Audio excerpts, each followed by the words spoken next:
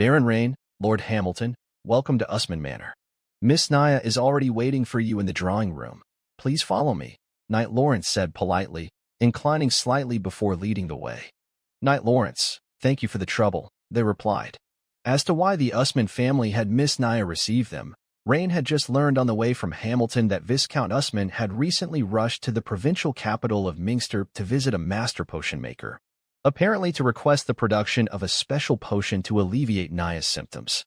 When Rain and Hamilton entered the manor's drawing room, they saw Miss Naya at first glance. She was dressed in a light green silk waistcoat, with fair skin, a beautiful face, and a graceful figure, not lacking at all where it mattered. Additionally, perhaps due to her magician bloodline, her brown eyes were deep and exuded a strange charm that made one feel a sense of affinity at first sight. Baron Rain, your performance in the bloody duel was impressive, she said. Lord Hamilton, it's a pleasure to see you again, she added. Please take a seat, Naya's crisp voice rang out as she curtsied to both men. Miss Naya, thank you for your compliment, Rain replied with a slight bow and a smile. After an exchange of pleasantries, Hamilton stood up with a smile and said, Miss Naya, the rest of the matter should be discussed between you and Baron Rain. I will go out and tour the manor. Knight Lawrence also smiled and added, I will accompany Lord Hamilton. As they watched the two leave the drawing room, Naya turned to Rain and said, Baron Rain, I assume Lord Hamilton has already informed you about my situation. So, please forgive my impertinence, but what would the Usman family need to offer in exchange for your assistance? Rain had already considered this question beforehand. Considering Hamilton as the intermediary and his wish to forge good relations with this magician family, he didn't plan to make exorbitant demands. However, there was one thing he needed to clarify. Miss Naya, there is one thing I would like to know first, Rain inquired. If the two of us enter the dream realm and still cannot defeat the monster you speak of, can we return safely? Of course, this is not because I lack confidence, but merely to understand. I hope Miss Naya doesn't mind. Naya smiled and said, Of course not. Even if you didn't ask, I would have informed you before we officially enter the dream realm. She could tell from Rain's every word that the most suitable candidate from Meister County Baron Rain didn't seem opposed to helping her slay monsters in the dream realm. Of course, to her, this was a good thing. She wouldn't need to spend effort convincing him. Even if we are defeated, I still have the power to bring you, Lord Rain, back safely to the real world, Naya stated confidently. Rain nodded at this. Good, that puts my mind at ease. The second question is about that. The monster in the dream realm. How strong is it? Lord Hamilton wasn't clear on this, so I hope Miss Naya can provide a detailed description, he requested. That the adversary isn't really one specific monster, but rather, in a certain area of the dream realm, there are many monsters of varied strength that appear. Of course, for me, if I wish to break this nightmare, it's crucial to defeat the source of it, a monster with the strength of a peak knight, she explained. Well, to put it precisely, every time it appears in my nightmares, it becomes slightly stronger than the last. The last time, it already possessed the strength of a peak knight. Perhaps this time, it may possess the strength of an early great knight. However, Baron Rain, with the strength you displayed in the bloody duel, plus my assistance, I believe that even if it has the strength of an early great knight, we have a good chance of victory, Naya said with added confidence. As if to allay Rain's potential refusal, Rain nodded, sensing that Naya was likely not lying. After a short contemplation, Rain remarked, It sounds manageable. By the way, if we successfully help Miss Naya with the problem, I would like to have a look at the Usman family library, if that's all right. With that, Rain finally made his condition known. Visit the library? Naya's eyes widened in surprise, her mouth agape. She had anticipated some demands Rain might make, like a fine weapon, a top-level set of knight armor, a favored extraordinary battle technique, or some cherished sorcery scrolls from her family's collection, among other possibilities. But she had never expected Rain to make such a request. It was truly surprising. Seeing Naya's delayed response, Rain furrowed his brows and asked, Miss Naya, is there a difficulty? Please be assured, I do not intend to inspect the secretive records of your family, but merely to find some knowledge that is beneficial for me, he clarified. Naya then recovered, smiled, and said, Baron Rain, please forgive my lapse just now. It's because I truly didn't expect your request to be so simple. If it does not involve the Usman family secrets, I think there should be no problem with your request to browse our family's library. I can agree to it right now, she assured. Just, if that's the case, I always feel like I'm owing you something, Naya said with a giggle, covering her mouth. Miss Naya is too kind. Then, shall we start now? Rain smiled and said. The purpose of his visit was to be able to consult the books of this legendary family of magicians in order to better understand some knowledge related to wizards. Since she had agreed, the sooner the better. All right, Baron Rain, please follow me, she said. Naya, too, stood up in surprise and accompanied Rain out of the drawing room upon hearing his offer to volunteer. Outside, Hamilton and Knight Lawrence turned their heads upon hearing the door open and saw Naya's smiling face, immediately realizing that she had already come to an agreement with Rain. The four of them passed through a long corridor and arrived at a bedroom that had been prepared in advance. Besides a large bed and several chairs, the room was empty. Baron Rain, could you please join me and lie down on this bed, hand in hand? Naya said straightforwardly. HM? Rain appeared slightly surprised, but he quickly realized that this must be part of a ritual and nodded immediately, saying, All right, Miss Naya. So, under the watchful eyes of Hamilton and Knight Lawrence, Rain and Naya lay down on the large bed, hand in hand. This situation, being watched by others while holding hands with a not-so-familiar woman, was new to Rain and not particularly pleasant. However, as soon as they held hands, Rain could feel the cool and smooth touch from Naya's slender fingertips. In contrast, Naya found Rain's palm rough and fiery, which inexplicably gave her a sense of security. This was also Naya's first time holding the hand of a strange man. Her cheeks flushed slightly, but soon she repressed her shyness and said softly, Lord Rain, please close your eyes, and I shall lead you into the dream world. Okay. Immediately, Rain closed his eyes. The next second, he felt a change as if his whole person suddenly began to fly high into the air, soaring endlessly when suddenly, he was surrounded by a verdant green. He had arrived in a strange world. It was also a boundless world, but distinctly divided into two colors. One was the green region Rain was currently in, filled with vast green trees and colorful flowers. The trees here were peculiar, each growing 4 or 5 meters above the ground in mid-air, and Rain could clearly see their spiraling and entwined roots.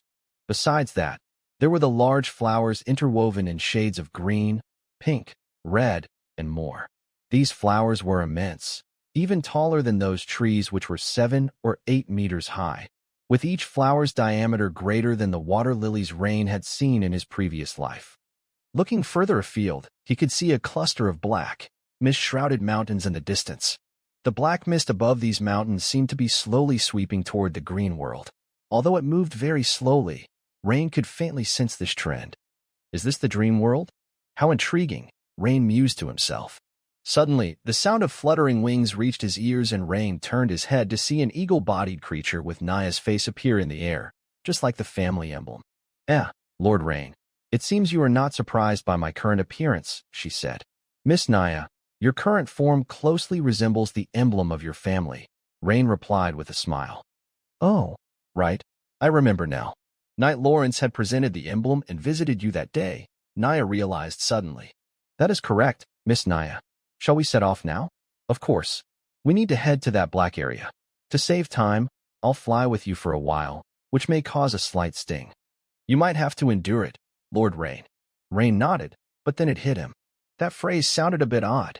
Rain couldn't help but shake his head slightly.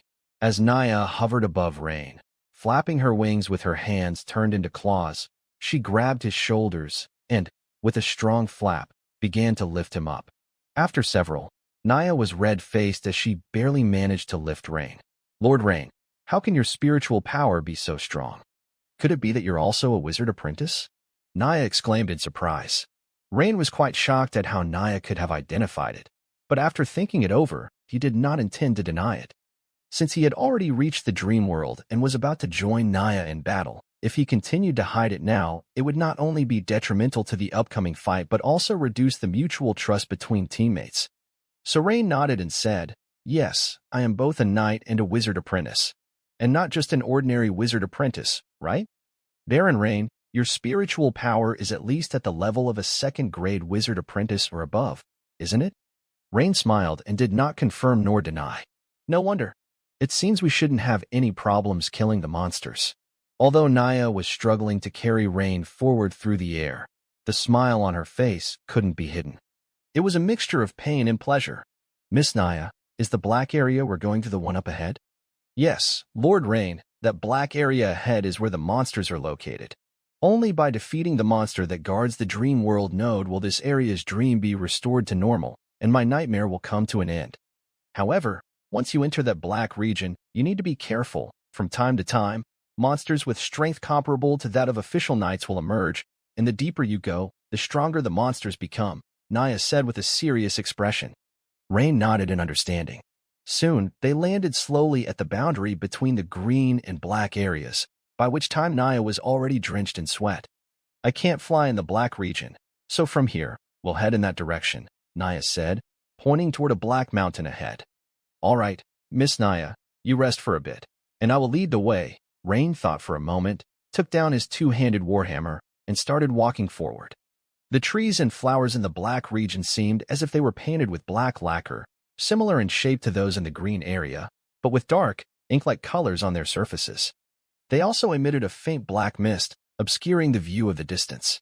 Suddenly, a level 3 danger perception alerted Rain that some creature was lurking ahead. But Rain's steps did not waver, because such a warning indicated that the monster's strength was not formidable, posing little threat to him. Swoosh! A leopard with black tumors of various sizes on its body suddenly sprang out, biting at Rain. Naya immediately shouted, "Be careful!" Rain effortlessly swung his warhammer with incredible speed. The shadow of the hammer passed, and in an instant, the black leopard was torn apart, its black liquid splattering around, corroding the nearby plants with a sizzling sound. Lord Rain, your strength is truly formidable. Naya hadn't expected that a monster which would have given her trouble was killed by Rain with a single hammer. Miss Naya, are there many monsters of this strength?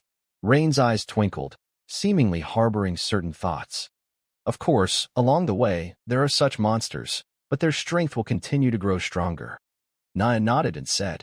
However, the next second, she looked surprised, because Rain had actually stowed away his black two-handed warhammer on his back and chose to move ahead unarmed. This scene instantly confused Naya a bit, as she didn't understand what Rain was thinking. Even if the monsters are no match for you, you wouldn't confront them empty-handed, right? She just wanted to give a reminder, but after hesitating for a moment, she still didn't speak. Naya recalled her own explanation, which she had given quite clearly. Given that, the Baron of the Warhammer must have his own considerations.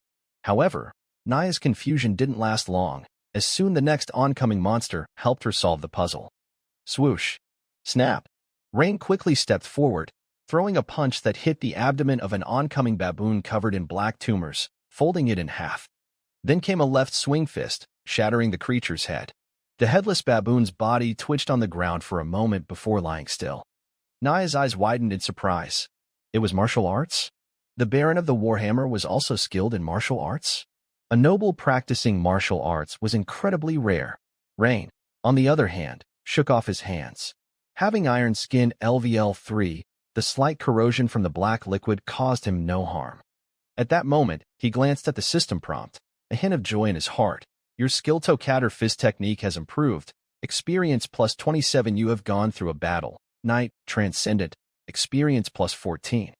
Although the experience rewards were not substantial, he had not expected to be able to grind skill experience for his newly learned Kater martial arts in the dream. Although the Knight, Transcendent, profession experience was minimal, it did not matter to Rain, who was eager to quickly increase his martial arts experience to level 5, and possibly even level 6.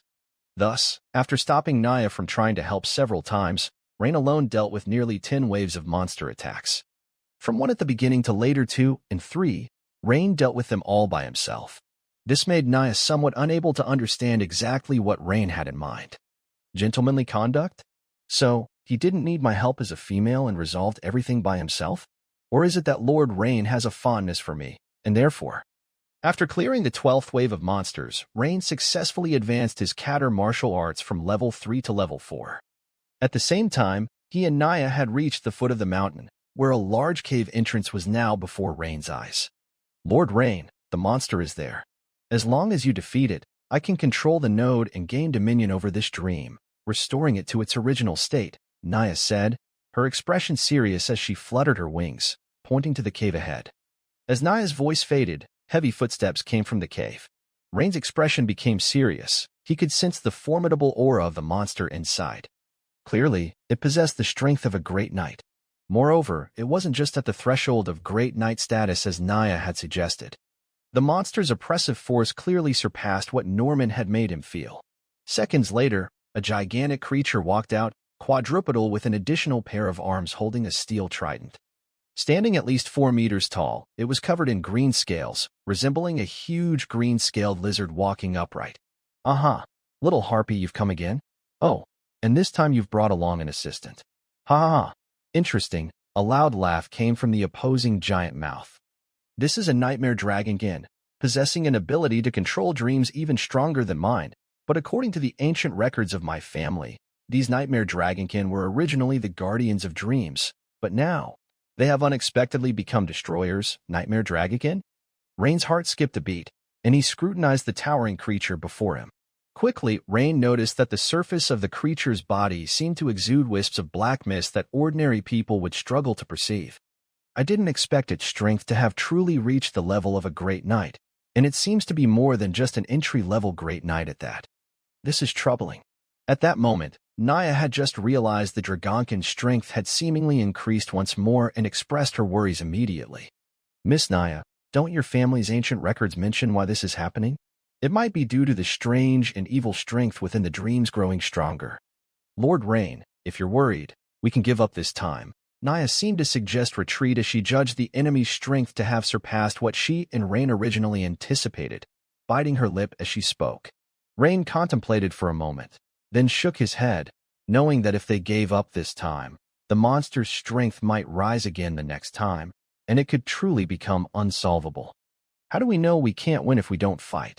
What are you two little ones discussing?" came the booming voice. The towering nightmare dragonkin apparently didn't take Rain and Naya seriously, showing no hurry to attack but instead spoke mockingly. "Miss Naya, let me try first," Rain said, pulling out the pighead hammer from his back and quickly chanting the witchcraft high-temperature force field. It had been a long time since he had activated witchcraft in sync with battle, Rain thought. 2 seconds later, the air around Rain's figure rippled slightly. "Limit break. Huge strength LV3," Rain whispered to himself.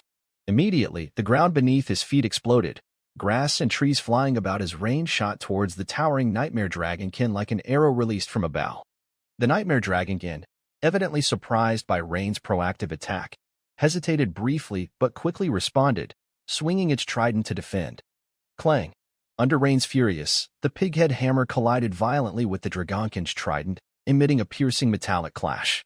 Caught off guard, the nightmare dragonkin was forced to retreat 3 steps by Rain's hammer, while Rain himself was sent flying into the air by the dragonkin's huge strength.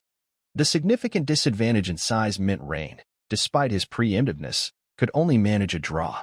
But being knocked back by a mere little one angered the nightmare dragonkin. "Roar!" It bellowed and charged towards Rain, but suddenly, a fierce whirlwind blew from the side, kicking up sand and stones, causing the dragonkin to squint shut its eyes and interrupting its charge, its hands protecting its eyes. The culprit was none other than Naya, flapping her wings mid-air and casting some kind of witchcraft or innate ability. Rain's eyes narrowed immediately, thinking it was a good opportunity. Strength burst.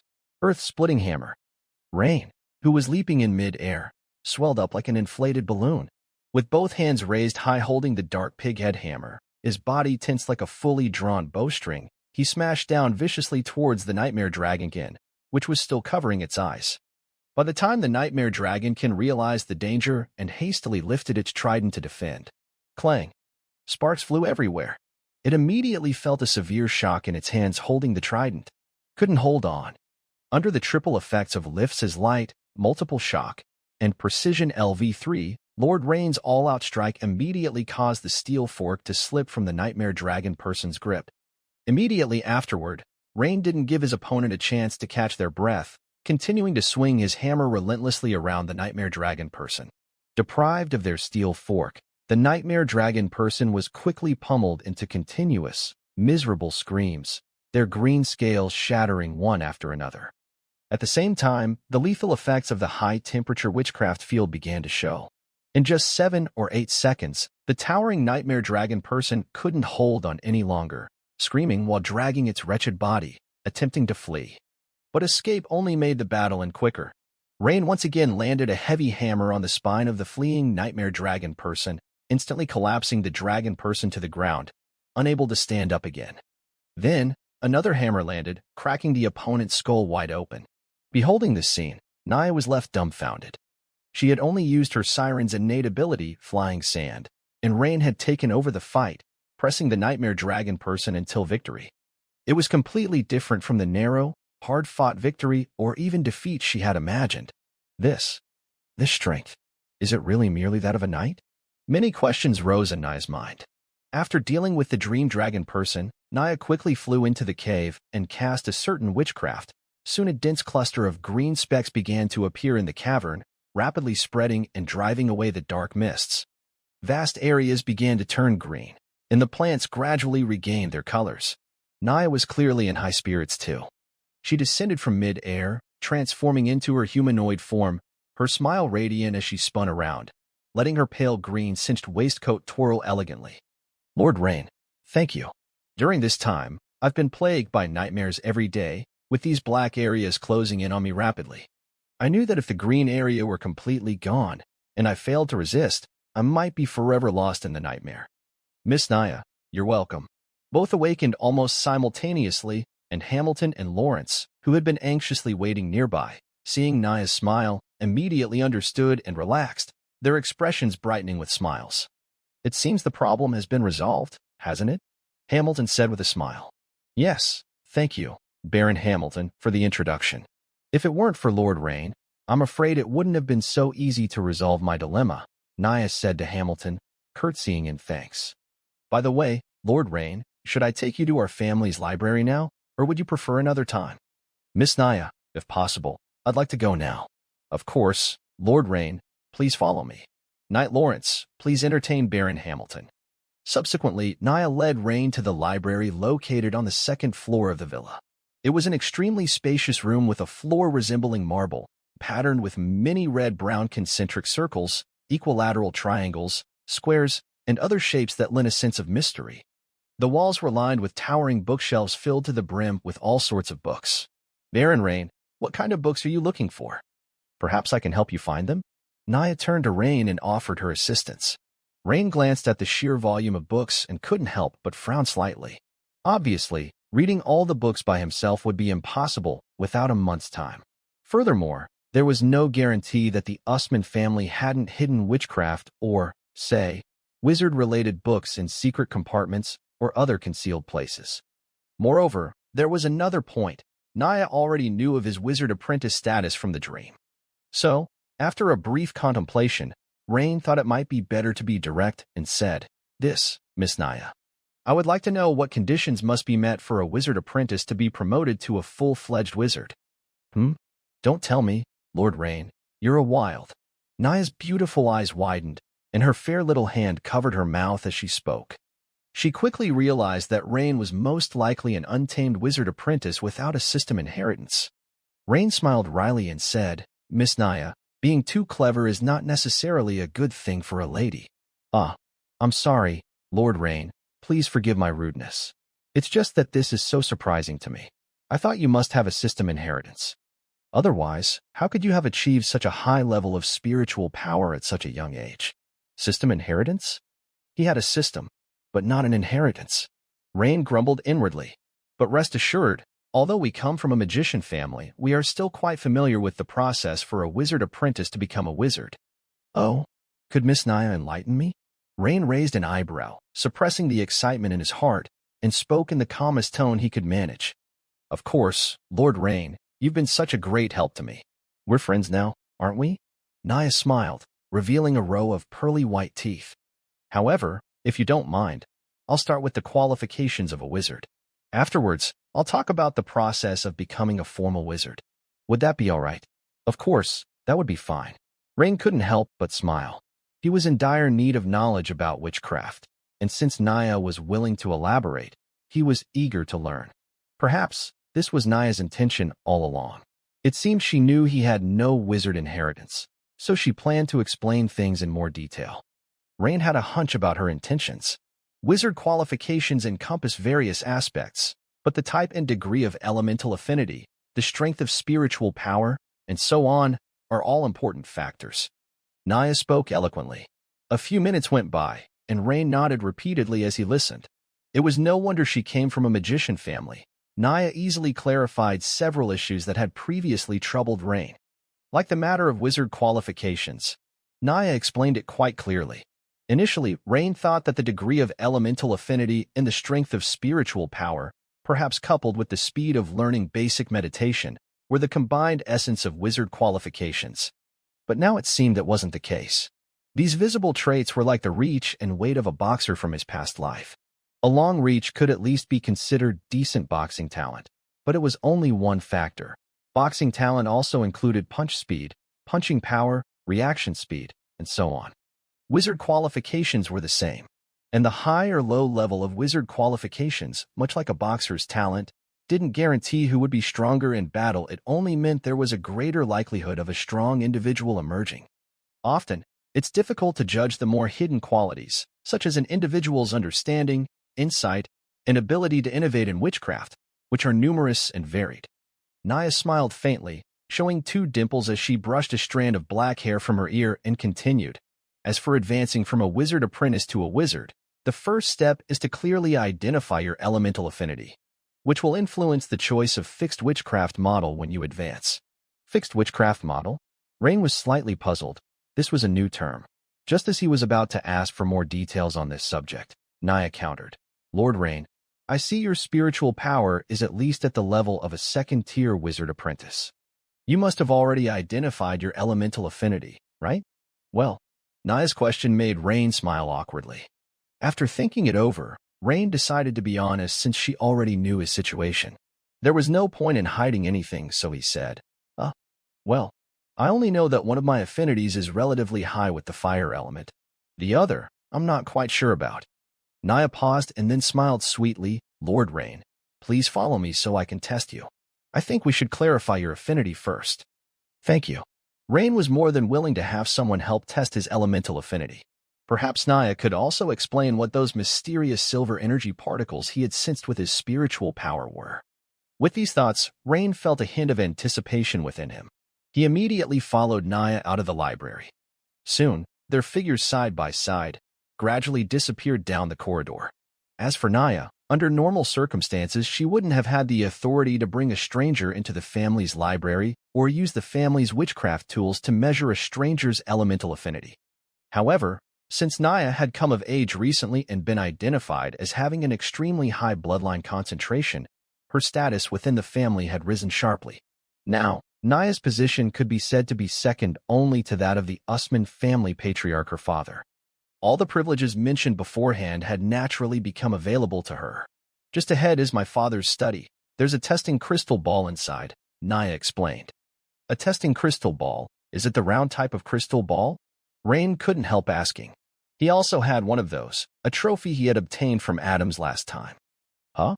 Lord Rain, you know about the testing crystal ball? Round? No, the one in our family is a faceted crystal, which is a bit more accurate than the crystal ball you mentioned, Naya replied. Soon, the two of them arrived at a well-furnished study, where all the tables and chairs were made of a high-quality dark reddish wood that appeared to be of considerable age, emitting a faint scent of raw wood. Rain immediately saw the prism-shaped crystal Naya had spoken of on the wide mahogany desk. It was a long prism around 1 meter tall, with equilateral triangular faces, reflecting colorful lights under the illumination of the candlelight. Lord Rain, since you've used the crystal ball, the method is actually the same. You hold it, concentrate your spirit, and then try to mobilize the mysterious side energy particles as much as possible, Naya explained the usage by the side. All right, Miss Naya, Rain nodded.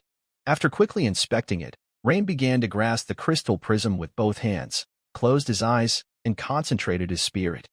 As Rain's spiritual power infused into it, the prism soon emitted a soft white light, and at the same time, different colors of light began to surge within the transparent crystal. Seconds later, the light gradually stabilized. At that moment, Rain opened his eyes and saw a cluster of red mist at the top layer of the prism-shaped crystal and a faint silver mist in the middle, with both occupying almost the same length on the crystal scale. Although there were slight differences, they were just minor. The rest were a mixture of miscellaneous colors, almost of every shade. Oh, Lord Rain, besides the common fire element affinity, you actually have an extremely rare metal element affinity, Naya said with some surprise as she looked at Rain. Huh? Metal element affinity? Rain was taken aback. So that faint silver mysterious side energy particle was metal element? When the answer was revealed, Rain realized that he seemed to have always overlooked something. That was his transcendent trait, Iron Skin LV3. When he first used it, he perceived the same faint silver light with his spiritual power. Your fire element affinity is 71, and metal element affinity is 72. Both are above average in strength, quite good. However, Naya seemed to quickly think of something, frowning as she said to Rain, Lord Rain, it's such a pity.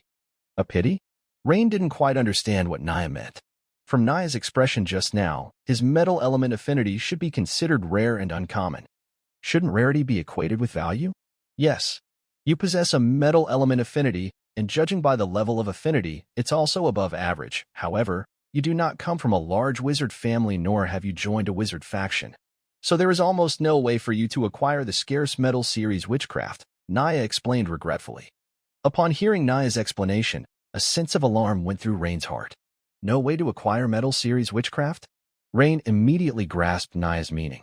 It was like learning the dragon-slaying technique, but turning around to find out that there were no dragons left in the world. He had a rare metal element affinity, yet there was no way to get metal series witchcraft. Your metal element affinity, if it were thousands of years ago, countless wizard factions would be scrambling for you. But with the rise of the Empire and the demise of many factions, the already scarce metal series witchcraft, what is handed down is even rarer. That's why it's such a pity. Naya sighed deeply as she explained in detail. Well, my advice to you is still to consider a first-level Fire Series witchcraft as the solidified witchcraft model when you are promoted to a full-fledged wizard, as this will be relatively easier to find, Naya suggested after a moment's thought. Ray nodded, understanding Naya's point.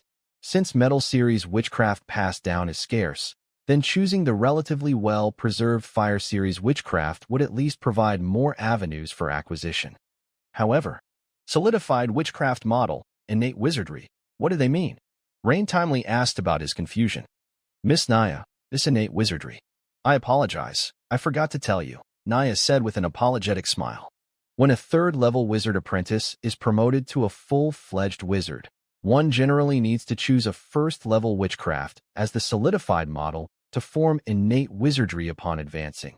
It's like the innate abilities that some ferocious wild beasts carry with them. Innate wizardry is almost equivalent to a wizard's innate ability, characterized by significantly lower spiritual power consumption and extremely fast casting speeds. Pausing, as if waiting for Rain to digest her words, Naya continued. Over the years, wizards have discovered that defensive first-level witchcraft is the best choice for the solidified witchcraft model. Now, this is also commonly accepted as for choosing offensive witchcraft. Of course, it's not impossible, and many wizards in the ancient times chose offensive witchcraft, but it was later found that, when facing assassin attacks or assassination attempts, or against creatures or evil spirits with invisibility, one could be sent back to the goddess's embrace in one. Rain nodded, beginning to understand. By the way, Miss Naya, where might I find a first-level Fire Series witchcraft? After thinking for a while, Rain asked a key question. These are mostly held by medium to large wizard factions and the Empire. Comparatively, there are more factions for the four major elements. With your wizard qualifications, there's a good chance you'll pass the assessment and be able to join the four major elements? Rain asked, puzzled. Yes, the fire, water, earth, and air elements that predominantly characterize the wizarding schools. They correspond to the four most common elemental affinities, she explained. Rain nodded in understanding. It seemed the reason why these four elemental affinities were so common among humans was that they had been passed down from ancient times, and the number of schools related to them was the greatest. Rare categories, like metal magic, struggled to survive wars and other calamities, and many had been lost to the annals of history. So, there's not a single school for metal magic now. Rain still couldn't let it go and questioned further. Unfortunately, Lord Rain, as far as my experience goes, I haven't heard of any schools that focus on metal witchcraft. Of course, It's possible that my experience is simply insufficient, Naya said, shaking her head. But indeed, with your rare metal affinity, joining a fire-based wizarding school would seem unsatisfying. Perhaps you could look into some of the Empire's powerful departments. With your knight talent, I think joining one of those special departments should not be difficult. The Empire has them too? Certainly. Some of the Empire's special departments have collected a number of witchcraft models beyond your imagination, far exceeding that of ordinary wizarding schools. They even have some incredibly rare witchcraft models, so I believe that if Lord Rain could join these departments, you would surely find models for metal witchcraft, Naya quickly replied. This was somewhat beyond Rain's expectations, but it was actually a good thing. He no longer needed to search for any wizarding schools. Since the special departments in the Empire had a richer collection of witchcraft models than the schools, once he passed the Sword Bearer's exam in a little over a month, he would essentially have a way to access them. Rain pondered rapidly in his mind. By the way, Lord Rain, regarding the selection of witchcraft models when being promoted to an official wizard, although we are a family of magicians and thus have no issues with selection, I've heard a visiting wizard elder briefly touch on the topic, she mentioned. It seems that innate wizardry and the later development of a wizard are somewhat related, but I'm not very clear on these connections. Hence, Lord Rain may need to seek further clarification from someone else, she added after a pause. It's related to later development directions too? Rain's expression became contemplative. It looked like he needed to seek advice from more experienced individuals to answer this question. Thank you very much for answering my questions, Miss Naya, Rain said, turning to Naya with a smile. So, does that mean that as soon as the issue with a level 1 defensive witchcraft model is resolved, one can be promoted to an official wizard? Rain continued to inquire.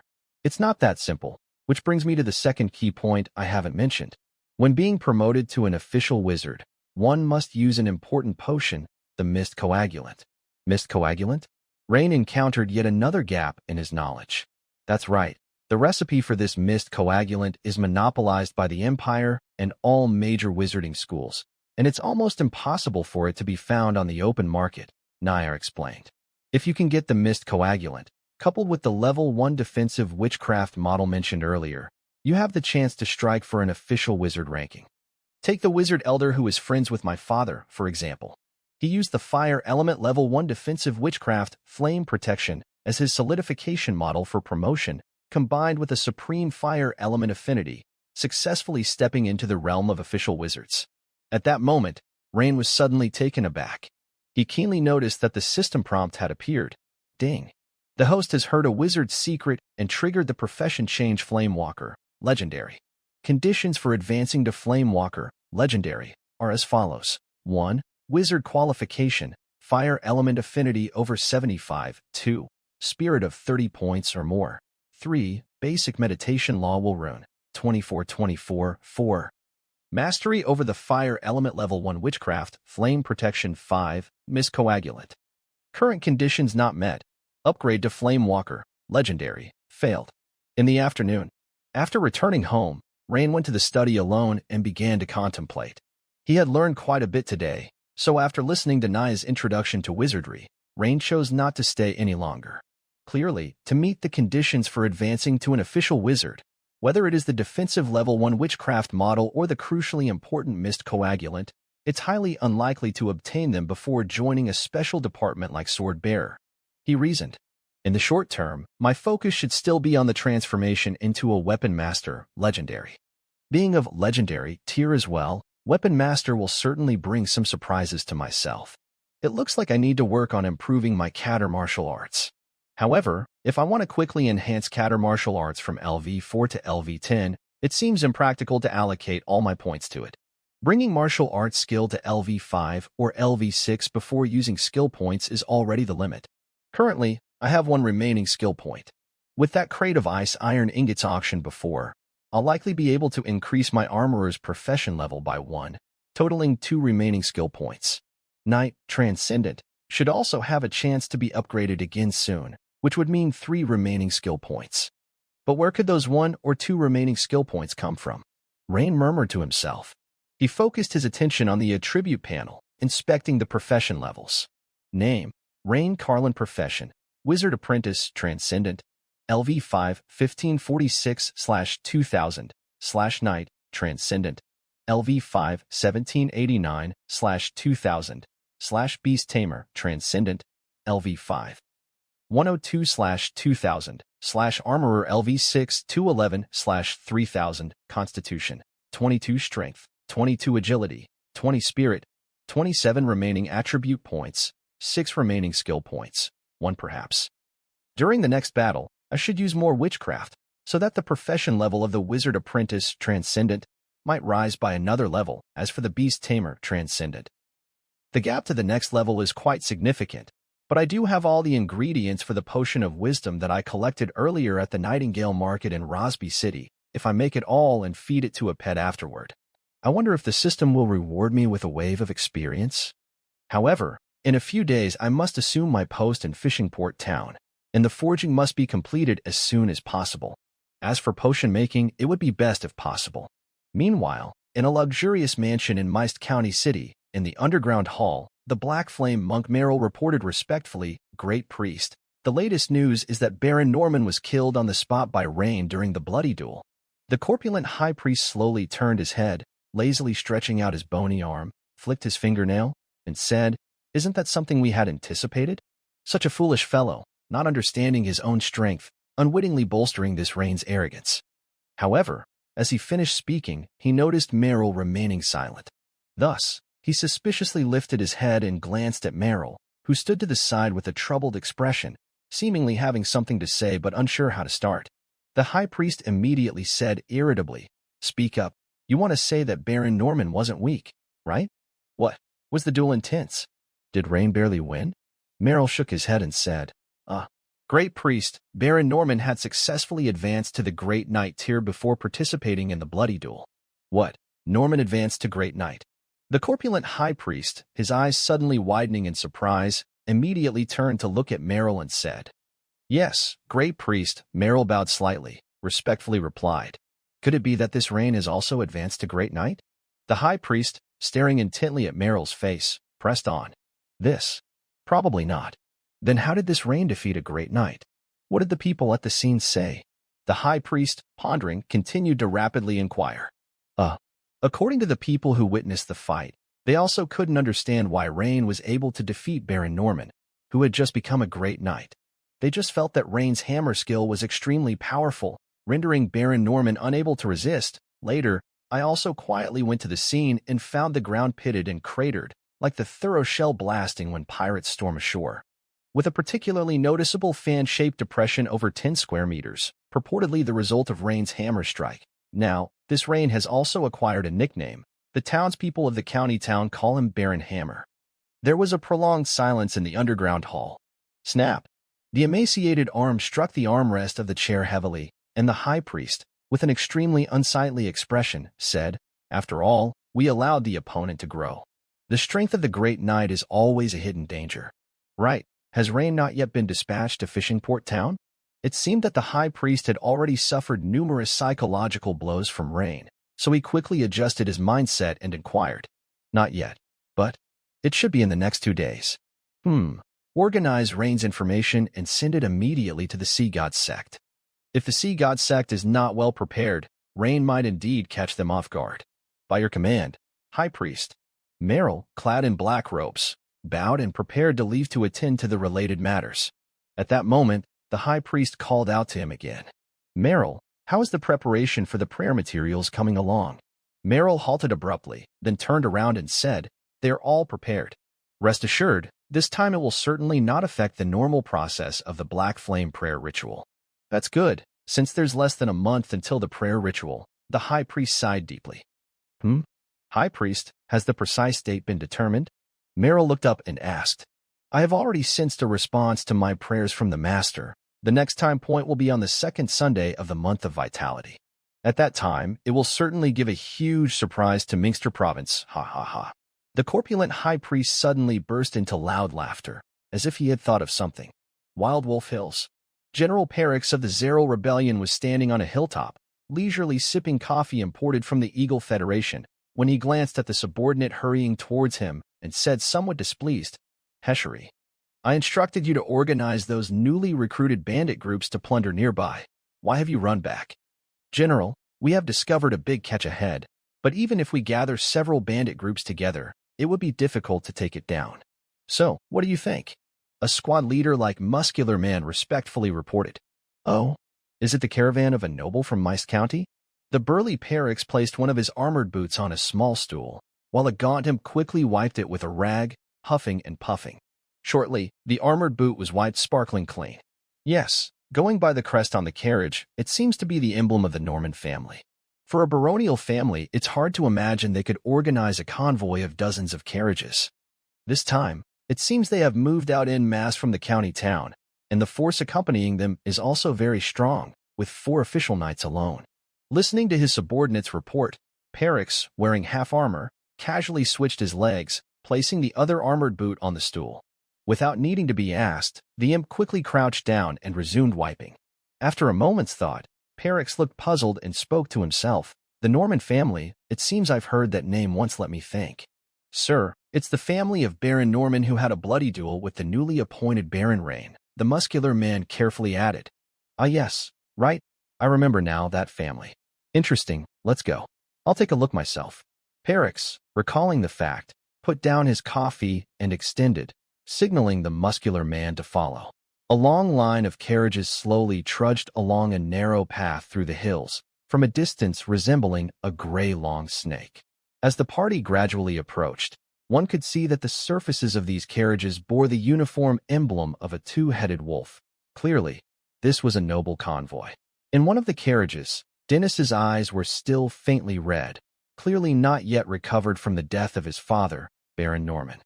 To avoid potential repression from the Rain faction, Dennis decided to leave County Town without delay and return to his family's estate in the countryside. Thus, taking most of the valuable belongings, Dennis organized this somewhat unwieldy convoy with the utmost speed. At that moment, a cavalryman swiftly rode his warhorse from the front of the convoy to the middle where Dennis's carriage was positioned. Whoa, young master, a messenger just reported that there have been many bandit groups spotted recently in this area, and traces of bandits have just been found. So, should we take a detour? Take a detour? Dennis looked out from the carriage window and saw over 20 carriages stretched out for more than 100 meters, making it impossible to turn around quickly. If they really turned back, according to the messenger, wouldn't that provide the perfect opportunity for the bandits to attack? Besides, there were the bandit groups. Should we make such a fuss about bandit groups? Now, which county in the Empire doesn't have a bandit or 2 on its roads? Hence, thinking he had understood everything, Dennis said irritably, "Are you all made of paper? Do bandits have real knights?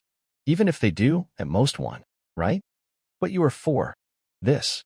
All right then." The cavalryman who had come to report pondered and seemed to agree with his young master's point. The messenger then controlled his horse, heading to the front of the caravan to relay the message. Dennis watched the scene, feeling deeply shaken within. After his father was defeated in the duel, those nobles who had previously been close immediately turned against him, pledging allegiance to Baron Rain, who had risen from common folk. What Dennis found most unbearable was the shiftiness of Baron Alonso, who had tried to win him over after his father became a great knight. But now, Dennis couldn't even get a meeting with him. At the thought of this, Dennis's hands involuntarily clenched tightly. I will have my revenge. I will make them all tremble at my feet. As Dennis's thoughts wandered, he suddenly heard cries for help and the sharp sound of piercing the air coming from both the front and the back of the convoy. Swoosh, swoosh, swoosh. Do these bandits have the audacity to attack such a large convoy? Dennis fiercely pulled back the curtain and saw dozens of bandits surge from around them, brandishing crossbows and causing heavy casualties among his family's guards. Just as he was about to curse his guards for their incompetence, he suddenly sensed something was amiss. For the attackers, several stout men leading the bandits, possessed the strength of real knights. Hiss. 2. No. 3 real knights? Wait, this thing is a great knight. Dennis's pupils suddenly dilated, his eyes widened as he blurted out. For he recognized the faint luminescence on the other's body, even more distinct than that of his father, Baron Norman. Then he saw a burly man in half armor, casually advancing despite the rain of bolts from the guards, moving slowly yet swiftly. How could this be happening? By the goddess above, Dennis whispered in horror. He couldn't believe that a bandit group could include a Great Knight. Are Great Knights so cheap now? With the Great Knight joining in, the battle rapidly turned one-sided, and Norman family's guards were decimated. Minutes later, like a dead dog, Dennis was grabbed and harshly thrown before the burly man in half armor. Dazed by the fall, Dennis heard the burly man report to the big man, "Sir, this is the heir of the Norman family, the eldest son of the former Baron Norman." "Oh, nearly a squire?" General Perix initially had high hopes, but upon looking down, he was disappointed and shook his head. Dennis dared not lift his head, merely extending his gaze along the ground, where he saw a pair of gleaming plate armored boots that filled his view. Boots that didn't even have a speck of mud despite having killed 4 family knights. As Dennis's gaze lifted slightly, he saw several Norman family knights lying in pools of blood a few meters in front of him, which instantly sank his heart. He didn't want to die. He was still young. He was about to become a real knight. "So, sir, shall we just kill this boy?" The squad leader, dressed like a strong man, hesitated a while, unsure of his superior's intentions. But upon hearing this, Dennis's soul nearly fled. Instinctively, he shouted, "I'm useful. Don't kill me. Aren't you bandits? I know which nobles in county town are the wealthiest, and looting them would yield a rich haul." "Oh." General Perix smiled slightly upon hearing this. "Then let's hear it." Grasping at this lifeline, Dennis suddenly had a spark of inspiration and blurted out, "There's a newly ascended baron named Rain who recently made a large sum of money, and the Crowley family has also made a hefty sum recently. At least tens of thousands of gold. Many in county town know this. You can verify it." "Ha ha, interesting. Has that Rain just won a bloody duel, and the opponent was your father?" General Perix burst into sarcastic laughter upon hearing Dennis's reply. The moment sent a chill through Dennis's heart. Aren't you just a band of bandits? How do you know about the bloody duel? And how come you know it so well? That Rain beat my father." Dennis was somewhat befuddled for a moment. "Kid, seeing you flee like you're moving house, you must be hiding from this Rain too, right?" General Perix looked down at Dennis, who lay at his feet. A bit confused, Dennis subconsciously nodded. "Would you like to have your revenge?" Perix continued to ask. "Revenge?" For a moment, Dennis felt as if he had moved from to heaven. He hadn't expected this bandit Great Knight, who was stronger than his father, to actually be willing to help him take his revenge. "Of course. That would be sir. Could you help me with my revenge?" No, you've got it wrong. Revenge is something you must do yourself, but I will help you." Hearing that the burly man wouldn't take action directly sent Dennis on an emotional roller coaster as his mood plunged once again. What use is help? Rain defeated even my father. Even with help, I couldn't possibly beat him. Dennis grumbled to himself. But I'm no match for Rain at all, you know? My father became a great knight, yet he couldn't defeat Rain. Dennis said tactfully, "I have a way for you to gain great strength, albeit a bit painful." General Perix thought for a moment, then chose the word painful. Painful? Dennis was somewhat puzzled. At that moment, Perix waved his hand, and a burly man approached with an exquisitely carved wooden box, which he opened immediately. Inside was a pink potion in a transparent glass vial, bubbling slightly. The vial was corked, yet a sweet fragrance could still be detected. "This is a mutation potion. Only squires can consume it, and they need to have a strong desire to survive. Only with that can one successfully gain great strength after consumption. As for side effects, well, it's a bit painful," Perix explained with a seemingly benevolent face. Dennis appeared contemplative. He knew all too well that what this imposing man was saying wasn't entirely true, or at least only partially true. But did he even have a choice now?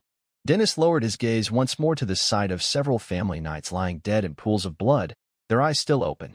He knew that if he dared refuse, his body might soon be joining theirs on the ground. So he had no choice.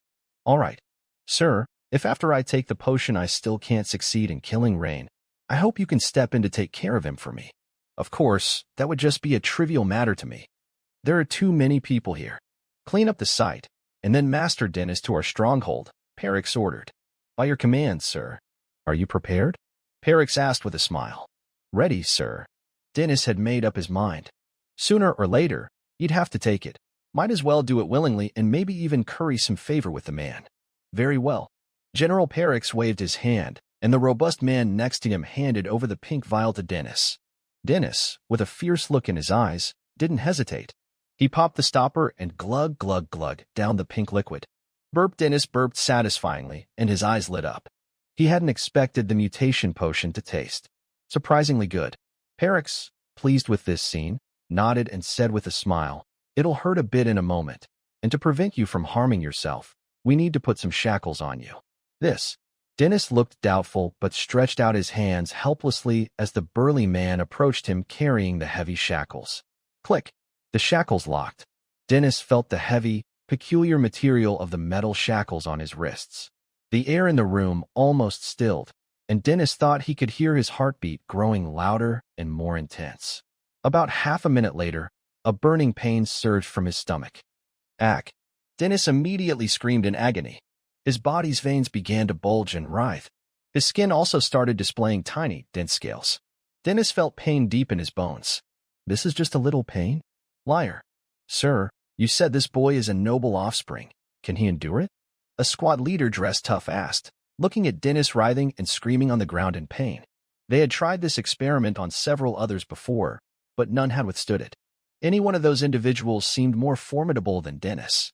This Shadow Lizard mutation potion is an experimental drug from the Eagle Federation. However, the conditions for taking it are quite harsh.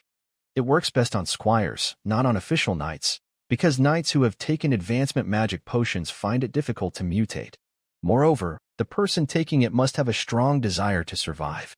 Once these two conditions are met, the success rate increases significantly, General Perix explained to his confidant. However, he glanced at his confidant and noticed that his confidant's expression seemed somewhat skeptical of Dennis's ability to persevere. "What? You doubt my judgment?" "Actually, the nobler one is, the more they fear death, and Dennis's desire to survive is much stronger than that of an ordinary person. Moreover, his physical condition is among the best even among potential knights."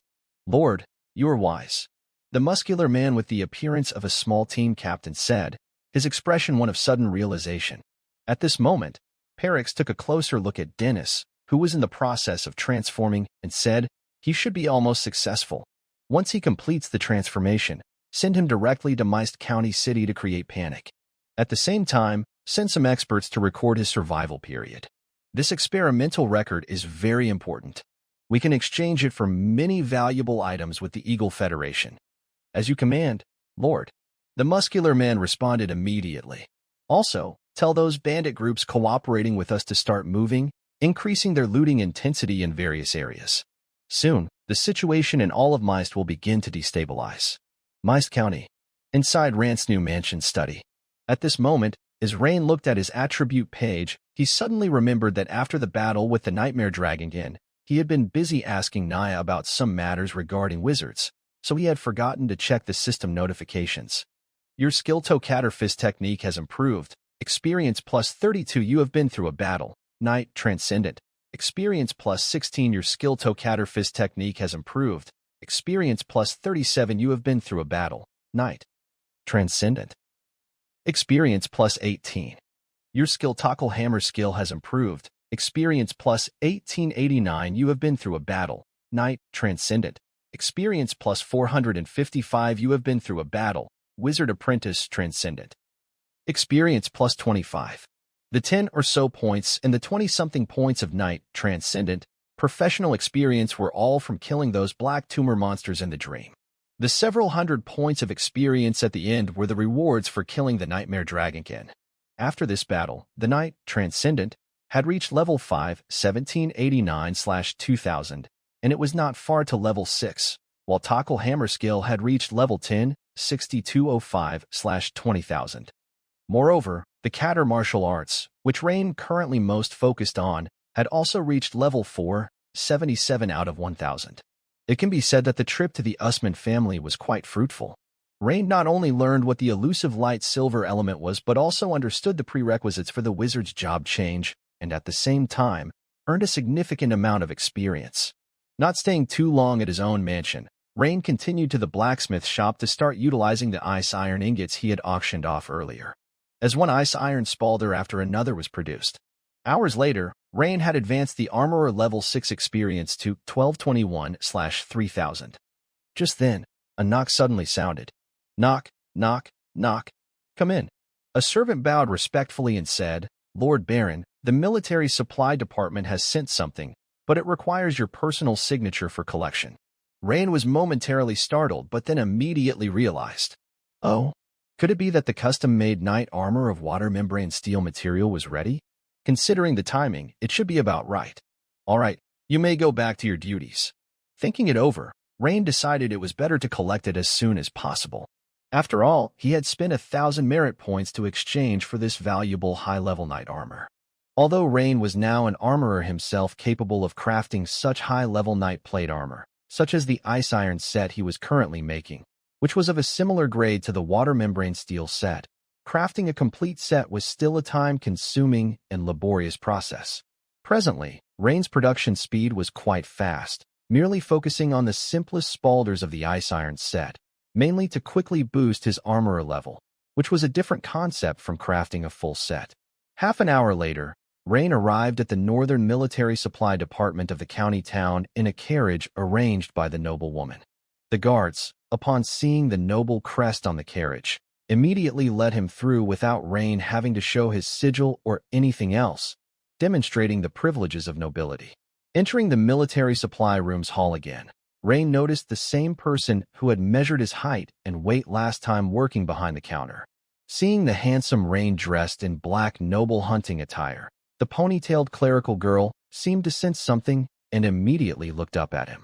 Clearly, the ponytailed girl remembered Rain well, and upon seeing him, she immediately came out from behind the counter, displaying a sweet smile, and said, "Lord Rain, you have arrived.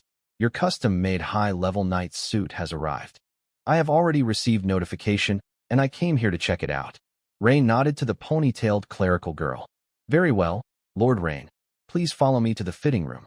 Once you try it on, and if there are no problems, you can sign for it." "Thank you. That would be great." Immediately, Rain followed the ponytailed clerical girl to a nearby fitting room where a worker had pushed a heavy box over with a cart, placed it down, and then left. "Lord, your water membrane steel set is inside here." The ponytailed clerical girl opened the box and gestured with her hand. Lord Rain nodded and took out the knight's suit, which had a silvery hue on the surface of the water membrane steel. The silver of this steel differed slightly from the common silver, as the surface appeared to have a layer of water-like film on it, making it exceptionally eye-catching. Additionally, Lord Rain noticed that in the center of the silver leg armor, there was a specially added cup, which was included following his request from last time. With the help of the ponytailed civilian girl, Lord Rain tried on the outfit and found it to be quite fitting. Although he had been a few centimeters shorter than he was now, because he had accounted for extra space at that time, the suit fit him perfectly at present. In front of Lord Rain, wearing the shining silver knight suit, the ponytailed civilian girl's cheeks turned slightly red, and she frequently glanced at him, but then quickly lowered her head. "Not bad. I am very satisfied." "That's great, Lord Rain. If there are no further changes needed, then please sign for it here." The girl handed Lord Rain a thin wooden board, which had a receipt attached. Lord Rain took the quill and quickly wrote down his name. Not long after Lord Rain returned to the blacksmith shop from the military supply department, knocking sounds were heard again. Thud, thud, thud. This caused Lord Rain to frown slightly. "Come in. My dear, a messenger from Count Habs has just delivered a letter for you." The beautiful woman walked in, smiling with the letter in her hand. Upon seeing the beautiful woman, Lord Rain's frown relaxed, but upon hearing what she said, a thought crossed his mind. Could it be a summon to Fishing Port Town? Oh, taking the envelope from the beautiful woman, Lord Rain began to read its contents. The letter read, "Baron Rain, the situation in Fishing Port Town has further deteriorated. A cult known as the Sea God Sect has recruited multiple pirate groups, not only cutting off sea routes, but also periodically launching raids on Fishing Port Town. That I am currently in Rosby City, coordinating with the 6th Division of the Empire's Southern Sea Fleet, and soon, they will launch an attack on the Sea God Sect and the pirates from the sea, but we need you to coordinate on land. That in the next couple of days, a special task force from the 6th Division will come looking for you." After reading through the long letter, Lord Rain had a basic understanding of the situation in Fishing Port Town. Firstly, the fishermen were essentially unable to go to sea for fishing, and the entire Fishing Port Town was in a state of panic. Additionally, occasional pirate landings had already resulted in the deaths of 2 town sheriffs. This left the whole town on the verge of collapse. Now, there was a critical need for a powerful individual to stabilize the situation. Moreover, previous Imperial fleet engagements had not been effective, revealing that the Sea God sect and pirates would play hide and seek whenever they saw the Imperial fleet approaching. As soon as the Southern Sea Fleet withdrew, the adversaries would resurface, consolidate, and continue to develop followers and conduct raids along the coast. In his letter, Count Habs gave Lord Rain 2 tasks. First, to maintain law and order in Fishing Port Town to prevent any further deterioration.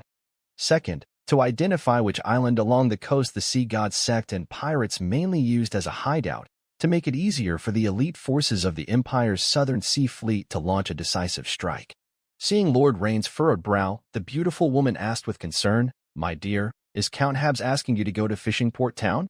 I heard these days that the situation there is quite dire." Lord Rain nodded and said, "The situation indeed is severe, but not for now. I'll leave after the Navy arrives, probably in the next day or two." It seemed he had to accelerate his forging progress to at least reach LV7 Armorer before he left. So painful. Where am I? Dennis opened his eyes and took a look around, finding himself in an empty room that was strangely familiar. Wasn't this the manor his family lived in before he left County Town? Why was he back here again? Was it possible that those people had sent him back? Dennis shook his head, and suddenly he felt something was off. It was night. There was no moonlight, and the stars were dim, yet he could see things very clearly, as if it were daylight. When Dennis stood up and saw his reflection in the wall mirror, he was stunned for a full few seconds. Then he let out a strange cry. Hiss what he saw in front of him was not a human, but a giant lizard standing on 2 legs. Sharp claws, pale green scales, pointed spines, nothing about it resembled a human anymore. What kind of bloody mutation potion was this? It was clearly a lizard potion. A short distance away, in the nearby bushes, 2 skilled rebels lay in hiding. They were observing the mutated Dennis through a copper tube telescope. Hey, do you think Dennis has gone mad? Probably not. Besides, he will certainly notice the change in his strength soon enough. A few minutes later, looking at his own reflection, Dennis came to the realization that he had been tricked by that burly man. But the next second, as he felt the volcanic surge of power ready to erupt inside him, his regret diminished substantially. Extending his claw-like hands, Dennis made a light swing, producing a faint whistling sound as he cleaved through the air. At the same time, he keenly felt that he could control a certain function of his skin. Upon trying it out, what? In the mirror, his own image had nearly disappeared. Was he changing color? It seemed like he had blended into his surroundings. This made Dennis's mood improve quite a bit. Rain, wait for it. Heh, even if I can't kill you, I can still silently take out all your family. And all the nobles who look down on me. They must all die? Swoosh. An almost invisible figure darted out, racing towards the exterior of the manor. Dennis felt that as soon as his left leg, which had turned into a sharp claw, lightly tapped the ground, his whole body charged forward with lightning speed, exceedingly fast. He was certain that this speed definitely surpassed that of an ordinary knight. Even compared to the speed when his father broke through to become a great knight, it seemed to be not much slower. At this moment, Dennis's mood, after taking the mutation potion and turning into a non-human state, improved a lot. Moving around, he seemed like a rapidly moving wisp of transparent mist. Having leaped onto a tall surrounding wall, he looked around. Since he was in the noble residential area of County Town, he could see the silhouettes of guards from various households training back and forth, despite it being nighttime. This immediately sparked an idea in him. He wanted to test the waters with a small attempt. After glancing around, he noticed that within a nearby estate, a guard had left the patrol team and seemed to be heading to the toilet. This made the scaly face of Dennis reveal a sinister smile. An excellent test subject. The next second, Dennis's nearly transparent figure whooshed and disappeared from the top of the wall. The guard, clad in chainmail, had just turned the corner of the corridor when suddenly he felt a gust of strong wind against his face. Just as he was about to react, he heard a comma and instantly froze on the spot. Then, his whole body began to tremble like a sieve, and the next second, he slowly collapsed to the ground. Now, the body on the ground had its skull completely dug out at the top, and most of its white brain matter scooped out. Dennis at this moment was playing with the bloodied and brain-covered skull with his right claw. His vertical pupils revealed surprise, He had not expected his attack power to reach such a level. Just one claw had directly lifted the skull of a well-trained guard. One should know that the skull is one of the toughest parts of the human body, and the strength of the guard was not weak, roughly equivalent to a first-level knight's attendant, but against his non-full force strike, there was no power to resist. This only made Dennis's confidence soar. Moreover, he felt that the power within his body seemed to be increasing every moment, and the feeling of possessing such a tsunami-like overwhelming strength was intoxicating. "Rain, I'm coming for my revenge," Dennis mumbled to himself, looking at his hand that had mutated into a lethal claw. Quickly, with a leap, Dennis immediately disappeared from the spot. Meanwhile, two rebels holding a bronze telescope just saw a blur before Dennis vanished from their sight. This made them hastily look around, and after much effort, they saw a nearly transparent figure pop its head up from a distant building before disappearing again. After that, they found it difficult to track any further trace of him. Only then did the two of them realize that this Dennis was no longer the Dennis they had known before. Their observation mission was going to be tough. The effects of the potion are so strong. How did this kid's speed get so fast? This isn't what the captain described. The leading rebel spat and said, "The potion is so amazing. I just wonder if it can revert to a human body. If it can, I'd also request a bottle from the boss," the other rebel said enviously. "Don't be stupid. Don't you know that the mortality rate after taking this potion is high? This one is already lucky." The leading rebel smacked his companion's head and scolded. The two hurried along, but as formal knights, they still couldn't catch up. "We really can't keep up. Hurry up and report to the captain. This speed is much faster than that of a seasoned knight," the rebel complained. "Also, you weren't wrong at all. The potions of the Eagle Federation are really badass." Deep into the night, Rain was still sweating profusely in the blacksmith shop, as one iron shoulder guard after another was crafted. From dinner until now, in the span of 4 to 5 hours, Rain had advanced his armorsmith LV6 experience to 1839 over 3,000. Wiping a bead of sweat from his forehead, Rain thought to himself, "Luckily when the bloody duel was on, I had Jennifer place a bet and made a fortune. Otherwise, I wouldn't have had the resources to use rare ores like ordinary ones, and I wouldn't have to worry about whether I could sell the iron shoulder guards afterward. After all, pieces like knight armor sell well as a set. Individual pieces seem odd, especially since mine are part of a set made from the rare ore, ice iron. Moreover, according to the current progress, another hard day's work tomorrow should just about do it. Although I'm using a shortcut, my strength has been genuinely forged through hard training." Knock, knock, knock. At that moment, a rapid knocking at the door suddenly interrupted Rain's thoughts. Before Rain could open the door, the voice of a guard outside anxiously called out, "Baron, the estate has just been attacked." "What?" Rain's pupils shrunk as he immediately opened the door and asked, "What's the situation now?" "For guards have been killed, but the area patrol team responded quickly. The attacker has now fled. Baron, your parents and sister are safe and unharmed. Just a bit shaken up," the guard replied. This immediately caused Rain to pause in his movements. The family was just scared, which was a relief. "What about Lady Baroness Crowley?" Rain asked again, knowing that the beautiful lady had been staying at his mansion these past few days, as she was nominally the housekeeper of his estate. The lady was not harmed. During the attack, she was in the wine cellar. Rain nodded, relieved. However, Rain quickly dressed in his newly acquired water steel suit and hurried to his mansion. Along the way, Rain intermittently asked the mansion's guards, "Who were the attackers?" "This. We are not clear. It seems it was a ferocious wild beast." The messenger guard hesitated before replying. A beast?" This made Rain quite surprised. Because even if it was a ferocious beast, the chances of it running into a human city, let alone attacking a noble estate district just for food, were slim. This made no sense. Were there other attacks in the noble district? There were, but none as severe as ours, the guard thought for a moment, then reported. "I see." Rain, thoughtful, did not speak again. Soon, he arrived near his mansion, only to see familiar teams of night watchmen in black leather armor, along with many city guards running back and forth, starting to enforce a curfew. Clearly, after the attack, the entire county town's defensive power had been mobilized. "What's the situation now?" Rain stopped a man dressed as a captain of the night watchmen and asked. The man was about to get angry, but when he looked up and recognized Rain, he instantly shivered, recognizing the Iron Hammer Baron. The night watchman captain immediately wiped the cold sweat from his forehead and said, "Lord Baron Rain, several noble mansions have been attacked by a monster. Witnesses only saw a transparent shadow flash by, then it was either death or injury. But one thing we are sure about is that the attacker used its claws. The attacker was fast, right?" "Yes, my lord." "Why did it run away then?" "Because we fired a signal flare.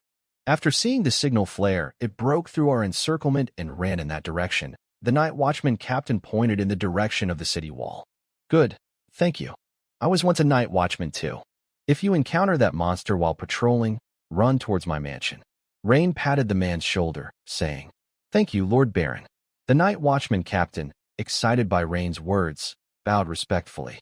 After a brief inquiry, Rain immediately returned inside the mansion. Wow!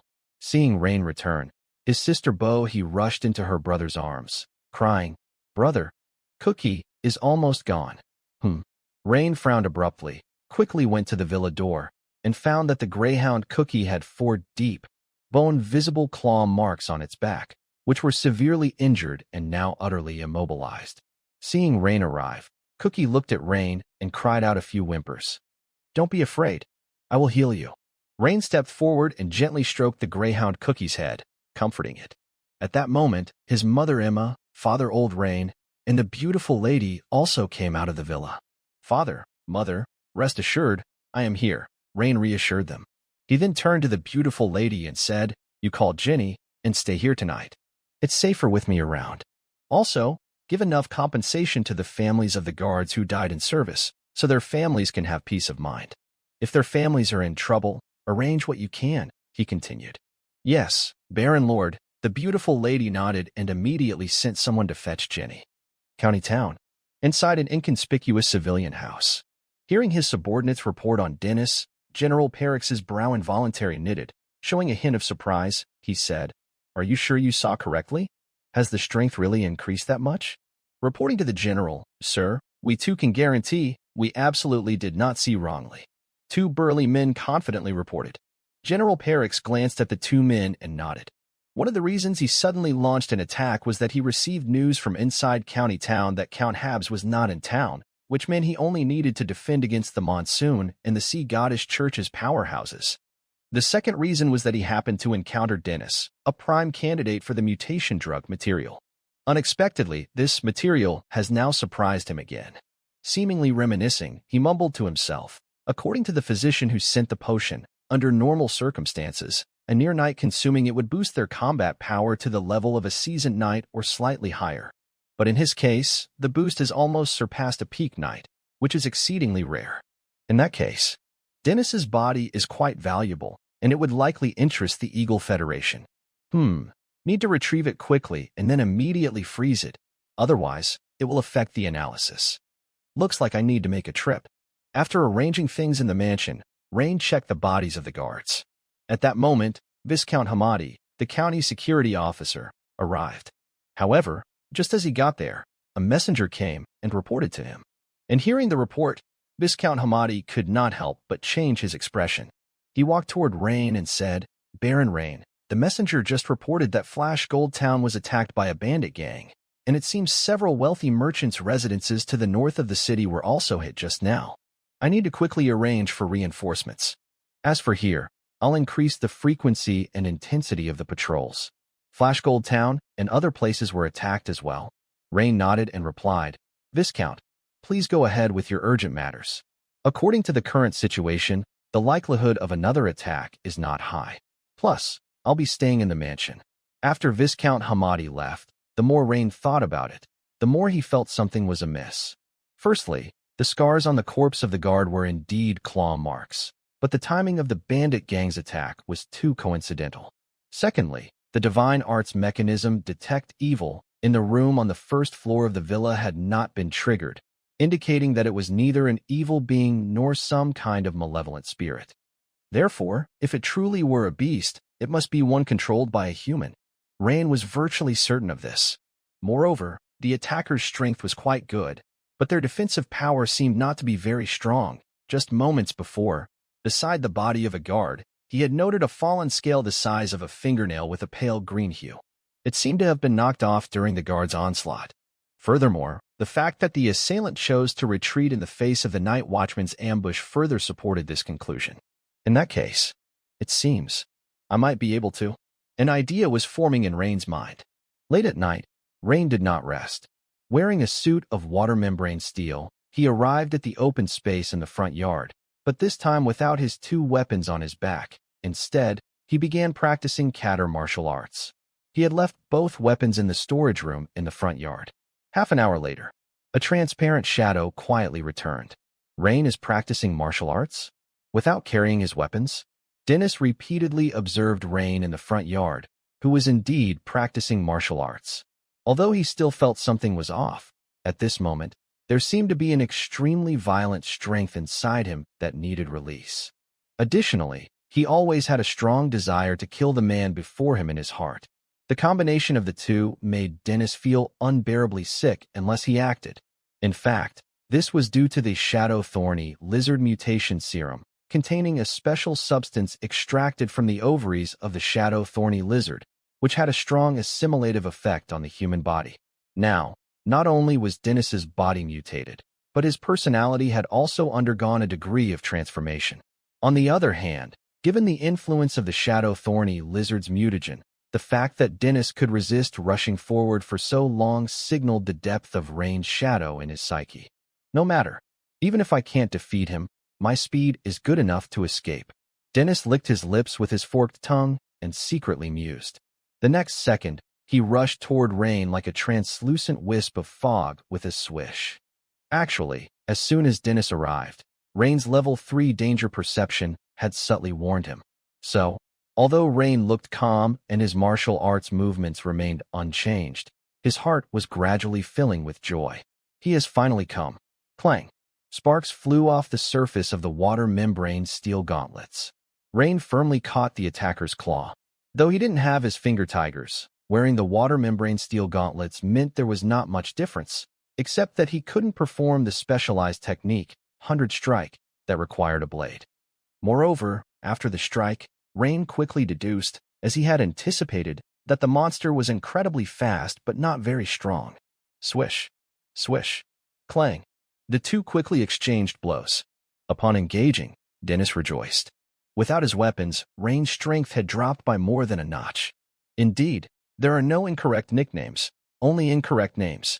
The Hammer Baron, without his hammer, was someone he could keep pace with in combat. Immediately, Dennis's confidence surged, and he began to attack Rain with full force. This, of course, was all part of Rain's deliberate plan. From some of the battle traces, Rain had deduced that the opponent's strength wasn't actually very strong, and he might be able to use the opponent as a martial arts training partner. Now that they had clashed, it turned out to be the case. This was like an experienced treasure delivered to his door. Not to take full advantage of this opportunity to shear a big bunch of wool from his opponent would be a shameful waste. The guards on the side had already received Rain's instructions to stay alert and protect the family and were not required to join the battle. So at this moment, they were watching the center of the front yard field, where a silvery blur and a translucent blur were exchanging blows at high speed. The shrill sound of their clash occasionally rose, and the ground would unexpectedly burst open with a small crater, with grass and plants breaking off like mownweeds. But no matter how hard the guards focused their attention, they couldn't make out the specifics of the combatants' movements. Dennis fought with growing excitement, sensing victory was within reach, for he had managed to strike Rain's left arm twice. A thought suddenly sprang up in his mind. If Rain weren't wearing this incredibly sturdy suit of iron, he would have been injured by now, and he might have already killed Rain. This thought excited Dennis tremendously. After all, even though his father became a great knight, he had still lost to Rain. The dominance I felt in this battle was even more exhilarating than when I had Tina powerless under me. This gave Dennis an unbearable urge to mock Rain. The next second, Rain suddenly heard the creature opposite him actually speak. Hiss, Rain. You're dead meat today, Dennis said while his forked tongue flicked in and out. Oh, who are you? The two continued to trade blows at high speed while talking. Me? I'm someone you'd never dream of. After fighting for a while, it would seem both of their energy should have been greatly drained. But perhaps because of the potions he took, Dennis constantly maintained an excited state, several times more intense than hyperthyroidism. He felt an endless supply of strength in his body, enabling him to keep fighting. Rain, on the other hand, was clearly starting to breathe more heavily. This made Dennis even more triumphant. Remember, the man who killed you is Dennis. The next second, Dennis's onslaught came like a tide. So it was him?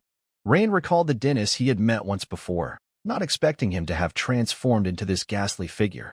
Was there some connection between him and the bandit group? And how did he end up like this? But soon, Rain realized that it didn't matter. What mattered was that his opponent's stamina was exceptionally good. This also meant that he could shear more experience from his adversary. Although he was running low on stamina, it was perfect, as he had just become a fully fledged wizard, which required a spirit attribute of over 30 points, and he was just short of that. So, with hardly any hesitation, Rain added 1 point to his spirit attribute. As his remaining attribute points went from 6-5, his spirit also increased from 27 points to 8 points. Suddenly, a warm surge burst forth from his heart and rapidly spread throughout his body. Instantly, all the fatigue in Rain's body was swept away. Facing Dennis charging at him with full speed, Rain suddenly realized something. The other party must have no idea that his desperate attacks would actually benefit Rain immensely. God knows what the guy would feel if he ever found out. So, with a slight smile, Rain met him at high speed as well. Ding, ding, clang. The two were locked in battle once again. This time, Dennis became more and more irritable as he fought, more and more impatient. Rain was clearly running out of steam just a moment ago, and Dennis was close to winning. How had Rain suddenly become full of energy again? After several more exchanges, Dennis couldn't help but ask, how is it possible? Shouldn't your strength be nearly spent? Hey, I last longer. It's normal that you wouldn't know that, Rain casually replied. Dennis could clearly tell that Rain was mocking him. His slit-like pupils narrowed as he attacked with all his strength. Rain's chest, protected by a sturdy suit of armor called Water Film Steel Breastplate, coupled with the transcendent trait, Iron Skin LV3, was unfazed by the continuous claw strikes. Naturally, Rain didn't take such attacks seriously. Soon, Dennis's transparent form began to flicker, likely due to excessive energy consumption. He gradually shifted out of his chameleon state, returning to his appearance covered with pale green scales. Just like a wild beast. A bit faster, and you might actually hurt me. Come on, use your strength. Put some muscle into it, Dennis. Rain kept taunting Dennis with his words. It wasn't that Rain was vicious with his words, he simply wanted to squeeze out the last bit of Dennis' strength. Hearing Rain's occasional mockery and teasing, Dennis, whose mind was slightly affected by the continuous transformation, now had bloodshot eyes. He practically used all his might, mustering the strength of a suckling, to launch an attack. As Rain's understanding of the counter martial arts became deeper and more refined, he fought more and more smoothly. Moreover, since Dennis was using claws, this allowed Rain to make some sort of comparison between fists and claws, which seemed to have certain benefits for learning the secret technique 100 Strike later on. Dennis's body began to emit white steam, and his complexion turned reddish through the pale green scales. Snap! Dennis, moving at high speed, suddenly staggered, his face changing color immediately. Dennis felt something inside his body burst suddenly. Following that, he felt the strength in his body rapidly draining away. It was as if his body at that moment was a balloon that had been punctured by a needle, rapidly leaking something. Rain, on the other hand, had also stopped in place, watching as Dennis trembled nonstop, with scales and sharp claws starting to fall off all over his body. Seeing this eerie scene, Rain chose not to continue the attack. He guessed that the other party must have reached some kind of limit. A physical breakdown? Or some other reason, he wasn't very sure. However, it was a bit disappointing such a good experience farming target was gone. In Rain's heart, there was actually a bit of regret. If he had the choice, he would have preferred the other party to recover immediately. Or maybe, the current strange state of the other party was just a prelude to some kind of transformation. In that case, after the transformation was over, he could have another round of combat with him. But wishes are always beautiful, and reality is regrettable. Seconds later, Dennis collapsed with a thump, convulsing on the ground. 1 minute later, an emaciated Dennis with white hair and an appearance of extreme aging appeared before Rain. With a heightened sense of spirit, Rain felt that the other party's vitality was now almost exhausted. Even the sound of breathing was faintly discernible. Then, the system prompt suddenly appeared. Your skill, Tokater Fist Technique, has improved.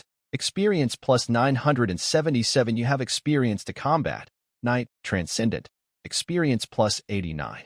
The experience given by Knight, Transcendent, wasn't much, but the lengthy duration of the battle and the use of martial arts made Rain's Catter martial arts jump directly from LV4, 77/1000, to LV5, 54/2000. Seeing the monster ultimately turn into a human form startled the guards of the mansion. They gathered around and, after a careful check, reported, "Baron, the other party is dead." Who would have thought it was a human? Rain nodded and said, "Take care of the body. This body should be of great research value." He wondered if he would be awarded a significant number of merit points after handing it over to the Empire. Martial arts at LV5, what an unexpected joy. Just another 5 points to LV10. Rain turned to retrieve his 2 weapons, planning to return to his room for a short rest. Then suddenly he stopped in his tracks. Immediately after, he quickly turned around, looking toward a certain spot on the street under the night sky. The mansion's guards, who were originally cleaning up the battlefield, also seemed to sense a shift in the atmosphere, and they all looked up in the direction of their baron's gaze. What appeared were a pair of gleaming plate armored boots emerging under the street lamp at the bend of a nearby street. As the figure gradually moved into the lamplight, a middle-aged man with a towering stature, clad in high-grade knight armor, appeared before everyone's eyes. Next to him stood a slightly shorter but sturdy man, holding a kite shield in one hand and a single-edged battle axe about a meter long in the other. However, judging by the paint on the shield and axe handle, it seemed that the axe and shield shared the same color scheme as the towering middle-aged man's armor, which suggested that the weapons the shorter man carried probably belonged to the middle-aged man. "It's a bit of a pity. It seems I've missed an interesting battle," said the towering middle-aged man with a somewhat mocking expression on his face. "So, how did my little experiment surprise you?" Baron Perix carefully examined the bright silver membranous steel armor on Rain, and after noticing several faint newly added claw marks, he shook his head slightly in disappointment and said, "It seems your strength is not as formidable as the rumors suggest. After all, nobles of the Empire always like to sing each other's praises." "Who are you?" Rain asked calmly in return, even though his level 3 danger perception was giving him a strong warning, one that even surpassed the sea serpent, the scaled bearded ironback turtle, and even Baron Norman, a newly promoted great knight. It was not to the extent that it was completely overwhelming. Therefore, Rain's heart was not filled with fear. Instead, he felt a surge of eagerness to try his hand. It seemed that after fighting the Nightmare Dragon Man, he could once again go all out in combat. "I do not need to introduce myself. Otherwise, with so many people around, I would have to kill them all to keep them quiet," he said. "By the way, the body of this little experiment is still of some use to me. I need to take it back. Also, there has always been someone who wanted me to get rid of you. Actually, we wouldn't have met so soon. The original plan was to wait until you took up your post in Fishing Port Town before sending you on your way. But now there's been a slight change, so, unfortunately, you may have to depart a bit earlier." One reason Perix chose to act tonight was because of Magus. Magus had also given him several hints, and considering that he would need Magus' help in the future, there was no point in delaying this matter further. It would be convenient to take Rain out while retrieving the body. As these words were spoken, the guards from the surrounding mansion and the arriving night watchmen from the county town became tense. Everyone drew their bows and aimed arrows at the towering middle-aged man wearing the knight armor. Rain gestured with his hand, saying, "You all return to your posts? Leave this to me." "Oh well, this is interesting." The towering middle-aged man raised his eyebrows as he looked at Rain with a certain admiration. "Smart move. This way my boots won't get dirty. Otherwise, killing too many people tends to accidentally soil one's boots. All right then, seeing as I find you quite pleasant to look at, I'll make sure you leave without pain," he went on. "Let's not waste time, or there will be more and more people noticing this commotion." After finishing his sentence, Perix tapped the tip of his foot, and the hard slate of the street suddenly exploded beneath him. The debris had barely started to fly when his entire figure shot forward like an arrow off its string. The spectators around had not expected the towering figure in heavy knight armor to move with such speed. There was still an afterimage left in his original spot when he had already reached Rain. As an expert who had stepped into the Great Knight level for many years, Perix's evolution in his physical body had begun to touch deeper layers. This process of evolution was continuous, akin to the growth and development of an adolescent. Therefore, The quality of his strength was significantly different from that of newcomers like Baron Norman, who had just stepped into the Great Knight realm. Not only would his strength, agility, and constitution continue to improve over time, but his transcendent characteristics would also intensify and ingrain into his bloodline as a natural talent. It would also impact and enhance his offspring's knightly talents to some extent. But the most important aspect was the increase in the quantity of primal force after stepping into the Great Knight level, greatly enhancing both defense and combat capabilities. With these two factors combined, a Great Knight facing a knight, even a peak knight, would result in a crushing. Furthermore, the disparity between Great Knights was vast. What a joke. Could a newly promoted Great Knight possibly possess the same level of strength as him, having been a Great Knight for over 5 years? Another point was that upon seeing the claw marks on Rain's membranous steel armor, Perix was even more convinced of the embellished tales of Rain's strength, such as defeating the newly promoted Great Knight Baron Norman in a bloody duel. In Perix's eyes, Rain was merely a Meister prodigy with a slight gift for knighthood. Hence, Perix's view of Rain in this battle was mostly one of mockery.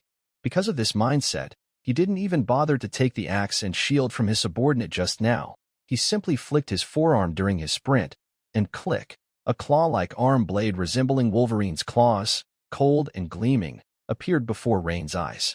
Perix, with his arm blade glowing faintly from the primal force, aimed viciously at Rain's forehead and hit forcefully.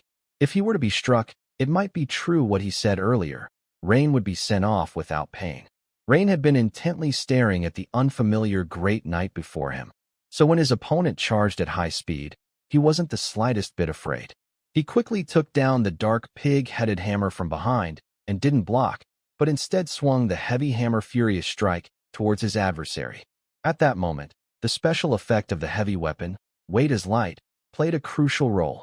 To the onlookers, it seemed impossible for Rain to block the strike, let alone counterattack with the cumbersome two-handed warhammer. But Rain's speed was just a notch faster than everyone had estimated. Clang! Faced with Rain's exceedingly swift heavy hammer furious strike, a sense of alarm surged through Perix. He instantly switched from attacking to blocking, catching with his arm blade reinforced by the source energy. A trace of surprise flashed in Perix's eyes. Holding a two-handed warhammer and still such fast speed, this young man before him, Rain, seemed to have something up his sleeve. Moreover, within that hammer strike, Perix felt a power seeping through his armor and energy defense, a power that was. But before he could fully savor Rain's previous strike, Rain, holding the dark pig-headed hammer, swung out another as quick as lightning, moving from right to left. Heavy hammer sweep. Facing Rain's combo like fierce counterattacks, Perix spun around while bringing up his arm blade to block once again. Clang! Sparks flew everywhere. For a moment, Rain swung more than a dozen hammer strikes in succession, each one mighty and forceful with layers of shock power.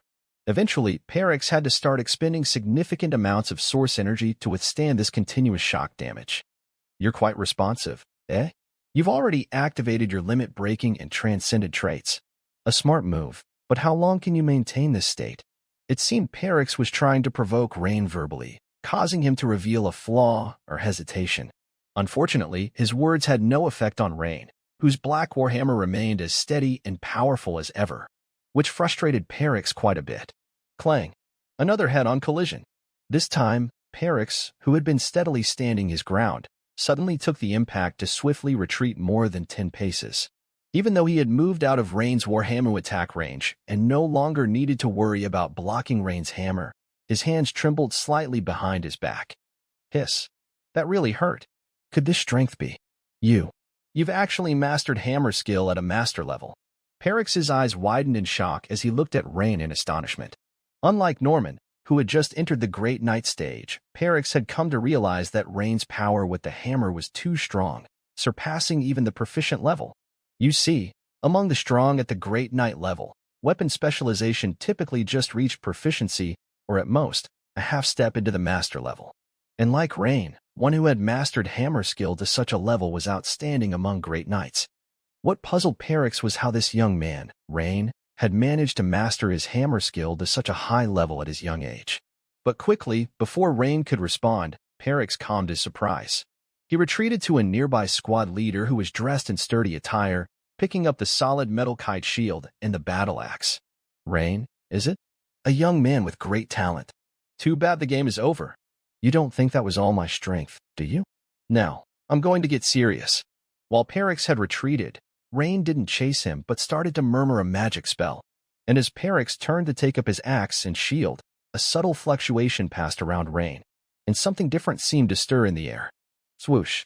Perix powered up his source energy to its full extent, his body emitting a soft glow as he charged at Rain once more. This time, he no longer had the teasing and playful attitude from before. Instead, there was a sincere sense of excitement and eagerness within him. A rare hammer skill genius from the Dragon Empire was about to die by his hand. The thrill of cutting down a talent was something he hadn't felt in a long time. Boom! Clang! Clang! The figures of the two moved extremely fast, and even with the streetlights and the lamps in the garden illuminating their surroundings, it was nearly impossible to discern their movements in the dim setting. All that could be sensed were two blurs of fast-moving mist engaging in relentless combat. Rain had not chosen to unleash Strength Burst at full power, but merely activated about 30% to almost even out the power disparity between him and Perix. Not using his secret techniques was due to the opponent's slightly higher speed. Even if Rain had used all his power, he might have been easily dodged by Perix, which would not only waste a significant amount of energy, but also reveal his trump card prematurely. Simply put, the right moment for victory had not yet come. Although Perix had not gained the upper hand, he was not anxious. As his foundation was solid, he was a great knight, and Rain was a knight, naturally having the superior physical prowess. Rain was currently able to keep up or defend against his aggressive pace thanks to the combination of full-powered burst and master-level hammer skill. But how long can a peak knight sustain such an all-out burst of power? 30 seconds? 40 seconds? Or a few seconds more? He estimated that in less than a minute, Rain's physical energy would be overtaxed, his speed would slow, and then he wouldn't be able to keep up with his own pace in combat. By then, he would be able to quickly take down his opponent. Although this method of winning seemed somewhat dishonorable, that no longer mattered. After all, crushing a genius. However, it didn't take long for Perix to sense that something was amiss. Why did he feel hotter and hotter? Especially the energy used for defense on the surface of his body was being consumed at an enormous rate, far beyond normal. What was going on? This was truly bizarre. Boom. Their hammer and shield clashed, and both retreated several steps again. Rain, with his dark vision, could clearly see the fine beads of sweat on his opponent's forehead and the obvious heaving of his chest. Clearly, although his own physical strength was being consumed greatly, his opponent was not faring any better under the influence of his own full-powered tackle hammer technique and the witchcraft high-temperature force field. After some thought, Rain silently added a point to his agility attribute. The opponent was slightly faster than him, which made him at a disadvantage in combat. As his remaining attribute points decreased from 5 to 4, his agility increased from 21 points to 22 points. Instantly, a warm current surged powerfully from his heart and swiftly spread to every limb and joint. Suddenly, the sense of muscle soreness and fatigue in Rain's body were swept away. Looking at Perix, he noticed after a glance at Rain that his opponent's physical exhaustion was considerable, which brought a glimmer of joy to his face. He's just holding on. Let's see who can hold on longer and who has more endurance. Immediately, Perix charged at Rain again. Once more, their figures moved at high speed in front of the mansion's courtyard, only becoming more visible to the onlookers when they passed under the lights, flashing by in an instant. But before the spectators could get a clear view, the two disappeared into the darkness again. Soon, the entire front yard became a complete mess, with beautiful flowers and neatly pruned green plants all tragically ravaged. After enduring for several more seconds, Perix began to struggle. Even as a great knight, he could not maintain this full-powered combat for much longer. It was akin to the most trained sprinter in the 100 meters stretched to 200 meters. Perhaps they could barely maintain their speed and condition, but at 400 meters, the speed would inevitably begin to decline significantly. This could be seen from the world record for the 400 meters at 43.03 seconds in comparison to the 100 meters world record at 9.58 seconds. The 400 meters world record is far slower than 9.58 multiplied by 4. What left him speechless was that, with each swing of Rain's warhammer, it remained just as steady. How could this be possible? His own strength was greatly expended, and his rhythm was beginning to slow down, So how could Rain, merely at the level of a peak knight, have greater endurance than he did? It was maddening. Could it be that his opponent was not only a rare talent in hammer skill, but also exceptionally gifted in stamina? That would be far too many talents. Looking at Rain, he observed his opponent's rhythm starting to slow down, ever so slightly, a nuance perhaps imperceptible to onlookers or not apparent, but for Rain, engaged in combat, it was glaringly obvious, like a beacon in the darkness. It made Rain's resolve firm. He had been prepared for an endurance battle, thinking that this unknown great knight could withstand 3 rounds of adding attribute points. Yet, to his surprise, after only 1 round of adding points, his opponent seemed unable to hold on. After resisting for another several seconds, even the spectators on the side began to realize that their Bolt Baron was starting to gain the upper hand, delivering more Warhammer strikes than before. On the other side, the unfamiliar Great Knight was clearly increasing the frequency of blocking with his shield. The clashing sounds of hammer and shield became more intense. However, Rain's expression became more serious at this moment, because he always remembered a saying: a cornered beast will still fight. If wild beasts knew to struggle for survival, then how much more so a human Great Knight? Hence, the closer he was to victory, the more cautious he needed to be. This caused Rain's dark 2-handed Warhammer to sweep through the air with even greater steadiness. But Perix became visibly more impatient. He had been waiting for Rain to show signs of fatigue or a lapse, so with his rich combat experience, he could still turn the tide of this passive situation around. But several minutes had passed, and his opponent was still as explosive as ever with his continuous Warhammer combos. It was like seeing Bolt from a previous lifetime in a 1,500-meter race, sprinting at the speed of a 100-meter dash for the entire 1,500 meters. Clearly, this situation could not continue. Now Perix faced 2 choices. One was to launch a full-out burst, using a nearly secret technique, which required a short period of charging, and based on the current stamina of his opponent, there was a good chance it could be dodged. The second choice was to find a way to disarm his opponent's 2-handed Warhammer. If his opponent had mastered the hammer skill to the level of an expert, certainly he must have spent the vast majority of his focus and time on it. Although he had seen the dual-handed greatsword carried on Rain's back, he would never believe that Rain's swordsmanship was also of a master level. After all, at Rain's age, a master of both hammer skill and swordsmanship? That would be absolutely ridiculous. Even in the most outrageous tales of a wandering bard, such a thing could never be fabricated and spread around. Having devised his tactic, Perix regained his confident demeanor. This time, when Rain's heavy hammer furious strike hit the opponent's shield, which was clearly made of special ore, a powerful denting force was obviously transmitted from the shield. Perix actively pulled back a part of his shield to unload the force, and then suddenly released the battle axe in his other hand, directly grabbing towards the handle of Rain's Warhammer. The plate gauntlet, emitting a dim luminescence, grabbed hold of Rain's Warhammer, and Perix's eyebrows twitched, revealing a hint of joy.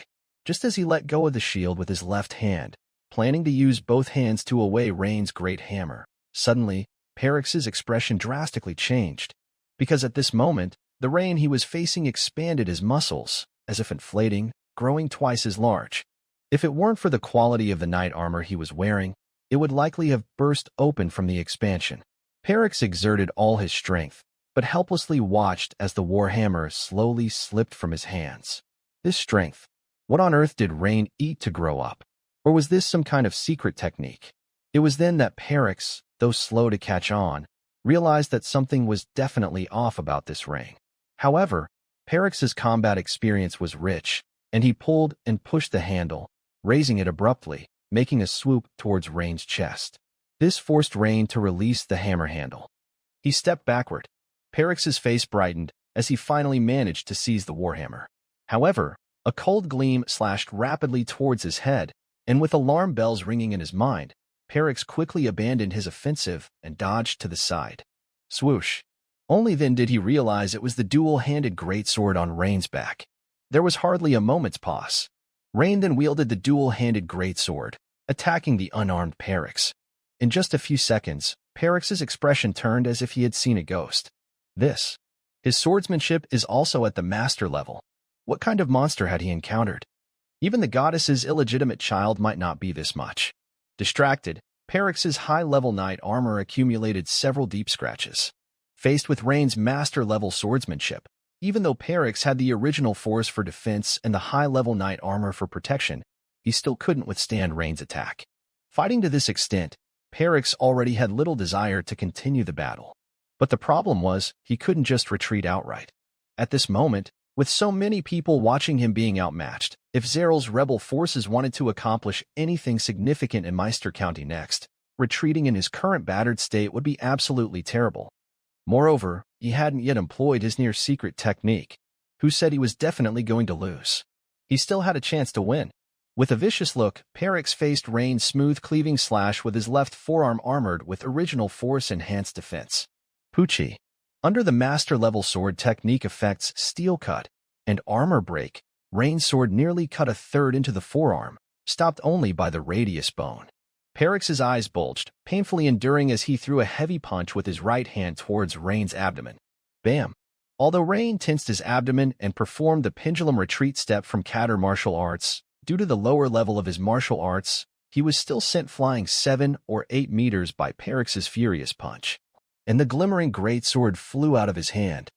Perix threw the greatsword stuck in his forearm armor, then hurled himself towards the single-bladed battle axe lodged in the ground nearby.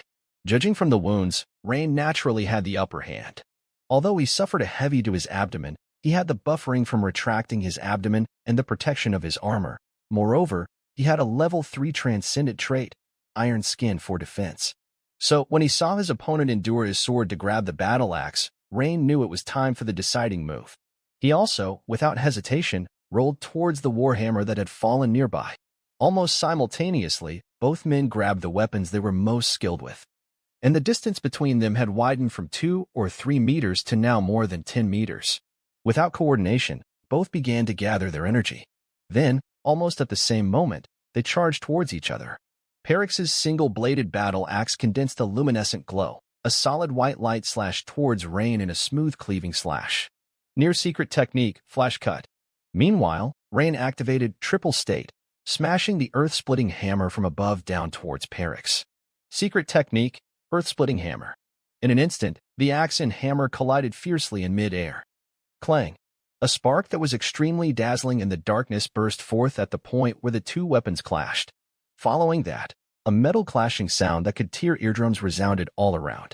Everyone's eyes were wide open, and even though the sparks made their tears flow, they kept watching the scene in front of them without blinking.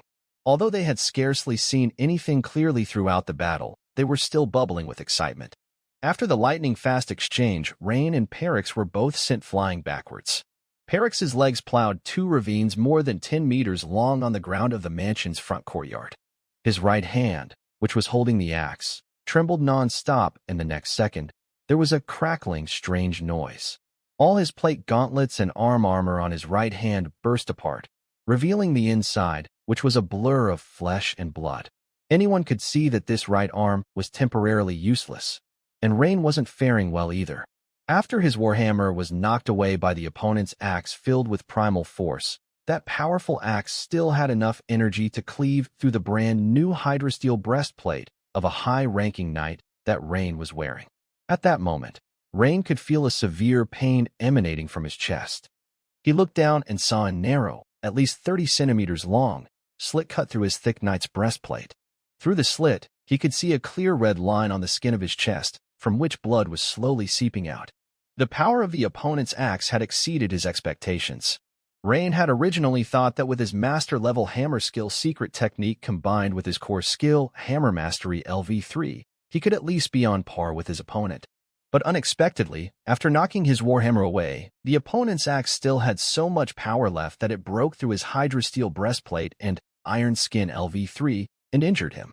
Although it had only sliced open the skin on his chest, creating a cut, it was enough to draw blood. However, when Rain looked up at his opponent and saw the almost completely disabled state of his right hand, a slight smile appeared at the corner of his mouth. Rain was not afraid of getting hurt, especially since his opponent's injuries were much more severe than his own. Seeing that Rain was actually able to get up, Perix's pupil shrank and he wore an expression of disbelief. Clearly his own strike had torn open the opponent's knight's breastplate, yet Rain seemed not to have suffered much damage. Perix murmured, "How is this possible? The move I just used was almost a secret technique. It should have gutted him. How could the injuries be so minor?" Though Perix couldn't figure it out at this moment, his right hand had almost completely lost its combat ability, so he decided to retreat immediately. Still, he couldn't help but take another unwilling look at Rain. It had been a long time since he had encountered a situation so unexpectedly difficult. He had thought it would be an easy task, but it turned out to be so tricky when actually carried out. As Perix's gaze lingered on Rain, he gave a light exclamation. Because he saw that after quickly getting up, Rain hadn't immediately picked up his weapon to rush at him. This gave Perix a sudden thought. Could it be that Rain's swift rise was merely to mask his true injuries, and that his strike had actually reached vital organs like the heart and lungs? After a brief contemplation, Perix's eyes suddenly lit up. It must be so. This makes sense. Because only this explanation would be logical. Otherwise, how could he possibly explain the lightness of the opponent's injuries after facing his nearly secret technique strike? It seems that he had narrowly won this round. However, Perix seemed to hear Rain mouthing something. This made him curious, and he immediately pricked up his ears to listen closely. The next second, his expression changed drastically. He heard that Rain was whispering a spell of witchcraft. This Rain is actually a wizard apprentice too. Perix hadn't finished cursing. Suddenly, he felt as if a sun had risen right in front of him. His eyes were struck by the extremely dazzling glare, and in an instant, tears streamed down his face. However, being a veteran of many battles, he quickly realized why Rain had not launched an attack before. The aim must have been to cast this spell of witchcraft. Perhaps Rain really wasn't much injured? Rain had indeed been casting the witchcraft, Blazing Light, just then. Originally, the moment he got up, Rain had intended to attack. But then, a sudden inspiration struck his mind. He thought of this witchcraft, Blazing Light, which was extremely suitable for the current environment. Moreover, his opponent was severely injured and unaware that he knew witchcraft, making it a perfect surprise. Sure enough, once the witchcraft, Blazing Light, was successfully cast, Perix looked shocked and instinctively closed his eyes. In that instant, Rain made his move. He charged at Perix like a cheetah launching an attack. Halfway there, he reached out to scoop up the warhammer that had fallen to the side. Perix, with his wealth of combat experience, almost blinded in the next second, vaguely sensed imminent danger and immediately turned around to run toward the location of the street he remembered. Although a great knight's body has strong adaptability, their sharp vision was more severely impacted than that of the guards in the nearby mansion. He barely managed to open his tearful eyes, only to feel a dizzying blur ahead, mixed with a spin of vertigo, unable to discern the direction of the street. But this moment's hesitation was all it took for a strong gust to attack from behind, forcing him to awkwardly turn around in defense. Rain swiftly closed the distance in a single bound, his arm muscles bulging as he spun around, swinging a dark shadow of his hammer from below in an upward arc, striking Perix's lower abdomen with immense force. It was the signature posture of the Tackle Hammer Technique's Rising Dragon Hammer. Thump! Perix's abdomen took a heavy, instantly folding his body in half, his limbs stretching forward as they stiffened, his tongue unnaturally sticking out of his wide-open mouth, his eyes bulging as if they would pop out of their sockets. Meanwhile, his whole body was hurled 7 or 8 meters away. Like a meteor, he crashed violently against the wall of a villa by the street. Boom. Since the walls of a noble's mansion were constructed with particular care, made of stacked strips of granite, the impact of Perix's collision, though huge, did not break through. At this moment, Perix's state was truly pitiable, embedded more than 10 centimeters into the granite wall, his body convulsing incessantly. Yet a powerful desire to survive made him struggle, thinking of extricating himself from the wall. But before he could make a move, Rain took off with a flick of his toes, the ground flying up beneath him as he swiftly closed in on the wall-embedded Perix, aiming at his arms and leg joints for a series of crushing hammer blows. Snap! Snap! With each hammer, a joint on Perix's body emitted a crisp sound of breaking bones, accompanied by an unnatural twist. This was because Perix's high-grade knight plate armor, having lost the force defense from the great knight himself, could no longer withstand the force of Rain's hammer blows independently. Each of Rain's strikes caused severe deformation in Perix's knight plate armor. Now, the twisted armor had become an impediment to healing the wounds. Seconds later, Rain stopped his. He believed that even if the other was a great knight, he couldn't endure the damage of all his limbs having comminuted fractures. Perhaps in this world, there were ways to recover from such injury, but obviously, it wasn't something that could be naturally recovered with just the physical condition of a great knight. Thud! A sound of a heavy object hitting the ground echoed. Perix, clad in twisted and bent knight plate armor, didn't resist this time, merely succumbing to gravity. He fell from the wall and crashed heavily onto the ground. Perix, with the resilient vitality of a great knight, lay on the ground like a pile of mud, his body still twitching continuously. Of course, this was thanks to Rain not attacking his organs and head. Rain walked over slowly, squatted down, and said in a deep voice next to Perix, "Perhaps it's time I send you on your way. However, I'm quite interested in what you said about someone wanting to take me down through you. If you cooperate, I'll let you depart without pain soon, so you don't have to suffer any longer." Perix strained to raise his head, took a look at Rain, and started to laugh, his smile mad, scornful, and meaningful. That's when Rain suddenly heard sounds of a fight at the end of the street. Looking up, he realized that the burly man was trying to escape, but had been surrounded by the night watchman. "Catch him. Don't let him get away. He's with the guy lying on the ground." Although the man's skills indicated he was a seasoned knight, his morale overwhelmed, he was intercepted by a group of night watchmen. Rain stood up and walked toward him, seemingly slow but actually covering ground quickly, and after a few strides, arrived in front of him. It took only one punch to send him half a meter into the air. Following that, he curled up on the ground in a kneeling position, retching violently. If the boss won't talk, perhaps it's time to start with the underling. However, a great knight is a notable figure wherever you go, which is why Rain hadn't killed him outright. In less than half a minute, Rain learned the identity of the burly middle-aged man from the underling's confession. "Huh? You're saying you're from the Zero Rebellion? And this is your new Meister in charge, General Perix?" Rain asked with a raise of his eyebrows. "Yes, my lord." The burly man answered with an expression of intense agony, holding his belly and managing to speak. Rain observed his demeanor and seemed to realize the man wasn't lying. A general? That sounded like no lowly position. Just as Rain was about to inquire further about this General Perix, two familiar figures approached rapidly with a large group of night watchmen clad in black leather armor. Viscount Hamadi, Lord Hamilton. Rain looked surprised. Hamadi's appearance here wasn't strange, given a serious security incident had occurred in the county town. But theoretically, Hamilton should have been engaged in battle with bandits in Flash Gold Town. How did he also end up in the county town all of a sudden? "Baron Rain, it seems you've already thwarted your enemy's attack." Viscount Hamadi looked around and, seeing only two people, added, "The main force of the enemy has likely not arrived yet. We need to remain vigilant." "Indeed. Rain, I learned from one of the bandit leaders who attacked Flash Gold Town that the mastermind behind their operation, the Zero Rebellion, would strike County Town.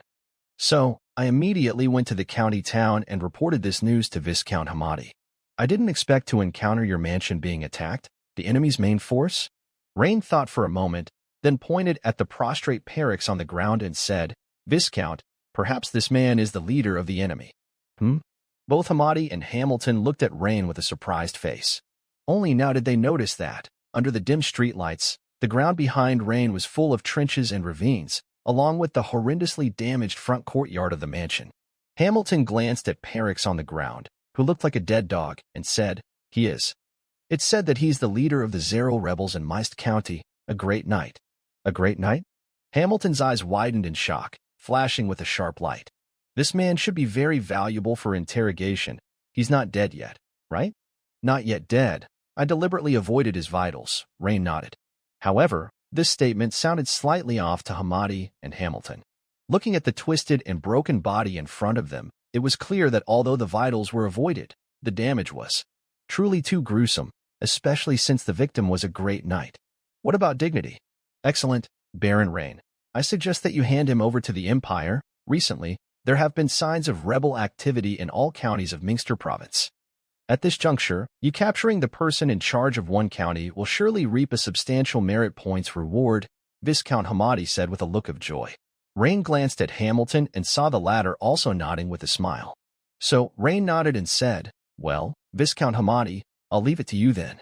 Don't worry, I'll send him straight to the county jail and keep a tight watch. When Count Habs returns, he will probably personally interrogate him," Viscount Hamadi said with a smile in his eyes. "What about that one over there?" Hamilton pointed to the burly man who was kneeling and asked. "He's not important," Rain said with a glance. After leaving the rest of the matters to the two of them, Rain returned to his mansion to reassure his parents, sister, and the beautiful Jennifer. since his family and the beautiful woman were not skilled in combat. Even though they were worried about Rain and wanted to see the battle's outcome, under the dim night, they simply could not discern the clash between two people with great night-level strength. They could only hear the continuous sounds of battle boom. Clang. Upon returning to his room, Rain looked at the system prompts. Your skill giant bear sword technique has improved. Experience plus 878. Your skill tackle hammer technique has improved. Experience plus 1051. You have experienced a battle. Knight, transcendent. Experience plus 476. You have experienced a battle. Wizard apprentice, transcendent. Experience plus 53. After this battle, the Knight, transcendent, level reached LV6, 354/3000, earning 1 skill point and 1 attribute point as rewards. The remaining attribute points were restored to 5, while the remaining skill points also reached 3. The experience rewards for tackle hammer technique and giant bear sword technique were substantial, but there was still quite a distance to level 10 skill advancement. However, this was not Rain's current concern. Right now, his Katter martial arts was already at LV5, and he had 3 skill points remaining. That meant, if he could quickly gain 2 more skill points, he would be able to immediately change his job to Weapon Master, Legendary. At night, Mice County City. A low but heavily guarded building was brightly lit. Teams dressed as the city guard, or as the night watchman, were escorting captured bandits in and out of the building's gates, and on the door, several large characters read, Mice County Jail. Half a day ago, Magus was quite excited upon receiving a report from a trusted aide that there was a major operation organized for the evening. After all, the stronger the organization, the bigger the commotion they caused, the greater his influence as the public liaison of the organization among the mice nobility, and the more comfortable his life would be. On the contrary, if the organization was weak or eradicated by the Empire, then he would have little standing to speak of, and might even lack a reason to exist. Just now, he was awakened in the middle of the night by a noisy commotion and immediately sensed something was off because the whole jail seemed very lively. And he knew an active jail was highly unusual. So, Magus immediately called for his trusted aide and asked, "What's going on? Why are so many prisoners being brought in?" "This. Just wait a moment, your lordship. I'll go and investigate," the aide replied, appearing to have just been woken up himself.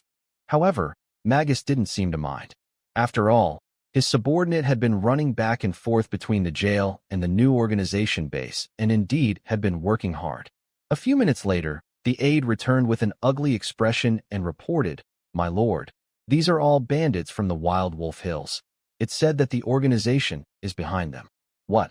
Did the organization's operation tonight fail?" Magus's complexion changed abruptly, immediately guessing the implications. "It's not clear yet. They're all bandit gang members. I haven't seen any members of the organization being caught," the aide said. Could this be showing weakness to deceive the enemy? A new tactic by General Perix? Magus heard this and felt somewhat relieved at least there were no members of the organization involved, which was intriguing. However, these bandit gangs can also be considered a potential force that the organization could utilize. Handing them over to the Empire like this, doesn't it seem a bit inappropriate? Magus muttered to himself. After some thought, Magus waved his hand to a confidant and said, "You must contact the base immediately and ask Brigadier Perix what he means by this. After all, he did this without notifying me, which is quite embarrassing among the nobility of Meister. They might think our organization has been defeated." "Yes, my lord. I'll go right away." Although the confidant was visibly tired, he bowed and quickly left the room. He planned to use the cover of night and the chaos to leave the city and make contact. But he had barely taken a few steps out of the prison gate when he saw a very familiar figure being carried by several people into the prison. His eyes bulged with surprise, and had he not covered his mouth, he would have certainly cried out in shock. He peered through the crowd and took another careful look. Wasn't this the very Brigadier Perix he was supposed to contact? How could he be carried into the prison like a dead dog? Could it be that Count Habs had laid an ambush? That couldn't be right. After all, the intelligence was passed on by us, and Count Habs has not been in the county town these past few days. Could it be that the Monsoon and Ocean Goddess Church had made their move? These meddling zealots. After thinking it over, the confidant realized that there was clearly no need to go to the base anymore. After all, the person in charge of the base was already here. Alas, he better hurry back and report to Lord Magus. A few minutes later, in Magus's room. "Knock, knock, knock. Come in," Magus called out. Huh? Why have you come back? Seeing his confidant return so suddenly, Magus asked in surprise. With a strange look on his face, the confidant paused, seemingly trying to find the right words. My lord, I just saw Brigadier Perix at the prison gate. Before he could finish, Magus sprang from his chair, exclaiming, What is he doing here? How dare he come to me so openly? My lord, it's not what you think. Brigadier Perix has been defeated and is seriously wounded. He's now been brought to our prison gate, looking like he's going to be imprisoned here. What? Always skilled at disguising his emotions, Magus could no longer hide his shock and exclaimed in dismay. Upon hearing his confidant's report, Magus felt as if he had been struck by lightning, standing there dumbfounded, while a storm of emotions churned within him. What is going on? In Meist County City, he couldn't think of anyone other than a few individuals like Count Habs, Bishop Cheyenne, who could defeat Perix. But Perix, even if he's too self-confident, surely wouldn't attack these few people, would he? And besides, Count Habs was reportedly out of town and not in the county town. Could it be that Perix attempted to attack the Monsoon and Ocean Goddess Church? No, impossible. Magus immediately shook his head. One would have to be kicked in the head by a mule to do such a foolish thing. Besides, even if Perix were defeated, he should have had a retreat plan, right? How could he not even manage to escape? For the moment, Magus couldn't understand why such a bizarre incident could happen. And just the thought that if this matter were indeed true, Magus felt a tingling sensation on his scalp. After pacing back and forth in the room several times, Magus's mood slightly returned to calm, and he asked his confidant once more, Are you sure that the one who was carried in is Colonel Perix? My lord, I am quite certain. Colonel Perix has seen me many times before. His characteristically shiny combat boots are something I could not possibly misidentify. The confidant nodded with certainty. So he has already been brought in? Yes, he should have been taken to the infirmary first, considering the severity of the colonel's injuries as I saw them. Good. You find an opportunity now to probe the situation at the infirmary. I will cover for you. Additionally, arrange for someone to investigate what exactly happened. Magus nodded and said, Understood, my lord. The confidant soon arrived at the infirmary and learned from the city guard who were in charge of that he was brought over from the nobles' district. Immediately, the confidant arranged for informants within the city guard to go investigate ahead. Before long, the two informants tasked with the investigation found the site of the battle, near the Rain Mansion, where they saw nothing but large and small gullies and pits, hardly looking like a scene of human combat, more like a battle between two giant beasts. The two of them changed color instantly, looking at each other in dismay.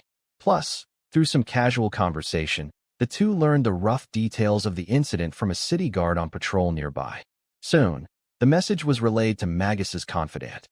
Upon hearing this news, the confidant was stunned for a good while. This was indeed somewhat inconceivable. Immediately, the confidant knocked on Magus's door again. A few minutes later, What? You're saying Rain was the one who beat Perix into this state? Magus's face showed utter disbelief. While arranging for his confidant to investigate, Magus had also passed by the infirmary door and glanced in, seeing the dreadful state of Colonel Perix.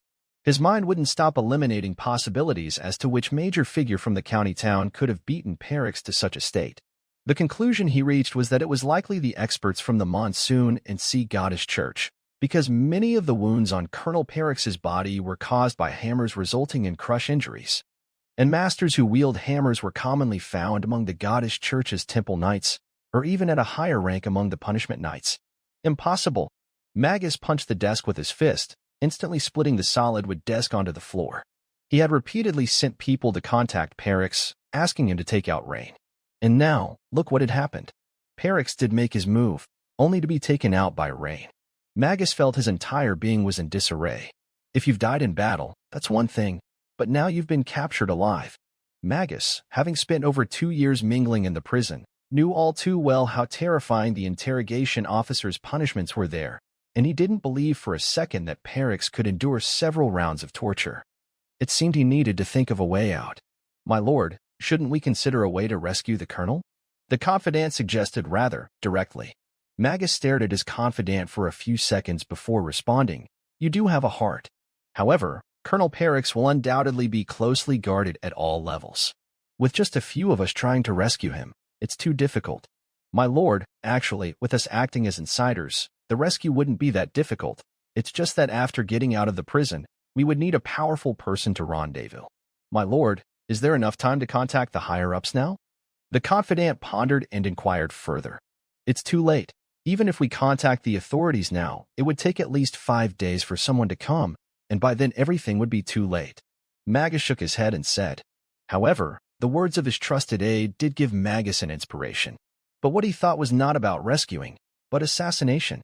After a moment's thought, Magus's eyes flickered, and he took out a black pill the size of a fingernail from his and handed it over, saying to his trusted aide, grind this thing into powder, and find a way to mix it into his medical treatment.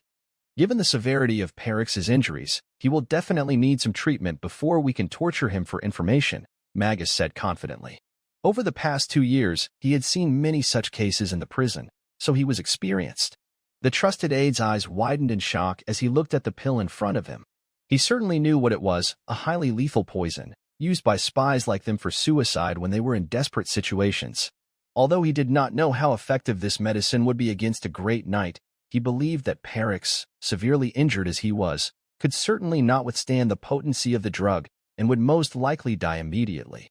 The key point was, he had not expected that right after he opened his mouth to suggest a rescue, his boss had turned around and asked him to assassinate the man. The confidant mumbled twice, but still decided to voice his confusion. Sir, do you really intend to go through with this? He is, after all, a great knight of the organization. Magus immediately shook his head as if it were a rattledrum and said, No. Whether he is a great knight is no longer important now. What matters is that he is a bomb about to explode at any moment. Once our esteemed general can't withstand the torture, at that moment, no matter you, me, or anyone else in Meister County, we will all be caught in one net by the Empire. The confidant was stunned for a while, then his eyes lit up, and looking at Magus with great admiration, he gave a thumbs up and said, Sir, your decisiveness is this. Magus continued, Moreover, I will immediately inform the organization. Perix is a great knight, yes, but only at the first level of power, equivalent to an official knight among knights. This time, I will apply to the organization to directly dispatch a senior great knight to eradicate this cancer. I have a feeling that if we do not eliminate this guy, he will sooner or later become a major threat to the organization. The confidant nodded in agreement and added, You're right, sir. This reign has caused such great losses to the organization. I believe the organization will definitely regard him as a thorn in their side. As long as the organization still has plans for Meister County, they will surely support your decision and send someone. Dawn was breaking. Rain's new residence. Since the battle had ended very late yesterday, Rain had gone to rest shortly after returning to his room. And early this morning, Rain began to preliminarily review the battle from last night. Only through constant reflection and summary can one continue to improve. Rain recalled that during his fight with the Resistance Army's General Perix, what struck him most was the final axe strike delivered by his opponent. At that moment, the blade of the axe had gathered a substantial force, making it incredibly lethal. This technique seemed to be a very clever combination of native force and combat skills. Unlike the attacks of a great sword master, this involved more integration of native force and combat skills, involving a massive amount of native force, which seemed to be a feat only achievable at the level of a great knight. And while the great sword master focused more on conviction and combat skills, native force was secondary. Unfortunately, Rain had not learned this content from Master Gather. Moreover, he did not have information on the technique Perix had used.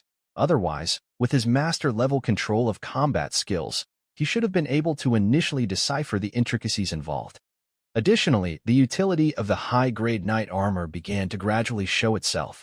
If he had been wearing just a chromium suit at the time, his injuries would definitely have been much more severe. Now, with the blocking of the high-grade knight armor, his body needed to bear much less lethal damage. Armored layers never go out of style.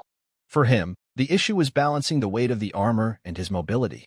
Lastly, Rain felt that taking on a fight across a significant class difference always carried a high risk, so he needed to quickly advance to the next level. From the battle, given his current strength, he felt he had already surpassed the upper limit of a peak knight, and if one had to categorize, calling him an almost great knight would be more appropriate.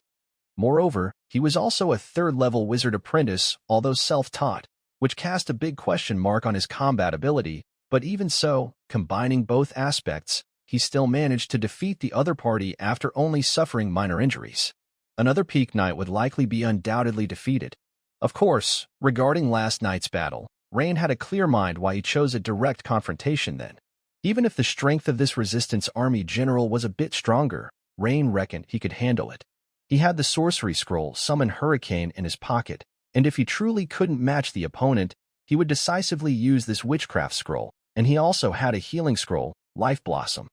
These two scrolls were considered to be Rain's two trump cards. That is why Rain had the confidence to confront enemies at the level of a great knight head-on. His greatest source of confidence, of course, came from his system. However, these two sorcery scrolls were one-time use items. Once they were consumed, he currently had no means to replenish them, which meant that each used scroll decreased his stockpile. After revisiting the strategy, Rain once again focused his thoughts on the remaining 2 skill points. He had already made preliminary plans on how to obtain the next 2 skill points.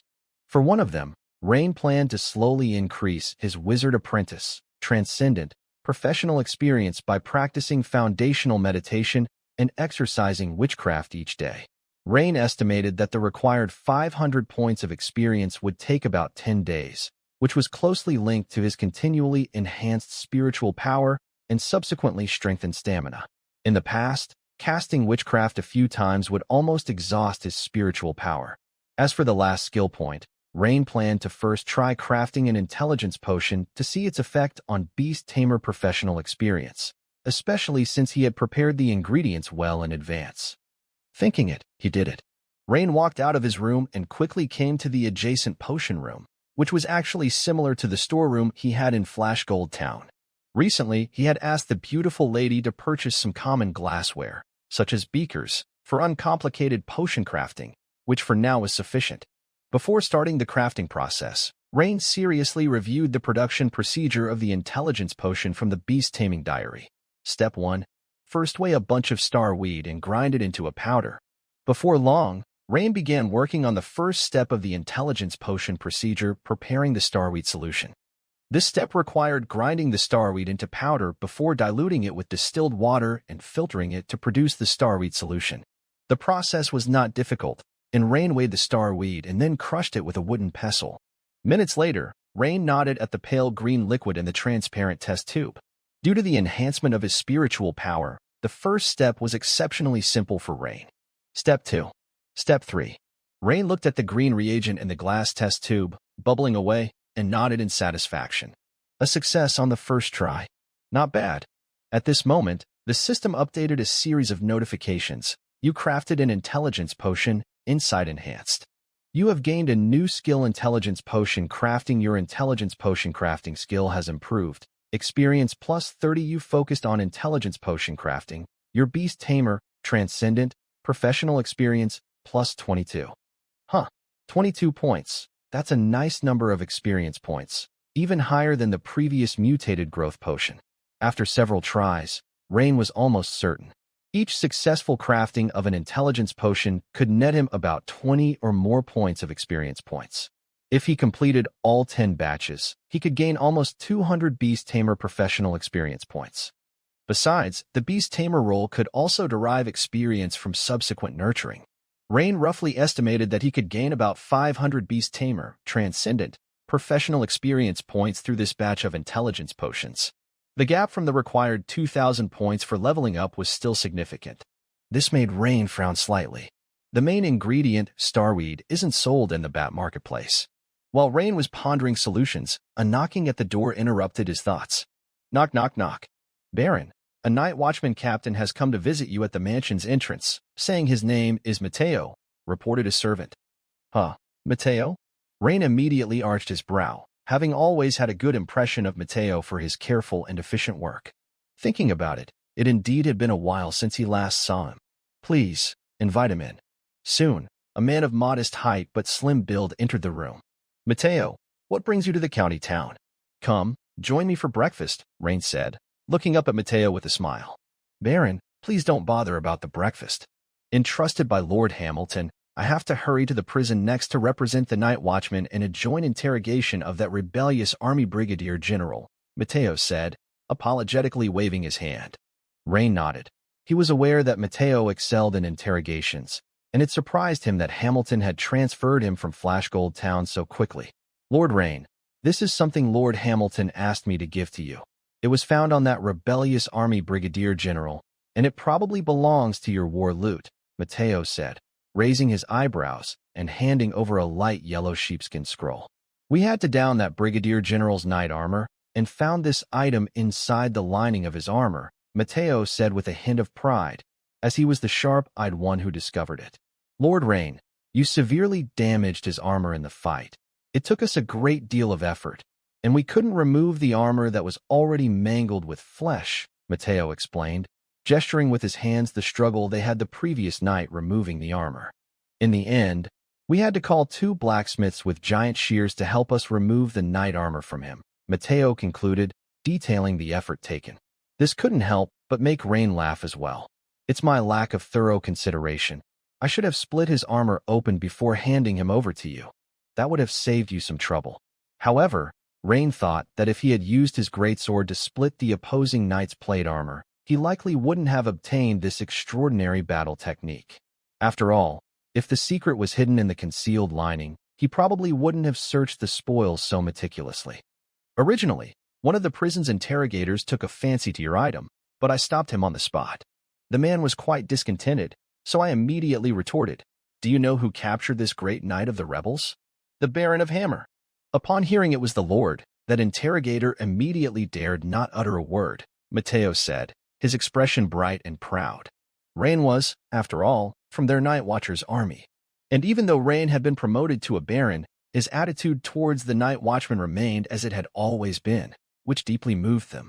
Rain smiled slightly, patted the other's shoulder, and said, "I appreciate it, Matteo." After Matteo had left, Rain returned to his study, curiously unfolding the parchment scroll to see the title Rockin's single-handed axe combat skill outlined emblazoned across the top. Rain glanced over it and noticed that it was an excellent extraordinary battle technique that matched axe and shield, eloquently detailing the use of a single-handed axe and numerous shield defense techniques. Most importantly, it included the move Rockin's axe skill secret technique flash cut. Reading its description, Rain suddenly understood what a secret technique was. Rain had heard Master Ganther mention the concept of secret techniques before, but he had never seen the true power of a genuine secret technique. A secret technique is an extraordinarily powerful strike that could be unleashed by a great knight in combination with master-level combat skill specialization. Rain recalled that a rebel colonel named Perix seemed not to have fully mastered this secret technique, the reason being that his mastery of Rockin's axe skill was at most a half-step master level. If one were to describe it, that man's strike would only qualify as a pseudo-secret technique, but not a true secret technique. Yet, the power of this pseudo-secret technique, even now, appeared to exceed the power limit of his own hammer skill secret technique, Earth-Splitting Hammer. Despite the seemingly small gap, it should be noted that his mastery of the tackle hammer technique was at a master level, further enhanced by an LV3 hammer specialization. Rain's Earth-Splitting Hammer secret technique decisively exceeded the power limits of ordinary knight-level secret techniques. One could imagine that if the opponent's axe skill really reached the master level, he might not necessarily lose, but he would certainly sustain much more severe injuries. Although this extraordinary battle technique is very impressive for the current Rain, he would not choose to learn it. Those 2 skill points were his top priority. Knock, knock, knock. Come in. Dear, this is the behemoth essence that Master Holland has sent. The beautiful woman, looking worried, handed Rain a brown wooden box while speaking. Jennifer, you seem upset. Rain keenly noticed the woman's brows were slightly furrowed, and he asked immediately as he took the box. The beautiful woman lowered her head to glance at the wooden box in Rain's hands, then looked up at him again, saying, "According to Master Holland, although the essence was successfully created, its potency is probably among the lowest of the behemoth essences. So, my dear, maybe you could wait a bit longer? Our finances are quite stable at the moment, and I'm planning to have the Yaxen auction house assist in acquiring a high-quality behemoth essence from the Imperial City sometime soon," the beautiful woman slowly explained. Upon hearing this, Rain took the woman's fair hands into his, gave them a pat, and comforted her. "Don't worry, Jennifer. Becoming a great knight is not a problem for me. The matter of acquiring a high-quality behemoth essence is insignificant to me. As for the specific reasons, well, you can understand that I am very close to becoming a great knight. Any bottle of behemoth essence would suffice for my breakthrough.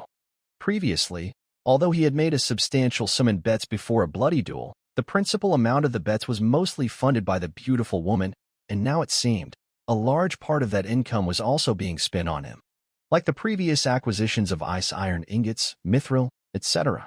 Now, with the beautiful woman still wanting to acquire high-quality behemoth essence for him, not only would her previous bidding income be completely consumed, but it seemed she would have to inject even more money into it. Dear, you're not deceiving me? The beautiful woman expressed her surprise, as this was the first time she had heard such a claim from Rain. Of course, Rain nodded affirmatively. After the beautiful woman left, Rain thought for a while, safely stored away the second box of behemoth essence, and then continued to immerse himself in crafting intelligence potions. 2 hours later, Rain had used up all the materials, having successfully created 9 out of 10 potions, with one inadvertently failing. However, the success rate remained impressively high at 90%. Having finished the potions, Rain naturally wanted to test their effect. Since the Greyhound cookie was severely injured, it was not suitable. Thinking for a bit, Rain took one of the intelligence potions and headed to the stables in the mansion's backyard.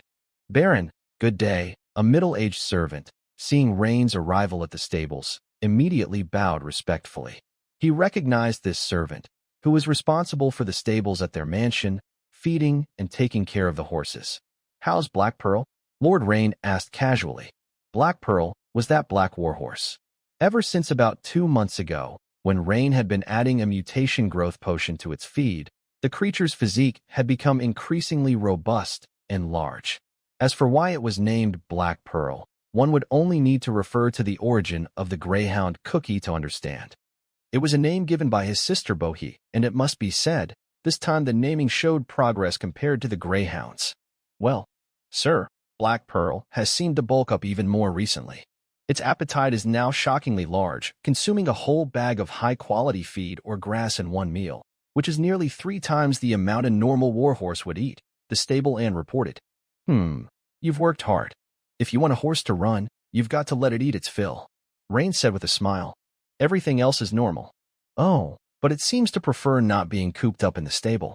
It likes to roam outside, so sometimes it gets a bit irritable, the stableman continued. Rain nodded in understanding. Indeed, it had been a while since he had ridden out on it. The backyard space only allowed the horse to move slightly, nowhere near enough to gallop freely. Looking up, Rain saw that Black Pearl now had a completely different appearance from the other ordinary horses beside it. A standard big horse with a high head, its black coat glossy and sleek. Just moving around casually revealed the strong, bulky muscles underneath its skin. It could be said, without any exaggeration, that in the company of 7 or 8 warhorses, it stood out like a crane among chickens. Rain made a careful comparison. If the shoulder height of a regular warhorse in the stable was about 1.4 to 1.5 meters, then Black Pearl's shoulder height had now reached 1.8 meters. Mind you, that's the shoulder height. If you add the neck and the head, Black Pearl's total height exceeded 2.2 meters. Obviously, such a significant change could no longer be simply described as bulked up. The reason, naturally, was due to the continuous intake of the mutation growth potion for 2 months, which had induced some kind of mutation in Black Pearl, resulting in a complete alteration of its physique.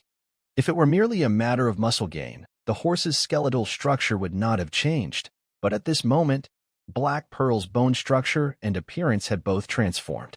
Seeing Rain approach, Black Pearl nickered twice, snorted, and then rubbed its forehead against the palm of Rain's outstretched hand.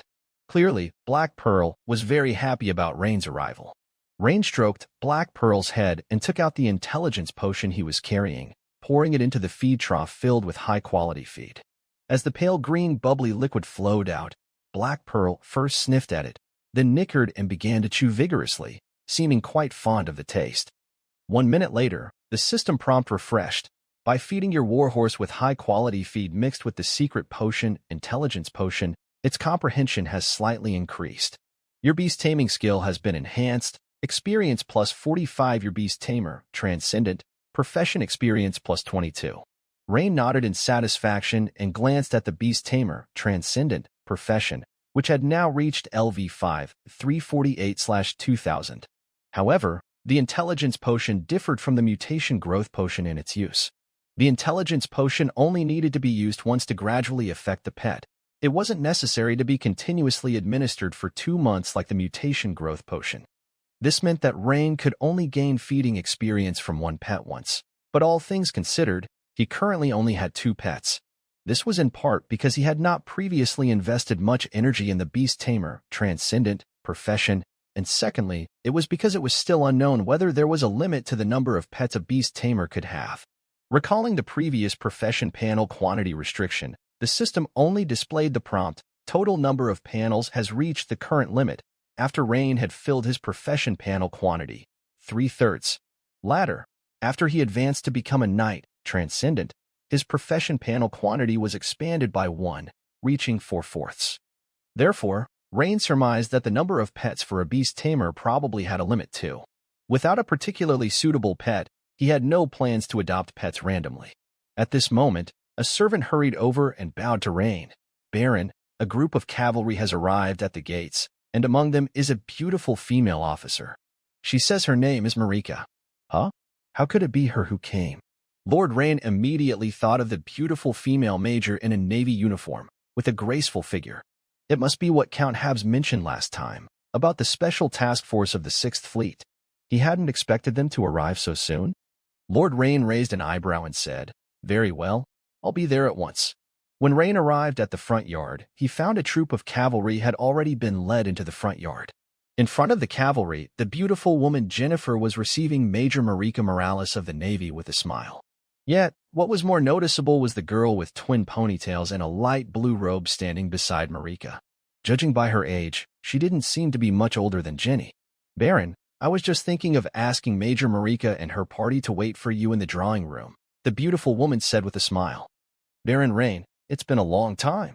Marika's eyes brightened upon seeing Rain, and she greeted him with a smile. She hadn't expected that the young man she hadn't seen in a while had grown taller and more robust, and at the same time, he exuded a light, noble aura. This change seemed a bit too rapid. "Major Marika, it has indeed been a long time," Rain said with a nod and a smile.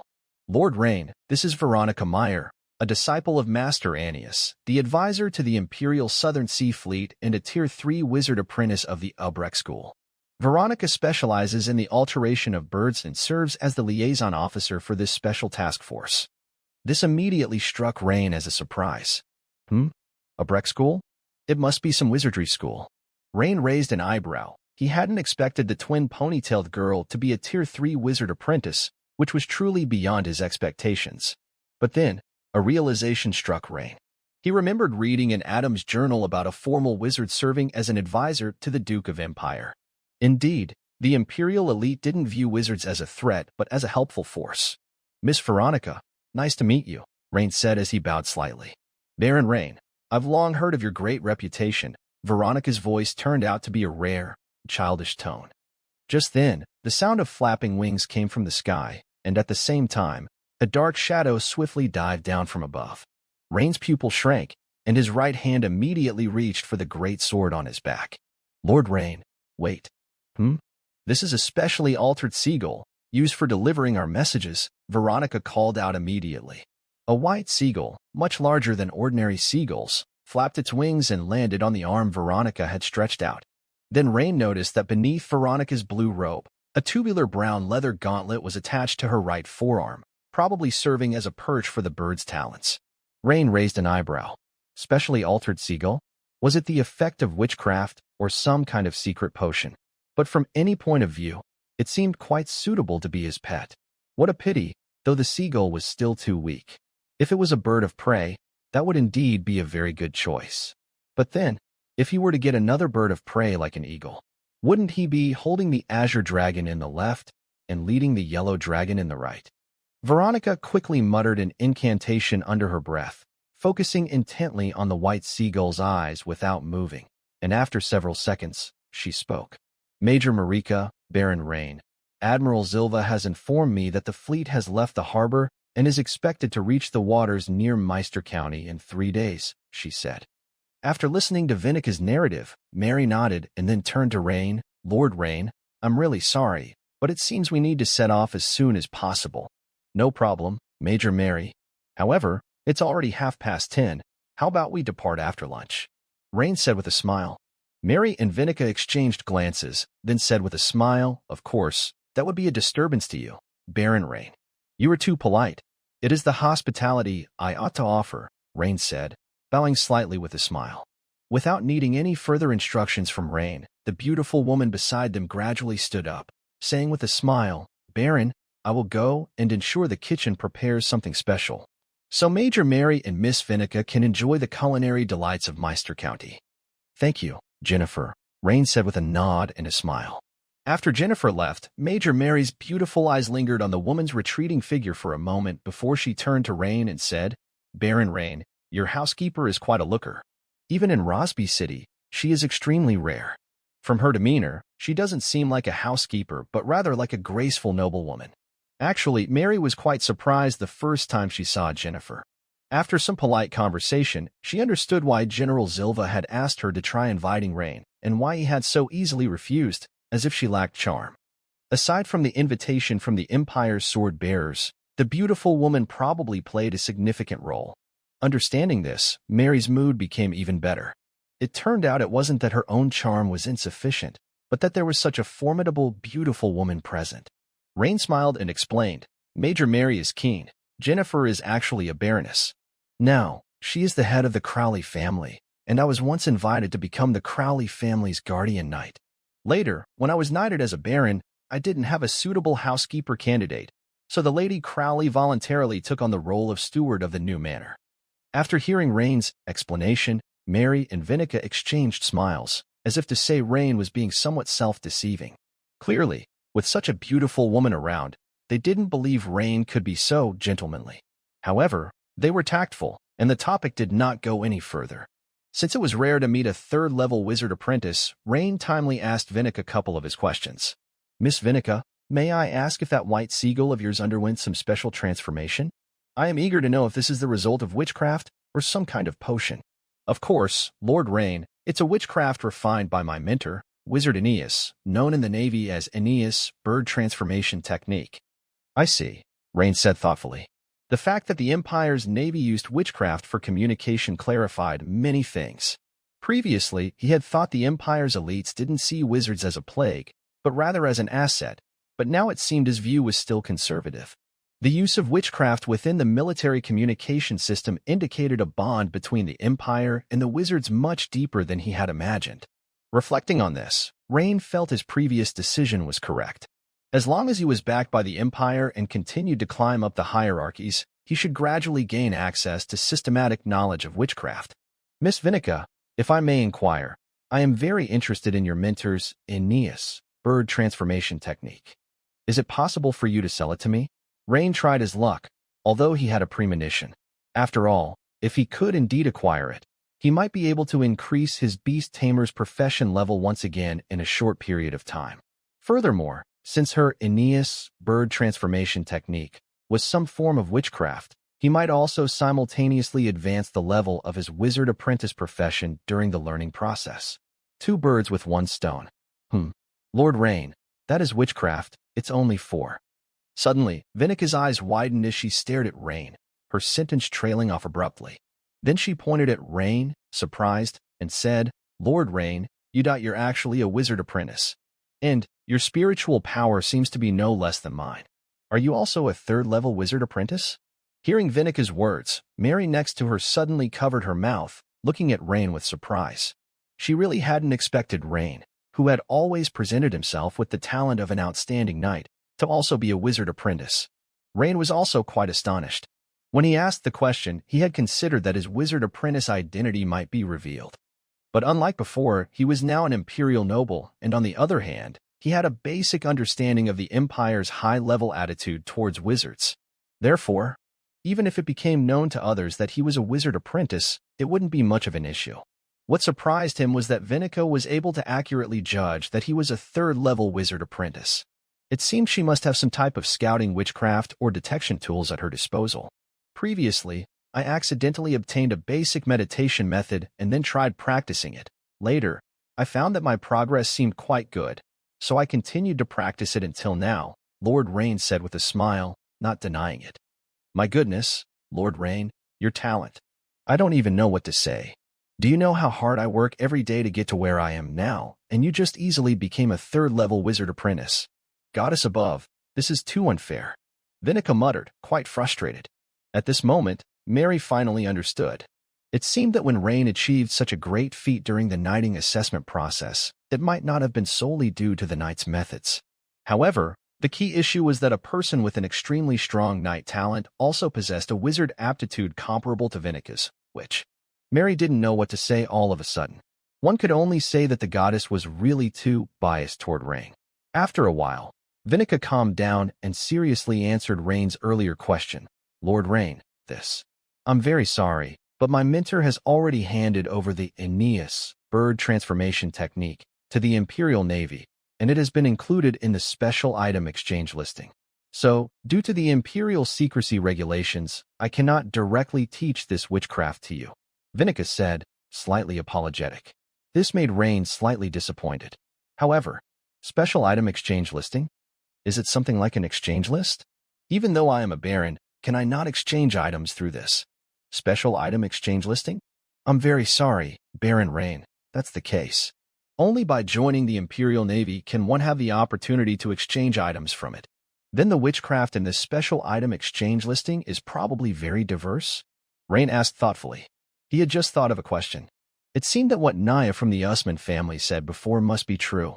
The metal-based witchcraft, which was extremely difficult to find in the outside world, could very likely be available in this special item exchange listing of the Imperial Navy.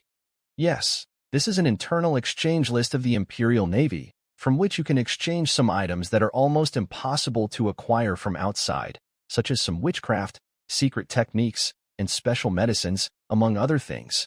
Covering a wide range, Vinica explained. Hearing Vinica's affirmative response, Rain couldn't help but become more interested. Then for the exchange, is it also done using merit points? Rain continued to inquire. Yes and no, Vinica shook her head, but she didn't keep him in suspense and quickly continued to explain. To exchange items from the special item exchange listing, you need task evaluation medals along with merit points for the exchange. Rain knew about merit points. But what are these task evaluation medals? Rain was hearing about something he had never heard of before. Seeing Rain still looking puzzled, Vinica immediately thought of something and took the initiative to say, task evaluation medals are only awarded after completing special combat missions for the Imperial Navy. Lord Rain, you can understand that ordinary tasks do not have this evaluation medal. Only those that are relatively difficult or of special significance to the Empire are awarded evaluation medals, classified as bronze, silver, gold, and diamond medals based on the level of evaluation. For example, Aeneas bird transformation technique requires 3 bronze medals and 2,000 merit points for exchange. I see, Rain nodded, quickly understanding the purpose of such an exchange. The items in the special item exchange listing were obviously rarer than those available at the General Military Supply Office, being provided for the Empire's special combat talents.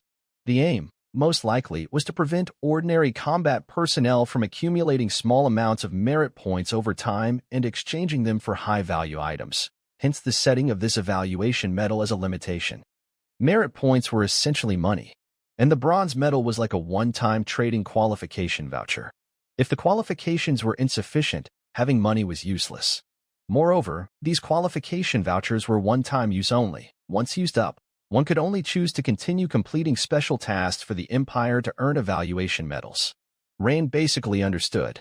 This was almost like buying grain in the planned economy of his previous life, where you needed both money and grain coupons. For Rain, he did not dislike the Empire's method. When one's own strength was not enough, only by completing tasks for the Empire could one obtain resources. He did not dislike this. Furthermore, after Vinica's explanation, Rain realized that some resources related to wizards seemed to be quite scarce across the entire Empire, thus setting a higher threshold to prevent ordinary combat personnel from participating in the exchange. Thinking back, why hadn't the Empire gathered those wandering wizard apprentices with mediocre qualifications? It was very likely because of this consideration. Resources were limited, so they were definitely used to look after those who were willing to serve the Empire and had training value. Lord Rain, it seems you are quite interested in training animals, Vinica said, her big eyes curiously staring at Rain, asking. Yes, I am indeed quite interested in that, Rain nodded. However, I think it should not be a big problem for you. I heard Colonel Mary say that you have already received an invitation letter from the Imperial Swordbearers Organization. As the top noble enlistment assessment candidate of Mingster Province this time, joining ultimately should pose no problem for you.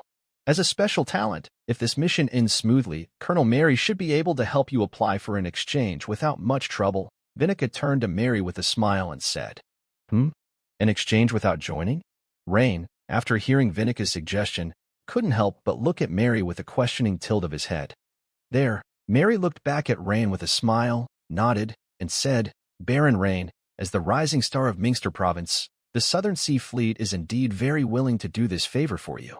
As far as I know, Major General Zilva still regrets that you declined the fleet's invitation, she added. That's really great. The Sword-Bearer Organization has always been my goal. Otherwise, I might have chosen to join the Southern Sea Fleet, Rain said with pleasure gleaming in his smile. If going to Fishing Port Town before were part of Rain's duty as the Governor and Chief Peace Officer of Fishing Port Town, then now, it was also because Rain wanted to rush to Fishing Port Town himself to complete the joint mission from Meister County and the Southern Sea Fleet, thus getting Mary to assist with the exchange for the bird transformation witchcraft. After lunch, you too. I'll go upstairs to fetch my baggage. Please wait a moment. Of course, Baron Rain at your convenience. Rain went to his study, thought for a while, and then took out two distinct but exquisitely made wooden boxes from beneath a bookshelf, which contained the magical essence of a giant beast. He decided to take both bottles of magical essence of a giant beast with him. At that moment, the footsteps of a beautiful woman sounded outside the door. Knock, knock, knock. Come in. The beautiful woman walked in with a beaming smile. Rain was quite puzzled. She had specially changed into a gorgeous off-the-shoulder pale blue long dress before lunch, so why was she now wearing a black robe? Before he could ask, the beautiful woman cheerfully took the initiative to say, Darling, it seems that Major Mary has quite a fondness for you. This statement made Rain pause for a moment and say, I don't think that's likely. I've only met Major Mary during the enlistment assessment. Is that so? Darling, don't you think Major Mary in her naval uniform has a certain charm? The beautiful woman moved closer, bringing a fragrant breeze and seductiveness said. This. Rain hesitated for a moment. He didn't know whether to answer truthfully or to tell a little white lie, to spare the beautiful woman's feelings, considering he was about to embark on a mission with Mary. Seeing Rain's hesitation, the beautiful woman giggled while covering her mouth. All at once, the beautiful woman's fair hand reached out and suddenly untied the black robe, and as it slid off, Rain's eyes widened, and his mouth hung open slightly in shock. Turned out, the beautiful woman was wearing a uniform that hardly differed from that of Mary's naval dress. In that moment, a stunning female officer was presented to Rain's gaze. Moreover, the uniform obviously being a size too small made the beautiful woman's shapely features stand out tautly. Her charms were unquestionably on display. Rain felt a wave of warmth coursing through his lower abdomen. This. Jennifer, we're supposed to depart soon. It's almost time. Commander, this time Colonel Jennifer will be at your service. The beautiful woman threw a sultry glance and smiled sweetly while gazing at Rain, then slowly bent down and began to undo reins. 10,000 words are omitted here. The villa downstairs. Major Mary, Lord Rain is taking a bit long. Isn't he? It's been half an hour. What's taking him so long to come down? The young girl's twin ponytails bounced as she turned her head to ask with a hint of impatience. This. There might be something. Major Mary thought about sending the beautiful woman upstairs to ask, but when she looked around, she did not see the beautiful woman anywhere. In the study, Rain, due to the beautiful woman's superb skills plus the uniform bonus, and the intermittent conversation of the two women outside the window. After a while, a refreshed Rain holding two boxes descended the stairs. Lord Rain, you finally show yourself. Making two ladies wait so long is not very gentlemanly, Vinica said with a hint of complaint. Oh, Miss Vinica, I am terribly sorry. I just couldn't find the magical essence of a giant beast at first and took some time to locate it, Rain replied, looking rather embarrassed. Magical essence of a giant beast? Both women exclaimed in surprise. Does that mean you are about to advance to Great Knight? They asked. Rain looked up and saw that indeed, the divert attention tactic worked like a charm. Rain nodded and said, Soon, it could happen at any time, which is why I thought it best to bring it along. At that time, As the coachman brought Black Pearl to the front court of the residence, Vinica noticed the size of Black Pearl, looked closely with a puzzled expression, and exclaimed, "Oh my, Baron Rain, your Ginny horse is almost as big as a lock horse. That's so rare." An hour later, Wild Wolf Hills Path. A luxurious carriage rode in the middle of the troop, with 6 cavalrymen in front and 6 more behind. A cavalryman led Rain's Black Pearl following the carriage. Meanwhile, Rain sat inside the carriage, chatting idly with the 2 women. Being a baron, and even more so as the governor of Fishing Port Town, their destination, Rain naturally had the privilege of traveling by carriage. "Lord Rain, the road from Meister County to Fishing Port Town appears to be very safe. The public security is not bad," one of the women remarked. "Yes, Lord Rain, we've traveled all the way from Rosby City, and over the past few days, we've encountered several groups of bandits in the process of robbing." Vinica nodded, her twin ponytails bouncing as she chimed in. The bandit groups in this region had previously been unified by the Zero Resistance. After they launched their attack yesterday, they were almost entirely wiped out. Even if there were a few stragglers left, they couldn't threaten the safety of the trade routes in such a short time. Half a day later, the convoy had reached the territory of Fishing Port Town. All they had to do was pass through the forest ahead, and after about 40 minutes' journey, they would arrive at Fishing Port Town. In a valley to the west of Fishing Port Town, more than 20 burly men, armed with various weapons, were either lying down or resting against the trees. "Hook, why doesn't the boss just take over Fishing Port Town directly?" A burly man with a beard asked another who had an iron hook for a left hand. "What do you know? If we took over Fishing Port Town directly, would these merchant convoys come to Fishing Port Town again? Even the merchant ships would stop coming. The pirates in our waters would have nothing but the northwest wind to drink. You've seen fishing nets, right? When fishing, the smaller fish and shrimp that are smaller than the mouth of the net slip through, while the bigger fish get caught. It's the same principle. Get it?" The man known as Hook, proud of his knowledge, gestured dramatically. He was merely repeating word for word what he had heard earlier from the deputy leader, Phil.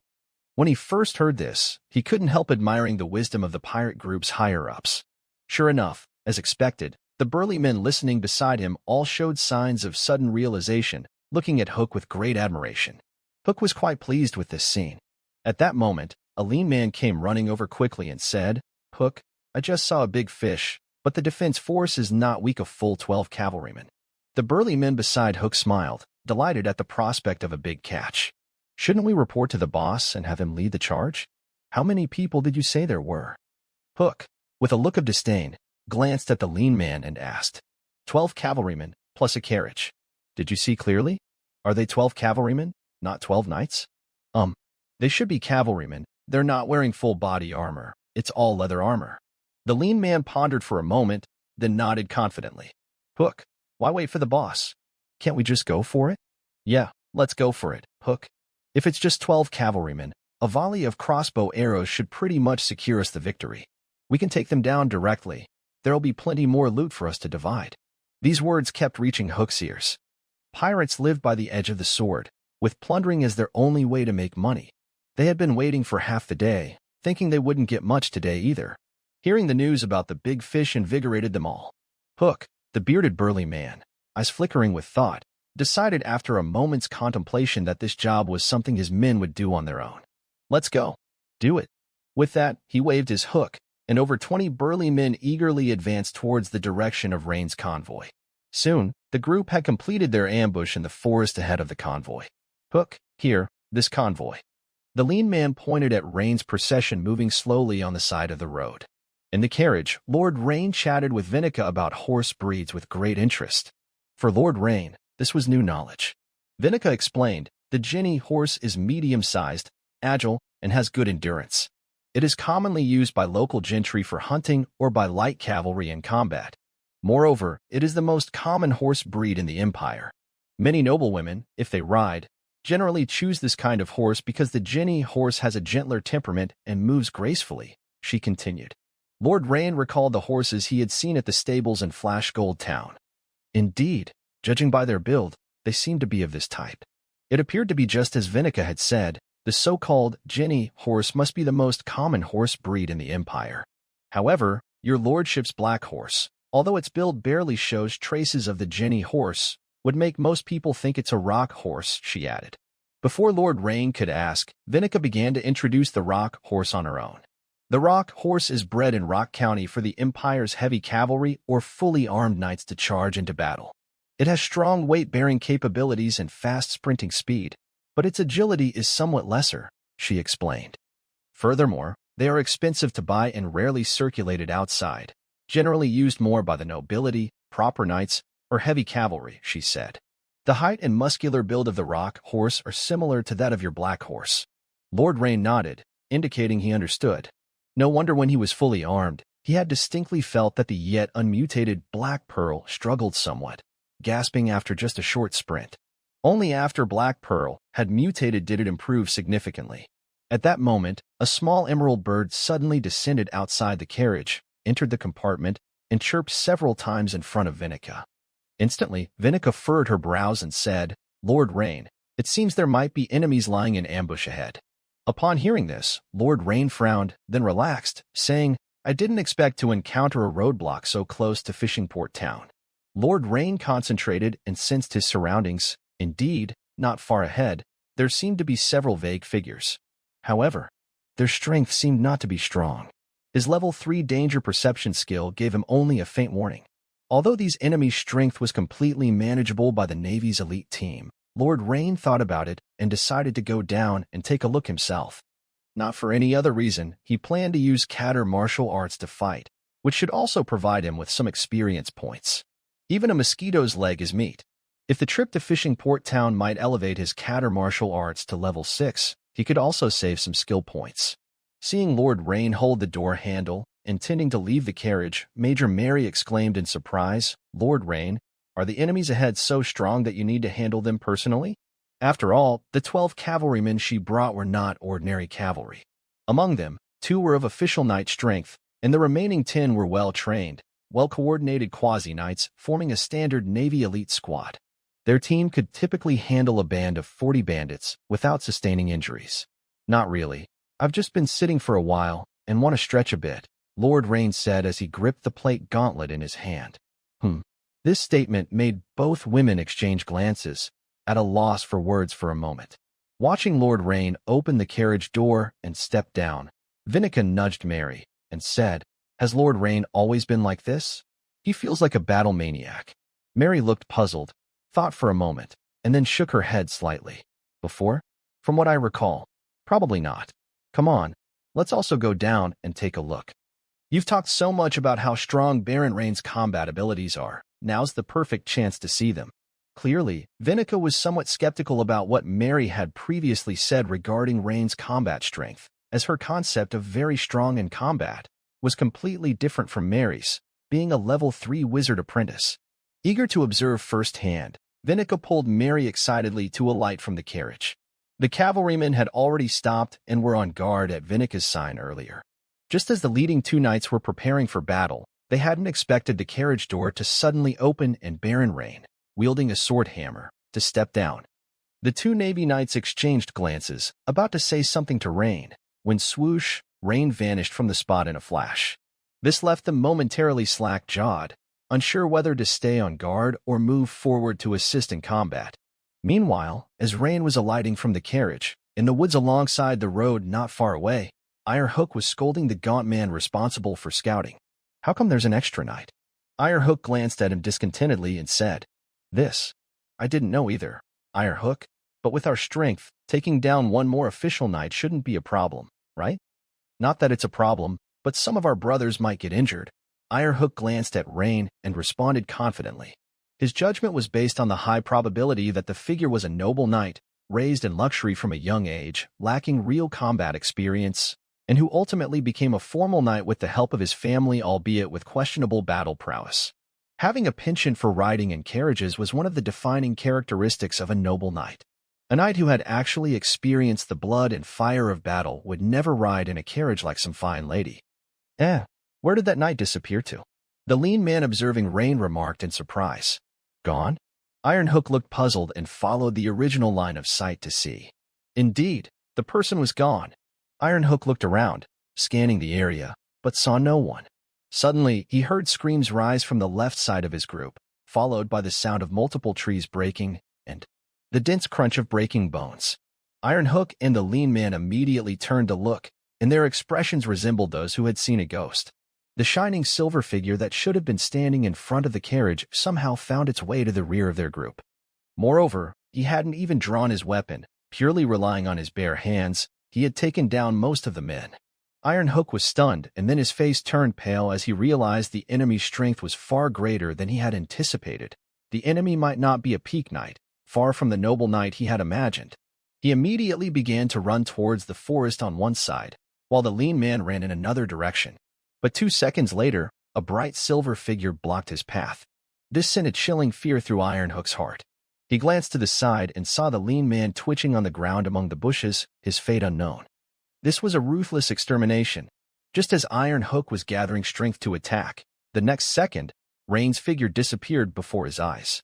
Iron Hook immediately clutched his abdomen, convulsing on the ground like a shrimp that had landed on shore and was frantically twitching. Rain didn't choose to finish him off. This area was already very close to Fishing Port Town. The group's presence here was likely part of some larger, planned operation. Moreover, he could smell on them the odor that comes from years at sea, a seasoned sea brine scent, which is almost a trademark characteristic of pirates. Therefore, keeping 2 prisoners could perhaps yield the latest intelligence. When Rain returned to the carriage, the 2 women had just stepped off less than half a minute ago. Vinica looked around and did not see Rain's figure. She couldn't help but turn her head and ask the knight on guard beside her, "Where's Lord Rain?" The knight was about to say that Lord Rain might have gone to scout ahead. Suddenly, he saw a bright silver figure appear in front and quickly pointed, saying, "Over there." "Huh?" Vinica and Mary turned their heads to see Rain emerging from the forest with strikingly swift movements. After only a few strides, he arrived in front of them. "Lord Rain, did you?" Vinica suddenly thought of a possibility, and she raised her fair finger, pointing towards the direction of the forest and asking, "The enemies have been dealt with." Rain nodded, confirming Vinica's guess. Instantly, everyone was somewhat taken aback, and their gazes inevitably focused on Rain. Rain's armor, still shining silver and seemingly untouched, bore no trace of blood, and even the 2 weapons he carried on his back were free of any bloodstains. Everyone looked at each other in bewilderment. "By the way, who among you is skilled in interrogation?" "The enemies are likely pirates. Perhaps we can get some of the latest news about the pirates or even the sea god sect from them." Rain looked over at Mary and then to the cavalryman beside her, inquiring, "Pirates?" Mary's eyes sharpened, and she turned to a young knight beside her, saying, "Flato, interrogation is your specialty, right? You should be able to pry out the information we need from their mouths, correct?" "Of course, Major Mary, leave it to me." The young knight named Flato, although puzzled by how quickly Rain had resolved the fight, quickly took 5 cavalrymen into the forest. They were astonished as soon as they entered. They saw a large area where trees were broken, as if a hurricane had passed through, and every so often, there would be a sizable hole in the ground, the origin of which they couldn't ascertain. Furthermore, the lying bodies of the pirates displayed no overt signs of injury, yet it was clear that most of the pirates were already dead. The only ones alive and still groaning were a man with a missing left hand fitted with an iron hook and a lean man. However, as the cavalrymen were sorting out the pirate bodies, they quickly found something odd. Most of the dead pirates had completely shattered breastbones, or the right side of their chest beneath their chainmail was caved in, seemingly as if their ribs had broken and pierced their hearts, resulting in death. There was only one possibility for this to happen. It was the work of a heavy weapon, like a war hammer, landing a heavy. Yet during the interrogation, they were shocked. From the mouths of the 2 surviving pirate leaders, they learned that Rain had not used any weapons at all, but had instead caused such destruction with just his bare fists. The entire battle seemed to be resolved in less than a minute, and to think, there were 2 formal knight-level pirate leaders here, plus more than 20 elite pirates. It seems that Major Mary's description of Baron Rain before was still somewhat understated. Rain, who stood beside the carriage, glanced at the system prompt. "Your skill, Tokater fist technique, has been upgraded. Experience plus 109. You have experienced a battle. Knight, Transcendent. Experience plus 36. Seeing that his Kater martial arts had reached LV 5204/2000, progressing by 1/10, Rain nodded slightly. Indeed, even a mosquito's leg is still meat. If a few more groups of pirates like this were to come, the progress could reach a quarter or even a third. But alas, Those who are blind to danger are, after all, few and far between. Thinking of this, Rain couldn't help feeling slightly disappointed. 5 minutes later, the interrogation ended, and a young knight named Flato came to report. However, the way he frequently glanced at Rain was clearly different from before, showing a mix of admiration and worship. He reported, "Major Mary, Baron Rain, Miss Vinica, the interrogation has just ended. The opponents are a small elite group affiliated with the Black Sail pirate crew, responsible for ambushing caravans on the roadsides to the west of Fishing Port Town, depending on the situation. Based on the description by the leader named Hook, their Black Sail pirate crew and 2 other small pirate crews had previously allocated territories at several other passages in and out of Fishing Port Town, each stationing their men to loot. And the person in charge of this matter is their Vice Captain Phil Cross." "Phil Cross?" Major Mary's face became stern. "Yes, Major Mary." The young knight nodded, his expression equally serious. Noticing Rain's slightly puzzled look, Mary began to explain. "Phil Cross, Vice Captain of the Black Sail pirate crew, a senior knight, skilled in archery, of unknown age, a rare sharpshooter among pirates, known by the nickname Bloody Shooter." Rain was taken aback. It seemed that Mary had done her homework well before coming to Meister County, having quite an understanding of the Black Sail pirate crew, which could be said to know them like the back of her hand. "It seems we've caught the tail of a big fish," Vinica said, slightly excited. "Exactly. Initially, I was planning to start by infiltrating a small pirate crew, the Roger pirate crew, with a spy, and slowly trying to locate several large pirate crews and the Sea God sect's bases. I didn't expect to catch the tail of a large pirate crew, the Black Sail, directly." Mary also showed delight. Hearing this, Rain thought for a moment and asked a question he had previously wanted to ask. "Major Mary, why doesn't the Navy directly plant spies inside those large pirate crews? Wouldn't that be more convenient?" Mary shook her head and said, "It's not that we don't want to, but that we can't. Basically, in large pirate crews, there are generally 1 to 2 members with mysterious side jobs, and they practice witchcraft like the bewitching art to screen new pirates, easily discerning spies. Although we also have means to interfere, there are still certain risks. But small pirate crews don't have such personnel, making it much safer for spies to infiltrate." "I see." Rain nodded in understanding. Based on the previous encounters with the Bloodsail pirate crew, it should indeed be the case. During his ennobling mission, the diviner and captain of the shipwreck, Mala Nasser, whom he had killed, was a senior knight and a second-level wizard apprentice mastering aquatic plant divination. However, Mary soon showed a look of hesitation. Major Mary, isn't this a good thing? Is there a difficulty?" Rain asked. "Well, this Phil is skilled in long-range attacks, and if we were to confront him, Vinica's witchcraft might not have the advantage. And I see that your weapon is also." Mary glanced at the 2 heavy weapons Rain carried on his back. Rain realized suddenly, generally speaking, the most reliable way to deal with a senior knight skilled in archery like Phil would naturally be a knight wielding a sword shield or hammer shield, able to effectively block the opponent's lethal arrows with a shield. Yet what he carried on his back were either a 2-handed warhammer or a dual-handed greatsword, naturally causing Mary's concern. As for Vinica, if her specialty was limited to bird modifications, Rain guessed she would be precisely countered by this Bloody Shooter.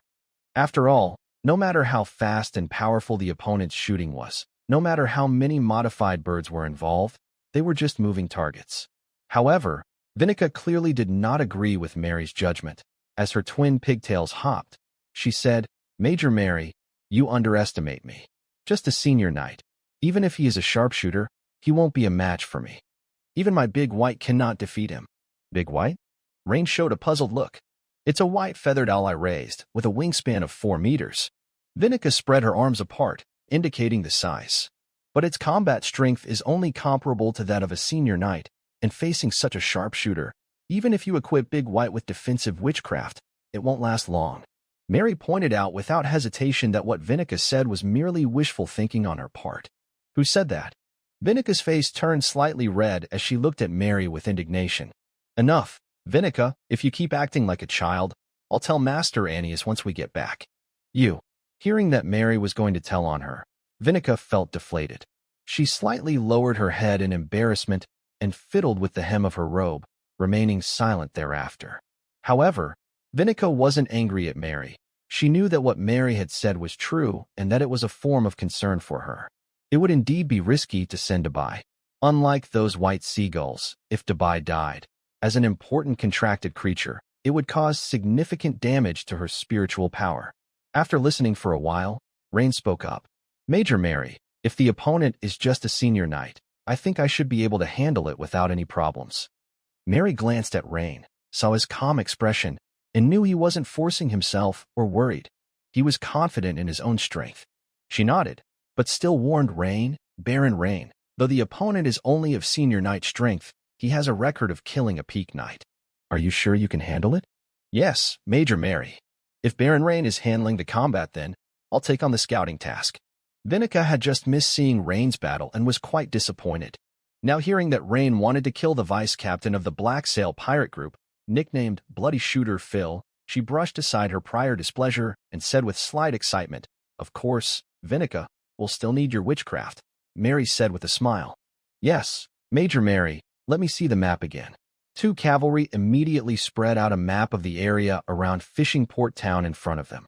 1, 2, 3, 4, plus the location of the vice-captain of the Black Sail pirate group. That makes 5. The interrogating Flato Knight pointed out the approximate locations. Vinica nodded, indicating that she understood. She then began reciting an unknown spell, and seconds later, more than a dozen white seagulls flew in from the sky. After circling for a few seconds, they began to land one by one. It seemed they flew to her side to receive some sort of command, and immediately afterward, the white seagulls flapped their wings vigorously and shot up into the sky, flying towards different directions over Fishing Port Town. Rain watched the scene before him with a hint of envy. If he had this type of witchcraft, he probably could use it more efficiently than Vinica, because he possessed the core skill, Beast Eye. Her skill, Beast Eye active. Beast Eye active. Effect, control the beasts under your command and observe the surroundings through their eyes. That is to say, he wouldn't need to wait for the white seagulls to return like Vinica to know the enemy situation. He could almost instantly observe and understand the enemy movements. The following time was spent waiting, worried about entering Fishing Port Town and alerting the enemy, but staying put was also too conspicuous. The group mounted their horses and continued moving slowly towards Fishing Port Town, deliberately slowing their pace while waiting for the scouting results from Vinica's birds. About 10 minutes later, the white seagulls began to return one after another. Chirp, chirp, cuckoo. The white seagulls flapped their wings and individually came in front of Vinica, looking her in the eye for a few seconds before taking off again. Once all the white seagulls had reported back, Vinica pondered for a moment and said, "We've scouted all 5 locations. 4 of them are just as the pirate leader said. There's a group of elite pirates nearby. However, Bloody Shooter Phil doesn't seem to be at that location, whether it's because of some cover or other reason. The seagulls report no sign of human activity below." This made Mary hesitate for a moment. After all, her original plan was to capture the foe's leader first. Having found Bloody Shooter Phil, she believed with the cooperation of Rain and Vinica, this Bloody Shooter Phil would not be able to make any waves. But now, Rain thought for a moment and suggested, "Why don't we start by clearing out these 4 points first? Perhaps, from their mouths, we might get some new information. Wouldn't that startle the snake by hitting the grass, as we are quite noticeable when we move as a group?" Mary seemed to disagree. "I can do it by myself. Normally, with the speed of Black Pearl, circling around in an hour should be enough. Lord Rain, aren't you underestimating the time it takes to kill the enemy?" Vinica asked doubtfully. "Consider it settled. 3 minutes per location should be enough. Killing a group of elite pirates in just 3 minutes? That sounds a bit exaggerated." Vinica's beautiful eyes widened in astonishment. "No, killing them normally takes only about half a minute. At most, it won't exceed 1 minute. The remaining 2 minutes are for interrogation." Rain thought for a moment and seriously replied. Suddenly, the people around looked at each other, not knowing how to respond to Baron Rain's words. Accuse him of boasting? Say he can't do it? But the recent battle had already proven Baron Rain's strength well enough. He was not boasting. "Well, since Lord Rain is willing to take on the hard work, we'll wait here for you." Mary couldn't find any reason to refuse Rain's request. After all, Rain offered to take on the pirates all by himself. Who could ask for a better teammate than that? Everyone present, including Mary and Vinica, was quite impressed with Rain's hard-working approach. This was not the first time that Mary had partnered with a young prodigy on a mission. Some young people with outstanding abilities, though not outright arrogant, would still be somewhat haughty, at the very least trying to show off, with minions beneath their notice, some even making a dramatic final appearance. Nothing like Rain, who had them weighed on the spot while he dealt with the enemies. Lord Rain, let my seagull guide you, so you can understand and reach the enemy's position more swiftly, Mary offered. Of course, thank you for your assistance, Miss Vinica, Rain said with a slight smile. Having the seagull as a guide would certainly make things quicker, and Rain was not the type to decline such help. Another benefit was that Vinica could also keep track of Rain's progress through the seagull, keeping Mary and the others informed of his movements. Oh, I almost forgot. Lord Rain, you are also a wizard apprentice. I have a better way, Vinica mentioned suddenly. Rain looked towards Vinica with a hint of curiosity. The pretty girl with twin ponytails stepped towards Rain, saying, Lord Rain, I can cast a spell mark on you, which allows you to read the spirit fragments observed by the seagull. That will be much more effective than watching the seagull's flight patterns, she explained. Read the seagull's spirit fragments? To Rain, this was a novel concept and made him hesitate. The girl seemed to notice Rain's hesitation and quickly added, Don't worry, Lord Rain, it won't cause you any discomfort nor interfere with your combat. It's more like, how should I put it, allowing you to receive specific spiritual waves from the seagull. Like a specific signal receiver? Rain was starting to grasp the concept. It was like a radio from his previous life, which needed to be tuned to a specific frequency to receive certain wavelengths. Otherwise, all you'd hear was static noise. The spell Mark Vinica was about to cast was essentially a specific frequency receiver, and the seagull's spirit fragments were the wavelengths. Although Rain didn't understand why Vinica was so insistent, he concluded that she probably didn't have any malicious intent or ulterior motives. After a moment's consideration, Rain nodded and said, All right then, I appreciate your help, Miss Vinica. It's no trouble at all. Please do not resist, Lord Rain, Vinica said as she drew a wooden stick around 1/2 meter in length from her robe's sleeve, murmured a spell, and then lightly tapped Rain's forehead. With Rain's spiritual power, he could distinctly sense as if an external port had been added to his mental sea. Then a seagull, summoned by Vinica, flew down and circled Rain, and he heard a mental fragment surface within him. The enemy. Numerous. The valley. Even though Rain had already anticipated this, he was still quite surprised by the effectiveness of the technique. Moreover, the simplicity of the message was likely influenced by the bird's limited brain capacity, which prevented it from conveying complex content like a human. If it were a higher-level mammal, perhaps the messages transmitted could be more complex and precise. This realization ignited an eager anticipation within Rain for Aeneas' bird transformation technique. Lord Rain, with this, isn't it more convenient for you to fight? Vinica's beautiful eyes caught the surprise that flickered in Rain's gaze, and she spoke with a pleased tone. The girl's deliberate demonstration of witchcraft did not repel Rain. Indeed, it's very useful, Rain confirmed with a smile. By the way, Lord Rain, I also have several sorcery scrolls with me. Would you like to take them as well? Vinica asked. Several sorcery scrolls? Rain looked at Vinica in surprise. He had not expected the girl before him to be an otherworldly pretty and wealthy type. His own 2 sorcery scrolls were treasures he had yet to bring himself to use. But considering that Vinica was a 3rd-level wizard apprentice with an inheritance, Rain understood. A wizard apprentice with an inheritance usually carried multiple sorcery scrolls, and even some special witchcraft tools on their travels to greatly enhance their combat power. Even a typical great knight would not be a match for them. However, Rain casually noticed Mary's slightly furrowed brow. He immediately understood that these sorcery scrolls must have been provided by Vinica's mentor for her protection. Taking it myself clearly wasn't appropriate. Another point was that soon I wouldn't be with the team. In case Vinica and Mary were suddenly attacked by pirates or other forces, our overall combat ability would be greatly weakened. After all, a 3rd-level wizard apprentice with or without a sorcery scroll was a completely different level of combat power. Relying on this elite squad, Rain estimated that at best they could defeat 40 or 50 pirates. If it was the Black Sail Pirate Vice Captain Phil leading the team, they would probably be overpowered.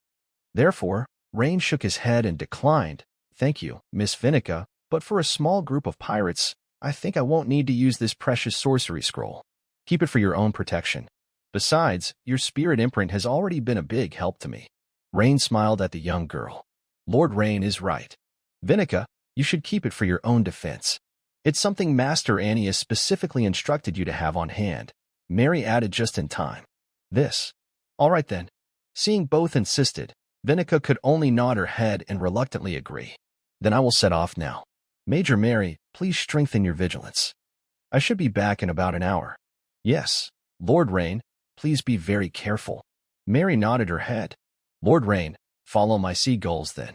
Where the seagulls circled overhead, that is where the enemies are located. Rain took his pack off the sturdy black pearl, placed it on the luggage rack at the back of the carriage, and with a light leap, he controlled the black pearl to follow the direction the seagulls were flying, quickly heading to the first location, near a road north of Fishingport Town. In a narrow, dense valley, a dozen burly men were each wiping their weapons. They were the elite of the small pirate group, the Clark Pirate Squad. Hey, Blackbeard, those seagulls in the sky are a bit strange, aren't they? One of the men inadvertently glanced at the sun and saw several birds, clearly seagulls, circling overhead. What about them? The burly man known as Blackbeard first looked up with confusion, then nodded his head soberly after a while. Indeed odd. We're not by the sea. Seagulls usually circle around for food, like small fish and shrimps. As the first mate of the Clark Pirate Squad with abundant sea navigation experience, Blackbeard easily spotted what was awry. There isn't a drop of water here. What are these stupid birds looking for? Said the man with the scarred face who had first spoken, spitting out a blade of grass from his mouth. But Blackbeard was still pondering over the matter. When things are out of the ordinary, there must be a demon at work. He thought it would be best to tell his brothers to be on the alert. Scar, tell the brothers to be on the alert. But as soon as he spoke out, the scar-faced bosun laughed it off without a care. Just over a few stupid birds. Isn't that overreacting? This. Blackbeard thought about it and felt the same. After all, it was just a hunch since not even the shadow of an enemy was seen. To be on alert now seemed a bit much. Primarily because pirates tend to be unruly, each with their own faction. Strength speaks louder, and although a dozen elite pirates, with his strength being slightly stronger, were not much stronger than Scar. Secondly, these men were all old slickers, and the team was not easy to lead, subtly divided into three factions. At this moment, a muffled hoofbeat suddenly came from a distance. Hey, we have a visitor. Quick, brothers, get moving. With that, the slickers who had been basking in the sun perked up, and they suddenly sprang into action. A bird was one thing, but a horse was something else. A horse meant there might be income coming in. Look quick. Such a tall black warhorse. It must be valuable. One old slicker pointed at Rain galloping towards them. That shiny silver armor looks good too. Seems like high-quality knight's plate armor. Should be even more valuable. The guy must be a seasoned knight. Probably not easy to deal with. What's there to fear? It's just one person. Such a tall black warhorse. So fast. Is he coming for us? When Blackbeard saw Rain riding the Black Pearl, charging rapidly towards them, for some reason, the first thought that popped up in his mind was that it seemed he was specifically targeting them. Prepare for battle, shouted Blackbeard. However, Rain, with the information given by the seagulls, had already pinpointed the group's location. At that moment, he looked up. Although the number of pirates was slightly smaller, they were more elite than the previous wave of pirates and seemed to have plenty of combat experience. But in the face of absolute strength, the value of experience greatly diminished. Rain, taking advantage of the horse's galloping momentum, leaped into the air like an arrow from a bow, shooting towards the pirates. From the pirates' point of view, they saw a blurred figure rush instantly towards them, and in the blink of an eye, he appeared in front of their frontline comrades. Almost simultaneously, several blurred figures appeared. Boom, boom, boom. Upon contact, 3 fell immediately. This caused the remaining members of the Clark Pirate Squad, including Blackbeard and Scar, to be filled with terror. Where did this powerhouse come from? They feared that not even their own leader was this strong. Why are they fixated on us? Moreover, this narrow mountain valley is an extremely secretive place, so how are we exposed? In a flash, a spark of inspiration crossed Blackbeard's mind. He knew. It was those white seagulls. But at that moment, he suddenly saw an iron fist, glittering with silver light, appear in front of his stomach. Blackbeard's eyes bulged out, nearly popping out of their sockets as a bulge suddenly appeared on his back. His entire body was lifted half a meter off the ground by the force of the punch. The next second, he was on his knees, clutching his stomach, collapsed on the ground. Half a minute later, including the man with the scarred face, there wasn't a single pirate left standing. Rain, following old routines, picked 2 pirates who were relatively strong and kept them alive to interrogate separately. Which pirate crew do you belong to? The Clark Pirate Group. Where's your base? Or rather, your lair? That. Blackbeard's eyes flickered as he hesitated whether to speak or not. He wondered if he should use this information to negotiate with the stranger in front of him for the condition of letting him live. Too bad, you've made the wrong decision. Rain glanced over, shook his head, and with a punch to the forehead, turned and walked away. Scarface, on the other hand, had never seen an interrogation like Rain's, where he hardly gave any time to think. Seeing Rain approaching him, he frantically waved his hands and said, No, I'll talk. Our base is on Egwis Island. What about the base of the Sea God sect? Sea God sect? I really don't know about that. Maybe our captain does.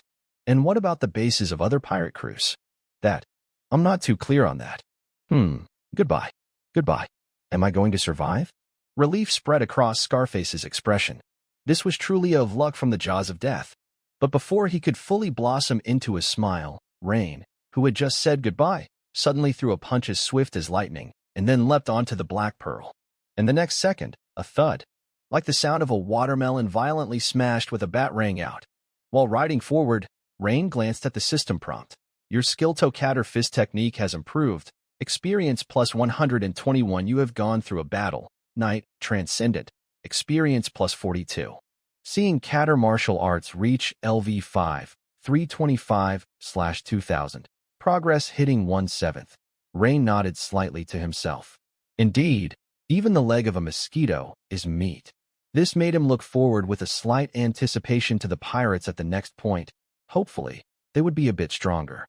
15 minutes later, the second point was cleared. 28 minutes later, the third point was cleared. Catter Martial Arts reached LV5, 587/2000.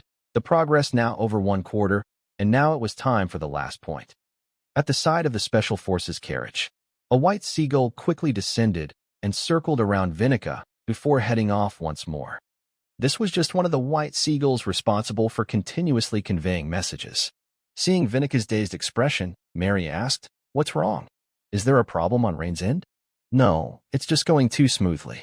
Lord Rain has barely stopped. Now he's already en route to the 4th point. Judging by his speed, I estimate that it'll take at most 50 minutes to wrap this up if he keeps going like this. Such exaggerated strength. He truly lives up to being the top of this year's Minster Province Knighthood evaluation." The girl's twin ponytails bounced as she turned her head to speak to Mary. The cavalry nearby exchanged glances, evidently quite amazed. It looked like they were probably here just to be onlookers on this mission. At that moment, a white seagull swooped down from the sky and circled around Rain. Rain quickly received the message it conveyed. Enemy. Many. One man in black. Many? Rain thought for a moment but didn't pay it much mind.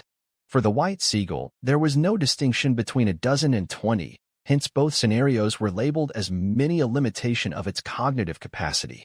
One man in black? This made Rain pause because it was the first time such accurate information had come through the white seagull. It seemed this man in black must be somewhat special. A heightened sense of alertness emerged within Rain's heart. When Rain arrived near the 4th point, he saw a group of brawny men dressed as pirates bidding farewell to a man in a black robe. Clearly, the man in black mentioned in the seagull's mental fragment was this man in the black robe. Rain immediately focused his attention on the man in the black robe.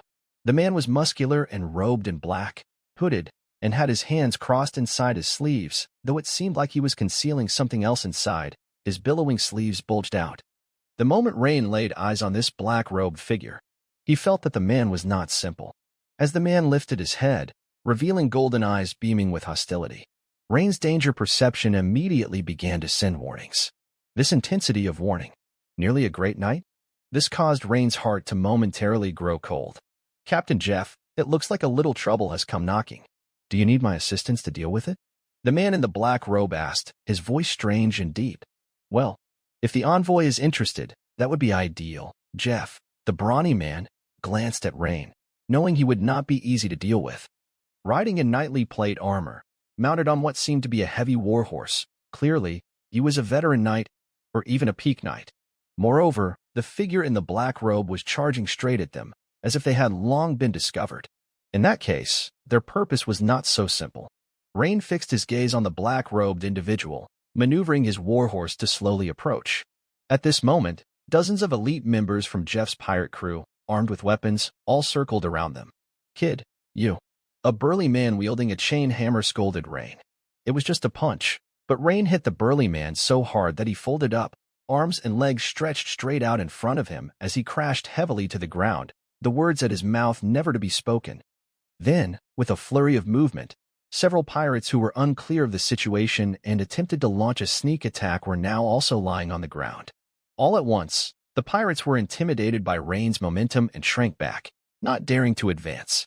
Rain's eyes, however, stayed locked on the black-robed person, never wavering. He knew that this was the opponent he needed to take seriously, not the trash fish in front of him. Seeing his elite subordinates taken down so quickly, Captain Jeff couldn't help but turn ashen. He thought about charging forward himself, but gave up on the idea as he realized he had no chance of winning. Meanwhile, the emissary stood still, not daring to urge him on. "Oh, it turns out to be a peak knight. Interesting," the figure in the black robe remarked. "Captain Jeff, it looks like you'll have to thank me. If it weren't for me being here by chance, I'm afraid you all." "Of course, emissary, the Jeff's pirate crew needs your help." "Young man, impressive strength. It seems your identity is not so simple. But unfortunately, your life ends here. Don't you think you talk too much?" Rain said bluntly. "I'm in a hurry." Rain estimated the time. At this point, he was supposed to have started his return journey. But now, he was about 3 minutes late. After all, being punctual is a good habit, and Rain always tried to make it a priority whenever conditions allowed. Rain's words caused the black-robed figure's eyes to twitch, clearly angered. Whoosh! The figure charged at Rain at a speed that was no slower than his. Facing what was most likely a great knight-level expert, Rain naturally did not continue to choose the LV5 level catter martial arts to face his enemy, but instead, his right hand gripped the handle of the dual-handed hammer behind his back. However, oddly enough, when the attacker launched his, he did not use any weapons.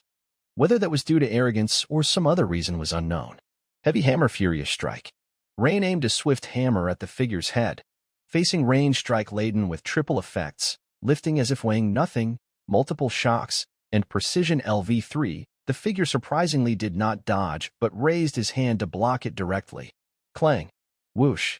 The robes on the figure's forearm instantly tore apart, and under Rain's astonished gaze, revealed a pale golden huge claw. The claw's outer shell must have been extremely sturdy, and the surface of the huge claw seemed to have a layer of light blue, watery energy flowing over it, which significantly weakened the multiple shock forces from Rain's hammer.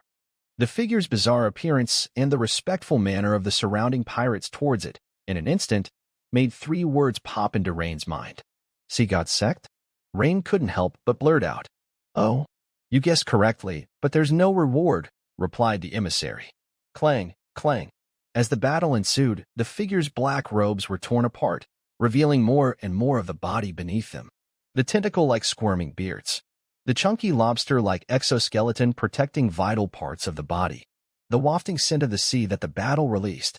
Aside from maintaining a humanoid silhouette, too many parts of the figure were no longer human. Rain's original plan was just to take out these small factions of pirates and then look for the vice-captain of the Black Sail pirate crew. He had never anticipated crossing swords with the Sea God Sect so soon. But now, he was engaging in close combat with the Sea God Sect. But that's also good. After the initial probing, Rain had basically grasped the extent of his opponent's strength, comparable to the physical qualities of a great knight, but the opponent's outer layer of water film was truly troublesome, seemingly able to neutralize most damage. With both factors combined, the opponent's strength was even greater than that of the rebellious army's General Zero Perix. Boom. The two were once again separated by over 10 meters due to the fierce collision. At this time, the Sea God Sect's Myarko also realized something was amiss, because his opponent was so strong, almost like a great knight. "Are you a great knight?" "No, you're not showing any signs of primal force release." Myarko could not help but scrutinize Rain repeatedly. Only then did he notice that Rain was holding a 2-handed warhammer in his hands and also carried a dual-handed greatsword on his back. Such a gear setup was quite rare, instantly sparking a sense of familiarity in him. Suddenly, A flash of insight crossed his mind, and he blurted out, You're the new governor of Fishing Port Town, Rain? Myarko's words immediately made Rain across from him startle. Huh? How does the opponent know who he is? If they knew he was Rain, that would still make sense, but knowing he was the new governor of Fishing Port Town meant something quite out of the ordinary. However, Rain did not have the habit of replying to his enemies' questions. Instead, he quickly recited a spell, casting the witchcraft, high-temperature force field. At the same time, he slightly twisted the handle of his two-handed warhammer, turning the pointed end of the warhammer's head upwards. Although Rain didn't respond to his question, Myarko had already convinced himself that his judgment wasn't wrong. The figure of Rain, currently holding the two-handed warhammer and carrying the dual-handed great sword, obviously matched the image transmitted by the Black Flame Church.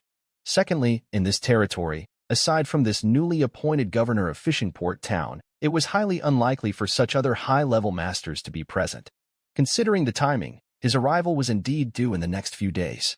Yet unexpectedly, the opponent had arrived a few days early. But that turned out to be fortunate. He didn't expect to saw the opponent here before the Furious Wave operation. A smirk appeared on Myarko's face. But the next second, his smile froze. Fire-based witchcraft? Myarko's expression grew earnest. Amongst the disciples of the Sea God sect, what they hated and feared the most was, naturally, flames. What surprised him was that Rain would actually cast witchcraft, which wasn't recorded in the information passed on by the Black Flame Church. Boom. The two once again engaged in high-speed combat. Scene were two blurry figures rapidly dashing across the open ground. While the earth would occasionally burst open, the muffled sounds of impacts frequently ringing in the ears. But in just a few seconds, Myarko realized something was off.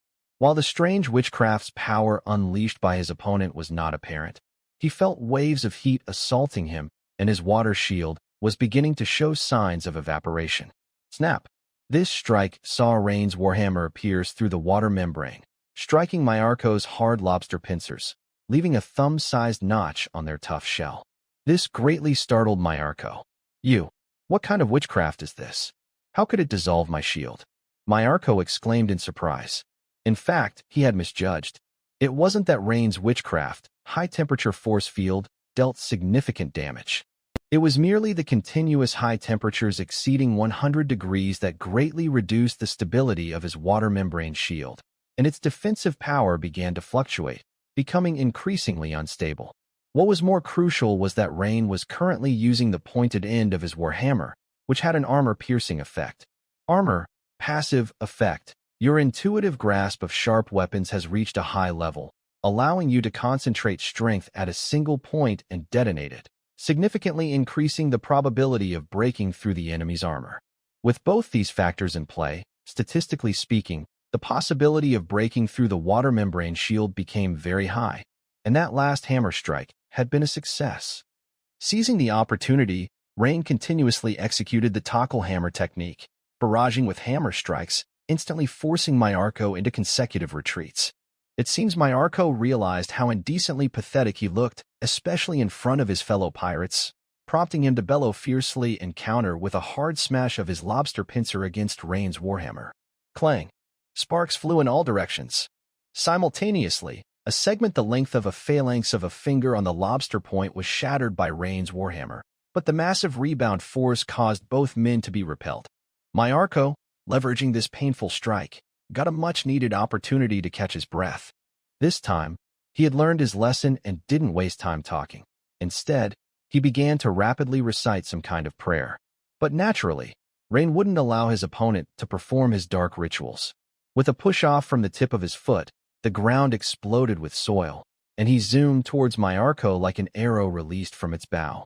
But the next second, Rain's pupils abruptly narrowed. Myarko's chest suddenly swelled, his neck thickened alarmingly, as if a cannonball were about to be fired from his chest cavity. Rain was all too familiar with this kind of physical change. After all, his signature move of the giant bear sword technique, Roaring Strike, was just like this. Clearly, the opponent was preparing to launch some kind of area attack. But at this moment, he was still 4 or 5 meters away from Myarko, too late to stop it directly. In the blink of an eye, Rain spun around and immediately dashed to the left. At the same time, he swung his dark, gloomy pig-head hammer from above, fiercely slamming it into the ground, the secret hammer skill technique known as earth-splitting hammer. Boom! A large clump of soil was struck hard into the air. Almost simultaneously, Mayarko's mouth spat out a wrist-thick stream of pale yellow, foul-smelling liquid. He swiveled his head from side to side, spraying in all directions. One of the pirates from Jack's crew couldn't dodge in time and got completely drenched. SSS! SSS! The soaked pirate immediately screamed in agony. Clutching his face with both hands, he began melting like a wax figure from head to toe. Rain's eyes narrowed. He had thought the enemy would use sonic attacks, but instead, Mayarko had sprayed some kind of highly corrosive liquid. Nonetheless, this didn't impede Rain's response. Both were area attacks. The large piece of soil that Rain had just struck into the air met with the pale yellow acid spewed by the enemy, creating a barrier like a curtain and kicking up a cloud of smoke on contact, blocking most of the liquid. Due to the barrier of soil, only a few drops of the acid landed on Rain's hydrosteel armor, making a sizzling corroding noise. Seconds later, Mayarko, who had stopped spraying acid, peered through the pale yellow smoke to check the results of the attack, but suddenly, a blinding light shot out from the dissipating smoke. The glare caught Mayarko off guard, forcing him to close his eyes and hastily use his arms to block the lights on his retinas. Scorching light. It turned out that Rain had seized the moment to cast this flashbang like witchcraft. Immediately after, a figure burst out of the smoke, a dark greatsword aimed directly at Mayarko, who was still covering his eyes. By the time Mayarko realized what was happening, the dark pig-head hammer was already inches away. This caused his pupils to shrink in an instant. In a moment of crisis, he immediately blocked Rain's hammer with the giant pincers on his hand, all the while with a ferocious expression, uttering two short, sharp tones. Mayarko's giant pincer carapace instantly shattered. However, the tip of Rain's pig-head hammer had pierced into the giant pincer. Suddenly, Mayarko's squiddy whiskers, which had looked quite harmless, shot out and tightly coiled around Rain's pig-head hammer. At the same time, his mouth opened wide, as he was about to spit out that same corrosive liquid again. Without a moment's hesitation, Rain pushed off with the tip of his foot and, instead of withdrawing, delivered a lightning-fast uppercut straight to Mayarko's chin. This direct hit forced Mayarko's mouth shut, immediately aborting his plan to spit the acid at close range. Following that, instead of struggling with Mayarko over the hammer, Rain grabbed the hilt of his great sword and launched a vicious arcing slash. A flash of light whizzed by. Thud. The sound of something heavy hitting the ground echoed. There lay the pig-head hammer wrapped in octopus-like whisker tentacles on the ground. Rain's previous slash had cut off most of Mayarko's whiskers. At the moment, pale green fluid was spurting from the cut ends of Mayarko's whiskers. Ah! Mayarko only felt a chill on his chin, followed by an intense jolt of pain that made him scream out loud. One must realize that his octopus-like tentacles, though appearing as whiskers, were not dead hair but rather living tissue akin to muscle. Mayarko's complexion changed drastically. At this point, he had completely lost the desire to continue the fight.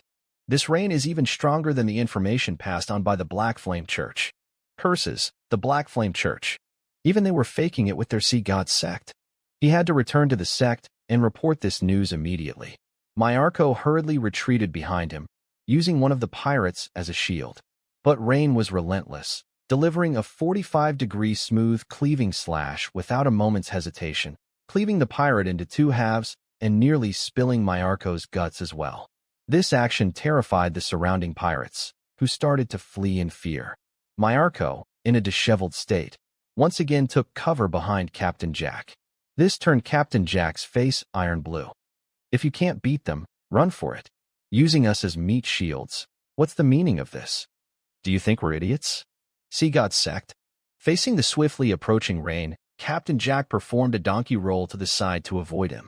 Though it was unbecoming of a pirate gang leader to dodge in such a manner, it effectively saved him from Rain's furious slash.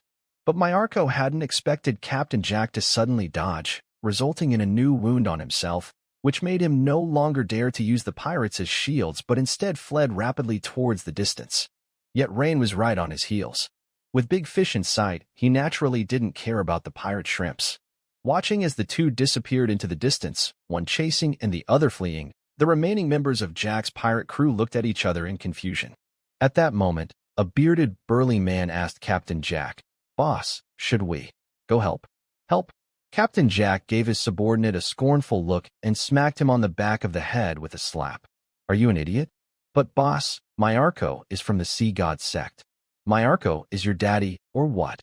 With a slap, another landed on the back of the head. Didn't you see that eventually couldn't beat him and used us as human shields? Sea god sect.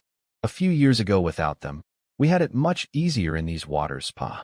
Hurry up, before they come back. Let's retreat to the sea. Boss, what if Myarko goes back and says we didn't follow orders? What then? The burly man finally came to his senses, this time not even adding the word sir for the other party. Him? I reckon he's as good as dead. Jack recalled the expressionless young man, his face growing stern with a hint of fear as he spoke. Move it. Leave everything. Get back to the ship quickly. Captain Jack waved his hand and took the lead, and more than 20 pirates immediately followed suit, rushing toward the seashore.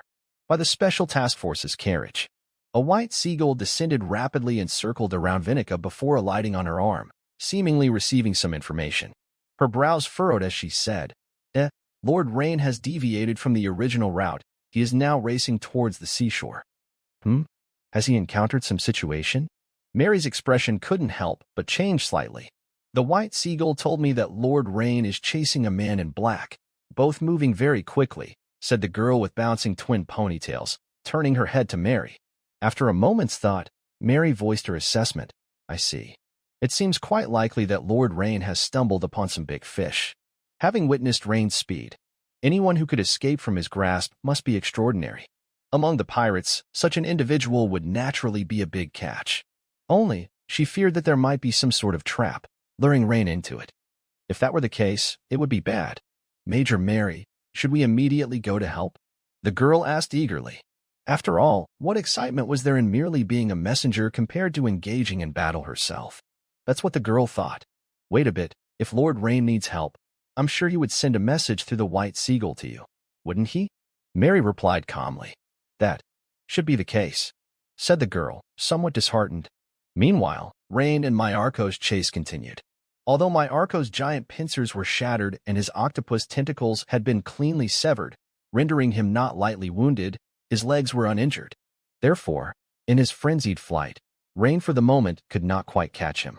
However, Rain was not in a hurry since it was unlikely that Myarko could maintain such a desperate fleeing pace indefinitely. It should be only a matter of time before his energy drained, slowing him down. Indeed, a few minutes later, Myarko's speed began to slacken, and Rain did not hesitate to add a point to agility. With the remaining attribute points going from 5-4, his agility went from 22 points to 23 points. Instantly, a warm current pumped vigorously from his heart, sweeping away all the soreness and fatigue from Rain's muscles in the blink of an eye. Swoosh! A deep, bone deep appeared on Myarko's back shell. This made Myarko jump in fright, and when he looked back, his eyes bulged. He saw Rain getting closer and closer. How could this be possible?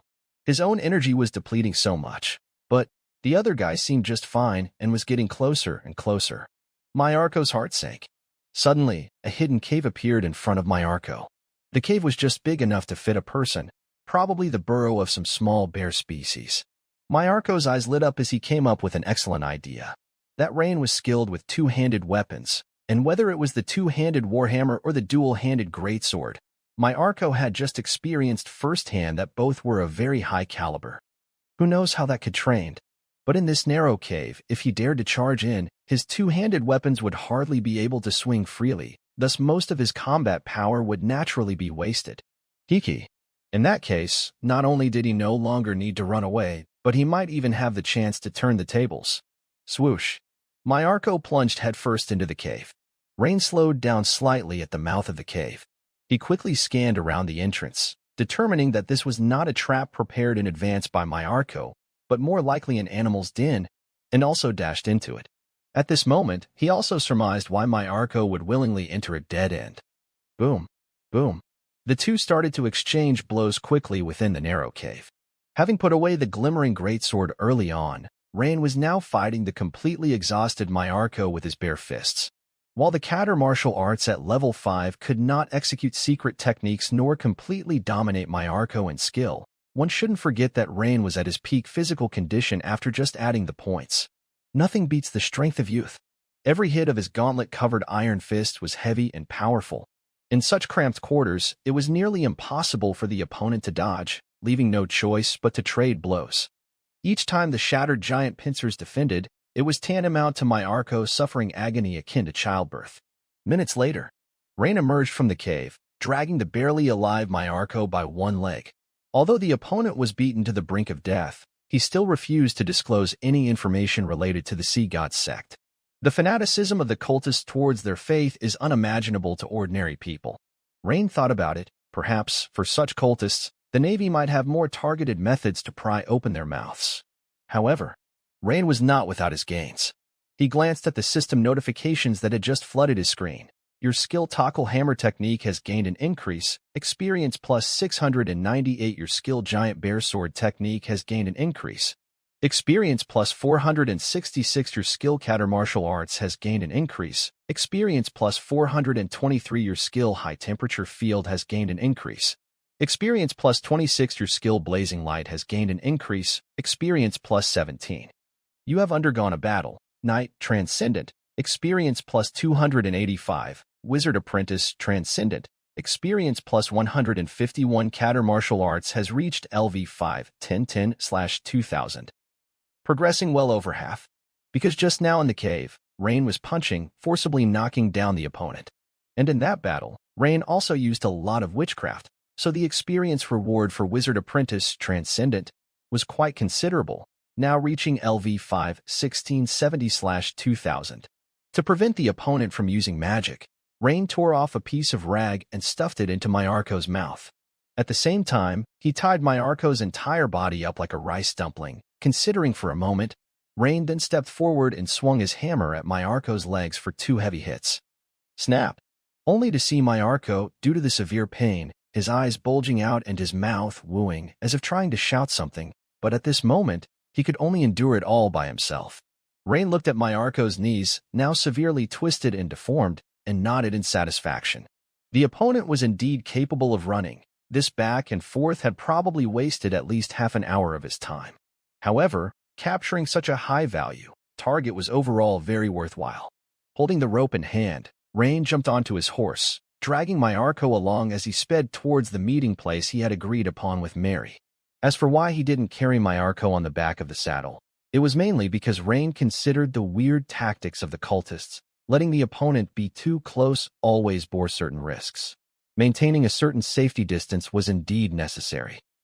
On the side of the task force's carriage, a green bird descended from the sky and circled around Vinica several times.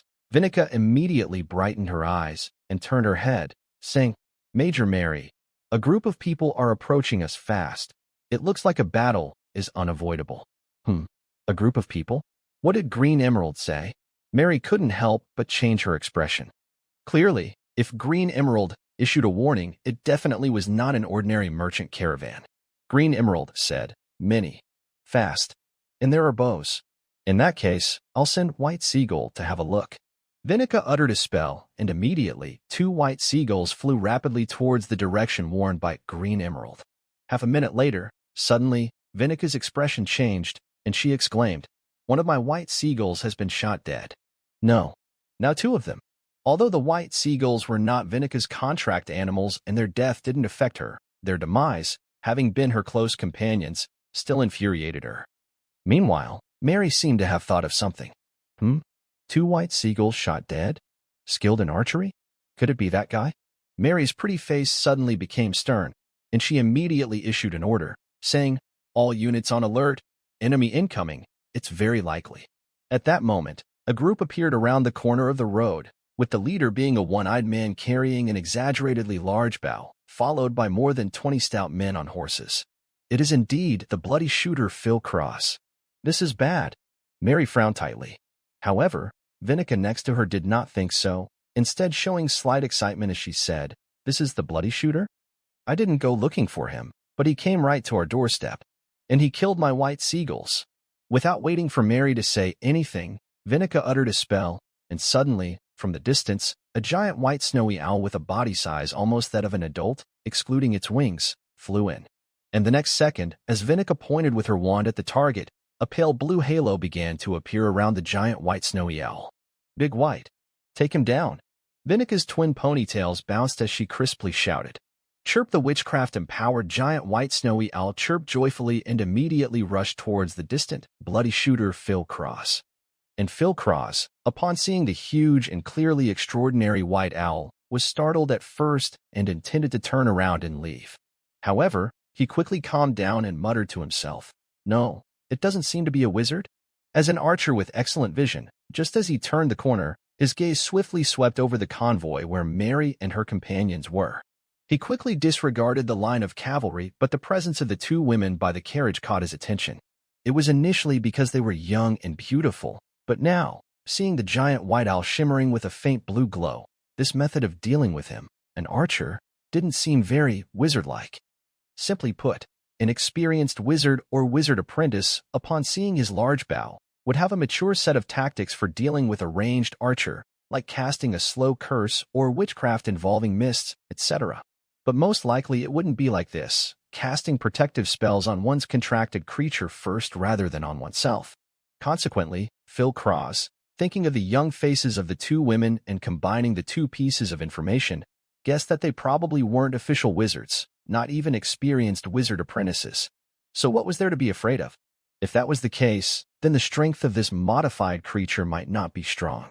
He immediately drew an arrow, knocked it to his bow, and aimed at the white owl, shooting at it. Whoosh! A steel arrow, accompanied by a piercing sound, was shot towards the wing of the giant white owl. With his extensive combat experience, Phil Cross knew that when facing a bird, if one wasn't sure about hitting the body, aiming for the larger wings was sometimes a wise decision. Once a bird's wings were injured, their flying speed would inevitably be drastically affected, or they might even become sitting ducks. The giant white owl flapped its wings hard. A pale blue membranous glow briefly brightened, and the high-speed steel arrow was deflected away. But Phil Cross started to smile. Indeed, as expected, a creation or contracted creature of an official wizard would definitely not be this weak, because he keenly noticed a small red spot had appeared on the pristine white wing of the owl. Clearly, the protective witchcraft couldn't fully negate the damage from his arrow. Though the damage was negligible, he hadn't even used his full strength. Whoosh, whoosh, whoosh. His fingers moved as if playing the piano, continuously drawing and firing arrows rapidly without pause, so fast that the movements of his hands, drawing and shooting the arrows, were barely visible, blurring into an indistinct flurry of motion. And one after another, the heavy-duty steel arrows shot towards the giant white owl like bullets. TSK, that's the boss's secret archery technique, rapid fire.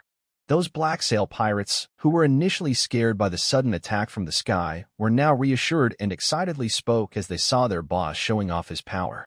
Yeah, for so long, I haven't seen anyone who can completely withstand it. Even those twin hammer shield knights from Fishing Port Town got injured. Another pirate commented admiringly. What Phil Cross had just used was exactly his secret archery technique, rapid fire. His accuracy was remarkable. Although the owl, Big White, tried to dodge desperately, its massive size meant that it became an easy target for the barrage of arrows unleashed by the rapid fire. This caused Big White's pale blue protective glow to flicker repeatedly, pushing its defenses to some kind of limit. Phil Cross's expression became stern, and a faint blood-red glow emanated from his body, with veins on his skin becoming prominently distended, presenting a frightening sight.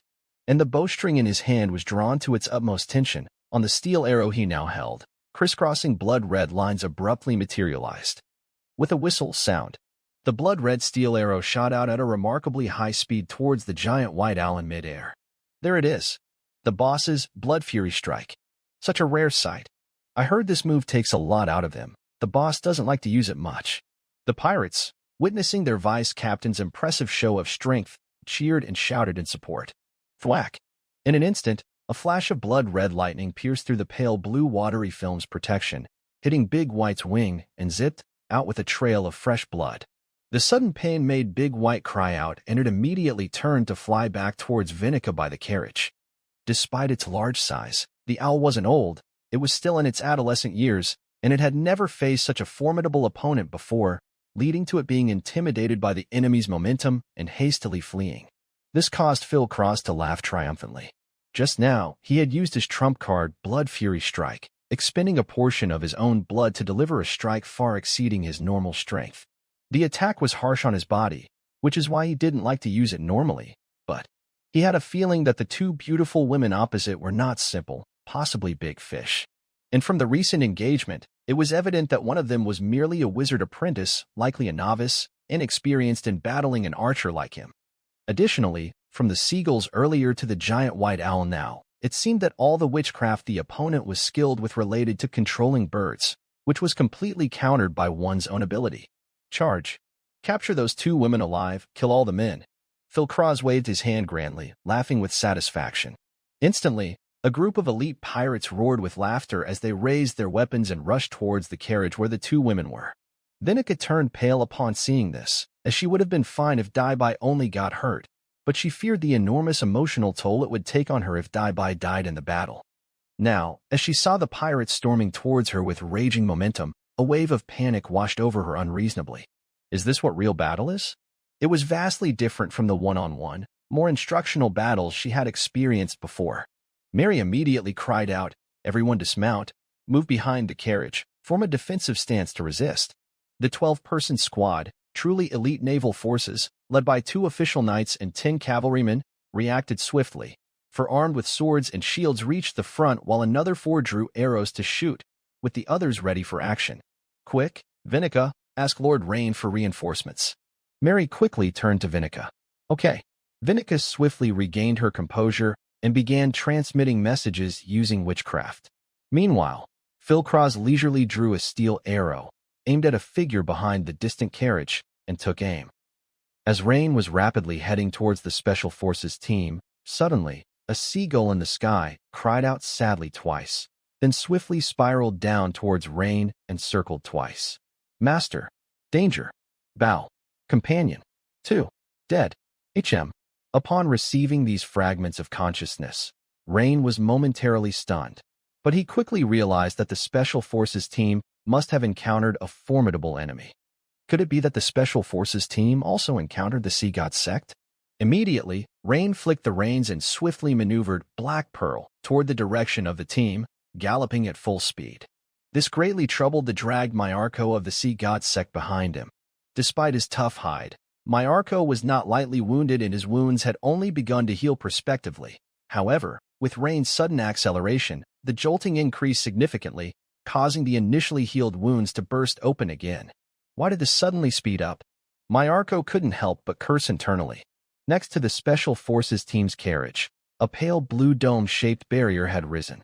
It was an effect of a sorcery scroll used by Vinica. A group of pirates, under the command of their deputy leader, were furiously chopping at the barrier. Inside the barrier, 5 or so cavalrymen wielding swords and shields were either pierced by steel arrows through the chest or had their shields torn and their arms hit, resulting in serious injuries. Naturally, only Phil Cross, nicknamed the Blood Shooter, could inflict such injuries with a single arrow. He looked leisurely at the people inside the pale blue barrier and said, "Although witchcraft is quite magical, even witchcraft has a duration or a capacity limit, and it cannot last indefinitely. How much longer can this barrier protect you?" Gazing at Phil Cross' smug expression, Vinica couldn't help but angrily say to Major Mary, "Why won't you let me use the Tomb of Water scroll? If I used it, this Blood Shooter would surely die without a doubt." Vinica, seeing the injured Daibai and the equally severely wounded members of the Special Forces team, felt a slight twinge of self-reproach. "Vinica, your Tomb of Water scroll is our last resort. Even Master Annius had to pay a significant price to create it. It's too precious. Enough time has passed by now, considering Lord Rain's speed. He should be arriving soon." "If it really becomes too late, then using it wouldn't be too late," Mary said calmly. Although they were at a disadvantage now, it was absolutely impossible for the opposition to break through the water barrier in a short period. Once Rain arrived, the odds of victory would undoubtedly reverse. Somehow, Mary felt a special sense of reliability about Rain deep in her heart. Just as Phil Cross thought he had the upper hand, he heard the rhythmic sound of hooves from behind. This sound of hooves was more muted and heavy than usual, as if carrying something heavy, and along with the sound of hooves, there was also a hissing friction noise. He immediately turned around and saw a large black warhorse, carrying a knight, appear at the end of the road. Once the knight saw them, he charged towards them, but strangely, he was also holding a rope, seemingly dragging a humanoid object. Just as Phil Cross turned to look at Rain, the two women also saw the distant arrival of Rain and couldn't help but show great joy. Everyone, hold on a bit longer. Lord Rain is here. Mary couldn't help but show her joy. Although she had just reassured everyone with a steady demeanor, her heart was actually quite nervous.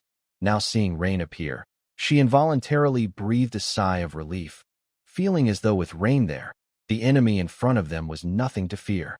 Meanwhile, Rain on horseback merely glanced and understood what was happening. It turned out that Phil Cross, the notorious blood shooter they had been searching for, had unexpectedly appeared here with the Special Forces team. Moreover, Vinika's witchcraft seemed to be exactly counteracted by the enemy, rendering the scene rather chaotic, as a group of people all took refuge behind this pale blue water membrane barrier. From the bloodstains on the ground, it appeared that quite a few cavaliers were already injured.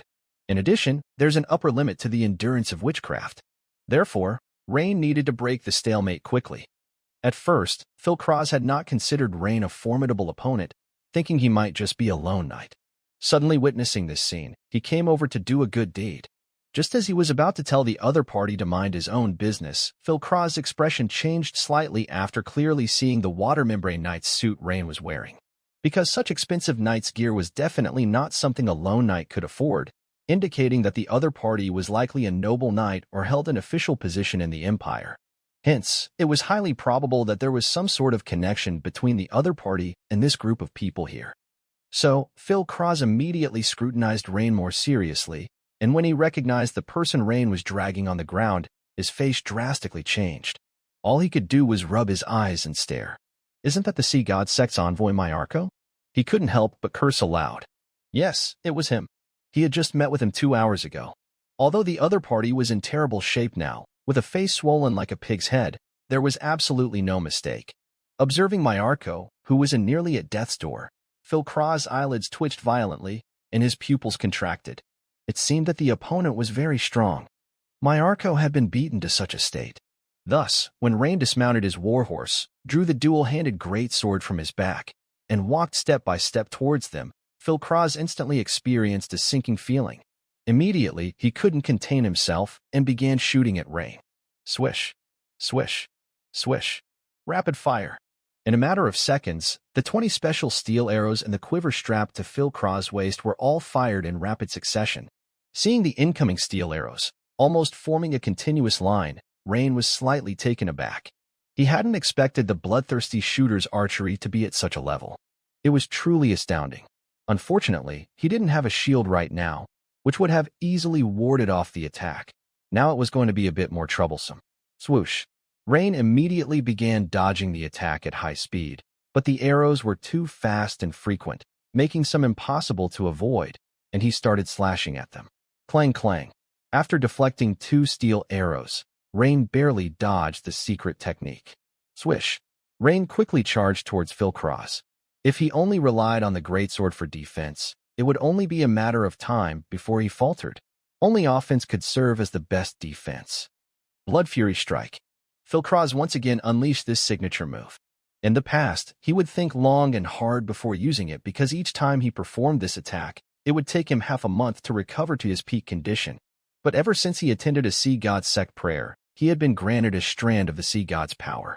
The Sea God's power could negate the side effects of his attack at least 3 times. Basically, the higher-ups of large pirate groups all received numerous benefits from the Sea God Sect, while the smaller pirate groups did not enjoy such treatment. Instead, they got more stick than carrot. Otherwise, the unruly pirates would not listen to the Sea God Sect so obediently. Under the policy of both carrot and stick, the pirates in this region were almost entirely unified by the Sea God Sect.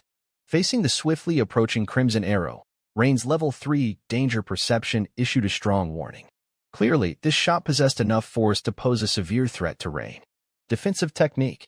Rain very rarely used the only defensive move of the giant bear sword technique, plunging the great sword heavily into the ground, countering the bloodthirsty shooter's attack with the thick spine of the sword wide as a palm. Clang.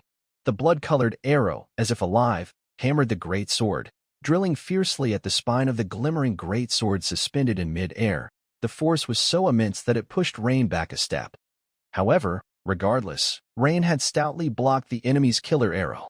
It was just the rice-sized dent that appeared on the spine of the glimmering greatsword that left Rain feeling distressed.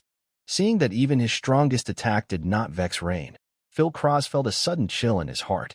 Then he quickly glanced at the Sea God Sect's envoy. Like a Zongzi next to the tall black warhorse, Phil Cross knew that he couldn't rescue him this time.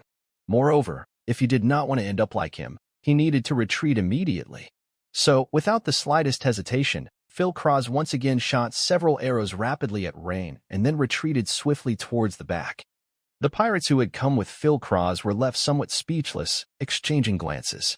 They couldn't make heads or tails of the situation, because the battle between their deputy leader, Phil Cross, and this suddenly emerging stranger knight had lasted less than 10 seconds.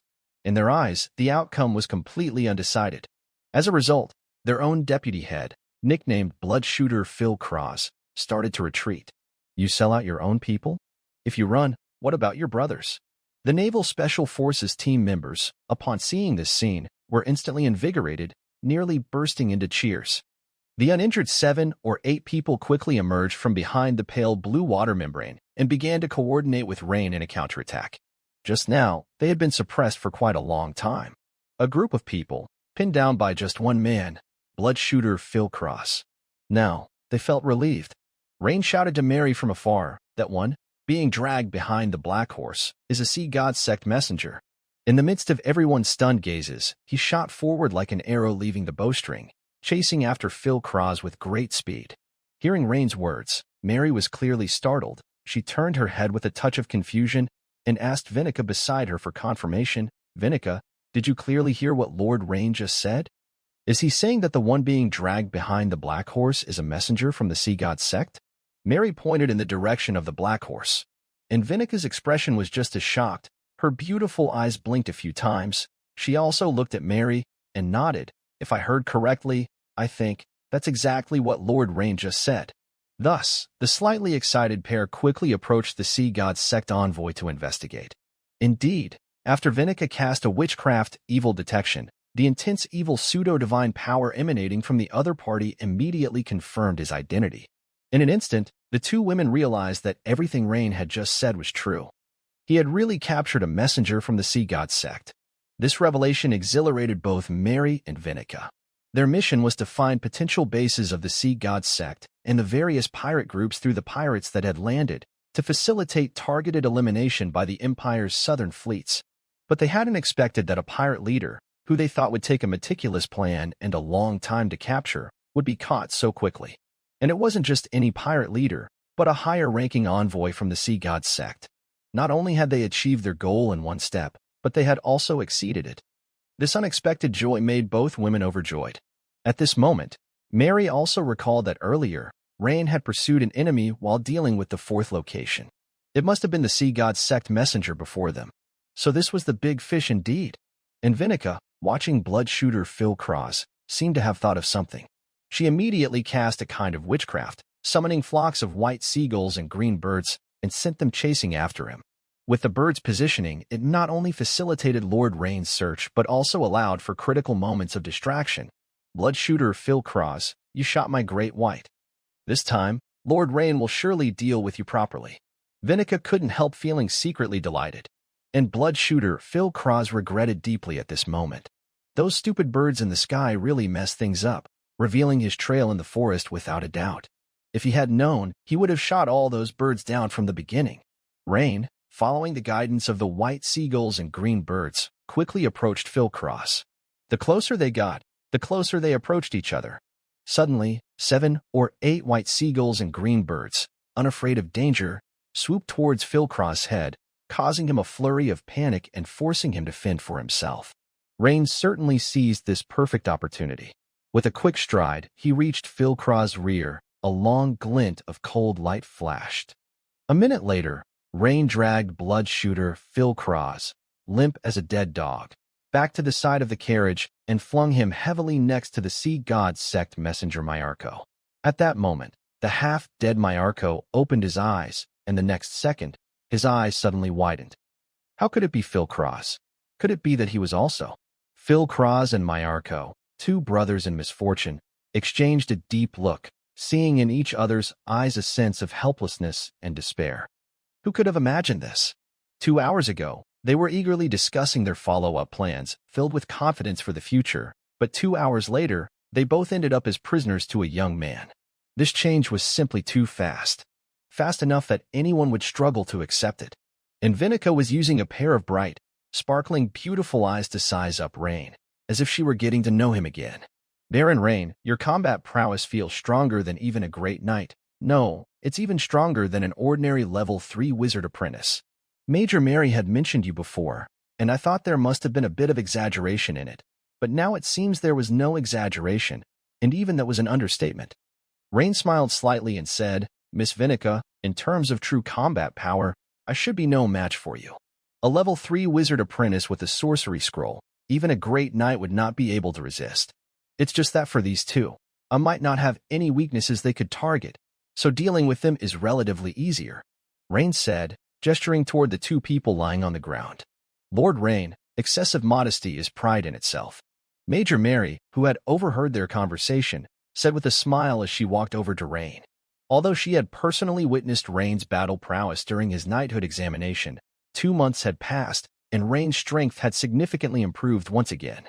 The obstacles that were extremely difficult for ordinary knights seemed to be completely inapplicable to Rain. Originally, Major Mary had thought that the combat responsibility among their group would fall on Vinica, the level 3 wizard apprentice, but now it was clear that Rain was the one. Yes, Lord Rain, right? I also want to thank you for taking revenge for my big white. Vinica stroked the giant white owl almost as tall as her, and curtsied to Rain as a lady should. Oh, Big White got hurt? Rain inspected Big White's wounded wing closely, which must have been injured by Phil Craw's signature skill, Blood Fury Strike, because a faint blood-colored aura still lingered. Hoot hoot. Big White hooted at Rain twice in a very human manner. Then, mimicking Vinica's curtsy, it opened its wings slightly as a gesture of thanks to Rain. Yes, this is my contract beast Big White, a modified white owl. Baron Rain, Big White says it is very grateful to you for avenging it. Vinica said with a smile. Well, no need to thank me, Big White. It's what I should do.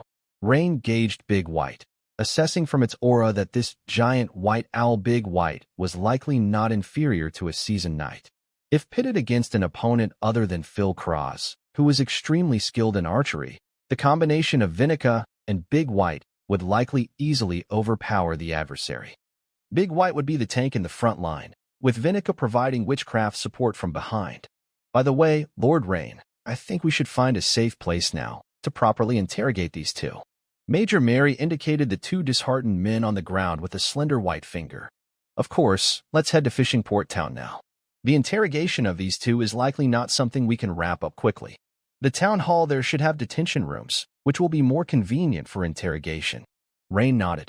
With the right interrogation techniques, they should be able to excavate many secrets about the Sea God sect and the Black Sail pirates from these two. However, Major Mary, these two are tough nuts too. If we stick to usual interrogation methods, they might not yield significant results. Rain glanced at Flato Knight as he cautioned Mary. Cultists, indeed they're not ordinary. Miss Vinica, we might need to trouble you for your witchcraft when the time comes, Mary said with a serious expression, knowing Rain's worries were not unfounded.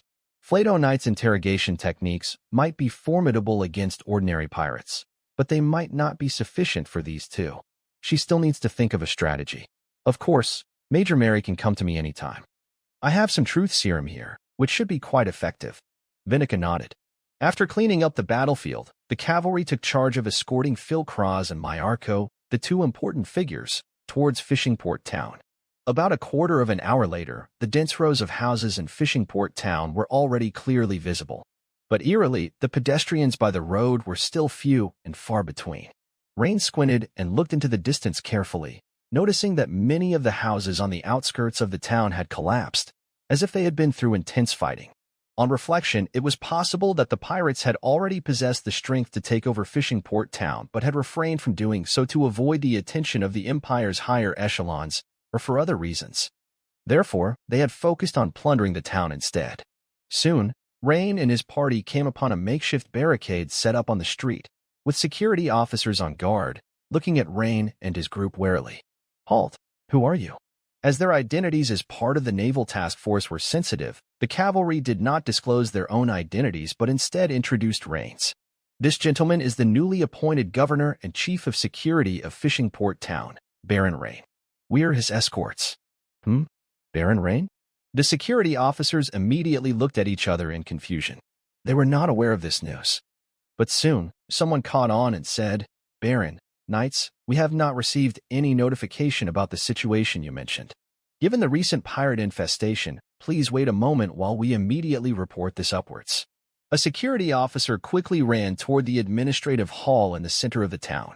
After a few minutes, several cavalry members from the front row of Rain's team told the security officers, move these roadblocks for now. The pirates should not launch another attack soon. Is there any new situation? Having observed for a few minutes, the security officers could basically confirm that those in front of them were unlikely to be pirates, as the dozen cavalry members, despite being somewhat injured, were all relatively young and handsome with pearly white teeth. Two cavalry members looked at each other and smiled.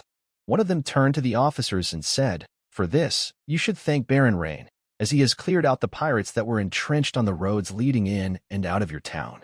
By the way, we also caught 2 big fish. What? Is Baron Rain that impressive?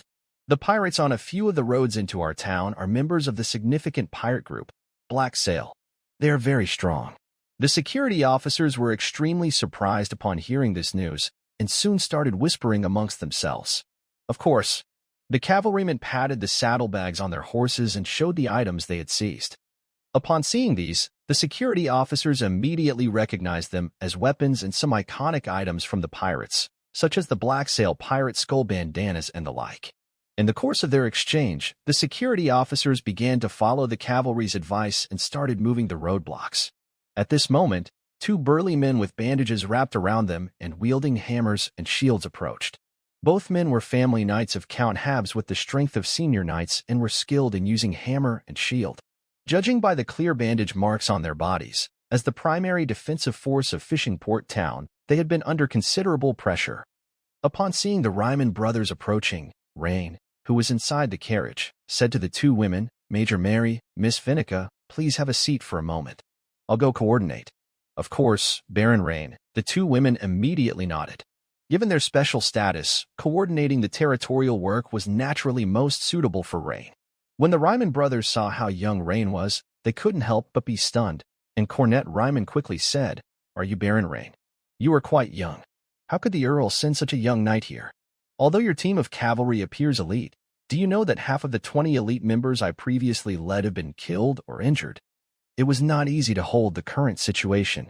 Since the Ryman brothers had been dispatched to Fishing Port Town before the bloody duel between Rain and Baron Norman, they were relatively uninformed. They were unaware that Rain had a record of a bloody duel with the Great Knight, let alone that he had just captured the bloody shooter Phil Cross and the emissary of the Sea God sect, Myarko.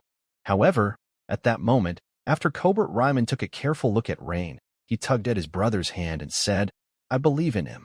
The younger brother looked puzzledly at his elder brother, Cobert Ryman, who then pointed to the large bough hanging on the side of the black horse and counter-asked, Does this bough look familiar? The brother took a closer look and exclaimed, Isn't that the bough of bloody shooter Phil Cross? Why would it be in his possession? Could it be? Of course, Cornet Ryman was very familiar with this bough. It was because of this bough that he and his brother had been injured, and they had not yet fully recovered. At this time, a member of the specialized cavalry squad could not hold back any longer and blurted out, The bloody shooter, that guy, is right behind us. Upon hearing this, the Ryman brothers immediately looked at each other in shock. Seizing weapons and capturing a leader were, of course, 2 different concepts. The bloody shooter, whom they viewed as a formidable enemy, was surprisingly handled by the new governor on the way to Fishing Port Town, even before his official arrival. Such capability. The subsequent events proceeded smoothly. Rain and his group were soon taken to the town's administrative hall. The Ryman brothers quickly aligned their attitudes and swiftly reported to Rain about the events that had occurred in Fishing Port Town during their half-month deployment. This allowed Rain to quickly get first-hand information about the current situation in Fishing Port Town. Initially, after the Ryman brothers had completed the handover with Rain, they were supposed to return to County Town, but upon seeing the cavalry escorting Phil Cross into the interrogation room, they changed their minds. especially after the brothers heard Mary mention that she would contact the South Sea Fleet to send interrogation specialists. They patted their chests and said, "We are professionals at this. Even the prison sometimes calls us in for inmates they can't handle." Upon hearing this, Rain found it to be a boon. There was no need to wait for the Navy to dispatch interrogation personnel. Thus, he had Mary commission Flato Knight and the two brothers to begin interrogating the prisoner. In the time following, Rain stuck to the established schedule, practicing meditation and witchcraft daily in the administrative hall. Based on the current progress, he would only need another 7 to 8 days to advance from Wizard Apprentice to level 6. However, Rain did not devote all his time and energy to his training. Every day, the white seagulls of Vinica would scatter to conduct reconnaissance work. Whenever they spotted pirate landing boats or pirate groups numbering more than 10, Rain would personally set out to eliminate them. Of course, if there are few pirates, it will be handled by the Navy Special Task Force. Therefore, with the help of birds for enemy detection, in just a few days, the pirates near Fishing Port Town were nearly extinct. The residents of Fishing Port Town slowly started to return to their normal lives. This could be seen from the gradually increasing smiles on the faces of the residents. Moreover, as the governor and sheriff of Fishing Port Town, Rain led a team of cavalry around Fishing Port Town every day. Although this action was more of a formality and symbolic, it greatly restored the town residents' confidence in the Empire's ability to eradicate pirates. Even though Fishing Port Town could not yet resume normal fishing operations and restore normal fishery production, security had been completely rejuvenated, and the previous arrogance of the pirates had been effectively curbed. However, for Rain, what was most important was that he had steadily improved his Katter martial arts through practice and by killing pirates. 3 days later, after clearing a small group of pirates who had landed, Rain finally received the system prompt that his Katter martial arts had improved. Your skill Katter martial arts has improved. Experience plus 59. You have gone through a combat. Knight. Transcendent. Profession experience points plus 16. Congratulations. Your skill Katter martial arts has advanced to LV6. Instantly, Rain's mind was filled with fragmented training memories about Katter martial arts. After absorbing and digesting them, Rain felt as if he had been practicing Katter martial arts for half a year. But just as Rain had regained his senses, he realized that the system prompt was not over yet. Another system prompt followed. Congratulations, you have unlocked the exclusive secret technique of Katter martial arts, high-speed combo. Indeed, generally speaking, once the control level of an extraordinary battle technique reaches mastery, secret techniques start to be unlocked. Delighted, Rain saw a brand new icon located above Katter martial arts on the Knight Transcendent attribute panel. The icon depicted a burly man swinging his fists forward rapidly, with dozens of fist shadows in front of him, looking vivid and fiercely powerful.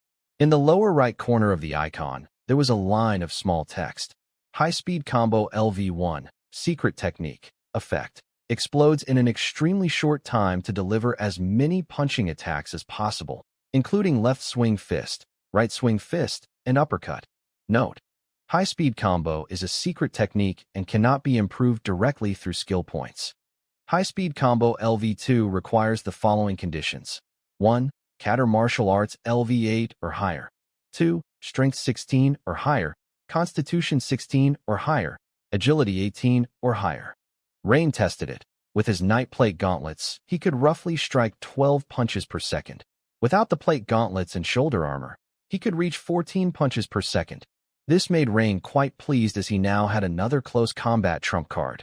His original weapons, whether the greatsword or the two-handed warhammer, were both over 1.5 meters in length, making them very inconvenient in narrow environments.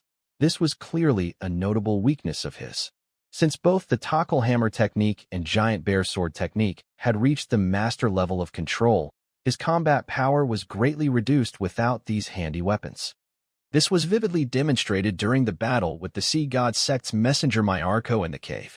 Looking at the triggering conditions for the secret technique, high-speed combo LV2, Rain pondered briefly before deciding to add points continuously right away.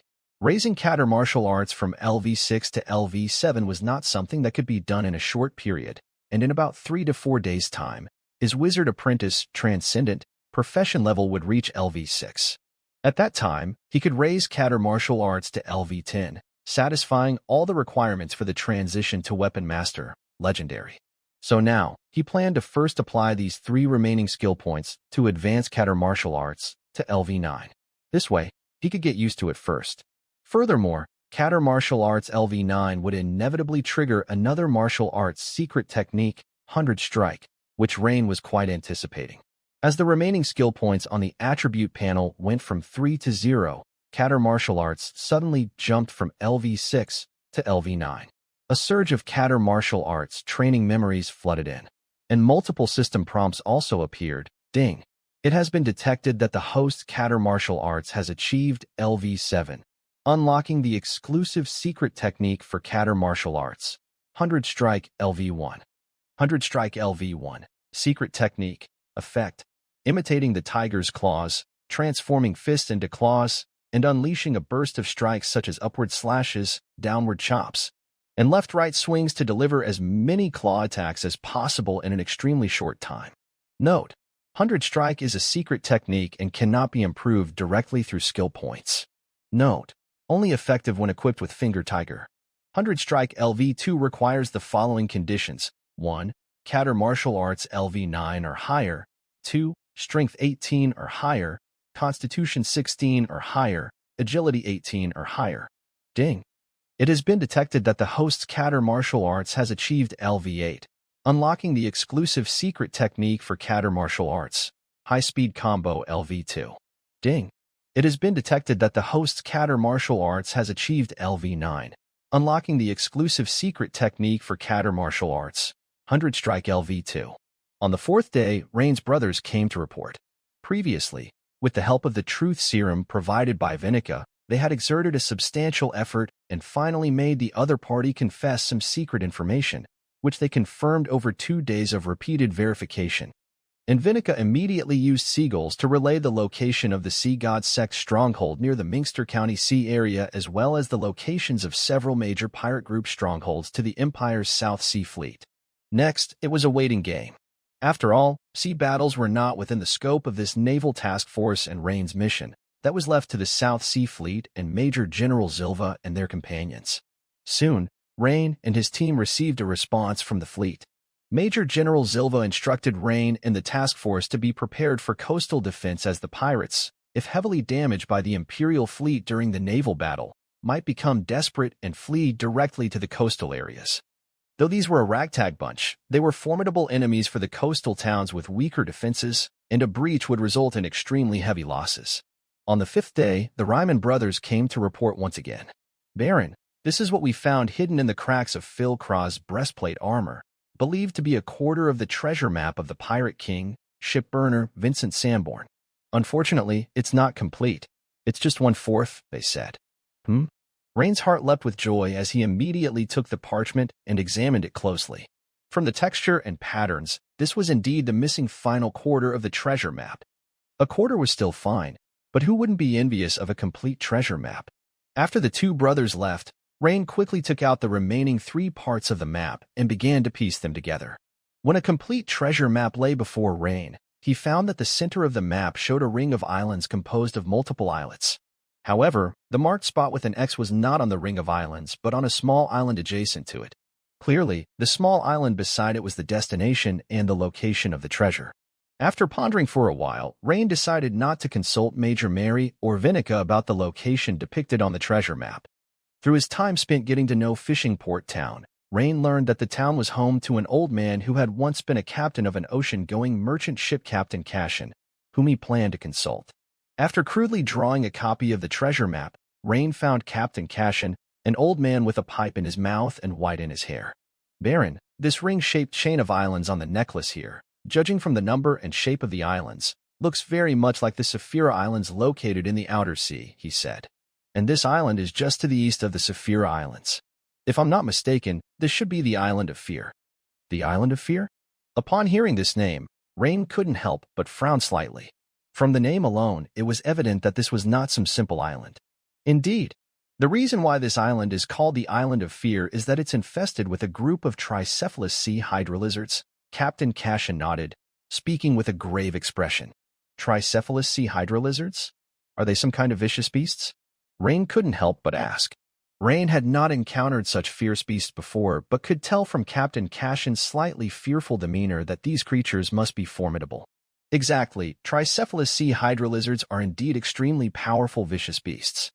Every adult specimen is as strong as a veteran great knight, and the leader of the tricephalous sea hydra lizards is said to have the strength of a peak knight, he explained. In the past, pirates who encountered a hurricane and whose ship was destroyed, leaving them washed up on the island of Fear, met a dire fate. Over 100 pirates, with only one escaping alive clinging to a plank, the rest were all devoured by the tricephalous sea hydra lizards. Some incredulous pirates observed the island from a distance afterward and indeed found it occupied by a large group of tricephalous sea hydra lizards. This incident quickly spread, and the island was soon marked as a forbidden zone by pirates and oceanic merchant ships, Captain Cashin recounted slowly. Do the adult individuals truly rival the strength of a veteran great knight? And there's a large group of them? Indeed, it is worthy of being called the Island of Fear. Rain broke into a cold sweat at the mere thought of stepping onto the island and facing the attacks of more than 10, perhaps even dozens, of sea hydra lizard creatures, each with the strength comparable to that of a veteran great knight. However, Rain then considered another problem. Why would Pirate King shipowner Vincent Sanborn choose to hide his treasure on this island? Could it be that Vincent Sanborn, formerly a wizard and a great knight, had some kind of contract with the leader of the three-headed sea hydra lizard clan? Or could it be that Vincent Sanborn, this pirate king, had some sort of witchcraft, such as invisibility, that allowed him to easily conceal his treasures here? After pondering for a moment, Rain shook his head slightly. This question, it seems, could only be answered by the pirate king himself. Another problem was that although Rain had deciphered the secret of the treasure map, the risk of landing on the island with his current strength was far too great. Rain's mind raced as he contemplated various viable strategies. First of all, it wasn't impossible to employ the power of the naval forces. But the issue was that once the South Sea Fleet of the Empire intervened, the nature of the whole matter would change. Although naval officers like Major Zilva of the 6th Fleet and Lieutenant Colonel Mary had a good impression of him, deploying battleships for the exploration of the Pirate King's treasure would obviously be official business. Putting aside the problems of battle damage should a fight break out, the issue of profit distribution would be problematic. Rain might not necessarily receive what he wanted. Moreover, there could be other problems beyond combat. After all, it's impossible to guarantee that there aren't people with ulterior motives within the Navy. Seeing him obtain the Pirate King's treasure might spark greed thus. Rain quickly dismissed the idea of inviting the South Sea Fleet to participate. After some serious contemplation, Rain felt it would be more appropriate to wait until he was capable enough to explore the island on his own. Especially since in just under a month's time, he was due to go to Minster to participate in the examinations held by the Imperial Sword-Bearer Organization. This matter was naturally of greater importance than the treasure of the Pirate King. Taking Mary's words into account, Rain believed that once he joined the Imperial Sword-Bearer Organization, he would be able to complete a variety of missions, accumulate enough points, and exchange them for witchcraft or other important knowledge. This would significantly increase his strength, and this method would be more enduring, reliable, and targeted. The treasure of the Pirate King, in some sense, was more like the icing on the cake. Moreover, he was just about to change his job to Weapon Master, and his Wizard Apprentice job had reached level 3 Wizard Apprentice. Rain believed that once he advanced to a formal wizard, with the enhancement of both legendary professions, he would have the initial capability to explore the island. This time would not be too long. Having thought through these issues, Rain's eagerness for the Pirate King's treasure cooled down from what it had been before. On the 6th day, news came from the naval fleet. At this moment, Major Mary approached the training ground with a smile and joyfully said to Rain, Lord Rain, the Empire's South Sea Fleet in conjunction with the seasonal winds and the goddess of the Sea Church have both achieved decisive victories in the naval battle and the raid on the islands over the past 2 days. Not only did they utterly rout the pirates' joint fleet, but they also destroyed the bases of the Sea God sect and various pirate groups within the nearby waters of Meister County. Currently, the South Sea Fleet and the Goddess Church are in pursuit of the escaping Sea God sect's priests and the high-ranking members of the various pirate groups, most of whom are fleeing towards the open sea. Therefore, I think our task force's mission can be considered officially concluded.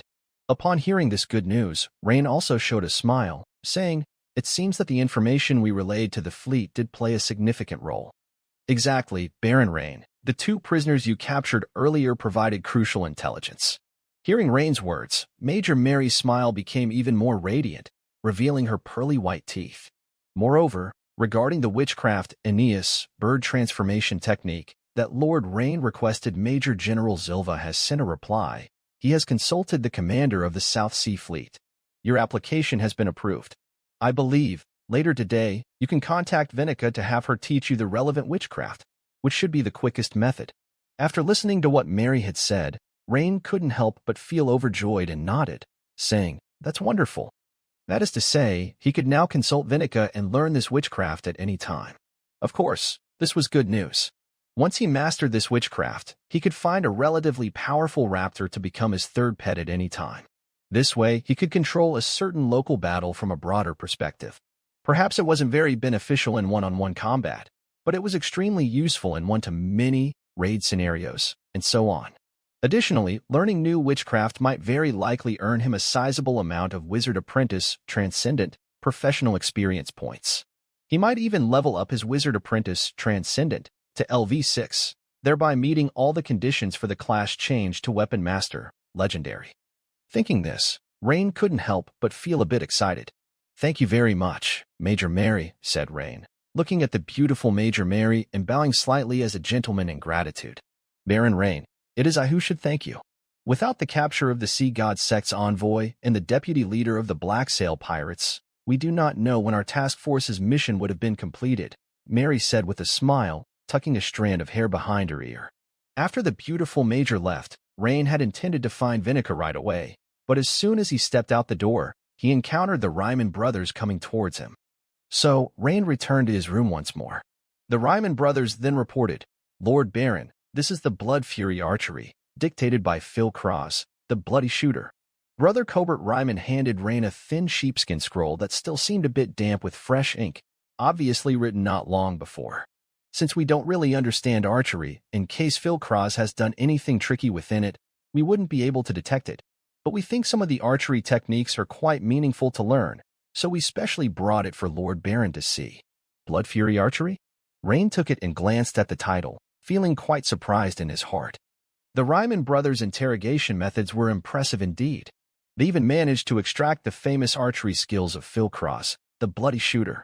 As for the Ryman brothers' concerns about Phil Cross tampering with the archery techniques, Rain wasn't worried about that in the slightest, because the system would automatically help him discern the truth, or rather, whether the techniques were effective combat skills. It's simple. As long as this extraordinary battle technique could be displayed on his profession panel, then it was genuine and he could start to learn it. So, where others might have to spend a lot of effort finding an archery master to validate it or learn it with trepidation, with Rain, these problems didn't exist at all. However, if things had reached this extent, then Phil Cross must have been completely drained by the Ryman brothers.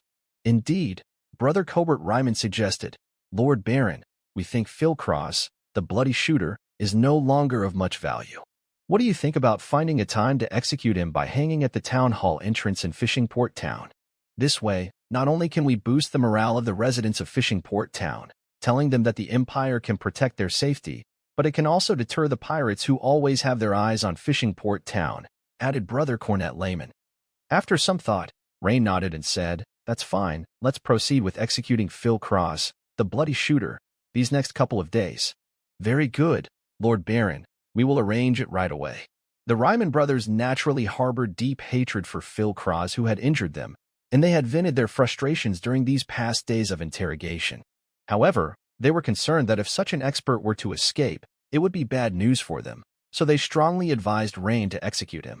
After the Ryman brothers had left, Rain quickly began to peruse the scroll of Blood Fury Archery. Although the teachings originated from Phil Cross' narration, the script was clear and well written thanks to the scribe who had assisted in transcribing it, making it easy to read.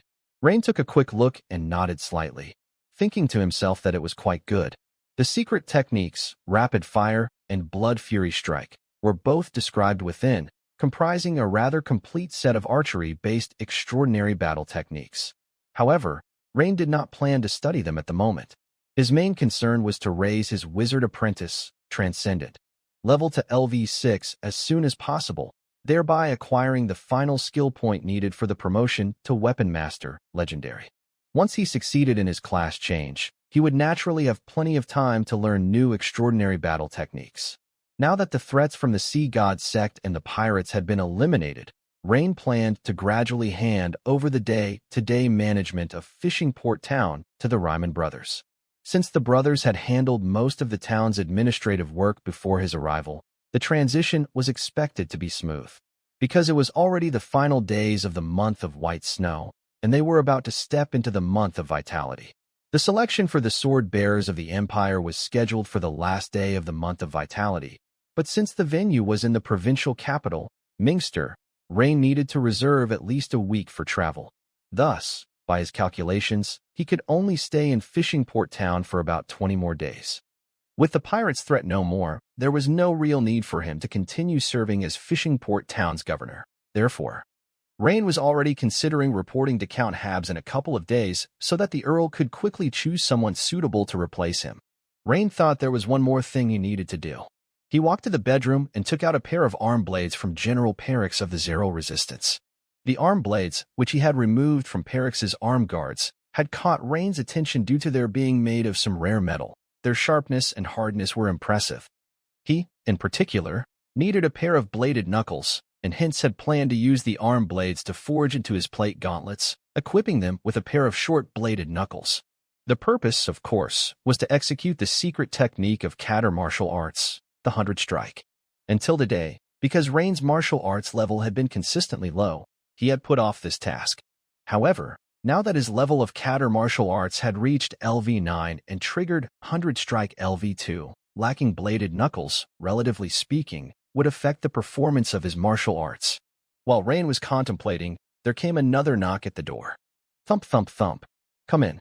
In came Vinica, wearing a long white dress and smiling brightly.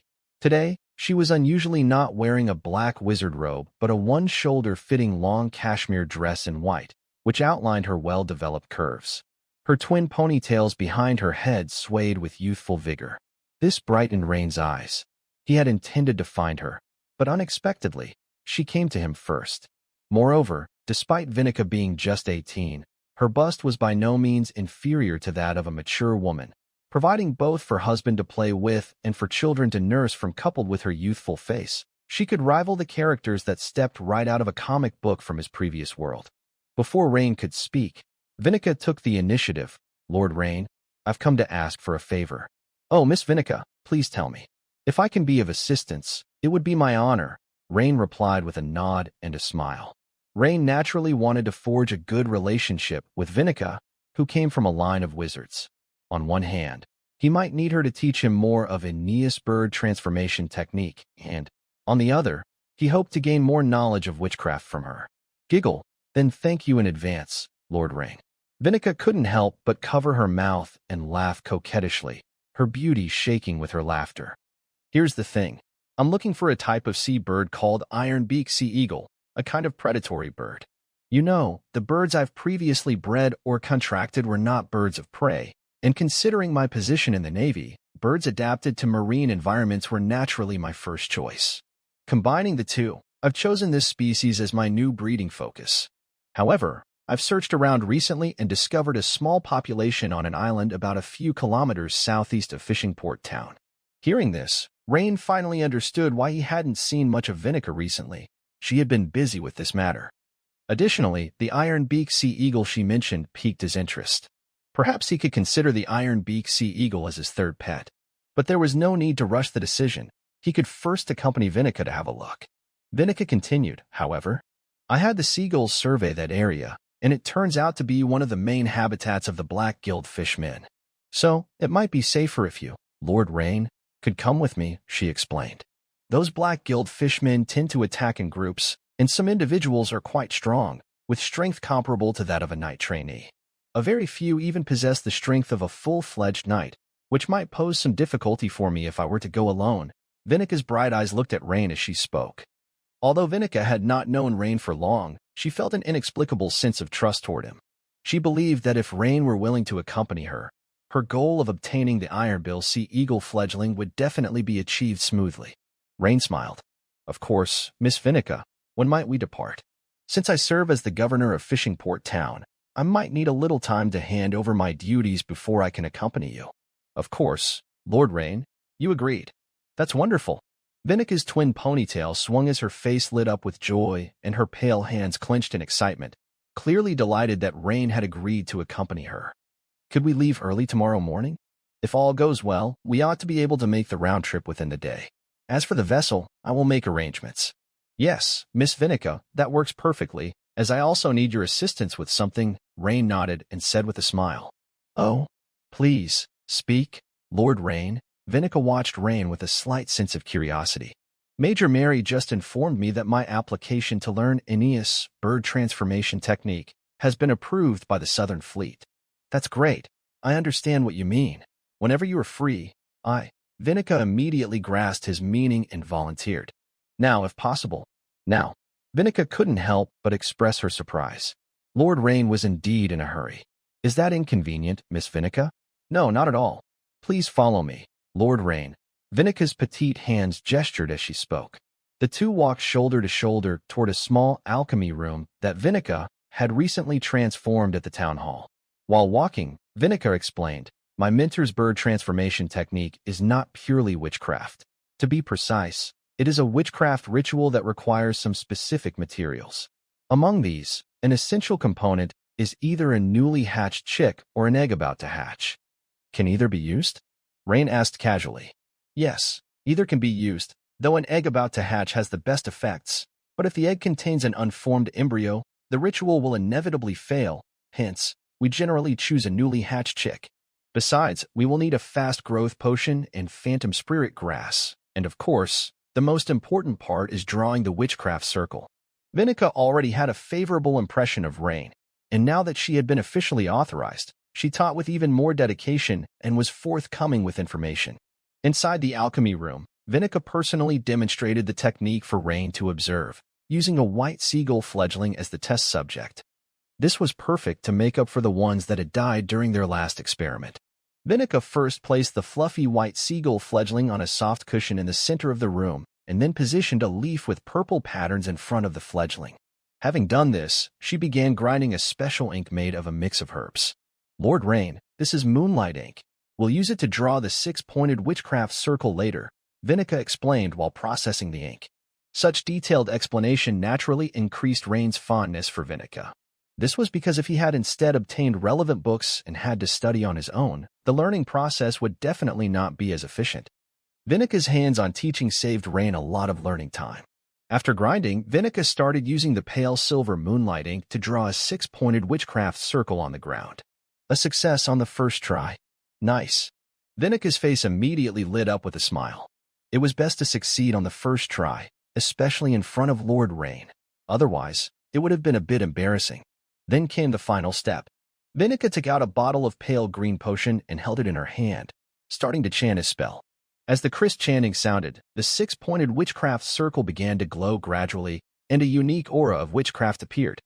The next second, Vinica uncorked the potion bottle, and the pale green liquid, like a living thing, surged out from the bottle, coiling around the white fledgling. As Vinica pointed toward the pale purple leaf, the ritual neared its conclusion. The fledgling, the potion, and the leaf underwent a miraculous reaction. Suddenly, multiple system notifications appeared. You have focused on observing Aeneas' bird transformation technique, understanding enhanced. You have grasped a new skill Aeneas bird transformation technique. Your skill, Aeneas bird transformation technique, has improved. Experience plus 69. You focused on Aeneas bird transformation technique. Wizard Apprentice Transcendent. Experience plus 151. Congratulations, your Wizard Apprentice Transcendent profession level has advanced. The panel now showed Wizard Apprentice Transcendent profession level from LV5 to LV6, November 3000, and at the bottom of the panel, remaining attribute points, 5, and remaining skill points, 1 were displayed. Seeing this, a radiant smile spread across Rain's face. Meanwhile, Vinica couldn't help but feel a mix of surprise and curiosity as to why Lord Rain's smile was so radiant after observing the demonstration. Could it be that Lord Rain has already learned it? Impossible. She only mastered it after studying with the mentor for a month. This time, the greatest gain for Rain was not just the raise in his profession level as a Wizard Apprentice Transcendent, Nor was it the newly mastered witchcraft Aeneas bird transformation technique, but rather the newly acquired skill points. It was crucial for him. After returning to his room, Rain took out the beast essence and eagerly added the skill point to Catter Martial Arts, which instantly advanced from LV9 to LV10. As the promotion was successful, the system prompt also rang out. Ding!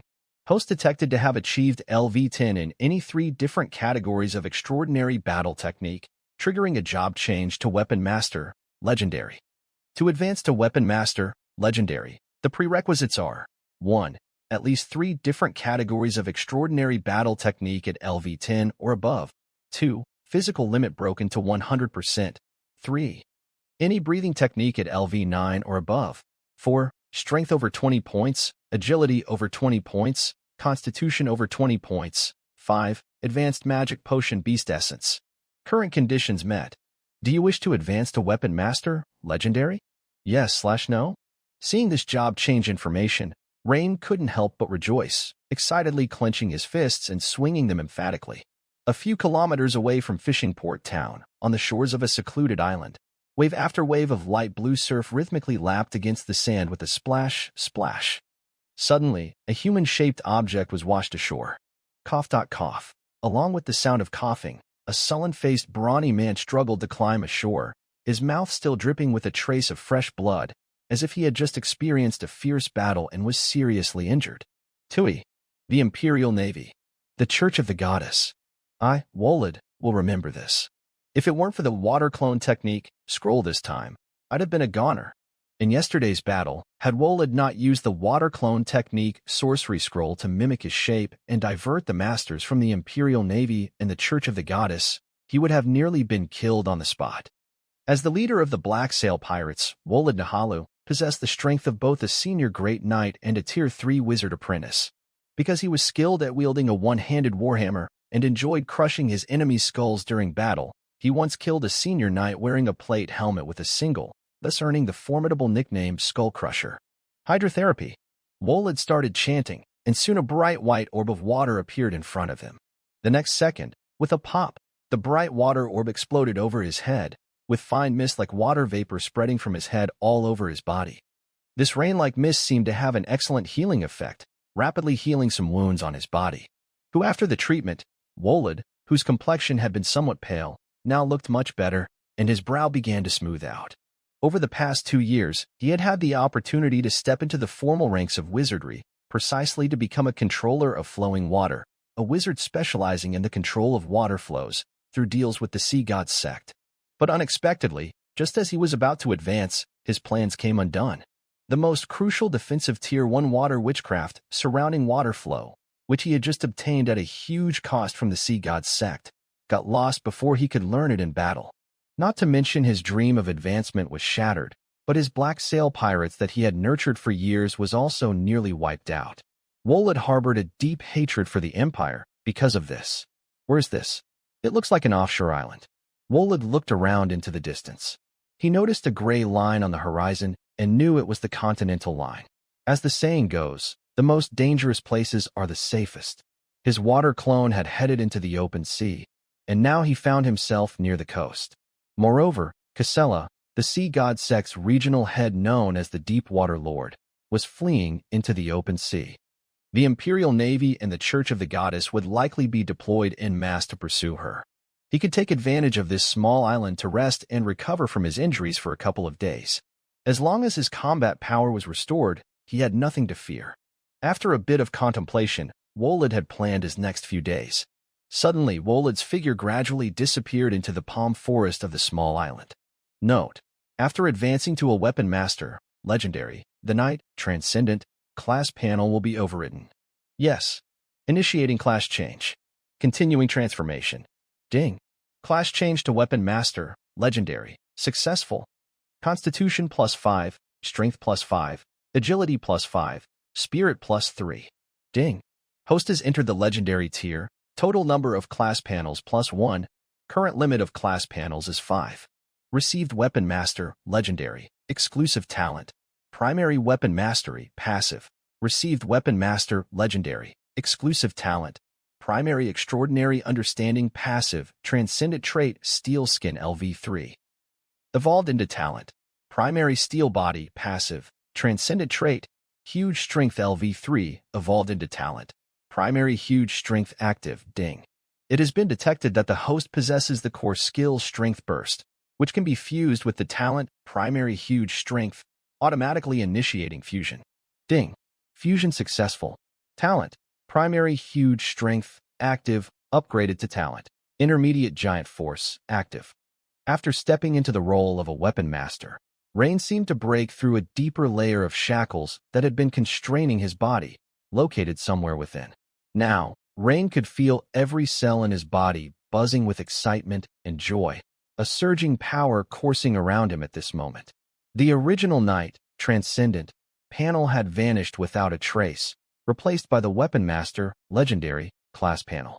The entire panel was also shimmering with a very special blue glow, distinctly different from the green glow of the previous Knight, Transcendent, class panel. The system notifications flooded the screen, almost too many for Rain to keep up with. But each item displayed warranted a detailed look, so Rain carefully reviewed them one by one. Apart from Spirit, which had only increased by 3 points, all other attributes had risen by 5 points each. No wonder his body was filled with strength and vitality. His limit for the number of panels had increased by 1, reaching a total of 5 April 5th. Seeing this, Rain couldn't help but get excited. This meant that once he chose a new class, his strength would leap drastically once again. Next are the 2 Weapon Master Legendary exclusive talents. Rain focused his attention back on the Weapon Master Legendary class panel. But strangely, he couldn't find the 4 talents that had just been notified by the system on the class panel. After searching around, Rain finally found the descriptions of these 4 talents below the attributes section on the homepage. Name: Rain Carlin class. Weapon Master, Legendary, LV1, 0 out of 100, / Wizard Apprentice, Transcendent, LV6, 11 out of 3000, / Beast Tamer, Transcendent, LV5, 102 / 2000, / Armorsmith, LV6, 211 3000, Constitution, 27 Strength, 27 Agility, 28 Spirit, 31 remaining attribute points, 5 remaining skill points, 0 beneath the panel title. Above the skill icons, several new lines of text had appeared. Weapon Master, Legendary, exclusive talent. Primary Weapon Mastery, passive. Primary Weapon Mastery, passive, effect. The Weapon Master has a natural familiarity with various weapons. Using any weapon comes with an Expertise LV1 effect. Note: Hammer Expertise LV3 remains unchanged. Weapon Master, Legendary, exclusive talent. Primary Extraordinary Understanding passive. Primary Extraordinary Understanding passive, effect. The Weapon Master picks up various combat skills effortlessly. Learning any extraordinary battle technique 30% faster. Talent: Primary Steel Body, passive. Primary Steel Body, passive, effect. The skin surface of the body is constantly interacting with the metallic elements around, greatly enhancing skin defensive power. Note: Steel Body effect is positively correlated with Spirit. Talent: Intermediate Giant Force, active. Intermediate Giant Force, active, effect. When used, strength increases by up to 200%. Note: The duration is related to Constitution. Note: The enhancement range can be controlled freely between 1% and 200%. Note: None of the talents can be increased with skill points. Rain looked at the 2 exclusive talents of the Weapon Master and pondered. Perhaps, the reason the system recognizes the Weapon Master as a legendary class is because of these 2 additional exclusive talents. It's very likely that if he had changed class to a Great Knight, these 2 talents probably wouldn't have appeared. Also, he was starting to understand why the Weapon Master, like a full-fledged wizard, was also a legendary class. That's because this class has an extremely high potential for growth. Learning extraordinary battle techniques 30% faster, what does that mean? It means that as time goes by, as long as Rain continues to learn and improve his combat skill levels, his repertoire of tactics for dealing with opponents will grow larger and larger. Rain had already made up his mind. In the future, if he encountered any decent extraordinary battle techniques, he would definitely claim them all. Of course, there's no rush for this. He still has an extraordinary archery skill he hasn't learned yet, the Blood Fury Archery from Bloody Shooter Phil Cross. But immediately, another problem came to Rain's mind. That was, for him, Learning these extraordinary combat skills would naturally be much easier than for others, but the issue lies in the fact that different combat skills require different weapons to execute, and that could become a problem. He'd need many weapons. For no reason at all, Rain's mind suddenly conjured an image of a Peking opera Diomedon character with 4 different colored flags attached to their back. Except, he imagined himself equipped with 4 different weapons. No, in the future, 4 types would definitely not be enough. Perhaps it would be 6. Rain suddenly found himself at a loss for words. If it really came down to that, this setup would be absolutely extraordinary. Of course, there's another method, arranging a team of night attendants, with each person carrying a different type of weapon for him. It's just, this spectacle seems a bit too grand, and far too eye-catching.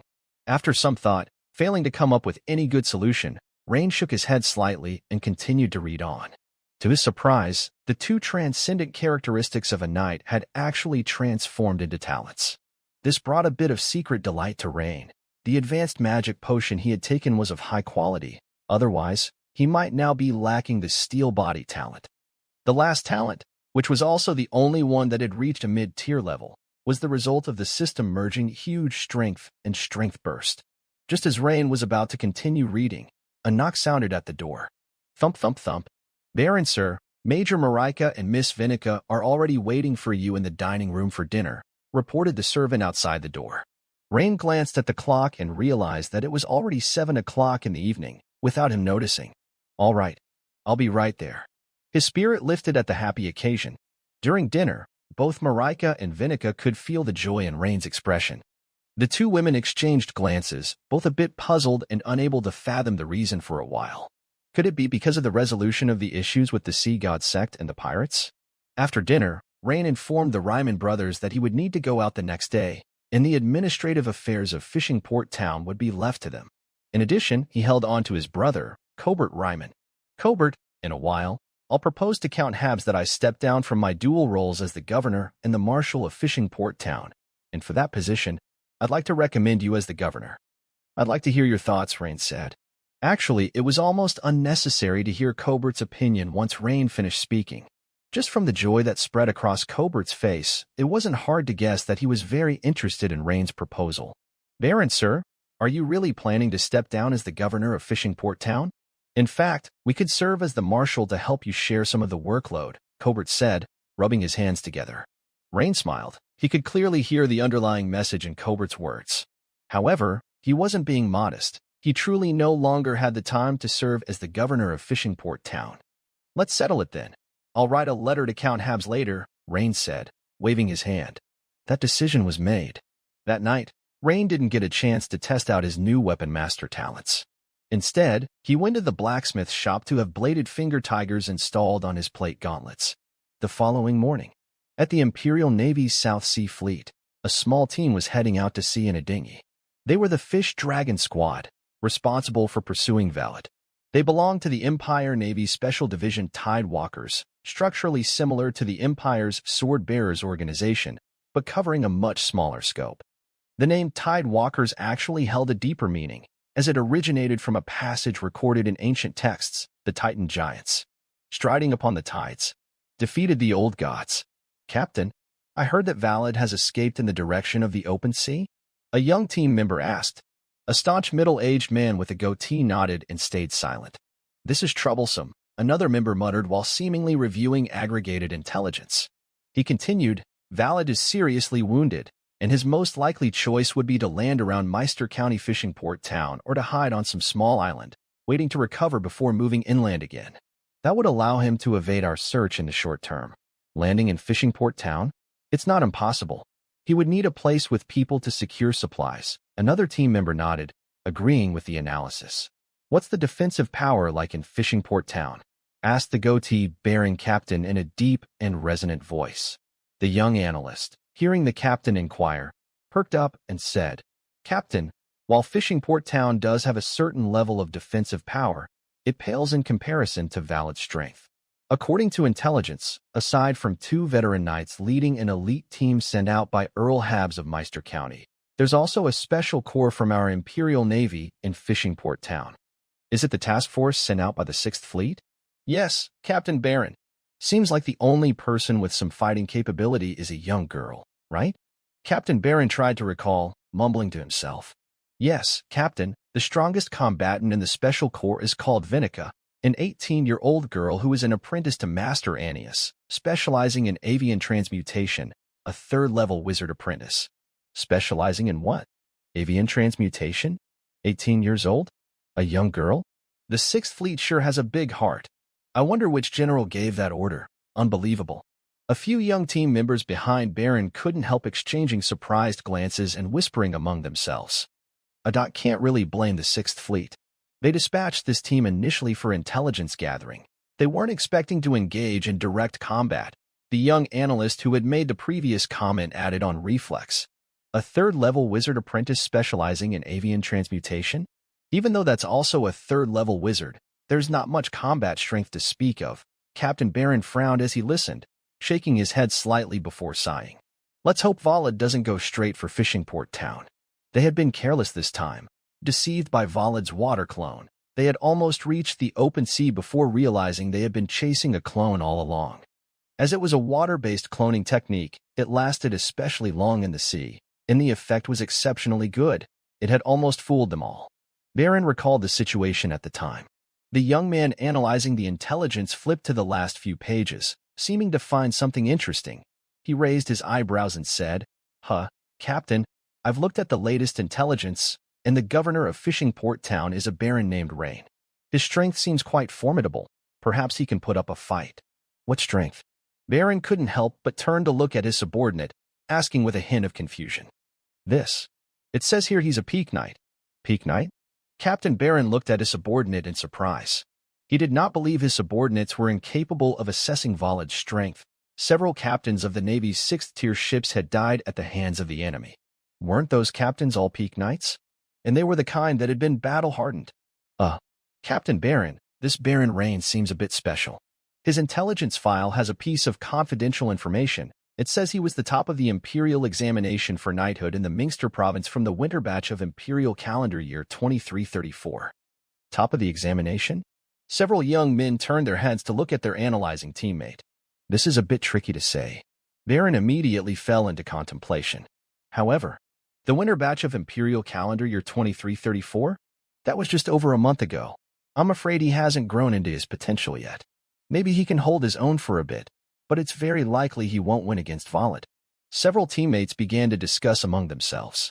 From another perspective, if such a talent were to die before his time, it would be a loss for the Empire, Captain Baron said solemnly. Odward, speed up to Fishing Port Town. Yes, Captain.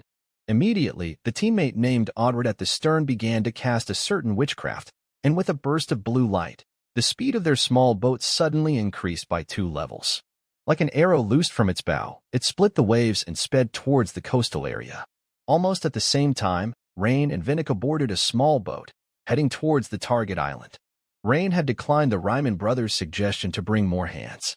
Accompanied by 2 prospective knights for protection, first because Fishing Port Town itself was lacking in defense capability, and second, sometimes it was easier to move with fewer people. So, this time Rain had Mary pick 2 team members from the Naval Task Force who were adept at handling boats to accompany them. As it was an external mission, Vinica had changed into her pale blue, wide wizard robe, which concealed her lovely figure. As they gradually approached the island, they could see the shore dotted with many stilt houses. They could vaguely make out several humanoid creatures wandering about, seemingly fishing by the shore. Rain focused his gaze. They were likely the black gillfish people. Compared to the evil fin fish people he had once slain in Flash Gold Town, these black gillfish people were a pale black color, their bodies also covered with fine, slippery scales. However, they were noticeably taller, averaging about 1.6 meters in height, and they also seemed to be stronger. Overall, compared to the evil fin fish people, these black gillfish people were larger in size. It seemed as Wayluin had once said, the strength of black gillfish people is a notch higher than that of evil fin fish people. As they drew closer, the forms of their enemies became clearer. They had a pair of bulging, bubble-like eyes on their fish heads, plus a big mouth full of sharp teeth that reeked of a fishy smell, though they lacked the distinctive dorsal fin the evil fin fish people had on their backs. Their hands and feet had webs, and the weapons they held were also diverse, mostly poor-quality weapons like harpoons, spears, and large knives. "Lord Rain, do we need to find a shore without black gillfish people to land?" asked a task force member with a serious face. Facing so many black gillfish people, he was sure he could not cope if it came to a siege. But with Lord Rain present, it was a different matter.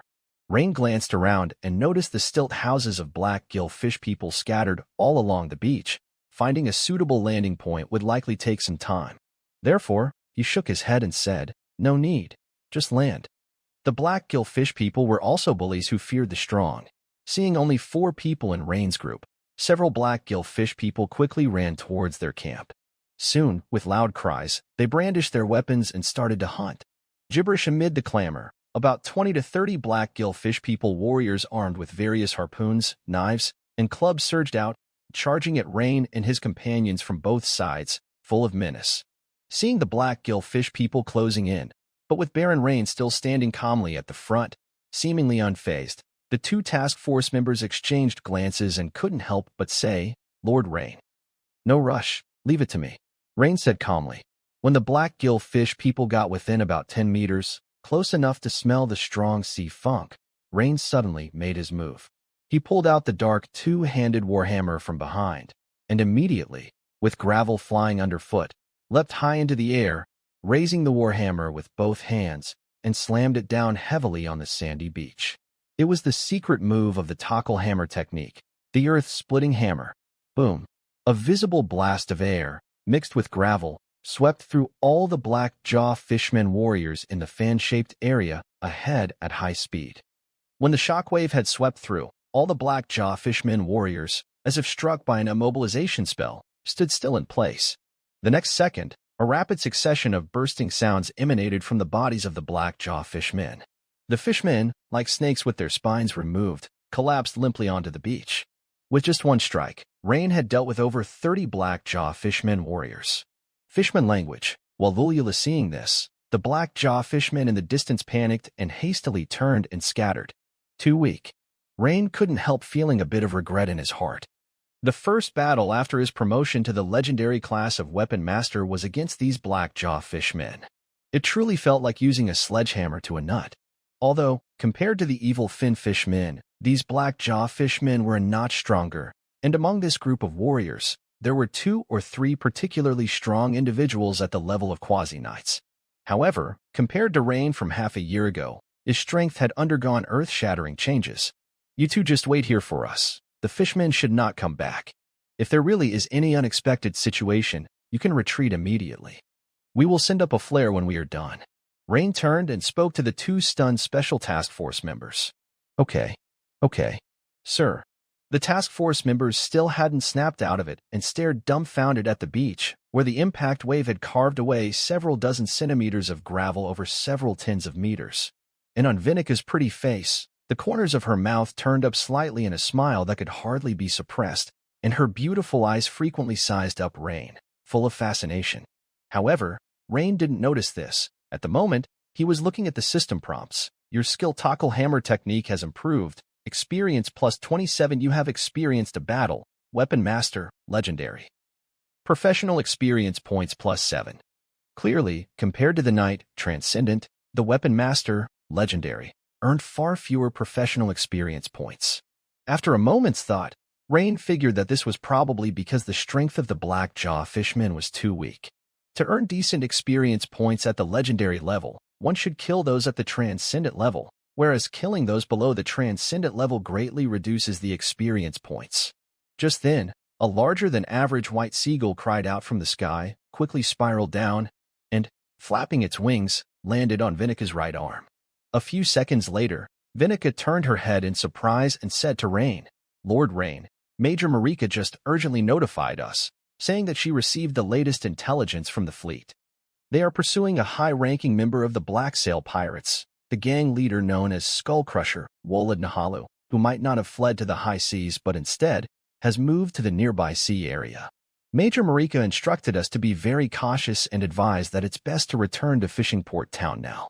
As for Fishing Port Town, she asked you to rest assured she has already coordinated with the Ryman brothers to strengthen its defense, with 24-hour patrols now in place." Black Sail's pirate crew captain? Rain was startled to hear that. Wasn't that the pirate crew blood shooter Phil Cross belonged to? Last time, it was Phil Cross the vice captain. Now it's the captain? That indeed is a deep connection. However, he quickly collected himself and nodded, saying, "Yes, Major Mary is very meticulous. By the way, Miss Vinica, do you know anything about this captain of the Black Sails pirate crew?" Vinica nodded, her expression becoming serious as she explained. "Yes, I have heard of some deeds of this person nicknamed Skull Crusher. For instance, he once killed 3 captains of the South Sea Fleet's Level 6 patrol ships, all of whom were Navy colonels and had reached the level of peak knights, yet they all died by his hand. Furthermore, this man is not only a seasoned great knight but also a seasoned level 3 wizard apprentice, just a step away from becoming a full-fledged wizard, making him extremely difficult to handle. So, even though this Skull Crusher is already on the Imperial Navy's wanted list, relying on the myriad of islets scattered across the nearby seas, he frequently plays hide-and-seek with the South Sea Fleet, evading capture for the time being. However, Vinica's furrowed brows soon relaxed. Turning to Rain with a smile, she said, "However, it's unlikely to be such a coincidence. Hiki, Lord Rain, with such a long coastal line, the chances of us encountering them are really small. Let's continue searching for Ironbeak Sea Eagle chicks. After all, if we pass this recent period, the chicks will have grown, and the success rate of witchcraft will be greatly reduced." Rain smiled and nodded, saying, "Good."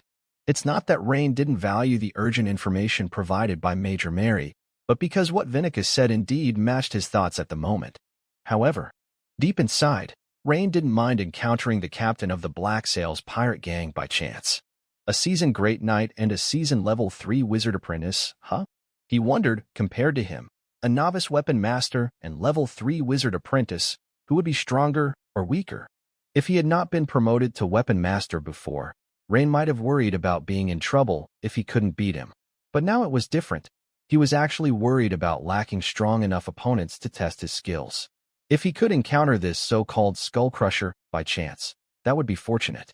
But soon, Rain shook his head slightly, thinking, indeed, with such a long coastline, not knowing where the enemy might land, combined with the many islands scattered across the nearby regions. If he could stumble upon them, that would truly be miraculous. Wolid, on the other side of the island, suddenly woke up from a deep sleep, murmuring, No earthquake, but I definitely felt a slight tremor just now." Wolid looked at the sun rising above the sea level, knowing it was morning already. "Never mind.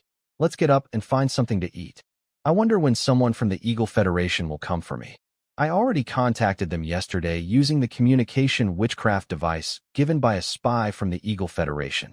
They should find me within the next day or 2. It wasn't that Wolid wanted to be a dog for the Eagle Federation, but thinking about his promotion that fell through at the last moment and his painstakingly built Black Sails pirate crew being destroyed by the Imperial Navy all at once.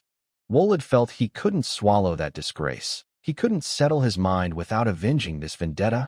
As Rain and Vinica made their way toward the cliff where the Ironbeak Sea Eagles nested, Rain checked the status of his freshly advanced class from yesterday, the Weapon Master, Legendary. In the corner below the bolded words Weapon Master, Legendary, a few lines of small text were visible. Physical First Order Breakthrough Limit, 100%. Physical Second Order Breakthrough Limit, 17%. Note: original strength is approximately equal to the physical second order breakthrough limit. The power of Rain's recent strike was much stronger than before. On one hand, it was due to an increase of 5 points in the basic attributes of strength, agility, and constitution, and on the other, the previously capped breakthrough limit could now be exceeded. In fact, as soon as Rain saw the description of the physical second order breakthrough limit, he had a suspicion. It seemed that the path of the knight truly focused on pursuing the development of one's own body, or rather, unlocking the body, thereby obtaining transcendental combat prowess. Also, during the battle with the black-cheeked fishmen, Rain had a chance to test out his understanding of how the first and second order breakthrough limits contributed to the enhancement of his attributes. The method was essentially the same as before. Assuming a basic agility of 10 points, with the activation of the first order physical breakthrough limit, it would increase by 100%, becoming 20 points, calculated as 10 times 1 plus 100%. Now, however, it would be 10 times 1 plus 100% plus 17%, and not 10 times 1 plus 100%, and then times 1 plus 17%. Simply put, the increases from the first and second order breakthrough limits were additive, and 10 points of agility could be boosted to 21.7. As for the calculation of strength, the bonus from the talent intermediate giant strength needed to be included. If the base strength was also 10 points, then it would be 10 times 1 plus 100% plus 17% plus 200%, which is clearly a terrifying increase. 10 points of strength, when fully exerted, could reach an extent of 41.7. Of course, such a full exertion would drain a great deal of stamina, and on the other hand, if one's constitution couldn't keep up, there could be side effects such as muscle soreness or even outright paralysis. Rain had already experienced this firsthand. Switching the interface back to the homepage attributes page, Rain looked at his 4 talents and began to comprehend something. Why are talents so important? Because if someone was born with the junior giant strength talent, once they became an adult, their base strength would be slightly weaker compared to that of a formal knight. But with the enhancement from the talent, in terms of strength alone, they could completely compete with formal knights, even senior ones. And if one possessed the intermediate giant strength talent, then as an adult, they could compete with peak knights. No wonder some races documented in ancient books were so formidable in battle. Walking beside Rain, Vinica, wearing a light blue robe, was clearly in high spirits, her beautiful eyes casting frequent glances toward Rain. With Rain at her side, she felt an inexplicable sense of security. Moreover, whether it was an illusion or not, Vinica's keen senses told her that Lord Rain in front of her seemed to have undergone some mysterious change since yesterday. This change was hard to define. It was as if Lord Rain had become more charismatic. Due to the choice of their landing location, they were quite near to the cliff where the iron-beaked sea eagles nested. So, in less than 20 minutes, Rain and Vinica both arrived at the base of the cliff. The cliff was a formidable 4 to 5 dozen meters high and almost vertical, but the rock face was pockmarked with exposed brown rocks, which made it clear to Rain that climbing would not be difficult for him. The several huge iron-beaked sea eagles soaring above the cliff appeared to have noticed the unwelcome guests and began circling in the sky, observing Rain and Vinica. Rain looked up and scrutinized the iron-beaked sea eagles. The creatures were entirely brown with a wingspan of at least 3 meters. The iron beaks were black, curved, hook-shaped, and extremely sharp. From their appearance, their temperament seemed quite ferocious. Rain nodded to himself internally. Indeed, these birds, with the beginnings of vicious strength, could certainly be considered for him to capture a fledgling as his third pet and slowly train it later on. Miss Vinica, is there anything specific you need me to do? Rain asked. Lord Rain, in a moment, I'll have Big White attract the attention of the iron-beaked sea eagles. Then, I will rely on you to climb the cliff and catch a few of these iron-beaked sea eagle chicks, Vinica replied. I only need 3 fledglings, and after you come down, I will cast the mist technique. Using the cover of the mist, we can safely leave this place, she added. Vinica clearly had experience and organized her plan methodically. Oh, and Lord Rain, she continued, the iron beak of the iron-beaked sea eagle is very powerful. A mere peck can breach the skulls of most animals once grasped in its talons. Although it might not pose a threat to you, I would still urge you to be cautious, she cautioned. In fact, after arriving here, Vinica could have managed on her own, but she was quite looking forward to some interaction with Rain. Understood, Miss Vinica, Rain nodded his response. Vinica needed 3 chicks, and with 1 for himself, it meant that he had to bring down at least 4 fledglings. Lord Rain, when you're ready, I'll send Big White out, Vinica said. Ready, Rain affirmed. Then, under Vinica's command, the giant white owl Big White, covered in a pale blue water film, took flight towards the cliff, immediately provoking the iron-beaked sea eagles. It was only a few seconds before the giant white owl entangled itself in a mid-air battle with 4 or 5 iron-billed sea eagles, sending feathers flying in disarray. Rain knew the opportunity was ripe and immediately began to ascend the cliffside. After several agile steps, Rain quickly arrived at an iron-billed sea eagle's nest, where he saw 2 downy eaglets crying out, one of which seemed to have just hatched, barely opening its eyes. Are there 2 in a nest? After a moment of thought, Rain decided not to take them all and instead chose to carry off the younger chick before heading to the second sea eagle's nest. This isn't a sea eagle egg, is it? In the second nest, Rain looked with some surprise at the purple giant egg, which was clearly a different color and much larger than the broken shells beside it.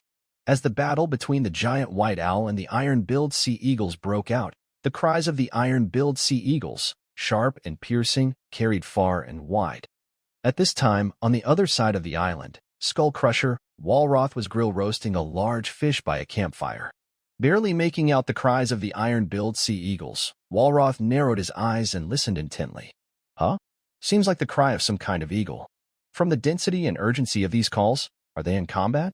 A frown creased Walroth's brow, and he immediately rose from below the tree, pacing back and forth in thought among the palm trees. The eagle's natural predators are few. What could have caused such cries unless someone is fighting with them? No good. I need to investigate. If it's the Imperial Navy or a pursuit team from the mainland, I'm at a disadvantage. Walroth swiftly snatched up his fish and kicked sand, extinguishing the campfire with a sweep of gravel. Then he turned heel and hastened toward the direction of the sea eagle's cries. Minutes later, Walroth arrived near the cliffside, just below where the giant white owl and iron-billed sea eagles were engaged in battle. Huh, this owl, could it be the bird transformation technique? Walroth looked up, pupils contracting as he murmured. At the same time, he saw a beautiful girl in a light blue robe and a young man in knight's plate armor, holding 4 or 5 chicks as well as a purple egg. At that moment, the young man in armor was quickly closing the distance to the girl. Huh, high-grade knight's plate armor? That must be some noble's offspring. Walroth eyed the noble crest on Rain's breastplate closely, guessing at Rain's identity. Soon, Walroth's attention turned to the girl. The sea breeze brushed past, outlining the beautiful curves of the girl in her flowing robe, prompting Walroth to lick his slightly cracked lips. As former captain of the Black Sail Pirates, Walroth used to have his fill of women, but times were now different. Having fled in disarray for days, he hadn't known the taste of flesh for some time. TSK, seems my luck isn't bad running into a female wizard apprentice, and these two must be a couple. The sweet love between a knight and a girl? So tempting to shatter it. Being an experienced level 3 wizard apprentice and a seasoned great knight himself, Walroth quickly identified Vinika's true identity as a wizard apprentice, which intrigued him even more. He also swiftly sketched out the likely relationship between the two. The young knight must be accompanying the girl to capture the young iron-billed sea eagles. Being a combination of knight and wizard apprentice, their safety in this nearby sea region wasn't a concern, so after searching around, Walroth found no one else nearby. Unfortunately, you two happened upon me. A sinister smile crept onto Walroth's face. Break the young man's spine, then make him watch as I ravage the girl. Thinking of this scene got Walroth excited. He immediately cast the water mirror technique on himself, cloaking his form in a layer of mysterious water, making him vanish from sight. From the side, one could see Walroth disappear in place, obscured by the water mirror that allowed bystanders to see it, but not his figure. The effect of the water mirror technique was similar to the famed invisibility spell. Although Walroth regarded Rain as merely a knight of moderate skill, he still opted for an ambush, hoping to win with a single strike. For a seasoned great knight like him to ambush a young knight was a low move, something perhaps only Walroth would stoop to. He planned to strike from behind with one, aiming to break the young man's spine then and there. The opponent would only suffer and wriggle on the ground. Although the girl was a wizard apprentice, she would likely be overwhelmed, and he should be able to end the fight within a few seconds. Otherwise, a knight teamed with a wizard apprentice could cause him some trouble, leading to unforeseen complications. He couldn't forget that he was still being pursued by the Imperial Navy. The next second, Walroth, carrying the skull warhammer, pushed off with his toes and lunged directly at Rain's back. From the side, one could only see a distorted transparent figure flicker behind Rain. In an instant, a level 3 danger perception alarm blared frantically for Rain. With Rain facing Veronica and the attack coming from his back, so Rain instantly made a combat judgment. He could not dodge the opponent's attack now and had only to withstand it. As Rain turned around, click, the blade finger tigers shot out, and he crossed his arms in front of his chest. At that moment, a few meters in front of Rain, a flurry of light and shadow flashed, and suddenly, where there had been no one before, a sinister man holding a skull warhammer abruptly appeared. And just as the man appeared, his attack followed. Clang! Rain took with the blade finger tigers on his armored gloves, but in the haste, he could not muster his strength. Rain was hit like he'd been struck by a cannonball, and his body was instantly flung 7 or 8 meters back, crashing heavily against the cliff behind him. Boom! At the cliff, dust billowed. Without looking, one knew that Rain's entire body had been smashed into the cliff. Quite a quick reaction. Unfortunately, the outcome will not change, Valord said, showing slight surprise at Rain's ability to react to his surprise attack and turn to block. But once his strike hit, he knew it was all over. Even if the opponent were a great knight, he would be severely injured under his surprise attack, let alone this young man. Suddenly, Vinica let out a piercing scream.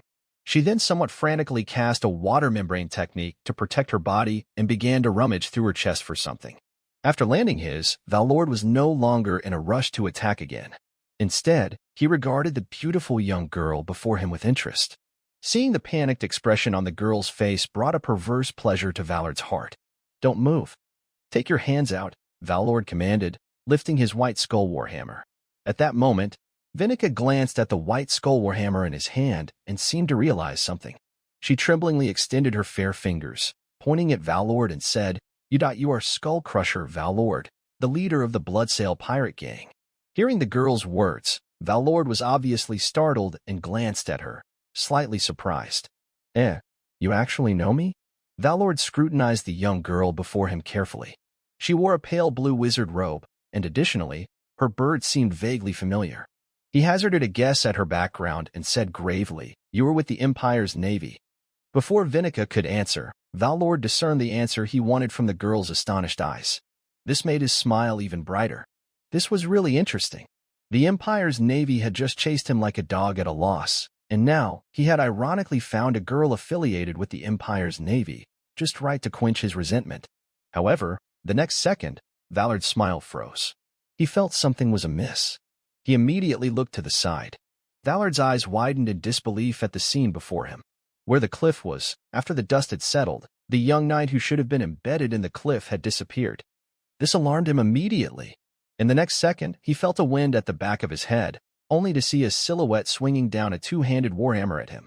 Valord instantly turned to block. Clang! The grating noise of the hard object striking echoed.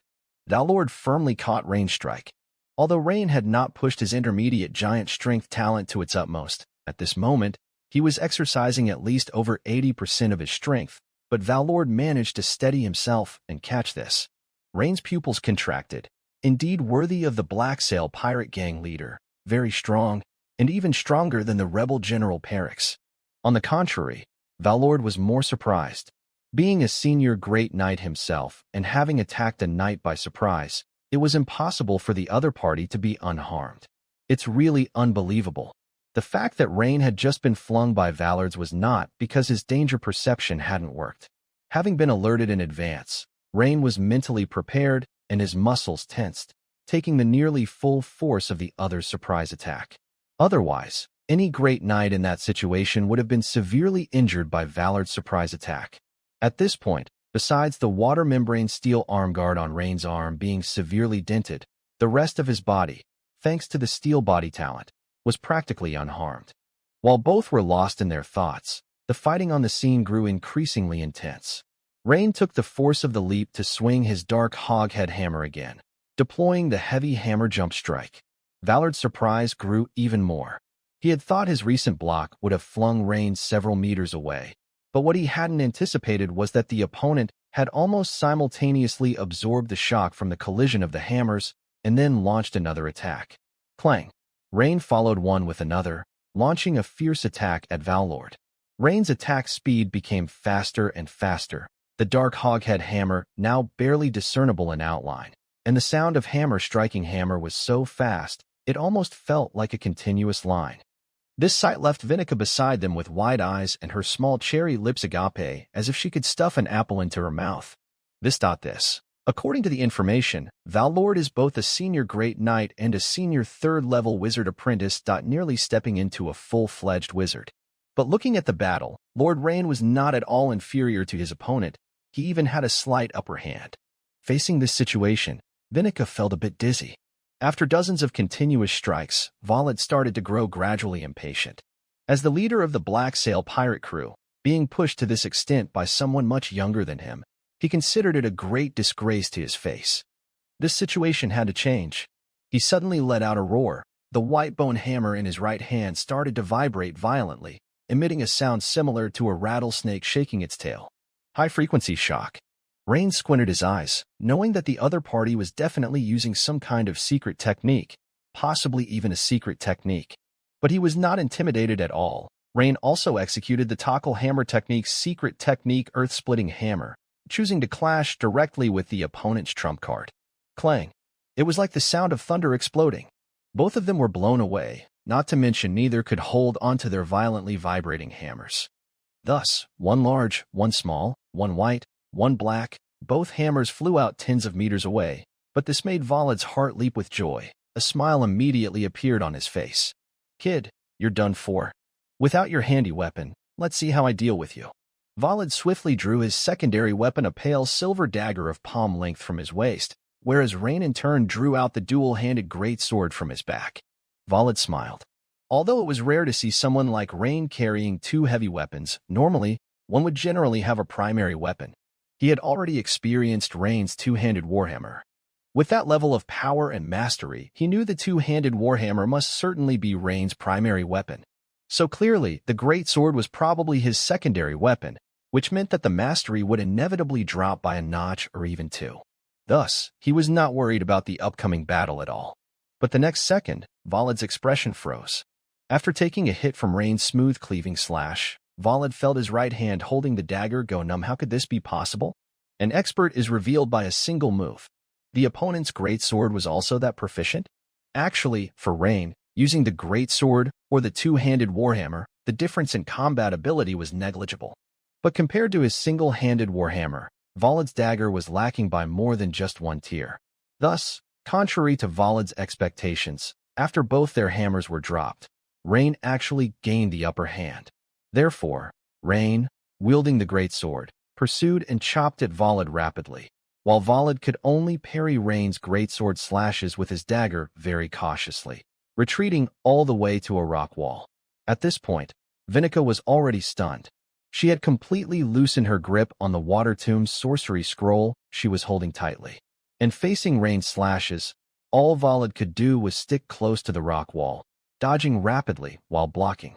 With one advancing and the other retreating, the rock wall showed, in just a few seconds, over 100 deep greatsword slash marks approximately 20 to 30 centimeters deep.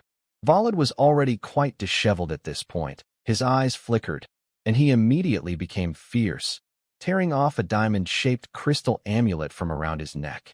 Vinica, upon seeing the danger, shouted, "Watch out," while hastily tearing open a sorcery scroll to cast the water membrane technique on Rain. Because just a moment ago, she had felt that the opponent's amulet contained a powerful aquatic energy. Although it might not quite match the Tomb of Water sorcery scroll given to her by her tutor, the energy fluctuations were nearly the same. The moment Rain saw the diamond-shaped crystal, alarm bells rang in his head, and with the tip of his toes, he immediately flew backward. As soon as the fierce-looking Wald crushed the amulet in his hands. Splash! Instantly, a basin-sized, rapidly spinning stream of water appeared out of nowhere in front of him. The water, like a cannonball, spun towards Rain. Due to the high speed, Rain could only perform a defensive move and block with his dual-handed greatsword in front.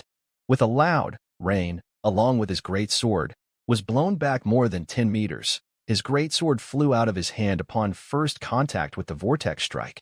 Almost at the same instant, the light blue water membrane on Rain's body burst apart. Following that, even the high-level knight's breastplate was left with a large dent. However, after these two layers of defense had slowed the impact, Rain, relying on his innate steel body, still managed to absorb the remaining force of the shock. Seeing Rain's greatsword flying out of his hand, and him being blown back more than 10 meters, Wald's face lit up with joy. "You little pest, you almost had me capsized in the gutter," he said. "Now just die quietly." Proudly, Wald tapped his foot on the ground, causing the soil to burst, and like an arrow freed from its bow, he dashed straight towards Rain. Unexpectedly, the next second, Rain sprang up from where he was and counterattacked. Cling, clang, cling, clang. Since Wald's dagger was a short blade, and Rain's finger tiger was also considered a short weapon, both were extremely fast in their attacks, making the sound of their weapons clashing almost constant. It was like the continuous sound of a string of firecrackers exploding. In Vinika's eyes, she just saw two mists drifting around the cliff face. Around the mist were continuous sparks, like fireworks bursting in a tree. At the same time, if a spark accidentally scraped against the nearby cliff, the rock would immediately show claw-like marks from a dagger or blade. Impossible. How could this be possible? It absolutely couldn't be. Wald felt that the young man before him had completely surpassed his understanding. So proficient in the warhammer. So proficient in the greatsword. Even this finger tiger is mastered so thoroughly. If the opponent were a nearly 100-year-old man, it wouldn't be so surprising, but looking at his age, he didn't appear to be over 20 years old. Even if he had started training from the age of 1, to have mastered any single weapon to this extent would already make him a top genius. But now it's freaking 3. How could there be such a person, at such a young age, to have mastered all 3 weapons to this extent? Right now, Wald's brain was spinning so fast it was about to explode, yet he couldn't figure out why. The continued high-intensity combat caused Volad's movements to begin to slow down ever so slightly, although the change was minimal. But as his opponent, Rain acutely perceived this change in Volad. However, Volad didn't take this change to heart because, although his stamina had drastically decreased, his opponent wouldn't be faring any better, and their decrease was likely even greater.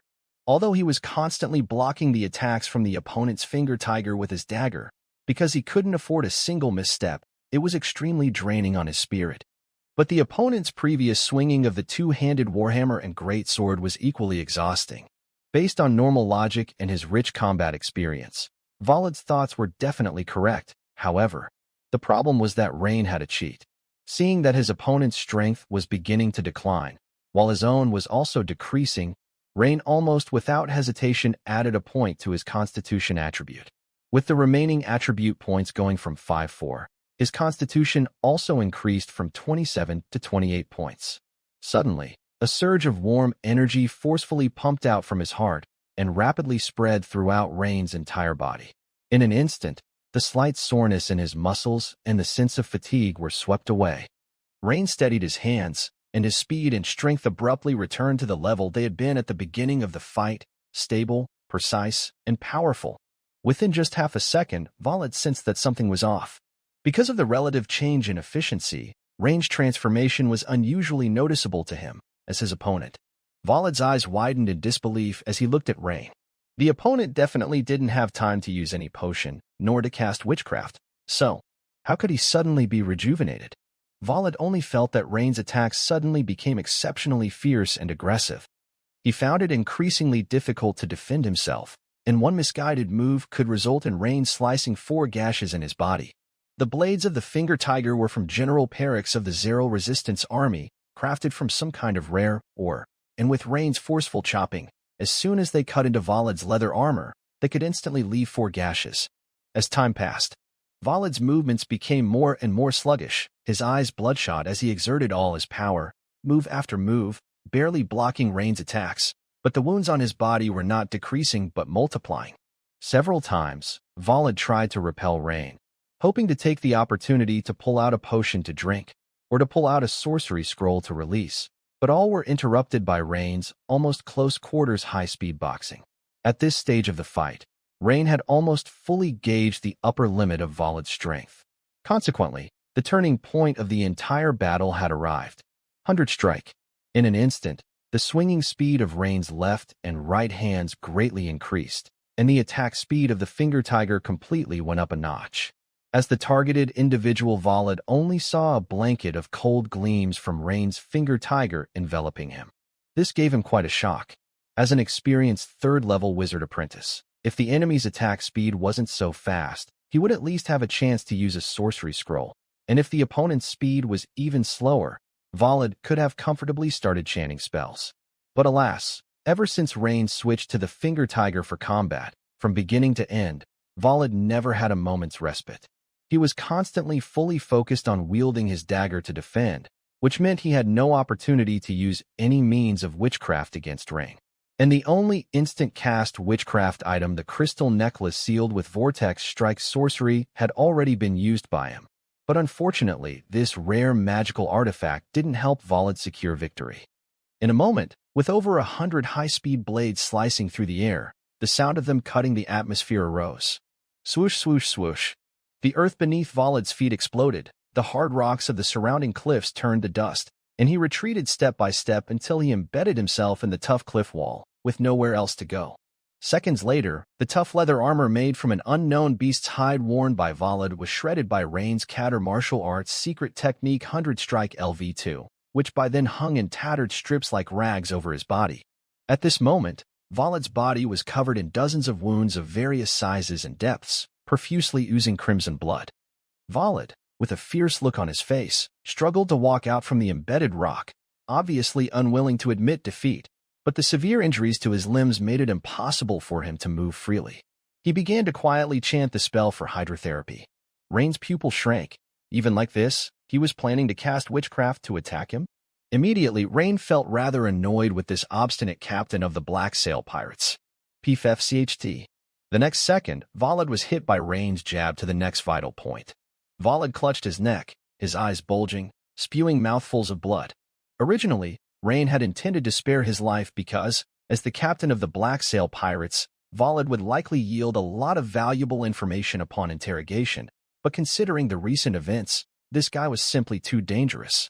Rain felt that it would be better to turn his opponent into a corpse that could no longer cast spells. Looking at Volod slowly collapsing, Rain turned to Vinica, who had been dumbfounded by the sight, and said, "Let's get out of here first." Sure, Lord Rain." Vinica nodded immediately. At this moment, her head was still buzzing. Anything Lord Rain said, she would just nod her head in agreement. The main reason Rain wanted to leave in such a hurry was that the noise from his recent fight with Walrode had been too loud. Secondly, the smell of blood on the other party might attract some unnecessary trouble. So, for safety's sake, it was better to leave this place first, especially since he and Vinica had already successfully completed their mission on this small island. As for the spoils of war, he planned to search Walrode's body when he returned to Fishing Port Town. The iron-beaked Seahawks that had been battling the giant white owl had now distanced themselves far from Rain, circling high above the cliff and not daring to come down. It seemed they had sensed that the two humans who had just fought below the cliff were extremely powerful, and their animal instincts completely deterred them from approaching. Meanwhile, Great White proudly chirped a few times, took the initiative to grab Rain's greatsword with its right claw, and his war hammer with its left claw after Rain had killed Walrode. Additionally, Great White's beak held Walrode's white-bone hammer, which had also fallen nearby, and it flapped its wings, gliding a short distance to Vinica's side as if to show off its achievement. This made Vinica laugh, as she petted Great White's head and said, "You're quite clever." Seeing there was nothing amiss, Rain quickly picked up Walrode's still bleeding corpse and hurried towards the boat. Vinica, holding 4 fledglings and the big purple egg, quickly followed. When Rain and Vinica arrived at the landing point, 2 special task force members guarding the small boat stared in shock at the bloody corpse in Rain's hand. The 2 were stunned for a full 2 seconds before they quickly ran over and took Walrode's body. "Lord Rain, what has happened?" One of the task force members asked in alarm, glancing at Rain's high-end armor which now had several dents and damages. He knew about Lord Rain's strength. For the enemy to have caused so much damage to his expensive armor, their strength must have been extraordinary. Before Rain could answer, Vinica replied, "We were just ambushed by Skullcrusher, Walrode, the leader of the Black Sail Pirates. But Lord Rain countered and killed him on the spot." Hearing Vinica's words, the 2 task force members trembled slightly, looking thunderstruck, and stood still for a while, then looked at each other as if to confirm what they had just heard. They had, of course, heard of Skullcrusher Walrode, especially since their mission this time, as part of the task force sent to Meister County, was to investigate the Sea God sect and pirate strongholds, and they had carefully gone over the related materials. This Black Sail pirate leader, being a senior Great Knight and a level 3 wizard apprentice, to be reduced to a dead dog by Lord Rain? "Hey, what are you 2 blanking out for? Come on and start the boat," Vinica said, looking at the 2 task force members, still in shock, and urged them on. Okay, Miss Vinica." Thinking of the possible dangers ahead, the 2 boarded the small boat and immediately drove it back towards Fishing Port Town at high speed. An hour ago, Fisher Dragon Squad had just arrived at Fishing Port Town. After interfacing with Major Marika of the Naval Special Task Force, Baron soon learned that the 2 highest combat powers of the task force, level 3 wizard apprentice Vinica and the current governor of Fishing Port Town, Rain, had both gone to a distant island to capture the young fledglings of the iron-beaked seahawk. This made him scowl, and he scolded, "That's complete madness. Both of them gone. The remaining defensive force of Fishing Port Town is virtually non-existent. If Walrode truly lands here, there will be no one to delay his actions. This, Captain Barron, we have made rather extensive and thorough arrangements," Major Mariko explained. On the other hand, the Ryman brothers didn't look too pleased. Clearly, this captain didn't seem to regard them highly. However, the Ryman brothers weren't foolish to contradict this battle-hardened Imperial Navy veteran on the spot. Just from his formidable aura alone, they knew that Captain Barron was surely a seasoned warrior of the Empire's navy. At that moment, a member of the Fisher Dragon squad walked in solemnly and said in a deep voice, "Captain, my albatross just reported that there's a high-intensity battle going on that small island with the iron-beaked Seahawks." Captain Barron couldn't help but look surprised at his own squad member. And Major Marika turned pale, suddenly thinking of a possibility. Could it be that Rain and Vinica had really encountered Skullcrusher Walrode? Good heavens! Could such a low-probability event actually happen? The Ryman brothers glanced at each other quickly, remaining composed. Unlike the Fisher Dragon squad and Marika, who were anxious and worried, they seemed to have a mysterious confidence in Rain. Actually, it was because for a period before, the two brothers had been called by Lord Rain to spar several times, and even though they were fully armed in a 2-on-1 situation, they were beaten soundly. Moreover, this was when Lord Rain was unarmed. Therefore, they didn't think the situation on the island was as bad as the few people in front of them imagined. "Let's go. Depart immediately." Baron Captain thought briefly, then made his decision immediately. "I'll go too," Major Mary said anxiously. "No, you're a civilian. Stay in Fishing Port Town." Baron Captain rejected the idea outright. "Major Mary, perhaps, the situation might not be as unfavorable as you think," Colbert Ryman consoled. "Let's hope those two can hold on a bit longer." Baron Captain sighed. His bulky figure instantly turned and exited the town hall.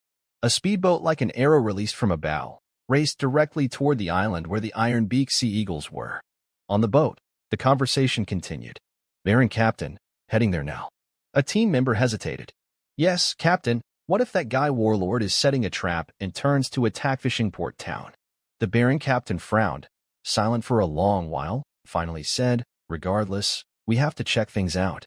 According to what the Ryman brothers said, their governor, Lord Rain, is not so easily defeated. If we don't come to the rescue, it could be worse. TSCH, I don't understand how these guys can be so confident in their own governor," one team member scoffed. "Yeah, one is a newly appointed town governor, and the other has been a pirate gang leader at sea for more than a decade. Not to mention, one witchcraft from Warlord could probably finish off this Baron Rain," another team member agreed. "Now it's up to Vinica to see if she can coordinate well with this Baron Rain. If she can, they might be able to hold on a bit longer." For how long? "Even if we use sorcery to speed up, it will take at least 20 minutes to reach the island, plus the time we just wasted." "Half an hour. Do you think the two can last that long?" Immediately, all the team members of the Fish Dragon squad went silent. Yes, half an hour was really too long. Even a fight between two equally skilled great knights rarely lasted more than 15 minutes. According to their estimate, even if Baron Rain and Vinica could coordinate well, it was highly probable they would be defeated within a few minutes. The only possible glimpse of hope was that Vinica, a level 3 wizard apprentice, using a sorcery scroll could just manage to cause significant trouble for Warlord, and then the two could split and escape. In that case, perhaps if one of them was lucky enough, they could wait until we arrived. Half an hour later, following the guidance of the Albatross, Baron Captain led the Fish Dragon squad to the base of the cliff. Originally, the iron-beaked sea eagles, seeing a strange albatross daring to invade their territory, were about to launch an attack, when suddenly, a group of humans, each emitting a strong aura, arrived nearby. This made them hesitate immediately. After all, that giant white owl just before was a human subordinate. This albatross is probably the same, right? So, the iron-beaked sea eagles flew high up, circling above the cliff. Meanwhile, Baron Captain and his team, seeing the scene before them, couldn't help but show expressions of shock. There were pits on the ground as if it had been pounded by a rain of meteorites, and at the bottom of the cliff, There were also markings of varying depths that looked as if they were made by various types of blades, all clearly visible. Baron Captain was the first to regain his composure. He quickly stepped forward, touching a gouge on the hard cliff face, dozens of centimeters deep, slowly saying, "This is master-level swordsmanship. This single would require at least 20 years of arduous practice." Baron Captain appeared to think of a problem, his brows furrowing as he turned his puzzled gaze toward a young team member and asked, "Didn't you say this Baron Rain is young? How old is he?" "This." The young man immediately pulled out a stack of reports and started flipping through them, finally staring blankly at the age section and murmuring, 16. How can he be only 16? 16? Huh. Baron Captain stroked his stubbly chin, pondering. It looks like there's only one explanation. This Baron Rain is a young man with a strong talent for swordsmanship. Otherwise, there's no way to explain these cut surfaces and depths, Baron Captain said, looking at the cliff face, observing many traces very similar to the sword mark he just observed. People with a talent for swordsmanship, although rare, when considering the whole of Mingster Province, or even the Empire, aren't that uncommon. Actually, in another squad of the Special Department, Wave Stepper, Baron knew of a member who possessed a very strong talent for swordsmanship, probably on par with this young Baron Rain in strength. "Captain, I think you need to take another look over here," a Fish Dragon squad member said, his expression odd as he looked at both Baron and the young man with the document. Seeing the expression of the team member, Baron instantly sensed something ominous. Could there be some new situation?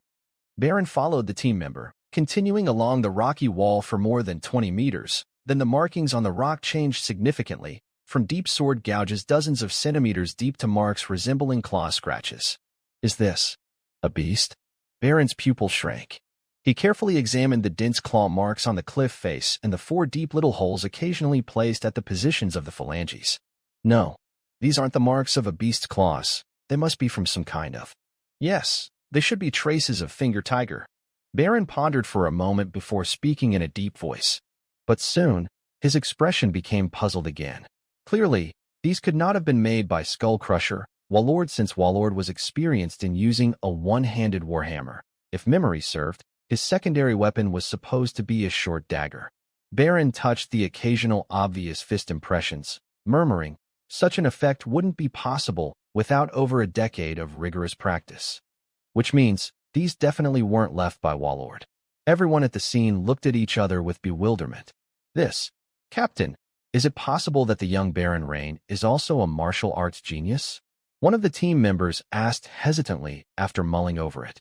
About an hour later, near the sea surface of the island where the Iron Beak Sea Eagle was located, something resembling a periscope suddenly emerged. After the lens rotated around, 2 men dressed in special leather coats appeared above the surface of the water. "Brigadier General, I feel you needn't have come to meet him personally," the younger man beside him said. "Warlord, that guy, always had an ambiguous attitude towards us. Now that the Black Sail Pirate Group has been completely destroyed by the Dragon Empire's navy, only then does he think of us. It really is a won't shed tears until they see the coffin kind of guy. Now, his value to our Federation has greatly diminished," he said with a smiling face. The middle-aged man beside him nodded his head, seemingly in agreement with the young man's analysis. However, he changed his tone and said, "Although the Black Sail Pirate Group has been wiped out, Wallard's personal strength is very good. A senior level 3 wizard apprentice and great knight. He still can be worthwhile to rope in." "That's true. It's impressive that he managed to escape this time." The young man pondered and then agreed after thinking. Additionally, the most important point is that, according to reliable information, Warlord knows the location of an ancient goblin ruin on a remote island. It's very possible that there, in that ruin, lies the power device solution that our Eagle Federation has been unable to conquer. The middle-aged man revealed an important piece of information. "So that's also why I personally came over," he disclosed. "I see." The young man's face clearly showed surprise upon hearing this news. Soon, the 2 men arrived at the location indicated by the communication device, near Wallard's fish grilling bonfire from before. "Eh? Where is he?" "The device is right here. This should be the place, no mistake." After searching and finding no trace of Warlord, the young man immediately expanded the search area. "Brigadier General, there are footprints here. Should be Wallard's, this direction." Following Wallard's footprints, The two quickly found themselves near the cliff. Upon seeing a scene that looked like a small-scale war had taken place, they exchanged puzzled looks. After inspecting the site, the young man pointed to a place on the ground with scattered footprints and said, "Sir, it must be the Empire's Navy pursuers. They discovered Wallord before us. This line of footprints is the best proof." The middle-aged man nodded, affirming the young man's judgment. Feeling encouraged by his superior's agreement, the young man continued with his analysis. Over there on the cliff, there are many traces of a dual-handed greatsword chopping, which indicates that among the Imperial search team, there is a master-level swordsman. And on this side of the cliff, there are many claw-like weapon marks as well, indicating there is another expert close to the master level. At the same time, there are scratches from a dagger on the cliff, yet no hammer marks from Wallard's favored weapon, which is very strange. As the young man spoke, he resumed his search and finally spotted marks on the ground resembling those of a heavy warhammer impact. "Found it. Here, this is the imprint of his skull warhammer. These are the marks of a two-handed hammer." The young man joyfully exclaimed, "I get it. It was 3 against 1. Sir, it seems that Vorad has been defeated." The young man bent down, picking up several strips of leather armor fragments near a cliffside indented with the shape of a human body, and said. The Federation colonel examined the leather armor fragments in the young man's hands, then looked down at the large pool of blood on the ground and nodded. Indeed, and what's more, he likely did not escape. Judging from the footprints on the ground and the traces of the battle, it seems there were 3 master-level practitioners specializing in swords, warhammers, and finger tigers attacking Vorad. Those footprints over there likely belong to a wizard apprentice from the Dragon Empire's pursuit detachment, aiding from the sidelines. The young man pondered for a bit, seemingly putting himself in the shoes of the other, and said, "That's true. In such a situation, even with Vorad's strength, defeat would be inevitable." The naval force of the Dragon Empire made a bold move, dispatching such a formidable team to deal with Vorad. However, if that's the case, sir, the location of the ancient ruins that Vorad possessed. The middle-aged man's expression grew solemn, and after contemplating for a while, he said, "Although the Federation doesn't want to face the Empire head-on at the moment, the ruins that Vorad controlled are of great significance to us. At the very least, the ancient ruins must not fall into the hands of the Empire. Joni Stone, contact the higher-ups and request coordination with Leviathan team, and have them pursue the Empire's naval pursuit team. If I'm not mistaken, such a powerful team likely comes from the Dragon Empire's special division, the Wave Walkers. Additionally, charge the nearby forces to start investigating. This area should fall under Meister County of the Dragon Empire, right? Reach out to the Zero Resistance forces, those guys, and have them look into this matter." Command after command was orderly issued from the Federation colonel's mouth, especially Joni Stone, the young man, whose eyes lit up upon hearing the mention of Leviathan team. "Yes, sir. This is Meister County. The Zero Resistance has mentioned to me before that they've established a new stronghold here. I will get in touch with them immediately and have them cooperate with the operations." The Federation colonel nodded and said, If Vorad is detained nearby, then have the Zero Resistance extract relevant information from him and then deal with him promptly. If he's dead, then track down the interrogation records and Vorad's belongings. If Vorad has been taken by the Empire's Naval Special Division, then leave the follow-ups to the Leviathan team. "A very thorough plan, sir," the young man said with a smile, adding his assent. After boarding the small boat, the huge white owl, Dahite, as if eager for praise, handed to Rain the pig-head hammer and the glimmering greatsword from each of its claws. Watching Dahite smugly up, Vinica couldn't help but grin. Even animals with enhanced intelligence still venerated the strong. The skull warhammer that Dahite was holding in its mouth was now in Vinica's hands first, who curiously examined it. She excitedly flipped the skull warhammer up and down, closely observed it, and then turned her head towards Rain to say, "Wow. This is Vorad's signature weapon, the skull warhammer. Lord Rain, you might not know. I've heard that this warhammer has a special origin." "Oh? Then please do tell, Miss Vinica." Hearing Vinica say this, Rain raised an eyebrow with interest and smiled as he looked at the pretty face of the twin-tailed young lady. He too had just glanced at the skull warhammer in the girl's hand. The warhammer was made of 2 parts. The handle was light silver with a metallic sheen, likely a rare metal. The hammerhead was white, with elliptical protrusions and indentations, and upon closer inspection, it was actually a miniaturized human skull, hardened. Presumably, this was why the Warhammer was named the Skull Warhammer. A Warhammer made from a skull to shatter the skulls of enemies? Interesting, indeed, though it did convey a rather barbaric impression. What Vinica said next confirmed Rain's guesses. Lord Rain, you flatter me. Vinica laughed and began to explain. This Skull Warhammer is said to have been a ritual tool from a native tribe on an island. As you know, a skull is generally one of the hardest parts of an animal, and after being compressed by the witchcraft of the tribe's shamans, its hardness reached a terrifying degree, surpassing ordinary steel. You could say it's not inferior to most rare metals. Moreover, such a witchcraft artifact has undergone years of tribal ritual ceremonies. In a certain sense, it has become an oddity intertwined with the power of belief. I see. Rain nodded, not expecting the Skull Warhammer to be a ritual tool with quite a history. That said, the Skull Warhammer was indeed no ordinary object. When collecting the pig head hammer earlier, Rain had noticed that its head, made with hardened essence gold, had suffered some wear after a fierce battle. But the Skull Warhammer seemed utterly undamaged. After examining the artifact with interest for a while, Vinica handed the Bone Warhammer to Rain and said with a sly smile, Lord Rain, you may well treasure this trophy of war. It will serve as proof of your valor. Thank you for your praise, Miss Vinica.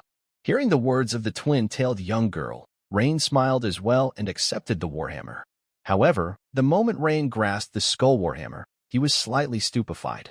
Ding! Detecting that the host has obtained a rare item, Skull Warhammer, a special advancement to Warhammer Wizard, Legendary, has been triggered.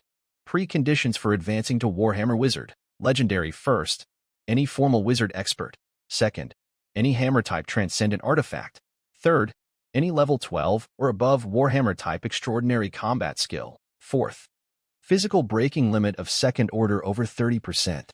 Current conditions do not meet. Advancement to Warhammer Wizard, Legendary, has failed. Huh? This. Looking at the sudden system prompt, Rain's attention was largely captured by one word, Legendary. This must be the fourth Legendary profession panel I've triggered. Considering the power of the Weapon Master, a legendary profession, a wave of excitement surged through Rain's heart. Lord Rain, what is wrong? Vinica, standing beside him, couldn't help but ask, seeing Rain lost in thought. Oh, it's nothing. I just think that what you just mentioned is likely true. This Warhammer must have come from some native tribe's sacrificial tool. I can feel a primitive aura. Rain smiled and deftly changed the subject. However, after carefully reviewing the system prompt several times, Rain had an insight. Previously, in the advancement prompt for Wizard, Legendary, he noticed that the Wizard profession panel itself is a Legendary profession panel. So this special profession based on Wizard, Legendary, Warhammer Wizard, one can imagine, might even surpass the typical Legendary professions in power. To make a simple analogy, it's like comparing the Transcendent Knight profession panel and the Great Knight Transcendent profession panel. Although both are Transcendent profession panels, obviously, the Great Knight Transcendent profession panel is much stronger than the Transcendent Knight profession panel. A reasonable assumption would be, if the Transcendent Knight profession panel is at a mid-level in Transcendent professions, then, very likely, the Great Knight Transcendent profession panel may be the pinnacle among Transcendent professions. Similarly, if the Wizard Legendary profession panel is at a mid-level among Legendary professions, then the Warhammer Wizard, this special profession, might very well be the top tier among Legendary professions. And my previous Weapon Master, Legendary, based on the advancement preconditions seen during conversion, should belong to a special advancement under Great Knight. So, by this judgment, the Weapon Master, Legendary, profession panel could only be considered an entry into Legendary professions. Of course, it might be on par with a formal Wizard Legendary, but in all likelihood, it couldn't compare with this Warhammer Wizard Legendary. However, after giving it some thought, Rain calmed his excitement. I am still some distance away from becoming a formal wizard, and I also lack a critical defensive first-grade witchcraft. At this stage, my goal is still to primarily explore the combat power of the Weapon Master, this legendary profession. Perhaps, once I officially join the Sword Bearers, I might have more options available on the path of the wizard. Thinking this, Rain remembered that he had been too caught up in intense combat earlier and had not checked the system prompts. Rain scrolled through the system prompts, only then noticing the post-battle system notifications. Your skill giant bear sword technique has been improved. Experience plus 998. Your skill tackle hammer technique has been improved. Experience plus 1042. Your skill counter martial arts has been improved. Experience plus 1233. You have experienced a battle. Weapon master, legendary.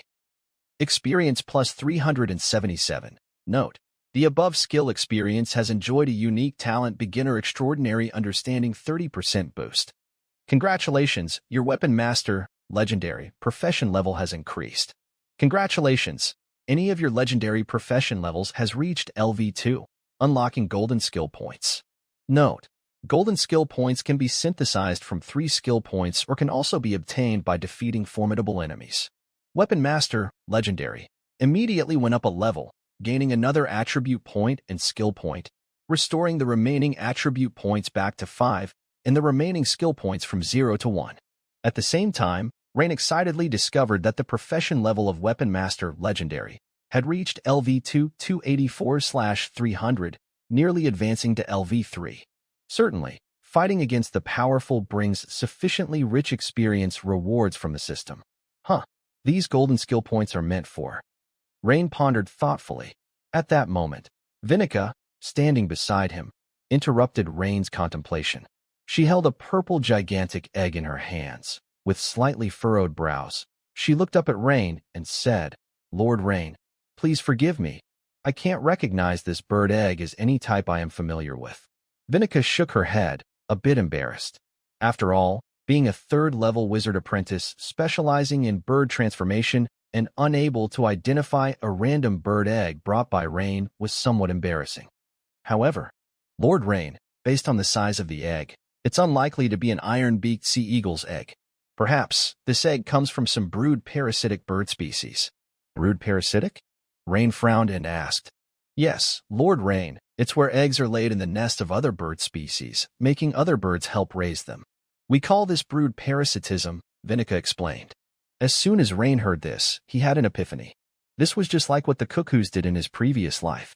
The cuckoo, or the cuckoo bird, liked to lay its eggs in the nest of other birds, letting them raise its offspring. But the problem is, the iron-beaked sea eagles are already very fierce birds. What kind of bird could be even fiercer? Besides, according to what you said earlier, when you took the egg, there were still iron-beaked sea eagle chicks in the nest. This situation is different from the typical brood parasitism. Generally, the eggs of brood parasites hatch faster than the original ones in the nest, and often, the parasitic birds will push the original eggs out of the nest one by one, leaving only their chick. But now, the iron-beaked sea eagle's chicks hatched first, so I'm a bit mystified. Vinica's beautiful eyes also looked a bit perplexed. Rain nodded. He understood the analysis of the girl with twin ponytails. Although he could wait for the giant egg to hatch on its own, the issue was that different bird species required different incubation temperatures and conditions. Moreover, the food to feed different birds varied greatly. If he could figure out the origin of this egg in advance, that would be best. Suddenly, it seemed as if Vinica thought of something. Her eyes lit up, and she said, "However, if you don't mind, Lord Rain, I can record the situation of this egg now and send a message to my mentor, Master Annius, for consultation. I think my mentor should be able to help you solve this puzzle." "Of course, Miss Vinica, that would be great," Rain said with a slight smile. "You are too polite. Just wait a moment. I'll use the image stone to record it now." The girl with the twin ponytails quickly took out a stone resembling a goose egg that emitted a faint blue light from her waist pouch. She began chanting a spell, and soon, the blue light goose egg stone flickered. A faint light covered the giant egg, completing the recording. After putting the image stone into a small pouch, Vinica summoned a white seagull and tied the pouch around its neck. Then the white seagull soared into the sky. As Rain and his group of 4 appeared far off, near the maritime area of Fishing Port Town's pier, it didn't take long for Major Mary and the Ryman brothers to get the news and meet them at the dock. When they saw that both Rain and Vinica were safe and sound aboard the dinghy, they couldn't help but rejoice. Especially Major Mary, who, while helping the first to disembark, Vinica reproached, "It's really good that you are unharmed. Just now, the Navy's Fish Dragon squad came by and said it was likely you had encountered Black Sail Pirate Captain Woolard. Now it seems their intelligence work isn't all that great, getting me wrongly concerned." But soon, Major Mary was stunned. Her beautiful eyes widened, and her cherry lips gradually formed an "oh" as she was left speechless. She noticed that the previously shiny silver knight's armor Rain wore showed obvious signs of breakage and deformation. The surface of the knight's armor even had traces of bloodstains, which was a stark contrast to the gleaming appearance from this morning. Obviously, Rain must have been through a big battle. The Navy's Fish Dragon Squad's assessment wasn't wrong. But if they really did encounter Woolard, how could Rain and Vinica have possibly returned safely? For a moment, Major Mary was puzzled, struggling to understand the situation. However, she soon got her answer. She saw that the two Special Forces members who had gone with Rain were now huffing and puffing as they carried a heavy body from the back of the dinghy. Major Mary's beautiful eyes bounced back and forth between the body and Rain, and finally, she managed to calm her excitement, attempting to speak in a steady tone. "Lord Rain, this is..." "Major Mary, it's just as you think. This is the Black Sail pirate captain, Skullcrusher Woolard." Vinica, watching Major Mary's rare flustered demeanor, couldn't help but cover her mouth and giggle teasingly. No sooner had she spoken. A hush fell over the crowd. Even the Ryman brothers were wide-eyed astounded, marveling at the body of Woolard. Because just after the Fish Dragon Squad left, they had learned in detail about the Black Sail pirate captain from Major Mary. This Skullcrusher Woolard, who had ruled the seas for more than 10 years, was actually both a senior Great Knight and a senior third-level wizard apprentice. At the time, when the brothers heard that the enemy was a senior Great Knight, they became somewhat uneasy, looking at each other knowing the gravity of the situation. After all, impressive as the Baron was, he was only a peak knight. Against an enemy just stepping into Great Knight status, they still had confidence in Rain. After all, even if they couldn't win, with the help of Miss Vinica, a wizard apprentice, escaping shouldn't be a problem. But the problem now was that the enemy was both a seasoned Great Knight and a third-level wizard apprentice.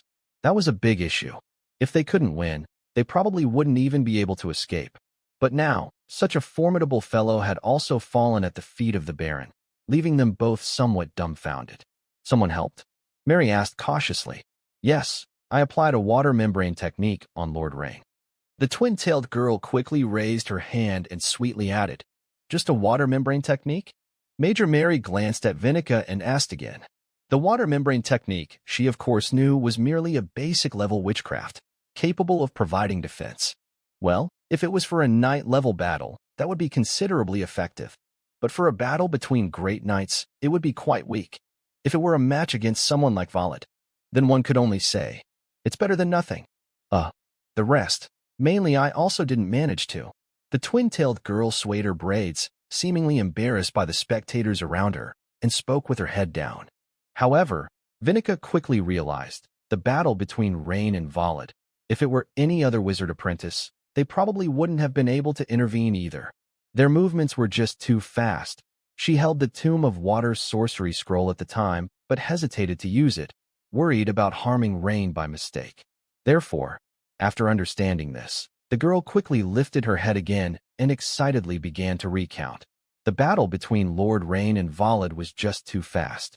Soon, through Vinica's vivid storytelling, the scene of Rain's fierce battle with Skullcrusher Vollard came to life before everyone's eyes. Major Mary and the Ryman brothers were all the more frequently casting their gazes toward Rain. Rain himself was somewhat speechless on the side. The gaze from the beautiful Major Mary did make him feel quite proud inside. But the frequent looks from the two burly siblings Ryman brothers were indescribable. Thus, Rain coughed and interrupted, "Let's head back to the town hall for now." After returning to his room, Rain continued to ponder over the matter of the golden skill points. Although the system hadn't specified what golden skill points could be used for, from their source, Rain thought they should be applied to some special skills, or perhaps for later enhancements in skills. But this was merely his conjecture, and the specifics would only be clear when the time came to use them.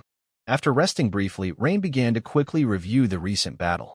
After all, only by constantly summarizing and improving could one maintain progression. What left the deepest impression on Rain was the crystal necklace used by Vollard. Clearly, it was a magical artifact, within which a rather potent witchcraft was sealed. If it weren't for the water membrane technique from Vinica, the high-level knightly plate armor, and his innate steel body triple defense, under that attack, Rain would have certainly been severely injured, and the battle situation might have turned. Moreover, when Volod fought him with a dagger in hand, his repeated attempts to distance himself were very obvious, probably aiming to cast witchcraft. Looking at it now, the fact that Volod did not bolster himself with defensive witchcraft in advance showed he probably underestimated Rain. Otherwise, he should have been protected by defensive witchcraft. But is it possible that the witchcraft Volod released during the sneak attack was incompatible with stacking defensive witchcraft? Rain couldn't help but speculate. After thinking a bit, Rain shook his head slightly. This point wasn't important. What was important was that in future battles against such veteran wizard apprentices, one must close the distance, not allowing the enemy the time and space to cast witchcraft. Therefore, Keter martial arts, known for the fastest strike speed and highest attack frequency, would be the best choice. Furthermore, the high-frequency shock-infused hammer Volod executed with one hand should be some sort of secret technique, the second one Rain encountered. The first was during the battle with Colonel Perix of the Zero Rebellion Force. A secret technique's power was clearly above that of secret skills. Under the enhancement of Warhammer Specialization LV3, Rain was able to push the power of the secret skill Earth-Splitting Hammer nearly to its limit. Yet, during the battle, he was still at a slight disadvantage. If others were to use secret skills against a secret technique, they would likely suffer a crushing defeat. It seems, Rain also needed to master a secret technique of his own, and quickly. At this moment, a knock on the door suddenly interrupted Rain's review thoughts. Knock, knock, knock. Lord Rain, the Dragon Snake Squad has returned. Captain Baron wishes to have a word with you. Major Mary's clear voice came from outside the door. Rain was momentarily taken aback. Had the Dragon Snake Squadron not returned? Although they hadn't been of help, Rain still highly regarded their quick response to make for the island. On the other hand, he was quite curious about the Dragon Snake Squad. When disembarking the ship earlier, Major Mary had briefly mentioned the Dragon Snake Squad, but seemingly due to the secret nature of the matter, she hadn't elaborated, only vaguely mentioned it seemed to be a special department belonging to the Navy. Now, with the opportunity to meet with the Dragon Snake Squad up close, Rain was very interested in meeting with them. Major Mary, I'll be right there, said Rain. When Rain first saw Baron, he knew the other must be a great knight.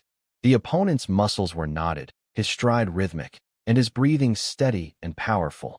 Facing him felt like confronting an imminent volcanic eruption, filled with danger and that burgeoning strength. Essentially, Rain was quite certain that Captain Baron's strength even surpassed that of Woolard. The other had to be at least a senior great knight. No, very likely a peak knight. However, Rain was still somewhat surprised at the moment, because he had originally thought that the captain of the Navy's special department, the Dragonfish Squad, would most likely be a formal wizard, but he did not expect him to still be a great knight. Could it be that formal wizards were really so few? At least up to this point, he had not encountered one. Or was there some other reason?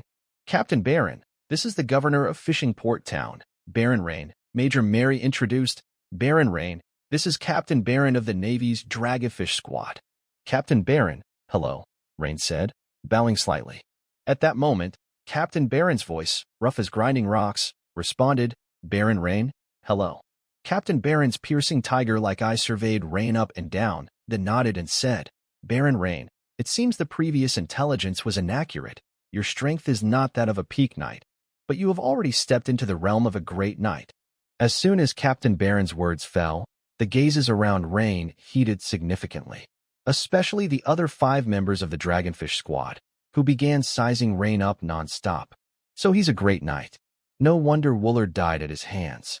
I thought Baron Rain was merely a peak knight before. Now, it seems he possesses master-level swordsmanship and the strength of a great knight, along with a 3rd-level wizard apprentice assisting by his side, making the killing of the already wounded Woolard quite rational. The several teammates whispered among themselves for a moment, all displaying a look of sudden realization. The Ryman brothers, however, were very surprised by what Captain Baron had said, because they were quite certain that just a few days ago, when Lord Rain had sparred with them, although they were defeated swiftly, they believed that Lord Rain had not yet reached the level of a great knight. Could it be that Lord Rain had suddenly made a breakthrough in these last few days? The Ryman brothers looked puzzled. The same question lingered in Major Mary's mind, though she quickly realized something. Because she remembered that when they were about to depart from Mist County City, Rain left the mansion carrying a wooden box that contained the beast essence. At that time she had this doubt, Why did Rain need to bring that to Fishing Port Town if he was to take office? It seemed unlikely he was stepping into Great Night. But now it seemed she had underestimated Rain. Just in these last few days, Rain had quietly broken through to Great Night, truly deserving the top rank in this Imperial assessment. Facing Captain Barron's affirmative tone, Rain did not deny it, but smiled and said, "I just happened to have some insights these past few days." Upon hearing such a statement from Rain, Captain Barron couldn't help but laugh. Stepping into Great Night, as if one could simply have some insights, it's nothing but the natural result of rigorous training. Baron Rain, it's exceptional that you could reach this level of strength at such an age, indeed a rare talent in the Empire. It's a pity that, just now, I heard from Colonel Mary you declined the invitation from the Imperial South Sea Fleet. However, if I were you, I would also strive to join the Sword Bearers organization. After all, the Sword Bearers are stronger than the Wave Riders, covering a wider range. Wave Riders? Rain looked thoughtful, hearing this name for the first time. Yes, the Wave Riders, a special department of the Imperial Navy. At this, Major Mary, smiling, explained. I see, Rain nodded. This organization must focus majorly on the security of the Imperial waters. Captain Barron continued, Baron Rain, we must thank you for your help, allowing us to complete our mission ahead of schedule. For them, regardless of who killed Woolard, the mission was considered accomplished. Rain nodded, then proactively asked, Captain Barron, do you need to take Woolard's body back with you? Considering the support from the Dragonfish squad that had swiftly arrived, Rain was quite appreciative, thus he didn't skimp on doing them a favor. Baron laughed heartily, waved his hand, and said, since Woolard is already dead, his mere body holds no significant value to us. However, Baron Rain, you could claim a reward from the Imperial Navy for this. By the way, if you find any items on him that might impact the security of the Imperial waters, then I'd trouble you, Baron Rain, to contact us promptly, or you could reach out to Colonel Mary. All right, Captain Baron, as a baron conferred by the Empire, it is indeed my duty, Rain nodded, naturally willing to cooperate. The spoils from Woolard, including his pouch and some potions on his person, had just been delivered to his room by the Ryman brothers, though he had not yet had the chance to check them. Baron Rain, we will now return and report back. Captain Baron, I wish you a smooth journey. Captain Baron nodded, stood up, and prepared to leave, his imposing figure reminiscent of a moving boulder. Meanwhile, the remaining 5 members of the Dragon and Snake squad also prepared to turn and depart. Just then, one of the team members behind Captain Baron suddenly turned to Rain with an eager expression and said, Lord Rain, I am particularly curious how you defeated Woolard. So, please forgive my boldness, but I wonder if it is convenient for you now. I would like to have a brief exchange with you. Baron Rain has just been through a fierce battle. The request you're making now isn't very appropriate. As the words left their lips, Major Mary immediately took on a stern expression and promptly rejected the proposal on Rain's behalf. That's really a shame. Trevo shrugged and said, we are about to return. Missing this opportunity, I'm afraid it will be difficult to have a chance to exchange experiences with Baron Rain again. Rain noticed that, when the young man named Trevo proposed a match with him, Captain Baron's expression did not display any displeasure, but rather a subtle eagerness. It seemed that Captain Baron was also interested in witnessing his strength. And for Rain, these experienced NPCs who came knocking were naturally more than welcome. Secondly, and importantly, he also wanted to understand exactly how strong the so-called Special Department of the Imperial Navy, the Wave Walkers, Dragon, and Snake Squad, really was. If he admitted that challenging Captain Baron would likely leave him with little confidence in victory, then starting with this team member who actively sought a challenge would be a window to assess the strength of the Special Navy Department. Which of course was a good thing. Rain smiled and turned to Major Mary, saying, Major Mary, encountering the Dragon and Snake Squad here is also a rare opportunity. I would very much like to exchange experiences with the elites of the Dragon and Snake Squad. Major Mary was momentarily at a loss for words. Her beautiful eyes looked at Rain, as if asking, Lord Rain, are you really sure? Rain nodded to Mary. Upon hearing Rain's agreement, the young man named Trevo was overjoyed and said, Great, Lord Rain, there should be an indoor training room nearby, right? Of course, please follow me. The group promptly arrived at the indoor training room, located behind the town's administrative hall. As it involved personnel from the Empire's Special Department, in the interest of confidentiality, aside from the Dragon and Snake Squad, the Ryman brothers, Vinica, and Mary, other personnel had to temporarily vacate the training room. Once Rain and Trevo stood in the center of the training room, everyone present fixed their keen gaze on the two of them, with varied expressions. For instance, when Vinica saw Rain step forward, her twin ponytails bounced, her cheeks flushed slightly, and her expression was one of excitement. Next to her, Major Mary's brows slightly furrowed.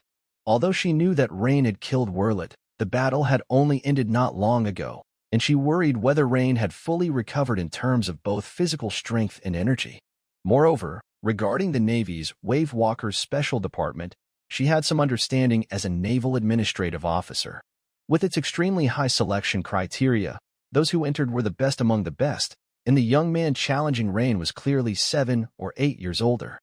With those additional 7 or 8 years of training and battle experience, Rain, despite being the top candidate in the Minster Province Knighting examination, might not hold much of an advantage. Therefore, at this moment, Mary was somewhat nervous and worried. Seeing Trevo create some distance, he raised his silver war bow and said, "Lord Rain, since I am an archer, please forgive me, but I need to maintain some distance before we can spar." Rain nodded and replied, "Of course, that is fine." He mainly wanted to assess the battle strength of the members of the Dragon and Snake squad this time. If he went all out, he was confident he could defeat the opponent quickly, but that wouldn't serve his purpose. Giving the opponent time to unleash their full potential would allow him to gain a more comprehensive understanding of the Dragon and Snake squad's combat capabilities. Seeing Rain's amiable attitude, Trevo also smiled and reminded him, "Lord Rain, my arrows might be quite powerful, so please be careful." As soon as he finished speaking, Trevo began chanting, casting spells of witchcraft. At that moment, Vinica whispered to Major Mary, "That's the witchcraft, Swift Wind. It can increase one's movement speed." Rain's ears twitched, and he immediately understood, offering Vinica a faint smile for her action. It seemed Trevo was very familiar with this, Swift Wind, as the casting was exceptionally fast, taking just over a second to complete. Trevo then wrapped himself in a light blue stream of air, his movement speed suddenly skyrocketing. Even compared to Rain, a great knight, it was a close match. And the distance that Rain had been closing quickly was now being maintained steadily. Whoosh, whoosh, whoosh. Arrow after arrow shot toward Rain, who didn't draw his greatsword. Instead, using his finger tiger, he knocked away the arrows Trevo had sent his way. But under the disturbance of the sharp arrows, the distance between the two had widened slightly again. At this moment, Trevo unexpectedly stood still and started to chant a spell silently. Next second, an arrow imbued with a faint white light shot straight at Rain. Originally, Rain planned to pull out the greatsword on his back to directly cut down the incoming arrow. But he had a second thought and abandoned that idea, instead slightly sidestepping to dodge. The arrow grazed by Rain's side and struck a steel shield hanging on the wall of the training room. With a snap, the steel shield was suddenly punctured with a large hole. Seeing this power, Rain's eyebrows raised. He knew this was a result of some witchcraft combined with the archery skills of the opponent, creating a compounded force. In terms of power, this arrow had already matched the level of a peak knight using a secret technique. As the fight continued, Rain soon heard from the soft conversation between Vinica and Mary the name of this witchcraft technique, sharpness technique. Arrows imbued with the witchcraft sharpness technique kept shooting toward Rain. Though the arrows shot at him were occasionally empowered with sharpness technique, they were continuously deflected by Rain's greatsword. Even those enhanced arrows were split directly under his slashes. 3 minutes had passed. Still, there was no clear winner.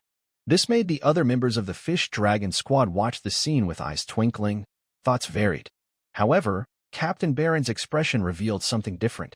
He could clearly see that Rain wasn't fighting with full strength because he continuously maintained almost the same distance from Trevo, almost as if deliberately allowing Trevo to act freely. At that moment, he suddenly spoke, "Trevo, stop now." Upon hearing the captain speak, Trevo immediately stopped, though he was sweating profusely and his expression somewhat puzzled looking toward Captain Barron. After all, the battle had not yet been decided. "Trevo, can't you see? Baron Rain has been holding back." Then, the others shifted their gazes back and forth between the two. Indeed, at that moment, there was not a single drop of sweat on Rain's forehead, but in contrast, Trevo was already drenched in sweat. Moreover, except for getting closer at the beginning, Rain had mainly stayed near the same spot, a fact well recorded by the footprints on the ground. This made Trevo look at Rain appreciatively and say, Thank you, Lord Rain, for your guidance. Because, in his view, Rain was intentionally leaving him some dignity, but actually, Rain had his own plans. The battle with Trevo had given Rain some insights. His opponent was an archer whose witchcraft, whether it was enhancing movement speed via swift wind or increasing arrow power via sharpness technique, perfectly matched the role of an archer. Simply put, the witchcraft used by him was intricately tied to his extraordinary battle techniques. But comparing to himself, aside from the witchcraft high-temperature stance, which relatively combined well with his extraordinary battle techniques, other witchcraft like Scorching Touch were hard to integrate with his extraordinary battle techniques. From this perspective, compared to fire-based witchcraft, perhaps metal-based witchcraft would better match his extraordinary battle techniques, hence enhancing his combat ability, more fitting for his weapon master, transcendent profession. For example, once he learned sharpness technique, he could apply it to his glimmering greatsword or his finger tiger to improve his combat capability. Rain glanced at the system prompts. Your skill giant bear sword technique has been enhanced. Experience plus 233. Your skill counter martial arts has been enhanced. Experience plus 348. You experience to fight. Weapon master, legendary. Experience plus 63. Note: the above skill experience has enjoyed a 30% boost from the exclusive talent basic extraordinary understanding. Congratulations, your weapon master, legendary, profession level has increased. Since the weapon master, legendary, was already close to leveling up, after this duel, it had directly increased by 1 level, reaching LV3 45/500. This also awarded Rain 1 attribute point and 1 skill point, making his remaining attribute points reach 6 and skill points change to 2. At this time, another team member from the Fish Dragon squad, a young man holding a short staff, approached, smiling at Rain, saying, "Baron Rain, my name's Nathaniel. Seeing your spectacular duel with Trevo, I would also love to exchange some insights with you." Of course, Rain immediately nodded, agreeing. After all, once the Fish Dragon squad left, there wouldn't be such good exchange opportunities. However, Lord Rain, do you need to rest a bit first? Although Nathaniel felt that Rain probably still had plenty of energy, considering he had just engaged in an intense battle for several minutes, claiming Rain had no significant exhaustion seemed unbelievable to him. Secondly, even if he won this way, such a victory would be greatly discounted. There's no need. My stamina is quite good. We can start immediately, Rain said. As soon as he spoke, Major Mary's pretty face blushed slightly, and she scoffed internally. Although she had always been busy with naval clerical work and hadn't married yet, she was already very familiar with certain matters and some double entendre statements. The twin-tailed girl, on the other hand, paid close attention to whether Rain could still win easily this time, especially since Nathaniel was a rather pure third-level wizard apprentice, whose combat style leaned more toward wizardry. At this moment, she was somewhat worried that Rain had little experience in dealing with such an opponent. It seemed she also felt a bit embarrassed for her team to gang up on Rain in a continuous rotation. Nathaniel introduced himself. "Lord Rain, I am a third-level wizard apprentice. My witchcraft attacks are quite powerful, so I hope you won't try to take them head-on." After a moment's thought, Nathaniel turned around enthusiastically and began to cast his witchcraft toward a clad in iron armor at a distance. 2 seconds later, a massive pale green liquid emitting a fishy stench surged toward the sizzle. Sizzle. The greenish liquid corroded the iron armor, and within just 1 or 2 seconds, a large hole had been eaten through the heavy armor. It was clear that even Rain's water membrane steel armor suit would be severely damaged if hit directly. In response to Nathaniel's friendly gesture, Rain smiled and nodded, saying, "Thank you for the warning, I will be careful." The battle between the two began shortly after. After quickly casting the water membrane technique on himself, Nathaniel raised his hand toward Rain, and his palm began to chant another spell. Rain had approached within 10 meters or so in front of Nathaniel, but sensed that something was amiss. Suddenly, Rain felt a cold, negative energy instantly invade his body, feeling very much like some kind of curse. Rain immediately felt a weakness in his limbs. Soon after, he heard Vinica whisper to Mary on the side, "That's the weakening spell."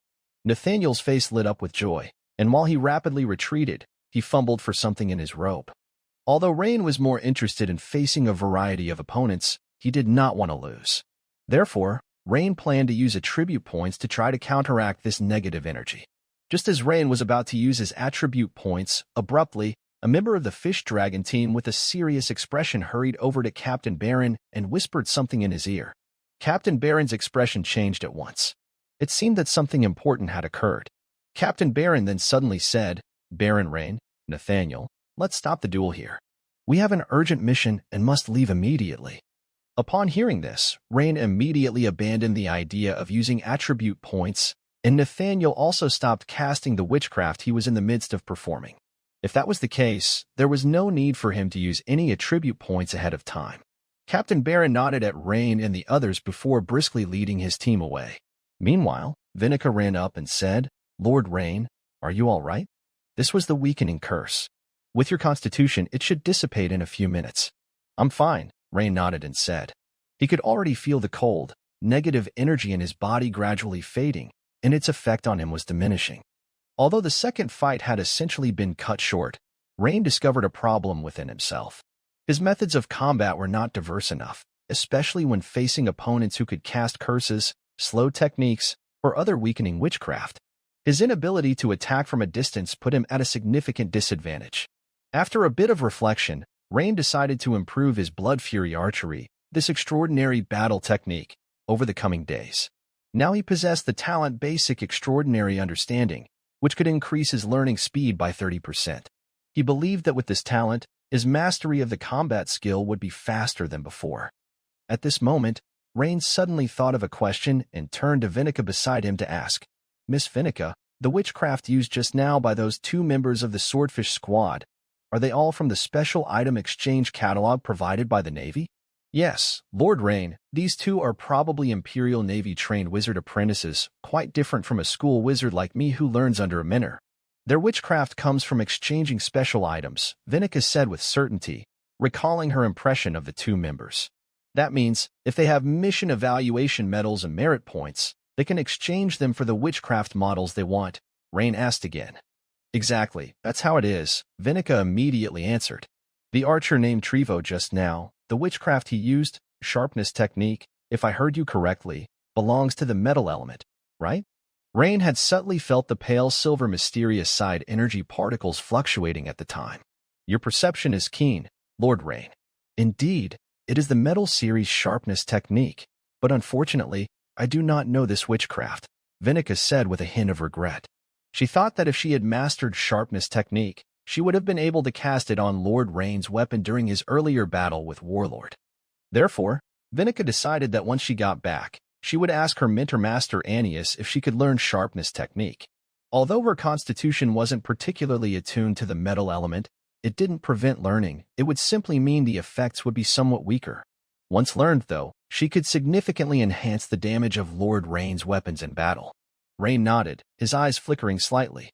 Joining the Imperial Navy's Special Division, Tide Striders would allow one to exchange completed special tasks for metal element witchcraft sharpness technique. Thus, joining the even stronger Imperial Swordbearer organization would undoubtedly provide a wider range of metal element witchcraft to exchange. Joining the Imperial Swordbearer is tied to the enhancement of his strength. It seemed he needed to prepare thoroughly, perhaps should inquire about this Swordbearer recruitment evaluation. While everyone was exiting the training room, suddenly, a loud shouting voice came from the distant sky. Although the voice had become very faint by the time it reached everyone's ears, it was still discernible as a human voice. It seemed that because the outcry was so concentrated, despite traveling a long distance, those present could still hear it clearly. Immediately, including Rain, everyone's gaze turned toward the direction of the sound. That direction was toward the sea. Crucially, everyone was familiar with this voice, a sound like rubbing stones together. It was the voice of Baron, the captain of the Swordfish Squad, and moreover, he could feel that Baron was quite angry at the moment. The other people present immediately exchanged glances, their expressions all changing. Obviously, the Swordfish Squad had encountered a formidable enemy. Judging from the direction and distance of the sound, it should be in the nearby sea territory, not far from Fishing Port Town. At this point, the gazes of the few gathered fell back upon Rain, not solely because he was the governor of Fishing Port Town, but also because he was the most powerful individual present. "Lord Rain, we..." Major Mary started with concern, but she stopped before continuing as a realization struck her. She had been about to suggest rescuing the Swordfish Squad. But she quickly grasped a problem given that the Swordfish Squad, a special combat department of the Navy, was already finding the enemy challenging. Did they really have the capacity to rescue them? Perhaps, for safety, her first choice should be retreat, not rescue. However, Rain didn't hesitate much. After pondering briefly, he said, "Miss Vinica, could you trouble your White Seagull to carry out an immediate high-altitude reconnaissance over there? In addition, time is pressing, so I shall head over first." "Wait, Lord Rain. I'll go with you." Vinica wasn't afraid at all. Instead, she seemed a bit excited at the thought of fighting alongside Rain again. Her energetic twin tail swished vigorously, and her pale cheeks flushed even more. Faced with Vinica's eagerness, Rain thought for a moment and agreed. After all, having a level 3 wizard apprentice by his side for assistance was quite valuable. "Colonel Mary, you and the Ryman brothers organize defenses at Fishing Port Town. If evacuation becomes necessary, Miss Vinica's White Seagull will notify you in advance." "Understood, Baron Sir." The Ryman brothers responded crisply, as they simply had to follow Rain's orders.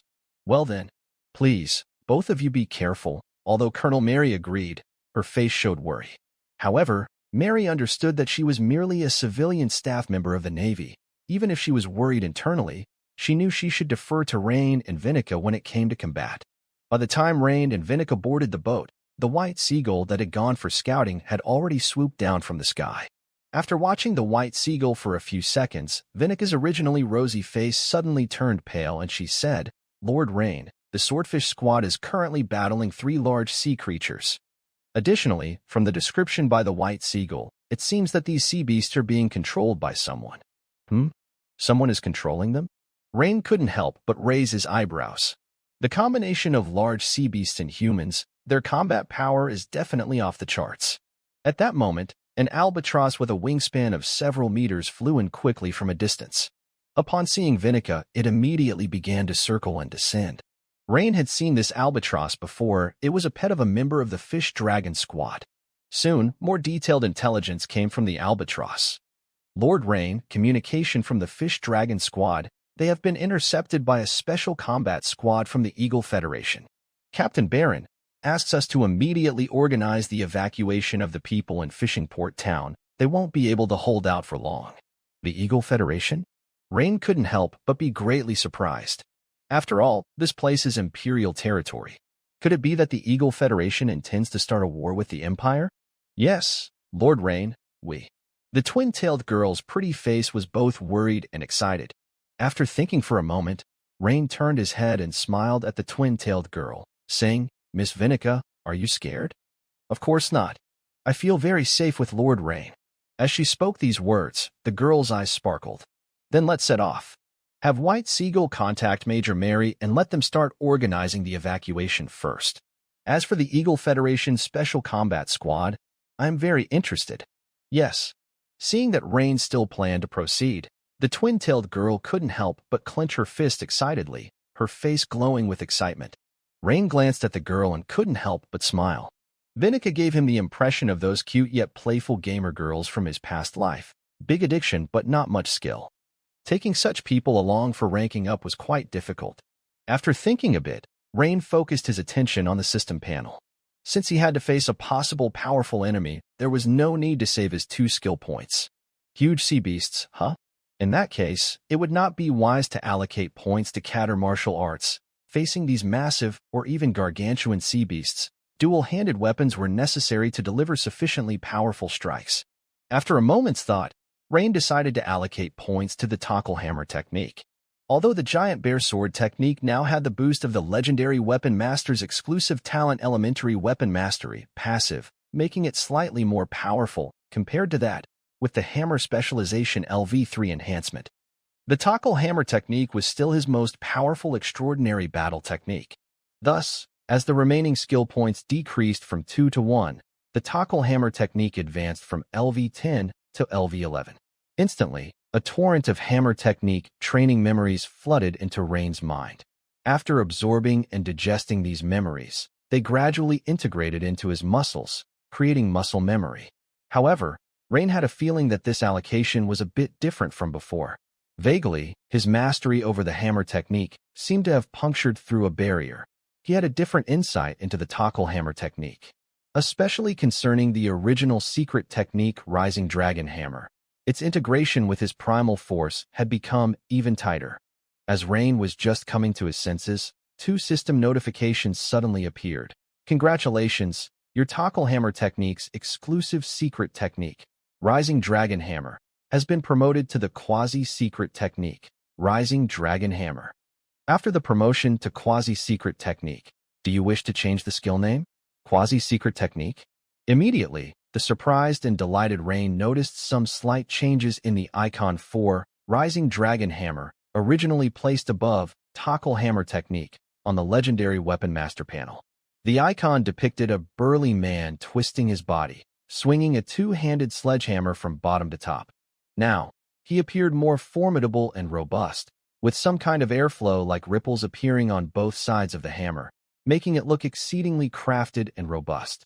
Beneath the icon, there was a line of small text. Rising Dragon Hammer Quasi-Secret Technique Effect combines primal force with a special method of exertion to swing the sledgehammer from bottom to top, delivering a strike that integrates primal force with rotational force. Note: the quasi-secret technique cannot be directly enhanced by skill points. Note: the power of the quasi-secret technique directly correlates with the following. 1. The Tackle Hammer Technique skill level. 2. Primal force value. 3. Hammer specialization level. 4. Strength value.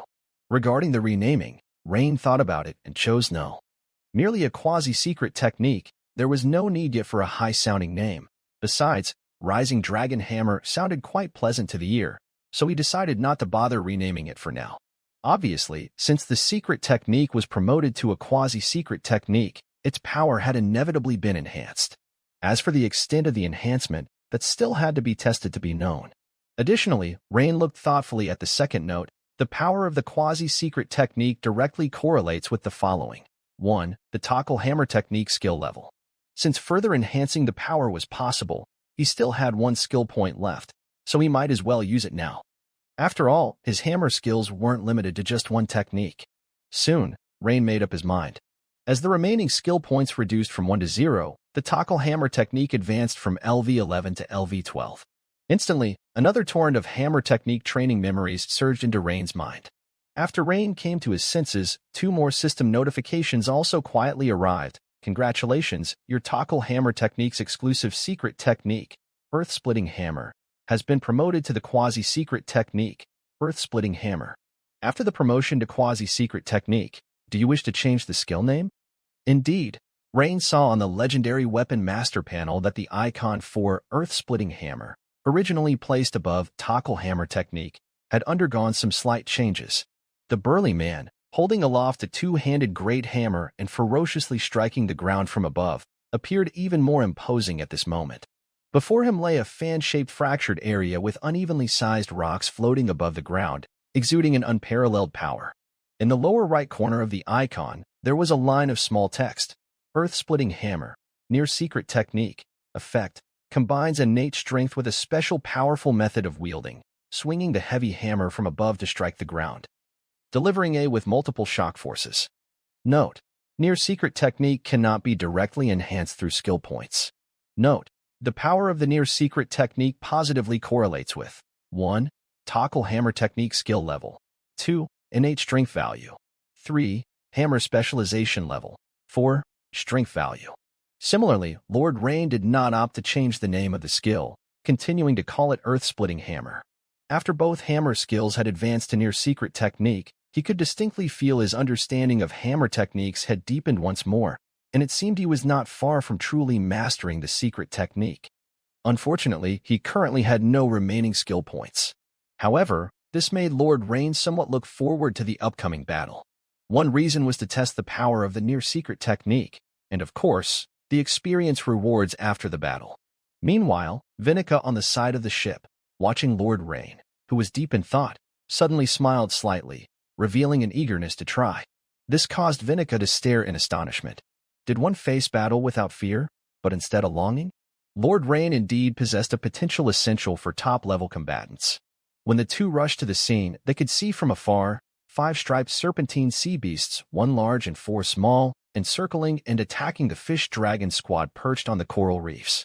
Even the smaller sea beasts had bodies rising more than 3 meters above the water, and the biggest one stood at a staggering 5 meters. The spine-spiked necks of the serpentine sea beasts were connected by a thin stretch of membrane between each spike, giving the illusion of a snake head wearing an umbrella. These are spine-ridged sea serpents. The venom spit by spine-ridged sea serpents is highly toxic, and they also possess substantial close combat capabilities, making them as formidable as a great knight. As for that giant spine-ridged sea serpent, Vinica quickly said, having experienced so many battles, Lord Rain merely glanced briefly and had already grasped the entire battlefield situation. If the Fish Dragon squad was built around the team leader Baron, who was a peak knight, then their opponents were the exact opposite. Their side seemed to be centered around a formal wizard, with the remaining 4 being great knights, one wielding a sword and shield by the wizard's side, the other 3 wielding various weapons, controlling the serpentine sea beasts to encircle Baron. The opponent's sea beasts also possessed the ability to spit venom and had formidable close combat capabilities. From the composition, it was difficult to determine which side was superior. But from the situation on the ground, it seemed Baron, the core of his team, was precisely being suppressed by the wizard opposite him. As the team leader, Baron was swiftly moving to block attacks from 3 directions from the sea beasts, but the situation was perilous, with one member of the Fish Dragon squad lying on the coral reef, seemingly out of combat. Although Baron was illuminated by various witchcraft lights enhancing his speed and strength remarkably, these 3 sea beasts were not weak in combat. Their bodies also kept shimmering with witchcraft light. Whether it was support from others nearby or an innate ability of the large sea beasts. In addition, there were great knights on the backs of each of the sea beasts, coordinating in combat. More crucially, Lord Rain keenly noticed something. Blood was trickling from the corners of Baron's mouth. Moreover, during the fight, he occasionally paused and showed a pained expression. This made Lord Rain quickly realize it was likely related to the robed figure on the back of the largest serpentine sea beast, who occasionally chanted spells while wielding a dagger. In other words, to turn the tide, the key to the entire battle was that robed figure. At that moment, there was a knight with a sword and shield standing by the robed figure's side, seemingly to prevent any fast advances from Baron. Upon seeing the sudden appearance of Lord Rain and Vinica, members of the Fish Dragon squad showed puzzled expressions. Trevo, acting as the archer, immediately turned his head, addressing another team member. "What's going on? Didn't you inform them and ask them to evacuate quickly? We can't hold on much longer. If it weren't for the proximity to fishing port town, we could have retreated earlier, and Badass would not have been severely injured." The team member, clearly a bit aggrieved, said, "My albatross just told me it had already notified them. I think it must be that Lord Rain decided to come." Although Trevo had a good impression of Lord Rain, he couldn't help feeling a bit angry at this moment. This young man, he's too impulsive.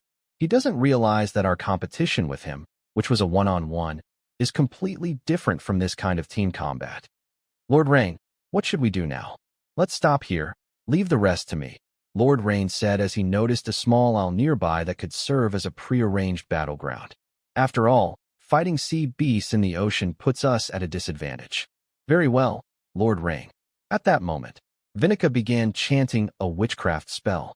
Suddenly, Rain felt a massive amount of water energy particles gathering under his feet, giving him a sensation of being buoyed up. "Lord Rain, I have cast the witchcraft, water walking, which is enough to support your weight on the surface of the sea for approximately half an hour," Vinica said. This news brought a smile to Rain's face. He had been planning to lure his opponent to the nearby reefs for the fight, but now it seemed unnecessary. He now had far more options for the battleground. Then Vinica continued to caution him. "Just one more thing, Lord Rain. Should you cast any witchcraft, you must be careful. It's best not to interfere with the area beneath your feet. Otherwise, the witchcraft, water walking I have cast on you may be nullified or become unstable." Rain nodded upon hearing Vinica's reminder. He understood this point clearly. In simple terms, it meant he could not cast the witchcraft, high-temperature force field during the fight, since it would cover the area under his feet and affect the stability of water walking, but he could cast Scorching Touch, or Blazing Light. Then, a pale blue witchcraft light flashed by. In an instant, a thin layer of water membrane formed around Rain's body, a water-based witchcraft technique. He was quite familiar with the water membrane technique, which offered a certain level of defensive power. "Thank you, Miss Vinica." From here on out, leave it to me, Rain said with a nod, giving Vinica a slight smile. Lord Rain, please be safe. If things get too difficult, I have an official sorcery scroll given to me by my mentor. Understood. Rain didn't say much more and stepped toward the ship's rail, then stood firmly on the surface of the sea. The members of the Eagle Federation, of course, also noticed the appearance of Rain and Vinica. A man in a black robe glanced at the two of them and murmured, "Is this the local defensive force of the Dragon Empire? A third-level wizard apprentice and a knight? No, perhaps a great knight? Hoffman, you take care of these two destabilizing factors," he ordered. "As you command, Lord Neru." The great knight, armed with a sword and shield, quickly steered his spine-back sea serpent towards Rain at high speed. The man named Neru, robed in black, had an energy fluctuation that obviously surpassed that of a third-level wizard apprentice. His gaze, however, remained fixed on Baron, who was engaged in rapid combat. As the third-ranked member of the Leviathan squad, he was the first to arrive upon receiving the information from the Federation Navy, as he was collecting materials nearby. He had just arrived when he discovered the trail of the Dragon Empire's combat team, and so the battle had suddenly erupted. The opposing team's captain was a Peak Knight, who turned out to be quite a handful after being enhanced by the other team members boosting witchcraft. Even Neru had to exert quite some effort to suppress him. Neru, holding a blade that emitted a faint black glow, the Curse Blade, couldn't help but feel a bit of pride. If it weren't for his particular advantage against the opposing Peak Knight, the other members of the Leviathan squad might not have been able to take them down. Just before, he had used this Curse Blade to cast 3 curses on his opponent: Weakness Curse, Pain Curse, and Coldheart Curse. The opponent's strength could no longer be wielded normally. Now, the scales of victory had tipped in his favor, and in a few more minutes, the opponent's endurance would gradually be exhausted. Neru observed for a while, then shifted his gaze to the distant figures of Rain and Vinica. With a faint incantation, Neru made 2 light cuts on his own fingers with the dark glowing dagger in his hand, drawing forth a deep red blood. In an instant, a strange fluctuation assaulted the distant Vinica. And a second later, another inexplicable wave struck Rain. After completing his spell, Neru's face paled slightly, but a smile crept across his lips. With this, Hoffman should be able to deal with the opponent with ease. The element of instability was about to be eliminated. Suddenly, Vinica, who stood next to Rain, clutched at her chest, her face changing dramatically as she said, "Lord Rain, I think I am affected by a pain curse. You must be careful. That black-robed man seems to be a witchery curse's master." Pain curse? Witchery curse's master? Rain's thoughts involuntarily drifted to Adams, the third-level wizard apprentice he had once killed. His methods were also quite bizarre. Of course, the one at present was a formal wizard, much stronger by comparison. But in this moment, Rain felt no fear. His own strength had also increased significantly since then. It was just that after hearing that the opponent was a witchery curse's master, a sense of caution arose within Rain's heart. But in the next second, Rain felt a sharp increase in negative energy surrounding him. It invaded his body in a flash. This effect, is this a weakness curse? Rain immediately realized what it was, having experienced this sorcery not long ago. However, compared to the weakness curse cast by Nathaniel, this one was far more potent. If he didn't dispel it swiftly, his combat effectiveness as a great knight would be reduced under the curse to that of a Peak Knight at best. This was a battle of life and death, not a competition, so without hesitation, Rain added an attribute point to his spirit.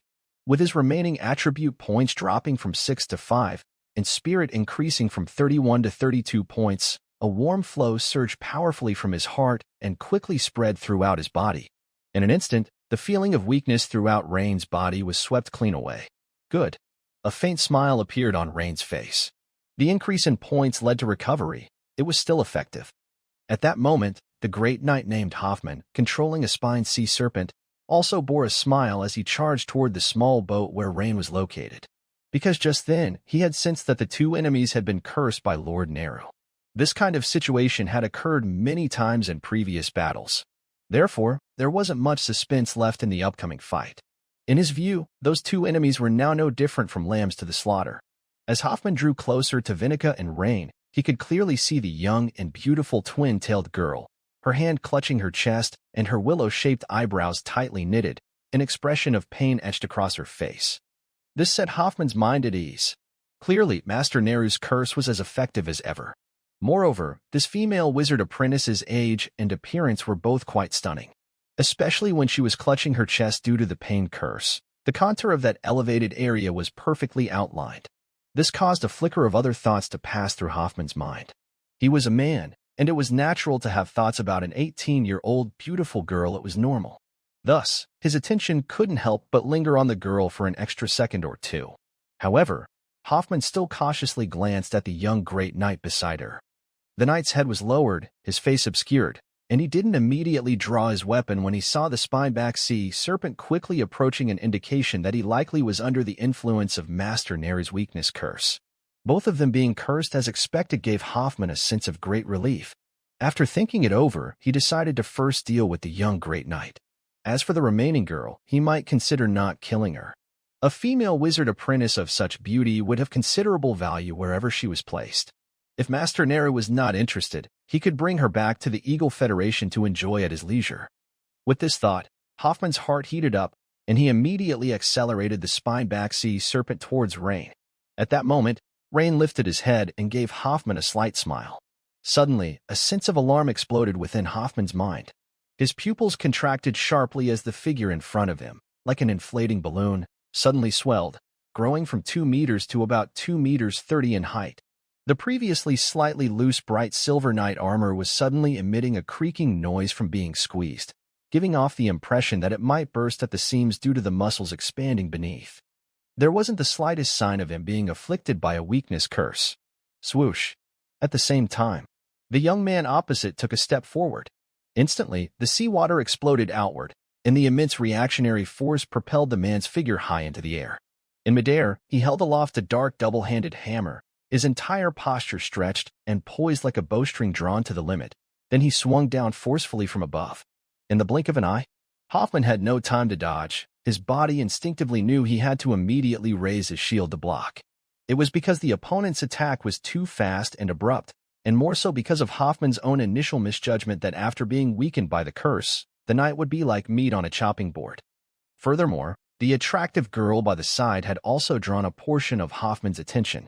So, under various reasons, at this moment, he could only madly channel the strength within his body and lift the blood-veined steel shield in his left hand with all his might to protect himself.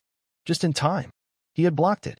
A look of relief at having narrowly escaped death, along with a resolve to retaliate fiercely afterward, surfaced on Hoffman's face.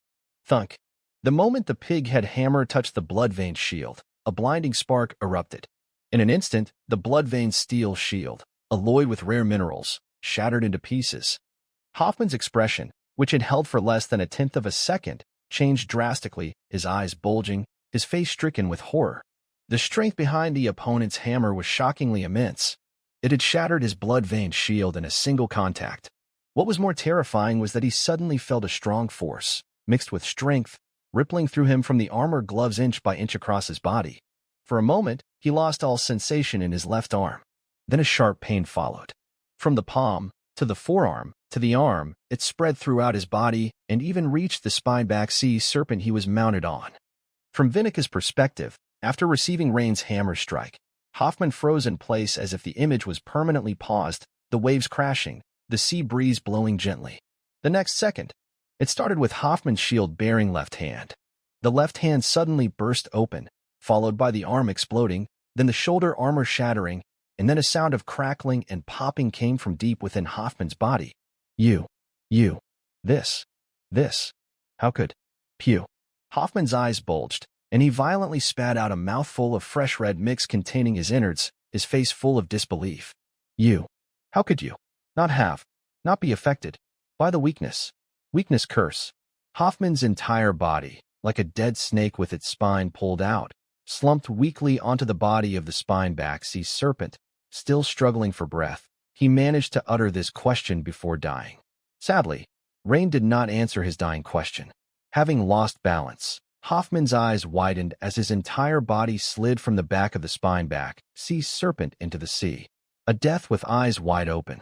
And the spine-back sea serpent, which had intended to spit venom for an attack, had its action interrupted directly by the multiple shockwaves that came with Rain's precisely executed secret technique. At that moment, the spyback sea serpent, regaining its senses from its frozen state, looked at Rain with its large snake eyes as if it had seen its natural enemy, full of terror. And its neck, which originally displayed an umbrella-like spiny crest, now retracted like a closing umbrella, clinging tightly to the neck. This was an expression of fear, fright, and submission. But a dark hammer shadow flashed by, and the top of the spiny sea serpent's head was instantly smashed open, splattering blood everywhere. The spiny sea serpent, whose spirit had been shocked, was sent to join its master after just one move by Rain's pig-headed hammer. The spiny sea serpent immediately died from suffocation. Its body that was initially upright on the sea surface slumped softly down, and its entire 7 or 8 meters long, bucket-thick body floated to the surface. The nerves and muscles in the body of the spiny sea serpent were still moving, its body slightly twisting and twitching continuously. At this moment, the sound of the waves crashing remained, but standing on the sea surface, there was only Rain left. The previously menacing enemy was now just a corpse drifting aimlessly on the sea. Standing on a nearby small boat, the twin-tailed young girl, although pale from pain, had a completely different spirit than before. Just like a girl fighting cancer in a past life, pained in appearance, but with a sparkle in her eyes. Her beautiful eyes stared at Rain's robust figure, filled with surprise, admiration, affection, awe, and various other emotions. If it weren't for seeing those watery, beautiful eyes in person, it would be hard to imagine that just a look could convey so much meaning. Rain, on the other hand, shook his dark pig-headed hammer in his hand. He stood on the sea surface, savoring the earth-splitting hammer he had just executed. If described in 4 words, they would be extremely exhilarating. That hammer strike felt as though it released some kind of spirit, a combination of original force and clever technique. He could feel that the strike had a strange power that, when clashing with the opponent's shield, transmitted into the opponent's body, wreaking havoc, hence causing such great damage. And that strange power must contain the secret of the true secret technique. Perhaps a regular secret technique would not be as strong as Rain's strike. But the thing is, Rain possessed the level 12 tackle hammer skill, level 3 hammer specialization, and the talent intermediate giant strength, all 3 amplifying his power. This was why even a great knight could be killed instantly by one hammer strike. Of course, the enemy's unpreparedness and lack of focus played certain roles. But that was not the point, because even if the opponent had been prepared, they could not have withstood it. For Rain, at most, he would have struck with one more hammer. On the main battlefield, members of the Fish Dragon team like Trevo and Nathaniel intended to assist Rain and Vinica. However, since they were already at a disadvantage on the main battlefield after several attempts, they were disappointed to find there was no chance for them. But when the team captain, Baron, noticed that the Great Knight, who had originally been guarding beside the opponent's black-robed wizard and was controlling the spiny sea serpent, swiftly left, he immediately seized this opportunity and surged with all his remaining strength at the wizard. Unfortunately, Baron's outburst was quickly extinguished by the wizard's witchcraft attack. Although Baron's counterattack had little effect, it made Neru pay more attention to him. After all, in Neru's eyes, Baron was the big fish while the 2 newcomers were just trash fish. It's always important to prioritize. Having continued to cast 2 witchcraft spells to suppress Baron, Neru casually glanced over at Hoffman's situation, but in an instant, his whole expression puzzled. Where's Hoffman? At that spot on the sea, the young Great Knight was still standing there, and the wizard apprentice girl was also there. But Hoffman, whom he had sent, and the spiny sea serpent under Hoffman, were nowhere to be seen. Where did Hoffman run off to? He had only taken his eyes off Hoffman for a mere 4 or 5 seconds, and now he couldn't find him? Neru blinked in confusion and then scrutinized carefully. The next second, he discovered that just a few meters in front of the young Great Knight, 2 familiar corpses, large and small, were bobbing up and down with the rhythm of the waves. This instantly made Neru's face twitch violently with disbelief. What happened? In just a few seconds of distraction, Hoffman was dead? For Neru's brief lapse, Baron felt it most distinctly. Because Baron clearly felt the pressure weaken, and the black-robed wizard, who had been closely watching him, now turned in surprise towards Rain and Vinica. This made him extremely curious. Had something unexpected happened there? Thus, during a break in the battle, Team Captain Baron quickly glanced aside. With that look, Baron's eyes suddenly widened. And the other members of the Fish Dragon team evidently also noticed the unusual behavior of the opposing black-robed wizard and their leader. Immediately, several people also followed the gaze of the two, looking in the direction where Rain was. In the next second, everyone revealed expressions of shock, joy, and confusion. What's happening? Trevo and Nathaniel exchanged a glance, their eyes filled with deep confusion. They had just been about to help Rain and Vinica, but in just a few seconds, these two had dealt with the enemy? Because no one had seen how Rain had dispatched the Great Knight and the Spineback Sea Serpent, their minds couldn't quite make sense of it. They didn't know whether it was Rain or Vinica who had defeated the enemy. After all, they had already experienced Rain's strength in the training room of the administrative hall of Fishing Port Town, and in their current judgment, it was highly unlikely that he could have accomplished this. It must have been Vinica using some kind of powerful sorcery scroll. As for not sensing the energy fluctuations of witchcraft, that's because the battle on the main battlefield was too intense, and the witchcraft from the enemy wizards and attacks from the Spineback Sea Serpent interfered with our perception. But no matter what, the victory of Rain and Vinica was a great thing for the Dragonfish squad. This meant that the unfavorable situation they were initially in now had a chance to be turned around. The morale of the Dragonfish squad instantly soared at a visible rate. However, what was good for the Dragonfish squad was clearly not good for Neru. The Dragon Empire Navy squad, which he had almost cornered, now regained vitality, which caused his complexion to instantly turn ashen. There was one thing he still couldn't understand. How exactly did those two unstable elements break through his curse interference and kill Hoffman? But given the current situation on the main battlefield, Neru seemed unable to spare a hand. Thus, without other options, Neru's best choice was to cast curses again and deal with those two unstable elements to stabilize the situation. When Neru checked on the two again, he discovered that it seemed the female wizard apprentice was suffering from his pain curse, which meant the problem must lie with the young Great Knight. Perhaps the opponent had some kind of rare sorcery scroll or witchcraft artifact for dispelling curses. After a moment's thought, Neru made a decision. Because whether it was a sorcery scroll or a witchcraft artifact, the likelihood was that it could only dispel a curse once, after which it would either be used up or it would require time before it could be effective again. Therefore, in any case, the simplest way to deal with it was clear. That was to increase the power of the curse and the frequency of the curses, completely overwhelming the opponent's ability to resist. Neru's expression became stern, and a hint of ruthlessness flashed in his eyes.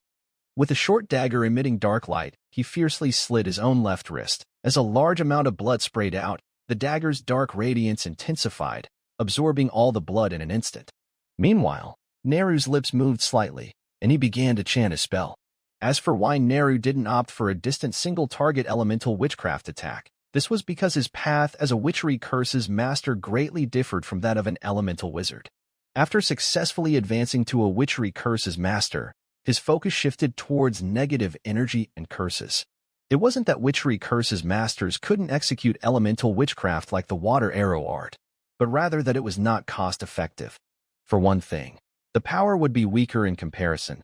Secondly, the speed of casting and the spiritual power consumed held no significant advantages.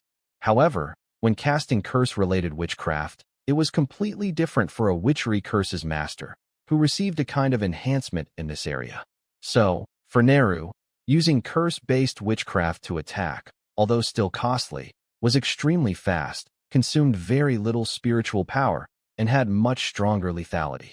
Nonetheless, although a witchery curses master's methods are bizarre and varied, they still adhere to the basic principle of equivalent exchange. Releasing a relatively weak curse might only require a single drop of blood, just like what he had recently used against Rain and Vinica. But if one wanted to cast multiple curses or execute a powerful curse to attack the enemy, the price to pay would be much greater, such as a large amount of blood, or even sacrificing a part of the body. Meanwhile, Rain in the distance glanced at the pale Vinica and quickly walked over to support the twin-tailed young woman, asking with concern, "Miss Vinica, how are you feeling?" "I'm all right, Lord Rain. If I'm not mistaken, I believe I have been struck by a pain curse." "Pain curse?" Rain questioned with a hint of confusion. He had just been affected by what seemed to be a weakness curse, so clearly, the pain curse was a different matter. Exactly. A person affected by a pain curse will constantly feel an intense agony. "Lord Rain, I'm afraid I won't be of much help in the battle to come. A pain curse cast by a fully fledged wizard will greatly hinder my ability to concentrate and cast witchcraft. Currently, I don't have a good way to counter this problem. However, you can rest assured that if I just stay quietly here, the effects of the pain curse on me will be much less, and it will naturally fade after some time has passed. Affecting the casting of witchcraft? Staying still will ease the pain? Rain asked with confusion. After all, the curse he had just been hit with was not the pain curse, but the weakening spell. It seemed that the witchery curse's master tailored the curses differently depending on the enemy. The pain curse inflicted upon Vinica, the wizard apprentice, would amount to crippling a third-level wizard apprentice's ability to fight if she couldn't dispel it. The weakening spell cast upon him, a great knight, would reduce his combat capabilities from the level of a great knight to that of a knight if he couldn't dispel it, significantly lessening his threat. But obviously, the enemy could cast two different curses on the same person, or even more than two curses, such as three, or even more. Yes, Lord Rain. Rain nodded, as he began to understand, then turned to glance at Baron, the Fish Dragon Squad captain, who was swiftly moving across the main battlefield in the distance. At that moment, the pressure Baron must have been under was surely intense. Miss Vinica, you should rest in the boat for a while. I'll go and support Captain Baron. Lord Rain, please be extremely careful. The witchery curse's master's attacks are difficult to withstand, and their power should not be underestimated, Vinica said as Rain helped her to slowly sit down in the boat. Rain nodded and promptly stood up, preparing to turn and leave. However, he quickly remembered something and began to check the system notifications. Your skill tackle hammer technique has improved. Experience plus 791. You have been through a combat. Weapon Master, Legendary. Experience plus 465. Note: the above skill experience has been enhanced by 30% thanks to the exclusive talent, Primary Extraordinary Understanding. Congratulations, your Weapon Master, Legendary, profession level has increased. The profession level of Weapon Master, Legendary, has been elevated by 1 level, reaching LV4, 10/1000. This allowed Rain to gain another attribute point and skill point, bringing his remaining attribute points back to 6 and his remaining skill points to 1. Since he was about to face a formal wizard for the first time, and a troublesome witchery curse's master at that, Rain pondered for a moment and decided to allocate another point to his tackle hammer technique. He had a vague sense that upon reaching LV12 in the tackle hammer technique, it felt as though just a bit more improvement could elevate it to an even higher realm. Perhaps then, he would grasp the true secret technique. At that moment, Rain's brow suddenly furrowed. The system notification read as follows: addition of a skill point failed. Your skill tackle hammer technique has reached LV12 and is at a certain threshold. It cannot be elevated through skill points. To improve further, please use golden skill points. Golden skill points? Rain quickly recalled the system's previous message when his Weapon Master, Legendary, profession leveled up to LV2. Golden skill points can be synthesized from 3 skill points or obtained by defeating powerful enemies. At that time, he had wondered what the golden skill points were for. Now it seemed that one of their uses was to break through certain limits of extraordinary battle techniques. However, even if he couldn't elevate the near-secret technique to a true secret technique, Rain was not about to choose flight over fight.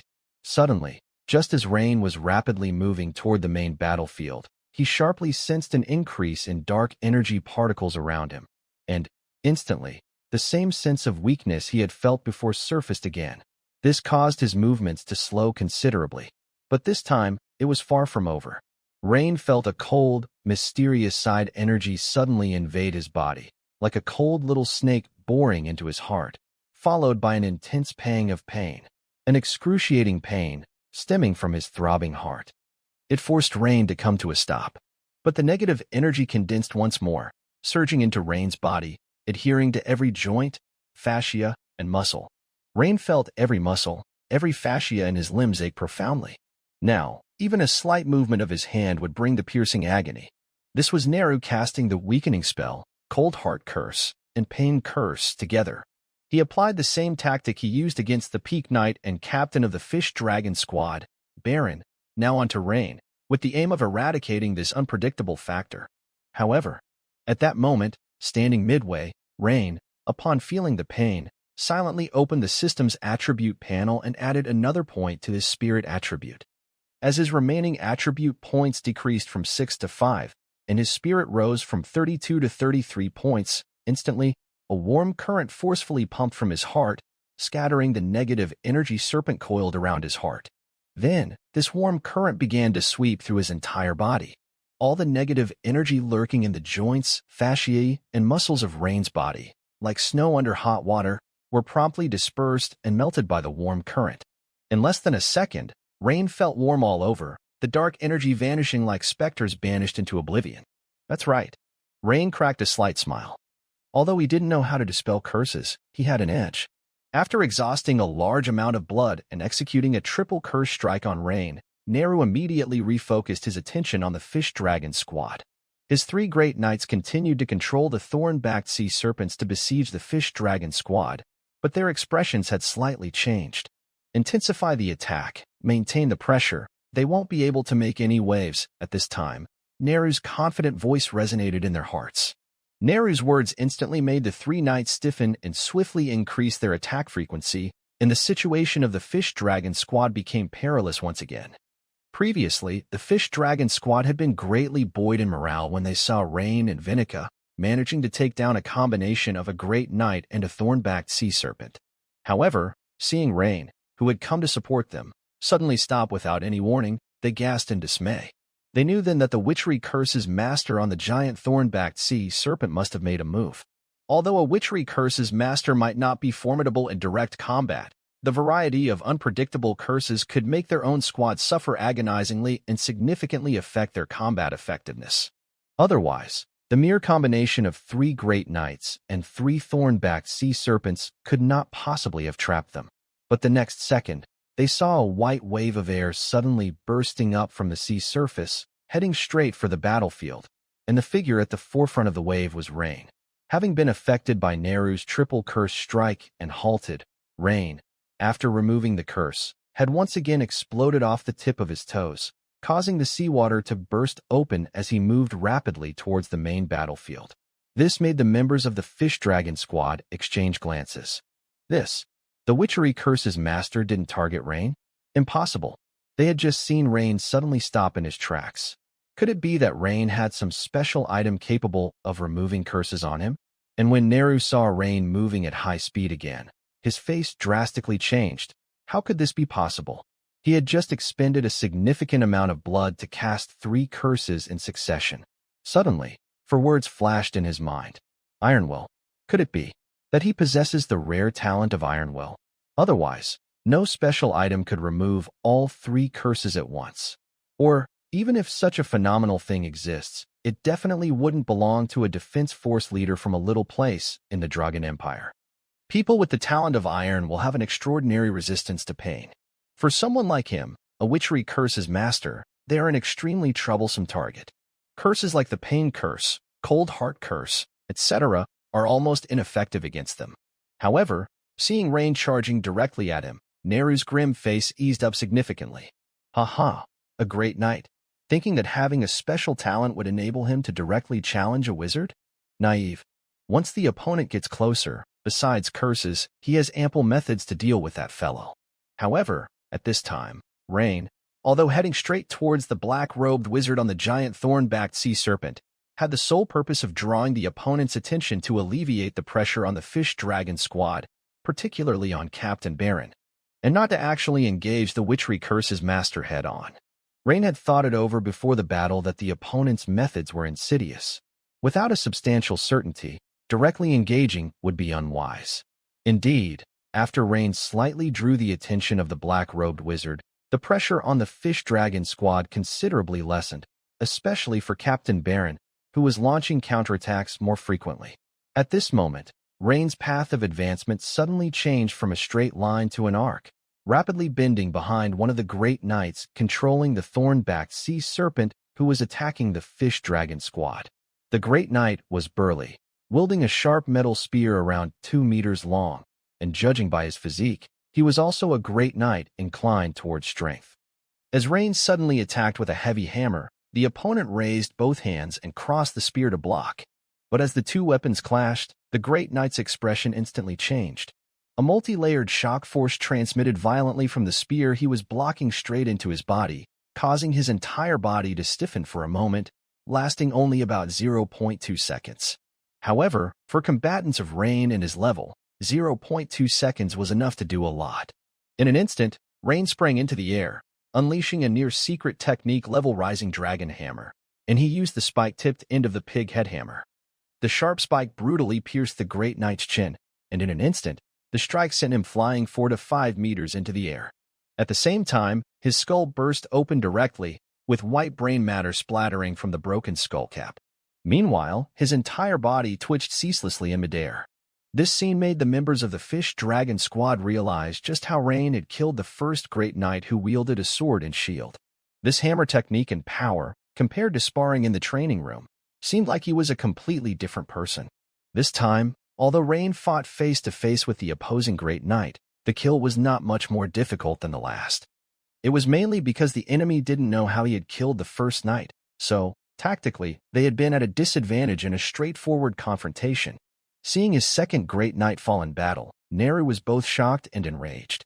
What he hadn't expected was that the young Great Knight who had originally charged at him would turn to attack his Great Knight instead, thereby relieving the Sea Serpent Squad of their predicament. Weren't young people supposed to be hot-headed? This was even more cunning than an old fox. At this moment, the battle situation had deteriorated. With Rain's intervention and the death of 2 enemy Great Knights, the battle quickly slipped into chaos. The Sea Serpent Squad rapidly extricated themselves from their bind, while their captain, Baron, swiftly charged towards the Witchery Curse's master controlling the giant stinger-spined sea serpent. Rain glanced over and silently praised him. Baron's tactical awareness was very strong indeed, befitting the leader of the Empire's Navy Special Combat Squad. Baron pressed forward, engaging the enemy's Witchery Curse's master, while the remaining members of the Sea Serpent Squad and Rain began to besiege the other 2 Great Knights controlling the stinger-spined sea serpents. The tide of the battle was turned in an instant. At that moment, a special pale blue mystic side energy enveloped him, and suddenly, he felt his whole body lighten, and his speed increased by 20%. Rain glanced sideways and saw that Nathaniel, who had stopped their spar prematurely before, had cast a buffing witchcraft gale of swiftness on him. He was now on the coral reef, quickly greeting him with a nod. Almost simultaneously, another member of the Sea Serpent Squad cast a defensive witchcraft on Rain water membrane technique. A faint blue glow appeared on Rain again, revealing a thin, light blue water membrane on his body surface. Rain nodded at the Sea Serpent Squad and without any delay, quickly rushed towards another Federation Great Knight. Neru atop the giant stinger-spined sea serpent knew he had to make a decision at this moment. But quickly, he looked up into the distant sky, seeming to sense something, and frowned. Suddenly, the giant stinger-spined sea serpent beneath him took a deep breath, and a skyful of corrosive liquid was spewed out. This forced the Sea Serpent Squad and Rain to halt their offensive moves and quickly evade. When the foul-smelling venom began to disperse, where was the figure of the enemy on the sea's surface? So decisive? Rain was taken aback. The enemy's retreat was too resolute. It's the Plesiosaur Squad's bald eagle. A member of the Sea Serpent Squad pointed out towards the horizon. A giant raptor was approaching from the horizon, its white plumage exceptionally conspicuous. It seemed that because the situation was against them, and there were other Empire squads nearby, the Federation Witchery Curse's master quickly gave up the thought of continuing the fight. Rain speculated silently. With the end of the battle, the curses from the enemy Witchery Curse's master began to dissipate automatically over time. The Sea Serpent Squad quickly administered hydrotherapy and healing potions to their severely injured teammate, stabilizing the injury soon after. And Vinica, after the pain curse gradually faded, approached the coral reef. Then, Captain Baron also came over, wiping the fresh blood from his mouth, and looked seriously at Rain, saying, "Baron Rain, thank you for your assistance. Otherwise, our squad might have suffered heavy losses this time. Baron, you're too kind. Defending the sea borders is not only the duty of the Empire's Navy. I, as the governor of Fishing Port Town, also have a responsibility," Rain replied. The other members of the Sea Serpent Squad also stepped forward to express their gratitude to Rain. The Sea Serpent Squad's attitude was much warmer than when they had been in Fishing Port Town, especially Nathaniel, who gave a self-deprecating smile and said, "Baron Rain, it turns out you did not use your full strength in our spar. My challenge to you before was indeed presumptuous." Nathaniel, not at all. I really welcome the opportunity to spar with you all," Rain said earnestly. Sparring to gain experience and thus improve one's occupational level panel. Rain was, of course, speaking truly. But when the Sea Serpent Squad members heard Rain's words, they felt that despite his youth, Baron Rain had none of the arrogance of young people and had a surprisingly good temperament and character, easy to communicate with. Immediately, they all smiled and expressed their goodwill. After taking several doses of potions, Captain Baron's injuries seemed to have improved a lot. Turning to Rain, he said, Baron Rain, I noticed the hammer skill you used earlier. It must be on the level of a secret technique, right? Although it is very close to the power of a true secret technique, it seems to be missing something, he continued. Rain nodded and said, You're right, Captain Baron. Rain felt there was no harm in admitting this, as someone of Captain Baron's caliber could almost immediately see at which level his move was. Baron Rain, do you know how to elevate a nearly secret technique to a true secret technique?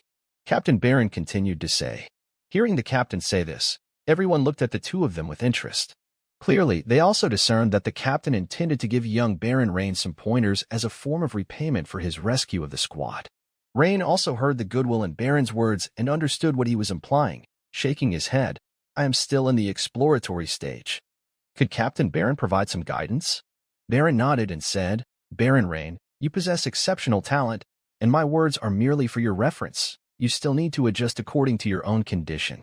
Although the level of hammer skill you have mastered has reached the requirements to perform the secret technique, the combination of combat skill and primal force is not intricately and flawlessly integrated. Therefore, there's still a bit of distance before you can step into the realm of the true secret technique. After listening to Baron's words, Rain fell into deep thought. He had vaguely sensed the problem before, but he was not able to pinpoint it as precisely as Baron could. When Rain tried to execute the quasi-secret technique, he indeed felt that the mobilization of his body's primal force in conjunction with his moves was not smooth, as if he could not achieve an extremely subtle combination of technique and primal force. Now it seemed, the issue was indeed there. After some thought, Rain continued to ask, Captain Baron, how can I resolve this issue? Baron did not beat around the bush, but said directly, two things. First, you need to strengthen your breathing practice, and second, practice the quasi-secret technique more to contemplate the primal force in the moves. Given your talent, you should be able to resolve this problem in about half a year. Upon hearing Baron's statement, the remaining members of the Fish Dragon Squad couldn't help but express their amazement. Half a year? Just half a year? A great knight not yet 18 years old is already terrifying, and he only needs another half a year or so to master a true secret technique. Suddenly, everyone was at a loss for words. To execute a secret technique required accumulated primal force over many years, coupled with intensive practice and understanding of extraordinary battle techniques, and finally, a most exquisite fusion of the two to successfully carry out a secret technique. In their mind, great knights capable of performing a secret technique, even within the Tide Walkers Special Division, were at least in their late 20s or nearing 30. In fact, most were just over 30. Breathing exercises, huh? Rain couldn't help but fall into contemplation. His Bear King breathing technique had indeed been long neglected in upgrades, still remaining at level 9. Since skill points could not be added to the Tackle Hammer technique at level 12, Rain planned to use that one skill point later to upgrade the Bear King breathing technique and see the effect. As for the time required, it shouldn't take as long as half a year. Thank you for your guidance, Captain Baron. Rain sincerely thanked Baron in his heart, although he knew Baron's kindness was due to his recent rescue operation. After pondering for a while, Baron then looked at Rain and said, Baron Rain, the Eagle Federation has always avoided direct conflict with us. But this time, they took the initiative to strike, and at the onset of the fight, they destroyed several of our large supply boxes, as if they were looking for something. This is quite unusual. I have a feeling that the Eagle Federation's eagerness might be related to the target of our squad's pursuit. There appears to be some secret ties. Captain Baron, do you mean that the enemy is likely to have come to rescue Volod? Rain's eyes flickered with thought, and he immediately spoke up. Quite likely. For example, is there some secret cooperation or something else between the Eagle Federation and the Black Sail Pirates? Of course, it could also be that they don't want anything originally in Volod's hands to fall into ours. By the way, Baron Rain, did you find anything special among Volod's battle loot? Rain nodded after listening to Baron's analysis. He was not very familiar with the Eagle Federation, but as a baron conferred by the Empire, he naturally supported the Empire. Captain Baron, I have yet to examine Volad's battle loot. Shall we go back to Fishing Port Town now to check? Perhaps we will make some discoveries, Rain proactively suggested. Good. Baron nodded. He too had this in mind, but felt it was inappropriate to suggest examining the loot that originally belonged to Rain, especially since Rain had just rescued them. Thus, the group quickly returned to Fishing Port Town. After some cordial greetings with Major Mary and the Ryman brothers, they were led by the Ryman brothers to the exclusive office of the governor of Fishing Port Town. The elder of the Ryman brothers, Cobert Ryman, said, Baron Rain, what is placed on the coffee table belongs to you, the battle loot from Volod. Everyone looked in the direction the Ryman brothers were pointing to see a somewhat damaged pouch and several unidentifiable potion bottles on the coffee table. Actually, there were some more potions on him, but they were already shattered at that time, and the potions spilled out completely, Cobert Ryman added. Rain nodded. He had already anticipated this, as the combat move he used to kill Volod was the Katter martial arts secret technique, 100 Strike LV2. To have these items preserved was already quite fortunate. It's unlikely to be the potions. It could be a secret letter or some other special item, Captain Baron beside him suggested. So, with Rain's permission, the Ryman brothers began to check the battle loot item by item in front of the Fish Dragon squad. Apart from those potions and gold coins, they found an ancient parchment scroll in Wallow's pouch. Upon opening it, they saw a location marked on the parchment. Is this a treasure map? Pirate treasure? Cornet Layman couldn't help but be quite curious. Rain glanced at the island displayed on the map and felt a strange sense of familiarity. He remembered, wasn't this the ring-shaped island? Previously, the necklace-shaped archipelago he had obtained from the treasure map of the Pirate King shipburner Vincent Sanborn turned out to be the destination. It seemed to be called the Saphira Islands. Rain looked closely, and indeed, the destination marked on the map was the Saphira Islands. And the destination marked for the Pirate King's treasure, the Island of Fear, was on the east side of the Saphira Islands. Rain couldn't help but wonder, was it a coincidence that the two were so close? Or, at this moment, Cobert Ryman flipped the parchment scroll map over and saw a line of scrawled small characters on the back. These characters seemed to have been added later on, only to hear Cobert Ryman read in a low voice the location of the ancient Goblin Empire city of Lombadon. Immediately, Baron, the team captain, looked at the map thoughtfully. After a moment, Baron said to Rain with a solemn face, Baron Rain, this must be the item. Rain nodded and said, Captain Baron, if this item is important to the Imperial Navy, I can directly hand this spoil over to you. Since the two maps happened to be in the same sea area, and Rain had already noted the location, even without the parchment scroll, he could still find the ancient Goblin Empire ruins. Furthermore, if this map had significant importance to the Empire, then as an Imperial Baron, according to the spoils distribution regulations, he also had the obligation to hand the map over to the Empire. Of course, the Empire would compensate him afterward. Baron looked at Rain and said, Thank you. However, Baron Rain, according to the principles of spoils distribution, if we take this item from you, we are obliged to compensate you. You have quite a talent in combat skills, Baron Rain. I have a personal spoil I acquired earlier, a shield and sword extraordinary battle technique. If you are interested, this could be compensation for the transfer of the map. What do you think? Upon hearing this, Rain immediately smiled. He hadn't expected Captain Baron to be such a fair man. For him, this was certainly good news, as he was currently in need of shield and sword extraordinary battle techniques. Since his class changed to Weapon Master, Legendary, having one more combat skill at hand meant one more method for tackling enemies in battle. He already had the two-handed warhammer, greatsword, and bow. A shield and sword technique was exactly what was missing.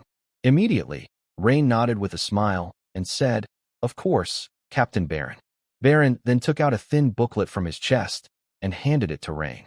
Upon receiving it, Rain opened it to see the following large words: Soul Sun Family Shield and Sword Technique Essentials. The Soul Sun family? Could it be a pirate family? Rain looked puzzled. But as he continued reading, Rain quickly discovered that this family was not a pirate family and had nothing to do with pirates at all. In fact, the Soul Sun family was a fallen noble family. The last heir of the family died in battle when a merchant ship he was on got plundered by pirates, and this item ended up in the hands of some pirate group. In the end, it came into Captain Baron's possession. After pondering for a little while, Rain decided to postpone learning this extraordinary combat skill. After all, he was already rich in close combat techniques, so he planned to start learning Blood Fury archery first. Soon after bidding farewell to Rain and others, Captain Baron led the Dragonfin squad away in a hurry, taking with them the parchment scroll marked with the ancient goblin ruins.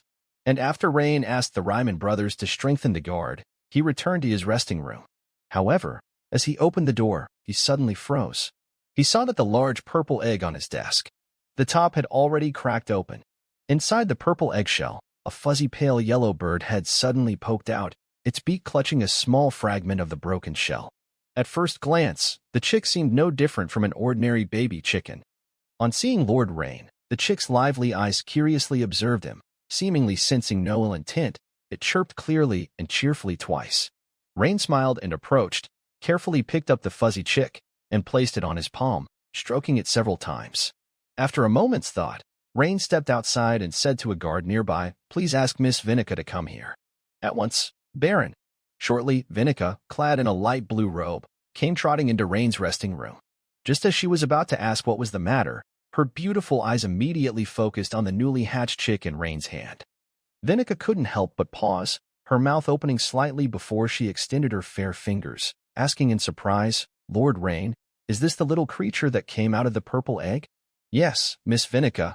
I asked you here to inquire if you can identify what kind of bird it is. Also, what would be appropriate to feed it?" Vinica walked forward briskly, then pinched the chick's beak and checked its claws before nodding, saying, "Lord Rain, although I cannot accurately identify this bird species yet, it certainly belongs to some kind of raptor. For feeding, insects, beast meat, or fish should do, and seeing how strong it is at birth, it is very likely a naturally ferocious species. If you can feed it meat from ferocious creatures directly, that would be best." After hearing this, Rain nodded and said, "Thank you, Miss Vinica." This made things simple. Ferocious beast meat was readily available for him. He still had plenty of bear meat left over from his training, which he could try feeding to the chick. He walked over to a cabinet, took out a piece of raw bear meat, and tore off a small to offer to the chick. The anxious chick opened its mouth wide and gulped down the small piece of meat like a pelican, then chirped happily twice, as if to say, "Is there more? If there is, bring on some more." After watching for a while, Vinica reminded him, "Lord Rain, it seems it really likes the bear meat you fed it. However, many chicks have been known to overeat to death, so you'd better pay attention to the quantity of food." At that moment, sounds of flapping wings came from outside the window, and a large white seagull landed on the windowsill, looking at Vinica. Vinica's face lit up with joy, and her twin ponytail swished energetically as she said, "Lord Rain, Master Annius has replied to my message. It seems we will soon know the answer." The girl quickly walked to the window, opened it, and began exchanging words with the seagull. Seconds later, Vinica turned to Rain with a mix of surprise and a slight complaint. "Lord Rain, you're really lucky. My mentor identified that it's most likely an egg from a wandering blood-feathered horned eagle. I have been searching for so long. How come I've never been this lucky?" "Blood-feathered horned eagle? Miss Vinica, could you give me a brief introduction?" asked Rain, raising an eyebrow in curiosity. He did not know what kind of bird it was.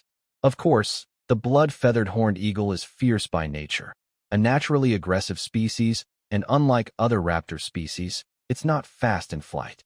However, as an adult, its size approaches that of a horse with a wingspan of 4 to 5 meters, strong muscles, and it has a beak and talons as hard as steel, highly skilled at close combat, explained Vinica. Moreover, the adult blood-feathered horned eagle has a distinctive pair of antlers on its head. A raptor known for close combat? Though it may not have the innate ability of casting that Rain expected of a raptor, who's to say that formidable close combat prowess isn't a talent in itself? Rain nodded, yet slightly furrowed his brow and asked, then, "Miss Vinica, why would an egg of the blood-feathered horned eagle be found in the nest of an iron-beaked sea eagle?" Vinica chuckled good-naturedly, her face blooming into a smile as she spoke. "That's precisely what I wanted to address. The blood-feathered horned eagle's intimidation forces lower-tier raptors to abandon their nests. Then, the blood-feathered horned eagle lays its eggs there, typically 1 or 2 at most. Additionally, they release a special scent that makes other raptors believe the egg is theirs, even if the sizes of the eggs are vastly different." Rain nodded, beginning to understand.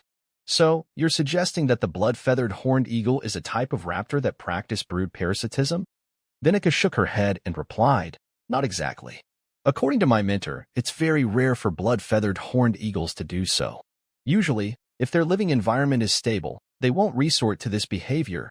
Only in certain extraordinary circumstances, such as battles, competition, and so on, would they turn to brood parasitism.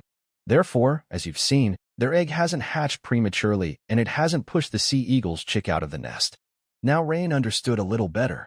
Seems like he was quite lucky this time, finding the egg of a naturally aggressive species.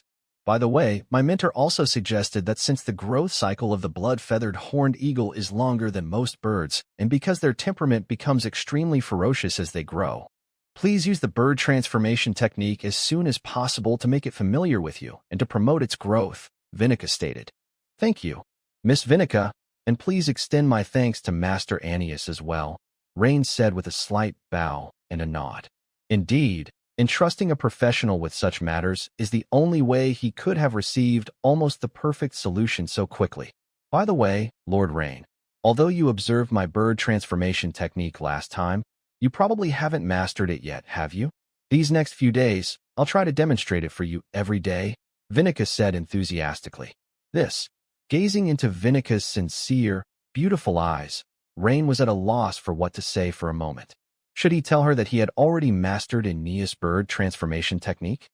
Such learning ability would be too frightening. After all, he had only observed it once. After a moment of thought, Rain nodded and said with a smile, "Then I'll have to trouble Miss Vinica, as I'm indeed not very adept at the bird transformation technique yet." Giggle, Lord Rain, your talent in the knightly arts is already exceptional. It's completely normal if the goddess hasn't granted you the same proficiency in witchcraft, Vinica said with a chuckle. Vinica couldn't help but smile. Soon, the two arrived at the same simple alchemy chamber where Vinica had demonstrated before. Lord Rain, you can use ready-made fast growth potions, phantom spirits, and so on, she said. But the moonlight ink used later for drawing the six-pointed witchcraft array must be made by the caster personally. When making it, you need to infuse a very fine amount of spiritual power for it to be properly concocted, she added. Furthermore, moonlight ink is time-sensitive. Its effect is best within 12 hours, barely usable between 12 and 24 hours. But once it exceeds 24 hours, the special energy particles it contains will largely dissipate, and it will almost become impossible to use for drawing a witchcraft array. So, the first little challenge is concocting the moonlight ink. The second difficulty lies in drawing the witchcraft array by hand.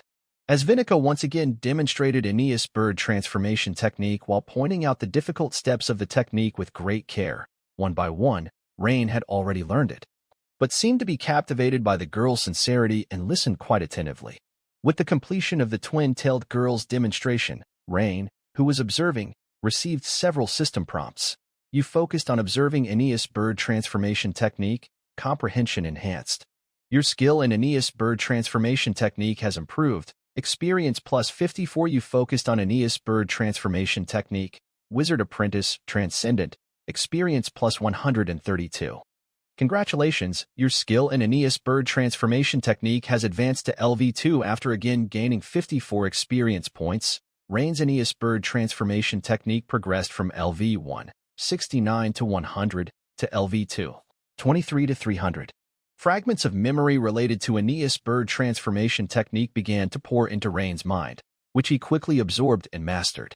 Lord Rain, it's not enough to just observe. Why don't you give it a try? The twin-tailed girl wiped the fine sweat from her forehead and suggested. After a moment's thought, Rain felt that with 2 observations and Vinica's meticulous instruction, he should be able to perform some of the steps without it being too extravagant. So, Rain nodded and said, "Of course, Miss Vinica, I'll give it a try right now." "Certainly, Lord Rain, you can try first," Vinica smiled, stepping aside, curious to see how much Rain had grasped. Perhaps, after failing 7 or 8 times, he should at least be able to properly concoct the moonlight ink, Vinica thought to herself. 5 minutes later, looking at the moonlight ink in Rain's hand, which he had successfully made at the first attempt and was emitting a faint glow, Vinica was taken aback and said, "Lord Rain, that's wonderful. You've overcome the first difficulty." 10 minutes later, Vinica stared at the witchcraft array on the ground, nearly identical to her own. her beautiful eyes wide and her mouth slightly open in shock. She thought that perhaps she should take back what she had said earlier. It seems the goddess truly did endow Lord Rain with wizardly talents as outstanding as his knightly wants. Having placed the blood-feathered horned eagle chick on the soft padding at the center of the witchcraft array, Rain held the potion and began chanting. As system prompts resounded, it marked the successful casting of the witchcraft. You cast Aeneas Bird Transformation Technique. Comprehension enhanced. Your skill in Aeneas Bird Transformation Technique has improved. Experience plus 142. You focused on Aeneas Bird Transformation Technique. Wizard Apprentice, Transcendent. Experience plus 278. And Rain distinctly felt a strange connection form between him and the blood-feathered horned eagle chick. This was not an effect of the bird transformation technique. It seemed that by casting the technique, the system acknowledged that he and the chick had formed a pet relationship. Sure enough, the system prompts followed. Ding. The host has established a contract with a ferocious wild beast for the first time. Current pet count, 3/3. Ding. A core event for the legendary beast tamer profession conversion has been detected contracting a ferocious wild beast. Preconditions for advancing to beast tamer, legendary 1, beast tamer, transcendent, LV5 or above. 2, spiritual power of 24 points or above. 3, having at least 3 ferocious wild beasts as pets. 4, successfully raising at least 1 ordinary animal into a ferocious wild beast. Current conditions do not match. Advancement to beast tamer, legendary, failed. Huh? Looking at the system prompt that suddenly appeared, Rain read through it several times, feeling quite delighted in his heart. Because once the prerequisites for a profession were listed, although sometimes challenging, at least he knew what was lacking and where to start to fulfill each condition systematically. After being magically enhanced, the blood-feathered horned eagle chick had grown significantly larger. At this moment, it affectionately ran over and nuzzled Rain, then opened its mouth wide and cried out a few times, seemingly saying, "I'm hungry." Watching this scene, Vinicus said with envy, "Lord Rain, could I borrow the blood-feathered horned eagle to feed for a couple of days? Don't worry, I'll take good care of it." "Of course, you can," Rain nodded and replied with a smile. That was perfect since he needed to mull over and sort out some other matters without the distraction of the chick. Once back in his room, Rain started pondering the suggestions Captain Baron had given him earlier. Raising the quasi-secret technique to a secret technique was crucial for him. A key aspect was improving the Bear King breathing method. Having a few skill points left, Rain decided to test its effect first. With Rain adding 1 skill point to the Bear King breathing method, it instantly advanced from LV9 to LV10. Immediately, a torrent of memories about the practice of Bear King breathing method flooded into Rain's mind. These breathing technique practice memories were like a long movie flashing through Rain's mind, and before he knew it, they became ingrained in his body like instinct. When Rain opened his eyes again, it was as if he had gone through many years of arduous training in the Bear King breathing method. At this moment, he could clearly feel his blood circulation accelerating, as if there was a furnace inside him, providing a wealth of heat and some strange transformation to his body. At the same time, Rain felt that the muscles and fascia in his body also became stronger, and the primordial force in his body, previously as thin as a little finger, had rapidly increased to the thickness of an index finger, circulating swiftly throughout his body. Even though there was constant consumption during circulation, it seemed that every time it passed through a part of the body, hundreds of millions of cells would contribute tiny, nearly imperceptible drops of primordial force to this stream. So, through the accumulation of little contributions, the primordial force stream was maintained at the thickness of an index finger, endlessly flowing. At this moment, feeling the strengthening of his primordial force and the powerful energy within his body, Rain felt that he was just one step away from truly mastering the secret technique. It felt like there was just a sheet of paper in front of him. A small push was all it would take to reach his target. Unfortunately, his attribute panel now showed that he had 0 remaining skill points. However, Rain took another look at his profession level for Weapon Master, Legendary, and thanks to the battle experience rewards he had received earlier, he had reached LV4 649/1000, which was more than halfway there. If he continued to train methodically, he should be able to reach this goal before heading to Minster for the Sword Bearer assessment. Next was the combat debrief. The thing that Rain found most profound was not the troublesome witchery curses master from the Alliance, nor the variability of their curses, but rather the impact and understanding of small team combat. Perhaps some defensive witchcraft didn't make a big impression on him, but it was different with others. For example, the witchcraft, water walking that Vinica had cast on him before the battle, enabling him to fight on the water's surface with ease, was exceptionally significant. Then there was Nathaniel's witchcraft Swift Wind, which increased his speed by about 20%. Knowing that a 20% speed increase for him could result in a 40% increase in combat power. These two witchcrafts of differing effects, Rain believed, greatly enhanced his combat ability. It was because of the other members of the Fish Dragon Squad's support with various witchcrafts in combat, allowing Baron to hold on despite facing a witchery curses master who was a strong counter to him. Another point was that Rain had a premonition that if the Empire's Navy's Special Division Wave Strider utilized this small team approach, then the larger sword-bearer faction of the Empire would likely have a similar structure. However, that was a future concern, and for him, the priority was still to improve his own strength. This time, his encounter happened to be with a witchery curses master skilled in curses, but if it had been another type of wizard, he might not have been able to cope as easily. Plus, the stronger he became, the more confidence he would have when facing potential future decisions involving mutual teammate selection. After thinking it over, Rain walked over to the desk, opened a drawer, and took out the roll of parchment for Blood Fury Archery, reading it carefully. He planned to enhance his archery skills first, also giving himself an additional long-range attack ability. After thoroughly reviewing Blood Fury Archery several times, Rain had an epiphany, left his room, and went to the training room in Fishing Port Town's administrative hall. "Baron, sir." "Good day, Baron, sir." The guards, peace officers, and night watchmen greeted Rain as they saw him. Rain nodded and said, "Carry on with your practice." "Yes, Baron, sir."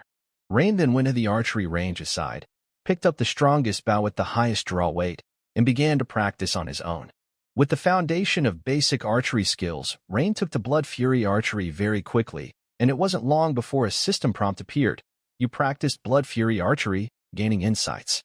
You have comprehended a new skill Blood Fury Archery. Your skill Blood Fury Archery has increased. Experience +2. Detection of host practicing basic archery, which is also a form of archery. Do you want to fuse it into Blood Fury Archery? This fusion will consume 0 skill points.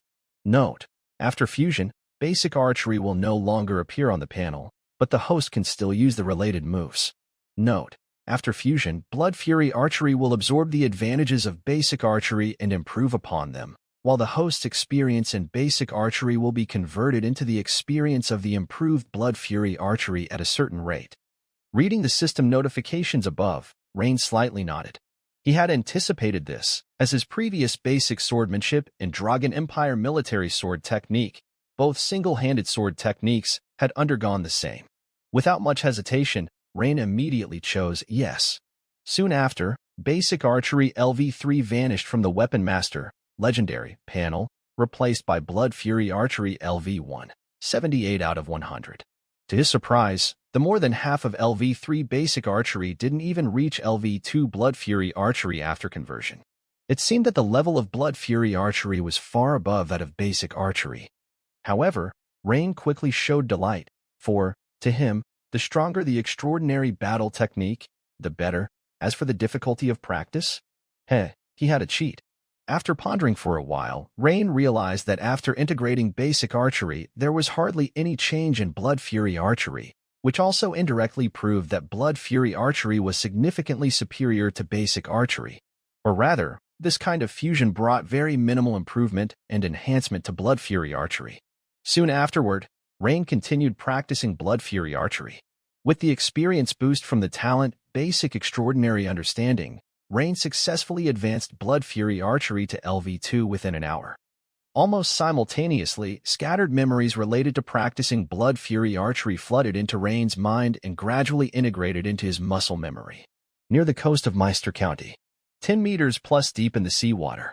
If Rain were there, he would be extremely surprised, for in front of him was a metallic object shaped like the Nautilus from the 19th century novel 20,000 Leagues Under the Sea, about 20 to 30 meters long in an ellipsoidal shape.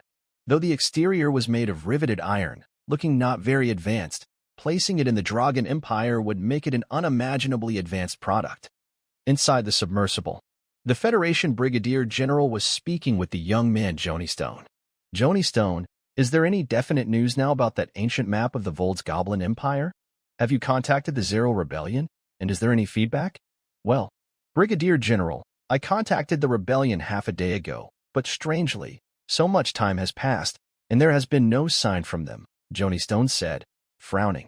This band of rebels, always quick to ask for aid on usual days, now when we actually need them, they are unreachable, the Federation Brigadier General said, showing anger.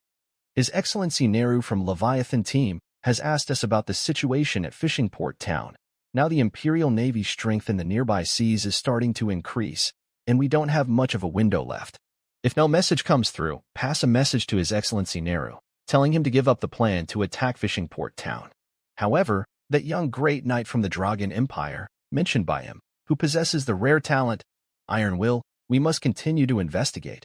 Such people with special talents pose a potential threat to our Federation, thus, we must nip it in the bud whenever possible, the middle-aged man said, his expression solidifying as he pondered for a moment. At your command, Brigadier General, Joni Stone said, bowing slightly. At that moment, an officer in a light blue uniform came over to Joni Stone, whispered a few words to him, and handed him something. Oh, Brigadier General, just as you mentioned the Zero rebels, their message has arrived, Joni Stone said with a smile, taking the information and speaking to the middle-aged man. What do they say? Well, let me see. Joni Stone quickly opened the information, scanning it rapidly, and within a minute, he spoke with some surprise. Brigadier General, it turns out the Zero rebel stronghold in Meister County has been destroyed by the Dragon Empire. No wonder there has been no news for so long. So, are we to assume that we can't rely on the Zero rebels anymore? The Brigadier General was also a bit surprised, as the rebels were thriving in other counties of the Dragon Empire's Mingster province without any news of their strongholds being taken. Could it be that the defensive forces in Meister County are that strong? Not exactly, sir. This piece of intelligence actually comes from a spy from the Zero rebels located in Meister County. The intelligence reports that their leader in Meister County was killed by a baron named Rain, newly appointed by the Dragon Empire. Additionally, the key information in the intelligence about the coastal defensive forces in Meister County also pertains to this Rain. Oh, what does it say? The Brigadier General's interest was evidently piqued. The governor and sheriff of Fishing Port Town are both held by this Baron Rain of the Empire. Oh, so the young man His Excellency Nehru was seeking is likely this Rain? Brigadier General, if the message from the Zero rebels is accurate, I think he must be. The intelligence states that Baron Rain is nicknamed the Warhammer Baron, which matches the description given by Lord Nehru about his age, proficiency with a weapon being a two-handed warhammer, and so on, Joni Stone said after pondering a moment and nodding. The Brigadier General pondered for a moment and then said, then send this intelligence to His Excellency Nehru immediately, and also advise him to keep it quiet if he indeed decides to attack Fishing Port Town and kill Baron Rain. At your command, Brigadier General. Joni Stone then slowly stepped back and turned to leave. Now, the activities of the cults are clearly intensifying everywhere. Perhaps soon, we, in the Dragon Empire, will have a common enemy. At least, in some aspects, we can still collaborate with the Empire.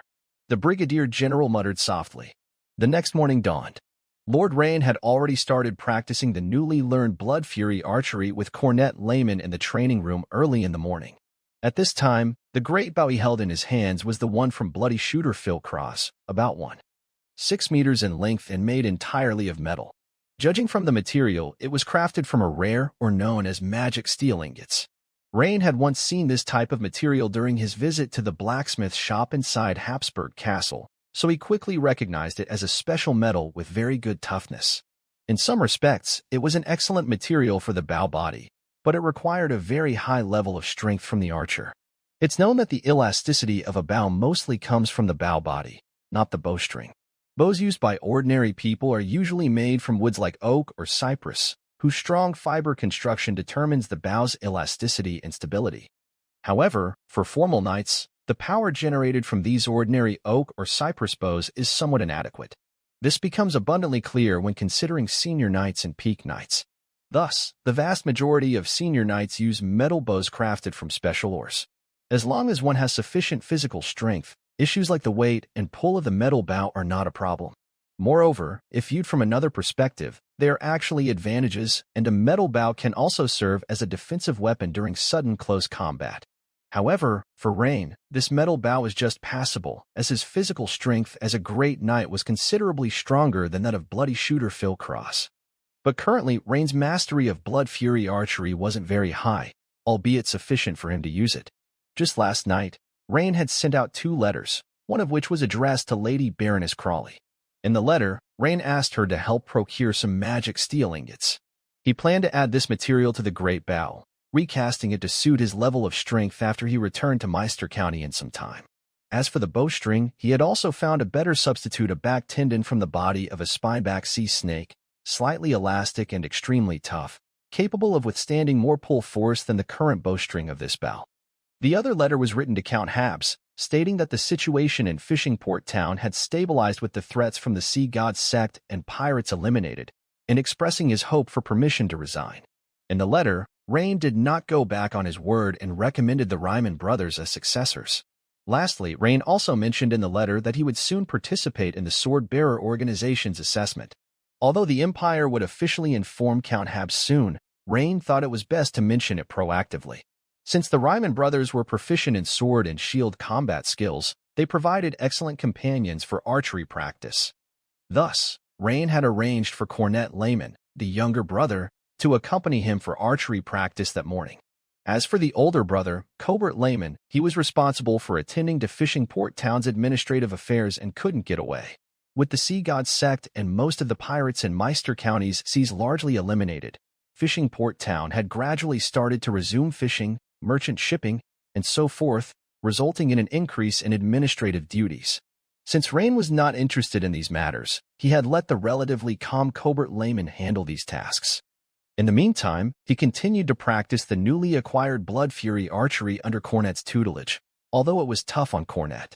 According to the training content, if Cornet managed to reach within 10 meters of Rain in less than 5 arrows, it would be considered Cornet's victory.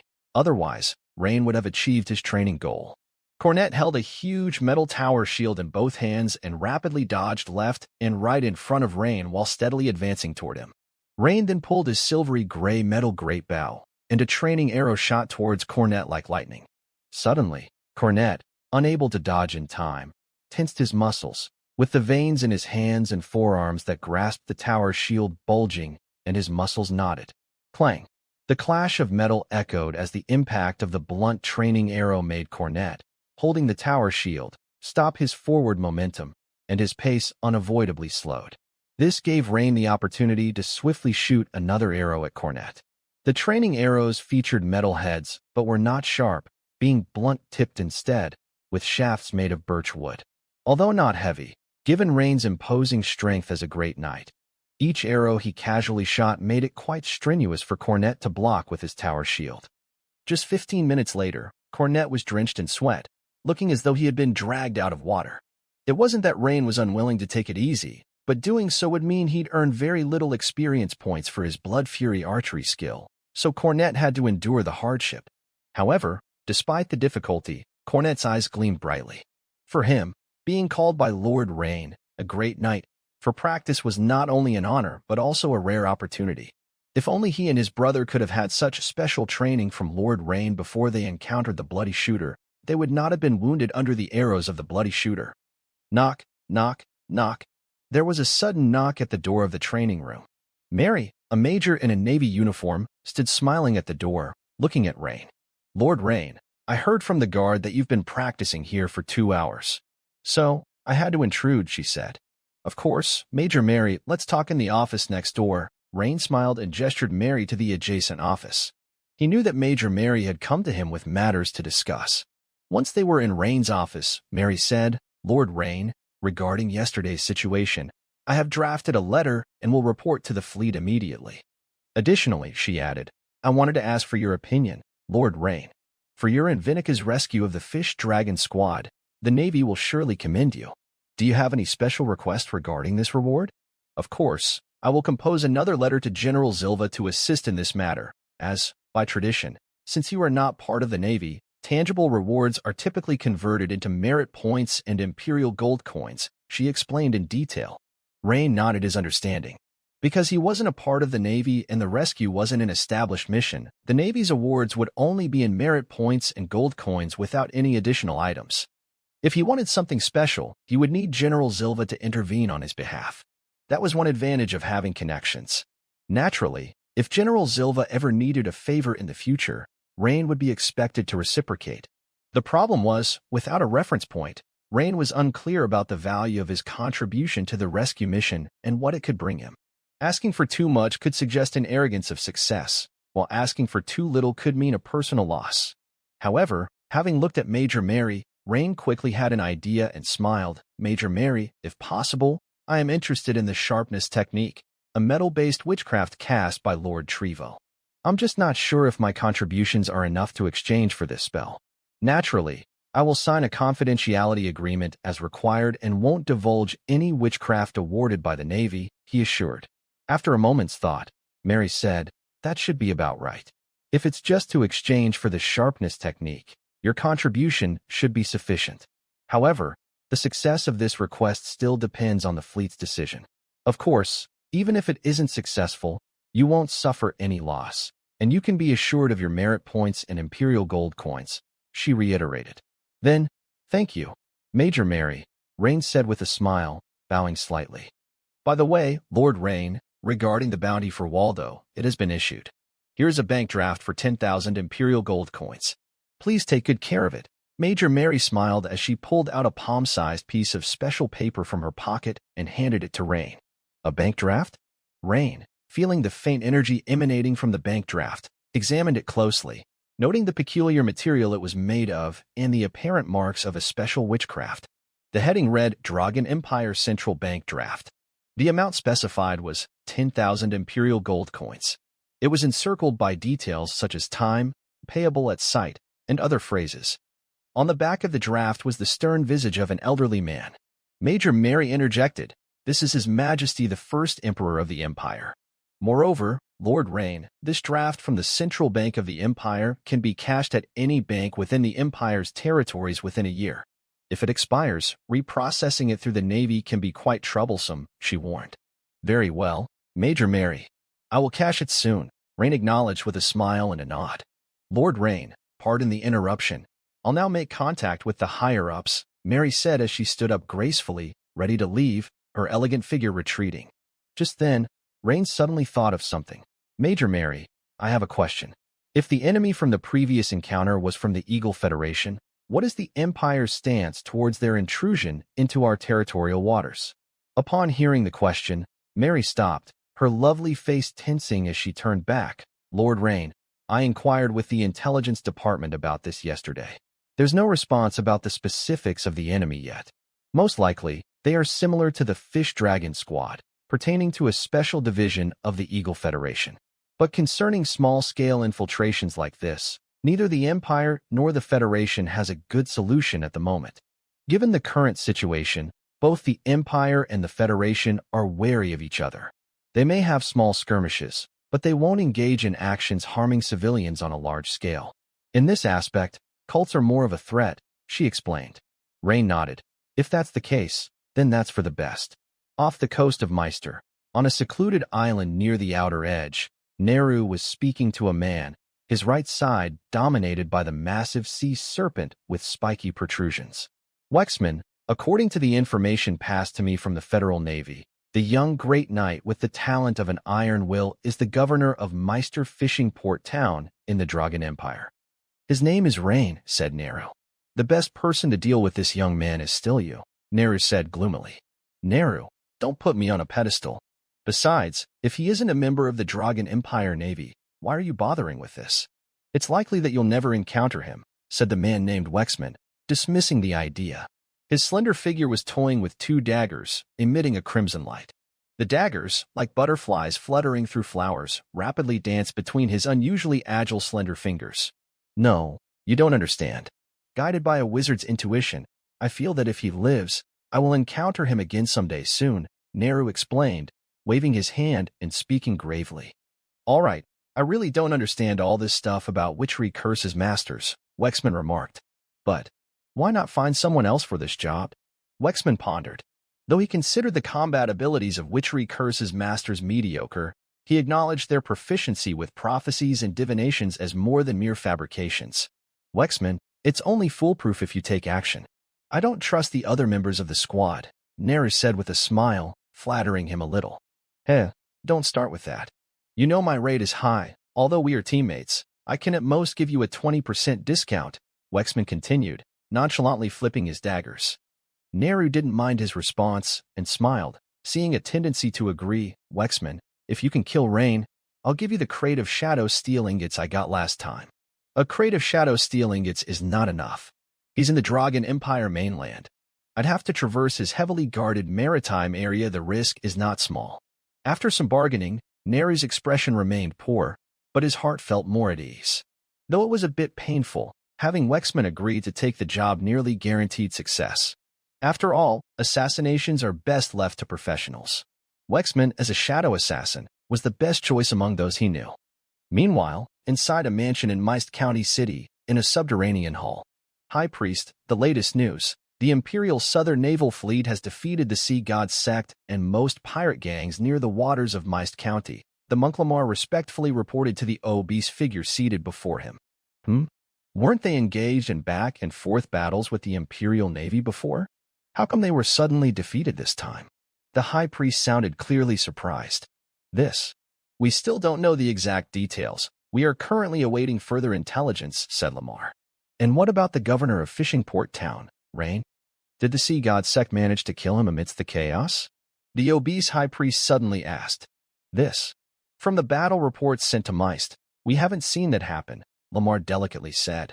So, the plan to have the Sea God sect assassinate him has failed again? Murmured the High Priest. Lamar's head hung even lower, not knowing what to say to the High Priest remark. Just then, another monk appeared at the hall entrance, hands holding a letter. Lamar gestured for him to bring it in. This sealed letter likely contained the latest news. He opened the letter quickly, glancing at it. His expression froze, and he stammered slightly, unsure of how to relay the news.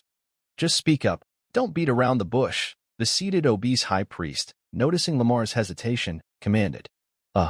High Priest, according to the latest intelligence, it seems that Rain captured the deputy leader of the Black Sails pirates and an envoy of the Sea God sect, which led the Imperial Southern Naval Fleet to find the hidden bases of the major pirate gangs in the Sea God sect. What? So, you mean to say that not only did nothing happen to him on his trip to Fishing Port Town, but he also managed to accumulate more merit by wiping out the Sea God sect and the pirates? His narrow eyes twitched slightly in reaction. Could there be anything more absurd? They had hoped the Sea God sect would kill Rain, but now it seemed Rain had used the Imperial Navy to overturn the Sea God sect entirely, adding yet another brilliant to his record. A brief silence fell in the subterranean hall. This won't do. We cannot let Rain continue to grow stronger. At some point, he will inevitably act against us, the High Priest stated, unable to contain himself any longer. His corpulent body rose from the large chair, pacing back and forth in the hall. Lamar, do you have any suggestions? The monk Lamar pondered carefully, then cautiously suggested. High Priest, the only sure method I can think of is to lure him into the next Black Flame ritual and use the ritual's power to eliminate him. That's a method that's certainly guaranteed to kill him. Just that moment, several methods flashed through Lamar's mind, but he quickly dismissed each one, because the aforementioned methods couldn't guarantee that they would definitely kill Rain. Of course, this might also be because Rain had thwarted their assassination attempts too many times, instilling a sense of wariness in him. But utilizing the moment in the ritual when the god of hunting, when slight oppressiveness descends, was bound to kill the opponent. This is indeed a method, but the problem is, how can we lure Rain into the ritual? Additionally, if he discovers something amiss beforehand and causes a major disturbance, the ritual itself risks being interrupted. The chief priest's beady eyes flickered for a moment as he spoke hesitantly, because only after the ritual had officially begun would the slight oppressiveness of the god of hunting descend. And if the opponent noticed something was amiss before that, all their efforts would be in vain. Lord Chief Priest, I think we can have Baron Alonso hold a grand noble banquet right above the site of the ritual. 3 days later, Fishing Port Town Administrative Office Training Ground. Knight continued to hold his tower shield, swiftly dodging and advancing forward. Meanwhile, Rain pulled his silvery gray metallic grape out a full draw, shooting a training arrow at Knight like lightning. In an instant, Knight's muscles bulged, his upper body tilted forward, and he positioned a thick tower shield in front of him. A sound akin to striking a bell rang out. The blunt-headed training arrow instantly shattered, its wooden shaft splintering. The tremendous impact halted Knight, who was holding the tower's shield, in his tracks and momentarily paralyzed him on the spot. Immediately after, Rain rapidly fired another arrow, and then another, overwhelming Knight, who could hardly fight back. Just after 5 minutes, Knight was gasping for breath, appearing utterly drained. Knight gazed at Rain, his eyes filled with astonishment. He now somewhat understood Lord Rain's frighteningly rapid rate of progress. No, it was terrifying. From initially being able to exchange blows, to now becoming practically a live target. All this had happened in just 3 days. In these 3 days, Rain's Blood Fury archery had sharply improved, stepping into level 4 this morning and establishing a certain level of long-distance fighting capability. This level of mastery in archery, if used against Knight-ranked enemies, would no longer pose a problem. However, if facing great Knight-ranked enemies, there was still some gap. However, at present, his training partner Knight could no longer keep up with his progress. If Rain were to go easy, he certainly could allow Knight to stick around a little longer, but the experience he could gain in Blood Fury archery would plummet. In that case, the training would lose its meaning. Rain was contemplating whether to let Cobert join in as well, so the brothers could train together, which might be better. However, Rain slightly shook his head after a moment of thought. Administrative duties in Fishing Port Town, such as routine patrols, needed someone in charge. It was not suitable to have both brothers serve as sparring partners. Besides, although the brothers coordinated well together, they could likely only help him train up to Blood Fury archery level 5. Advancing further than that was unlikely. Rain seemed to be out of good ideas for the moment. Thud, thud, thud. At that moment, 2 unexpected people appeared at the doorway of the training room. Lord Rain turned his head and couldn't help but be startled.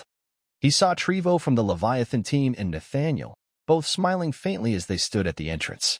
"Lord Rain, we meet again," Trevo said with a smile. "Ah, what brings you two to Fishing Port Town again?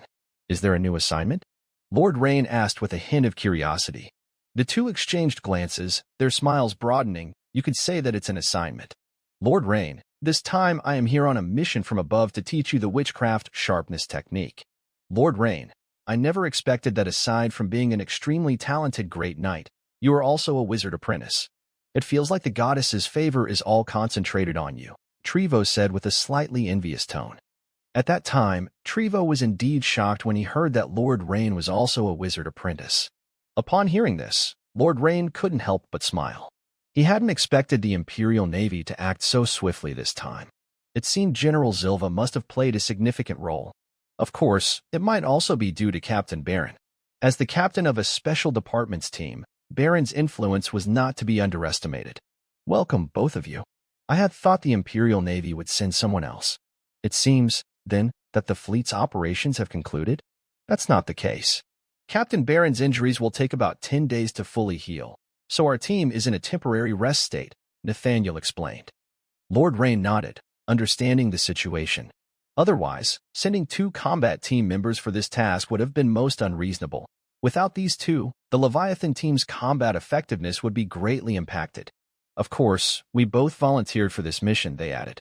"Also, there is another matter," Trevo began, looking around and then stopping. Realizing the situation, Lord Rain turned to Cobert and said, "Cobert, let's stop here for today." "As you command, my lord," Cobert responded, indeed feeling quite exhausted. "Please follow me. Let's talk in my office." The trio then proceeded to Lord Rain's office and took their seats. Lord Rain, according to the latest news, the Federation witchery curses master we encountered that day, the Intelligence Department has already clarified his identity. Neru, a formal member of the Leviathan team of the Eagle Federation Navy. Characteristically paranoid. Trevo detailed. "Oh, the setup of squad units in the Eagle Federation is somewhat different from ours here in the Empire. They have around 5-7 members per team, and each member oversees a varying number of followers. Thus, their team resembles a combination of 4 to 5 of our teams," Nathaniel added. Lord Rain nodded, making sense of the information. Otherwise, if a team was comprised solely of members as difficult as Neru, that team's combat effectiveness would be exaggerated, and the Leviathan team surely wouldn't be a match for them. Based on the Intelligence Department's assessment, several formal members of the Leviathan team have already arrived at the coast of Minster Province, seemingly to carry out a special mission.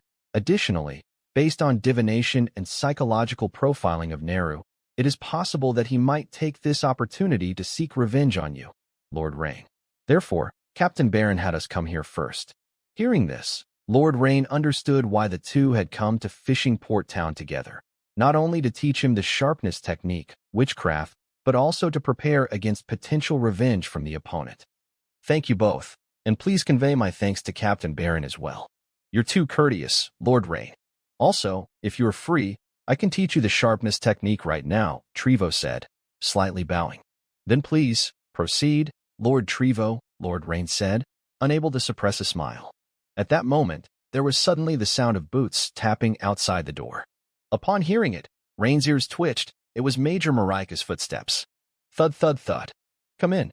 As expected, the one who opened the door was Marika, clad in a fitted navy uniform. Marika had intended to say something, but the presence of the two members of the Fish Dragon squad caught her off guard, causing her to hesitate momentarily. However, she quickly put on a bright smile and said, "It seems that the two gentlemen from the Fish Dragon squad are much quicker in action than I had anticipated, Lord Rain. It looks like there is no need for me to relay the message from the fleet anymore." "Indeed, that's the case, Major Marika," Rain said with a smile. "Gentlemen, I shall not interrupt your conversation any further." Major Marika smiled and then turned to leave. She left behind a silhouette with the broad curves of a pencil skirt uniform, prompting Trevo and Nathaniel to exchange a look before turning to Rain and chuckling.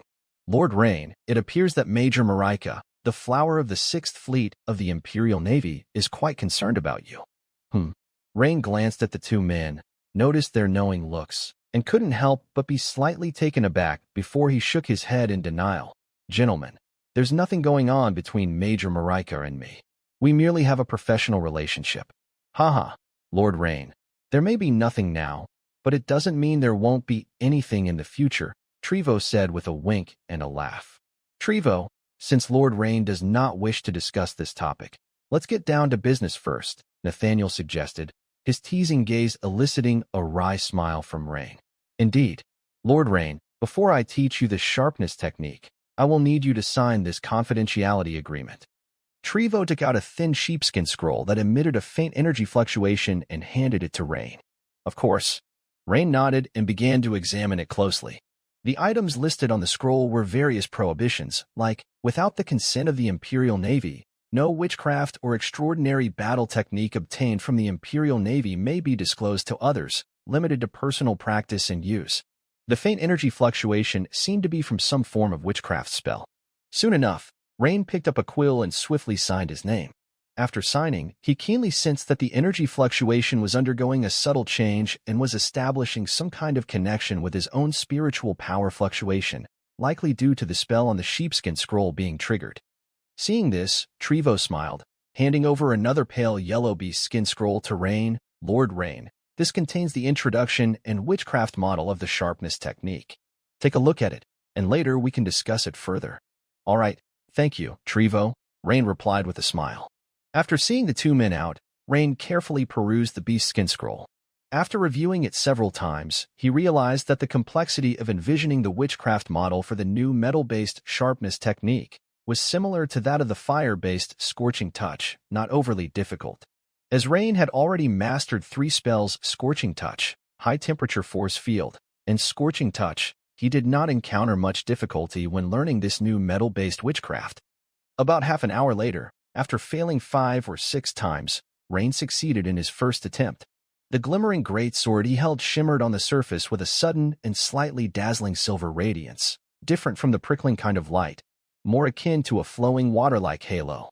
At that moment, the light flowed over the surface of the greatsword like liquid silver, quite beautiful. Then, the system prompt followed. "You have studied the sharpness technique. Comprehension has increased. You have grasped a new skill sharpness technique. Your skill, sharpness technique, has improved. Experience +1. Simultaneously, on the Wizard Apprentice Transcendent panel, next to the icon for Scorching Touch, a new icon appeared. The frame of the icon lit up slightly, and the icon itself displayed an image of a glowing handleless blade, surrounded by multiple short lines symbolizing sharpness. Rain focused his attention on the new icon, which had a line of small text underneath. Sharpness Technique LV1. 1/100. Sharpness Technique LV1 effect consumes a certain amount of spiritual power to manipulate nearby metal energy particles with a specific witchcraft model, enhancing the sharpness of a designated metal weapon for approximately 1 minute. Note: casting time is 3 seconds, and the power is proportional to the caster's spiritual power. After some thought, Rain took down a decorative steel shield from the wall of his room and gently swept his sword across it. A sensation of cutting into tough leather emanated from the greatsword's hilt. Even though he had anticipated it, Rain's eyes still narrowed in surprise at the effectiveness of the sharpness technique. It was better than he had expected. He recalled the scene when he sparred with Trevo a few days ago and realized the sharpness technique that Trevo had used, although quick, did not seem to have such a potent effect. Could it be because of his metal element affinity that he achieved a better effect than what Trevo had demonstrated? That must be it, Rain concluded with a nod. With a light wave of his hand, Rain canceled the new witchcraft and then channeled his great knight's primal force into the glimmering greatsword, causing it to emit a faint luminescence. The effects wrought by the primal force paled in comparison to the ornate and dazzling silver glow of the sharpness technique of witchcraft.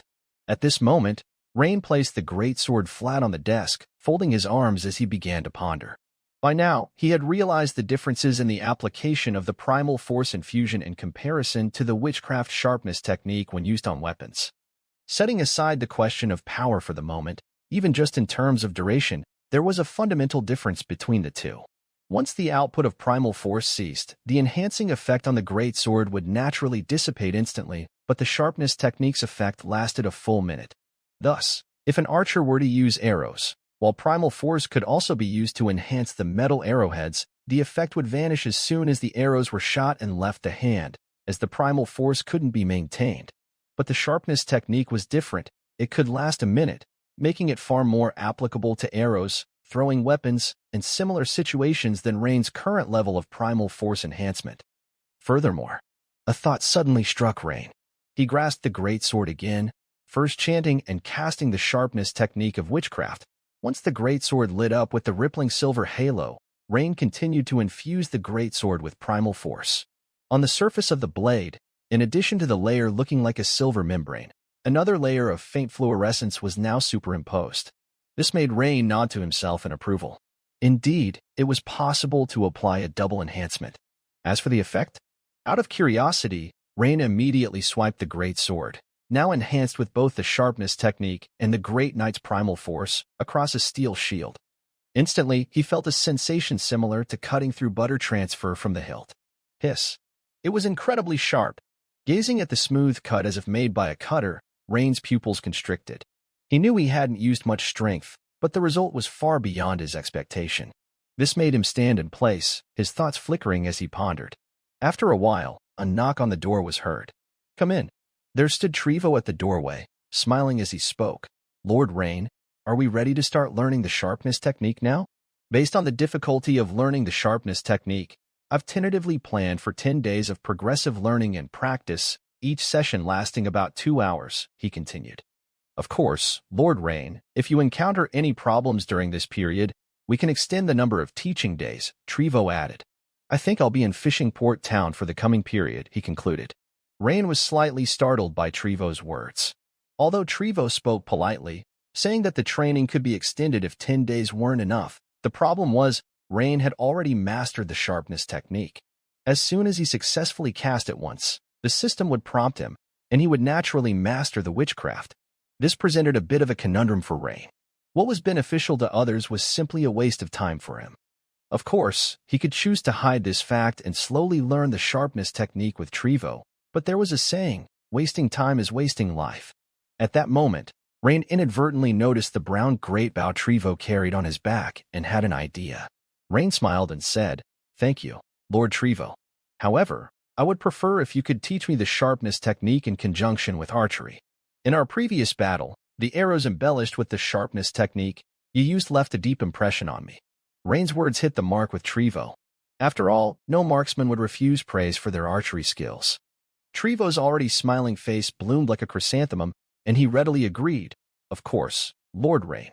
Soon after, the two arrived in the training room, where Trevo began to demonstrate the casting of witchcraft sharpness technique while holding and notching an arrow.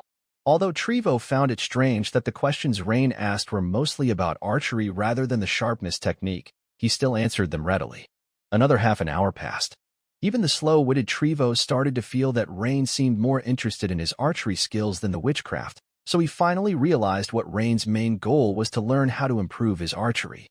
After a moment of hesitation, Trevo seriously said, "Lord Rain, it's clear that you are very interested in archery. In that case, in the next few days, perhaps I could teach you some training methods. These methods are applicable regardless of which type of extraordinary battle technique for archery you intend to practice." Rain smiled and nodded at once, saying, "Lord Trevo, that would be excellent. Lord Rain, what do you think is the most important aspect for an archer to hit a moving target?" Trevo asked seriously. When it came to archery, Trevo became much more earnest. His question caused Rain to fall into contemplation. Clearly, the answer wouldn't be attributes related to physical qualities like strength or agility. Could it be eyesight? After a brief reflection, Rain shook his head slightly. Although keen vision helped in identifying distant targets, if the target was moving, merely seeing it clearly was obviously not sufficient. All of a sudden, a term sprang to Rain's mind. Rain tentatively answered, "Lord Trevo, is it prediction?" Trevo looked at Rain with an appreciative gaze and said, "Lord Rain, your wisdom is truly breathtaking. You know, when my archery teacher once asked me this question, I pondered over it for a long time and answered incorrectly several times before figuring it out. I didn't expect you to get it right on your first try. It is prediction. Unlike shooting a stationary object, hitting a moving target at a distance requires predicting its direction and speed in advance. The greater the distance, the more crucial the prediction is." Rain nodded. He understood this point, having heard the saying, "A miss by an inch could lead to a failure of 1,000 miles" in his former life. If the prediction is wrong from the start, the arrow will deviate slightly at the beginning, and as it travels farther, the deviation could eventually be measured in meters or even tens of meters. Lord Rain, based on the demonstration just now, I've noticed that you already have a solid foundation in archery and your physical condition is very strong in all aspects. Thus, we can directly proceed to the subsequent training, said Trevo. Let's start the first training now, shooting the gold coin.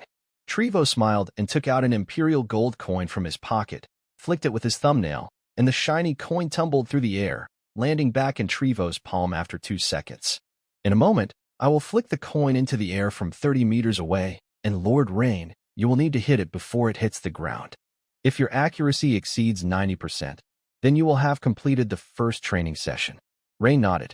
This pure skill training was more to his liking. Clearly, the training content of shooting the gold coin did not require much strength, but it demanded a high level of eyesight and prediction. Lord Rain, please be prepared. I am going to start, Trevo announced from a distance. Ding! As Trevo flicked the coin into midair. Whoosh! Rain quickly drew his bow and shot. Unfortunately, he didn't hit the coin on his first try, but the arrow wasn't far off. After several more arrows, Rain subtly grasped the pattern of the coin's velocity as it fell from its peak. In less than 10 minutes, Rain started hitting the target occasionally. Half an hour later, his accuracy was close to 50%. 2 hours later, his hit rate had reached over 90%. This pleasantly surprised Trevo. He hadn't expected Rain to be so talented with the bow and arrow. Very good, Lord Rain. Your training progress shows you have remarkable archery talent. Now it's time to increase the difficulty. I will increase the distance to 50 meters, Trevo said. However, we can take a short break first. After a moment's thought, Rain nodded and said, All right, Lord Trevo. At that moment, Trevo glanced at the dual-handed greatsword and two-handed warhammer Rain was carrying on his back, and the metal great bow he was still holding, and his face showed contemplation. Hesitating for a moment, he said, Lord Rain, don't you think you are carrying too many weapons, which must greatly reduce your speed? Yes. Does Lord Trevo have any solution? Rain, sensing that Trevo might have a solution for this vexing issue, quickly inquired with a stir of interest. I just remembered that last year, when we were operating with a team of sword-bearers, their captain used a rare metal-based witchcraft to transform metal. He turned a long sword into a metal-round shield in just a few seconds. So, I was thinking, if you learn that witchcraft, it might be more convenient for you. At least you could carry just one of either the dual-handed greatsword or the two-handed warhammer. If the bowstring issue could be resolved, you might only need to carry the weight of one weapon in metal. Is there such witchcraft? Rain asked excitedly after hearing this. He quickly asked, does the Imperial Navy have this witchcraft? After all, there were still more than 20 days until the sword-bearer assessment, and even if he joined successfully, he wouldn't be able to exchange for this witchcraft immediately. Considering the Navy's special unit, the Wave Steppers, he would need to complete a mission of a certain difficulty level, receive an evaluation, and then could exchange for items of corresponding grade. If the Navy had it, that would be best. Perhaps he would have a chance to obtain this witchcraft. Yes, Lord Rain, I am certain of this, Trevo affirmed. Unfortunately, the Special Items Exchange catalog on the Navy side does not have it. I'm sorry to disappoint you. Trevo shook his head and said, this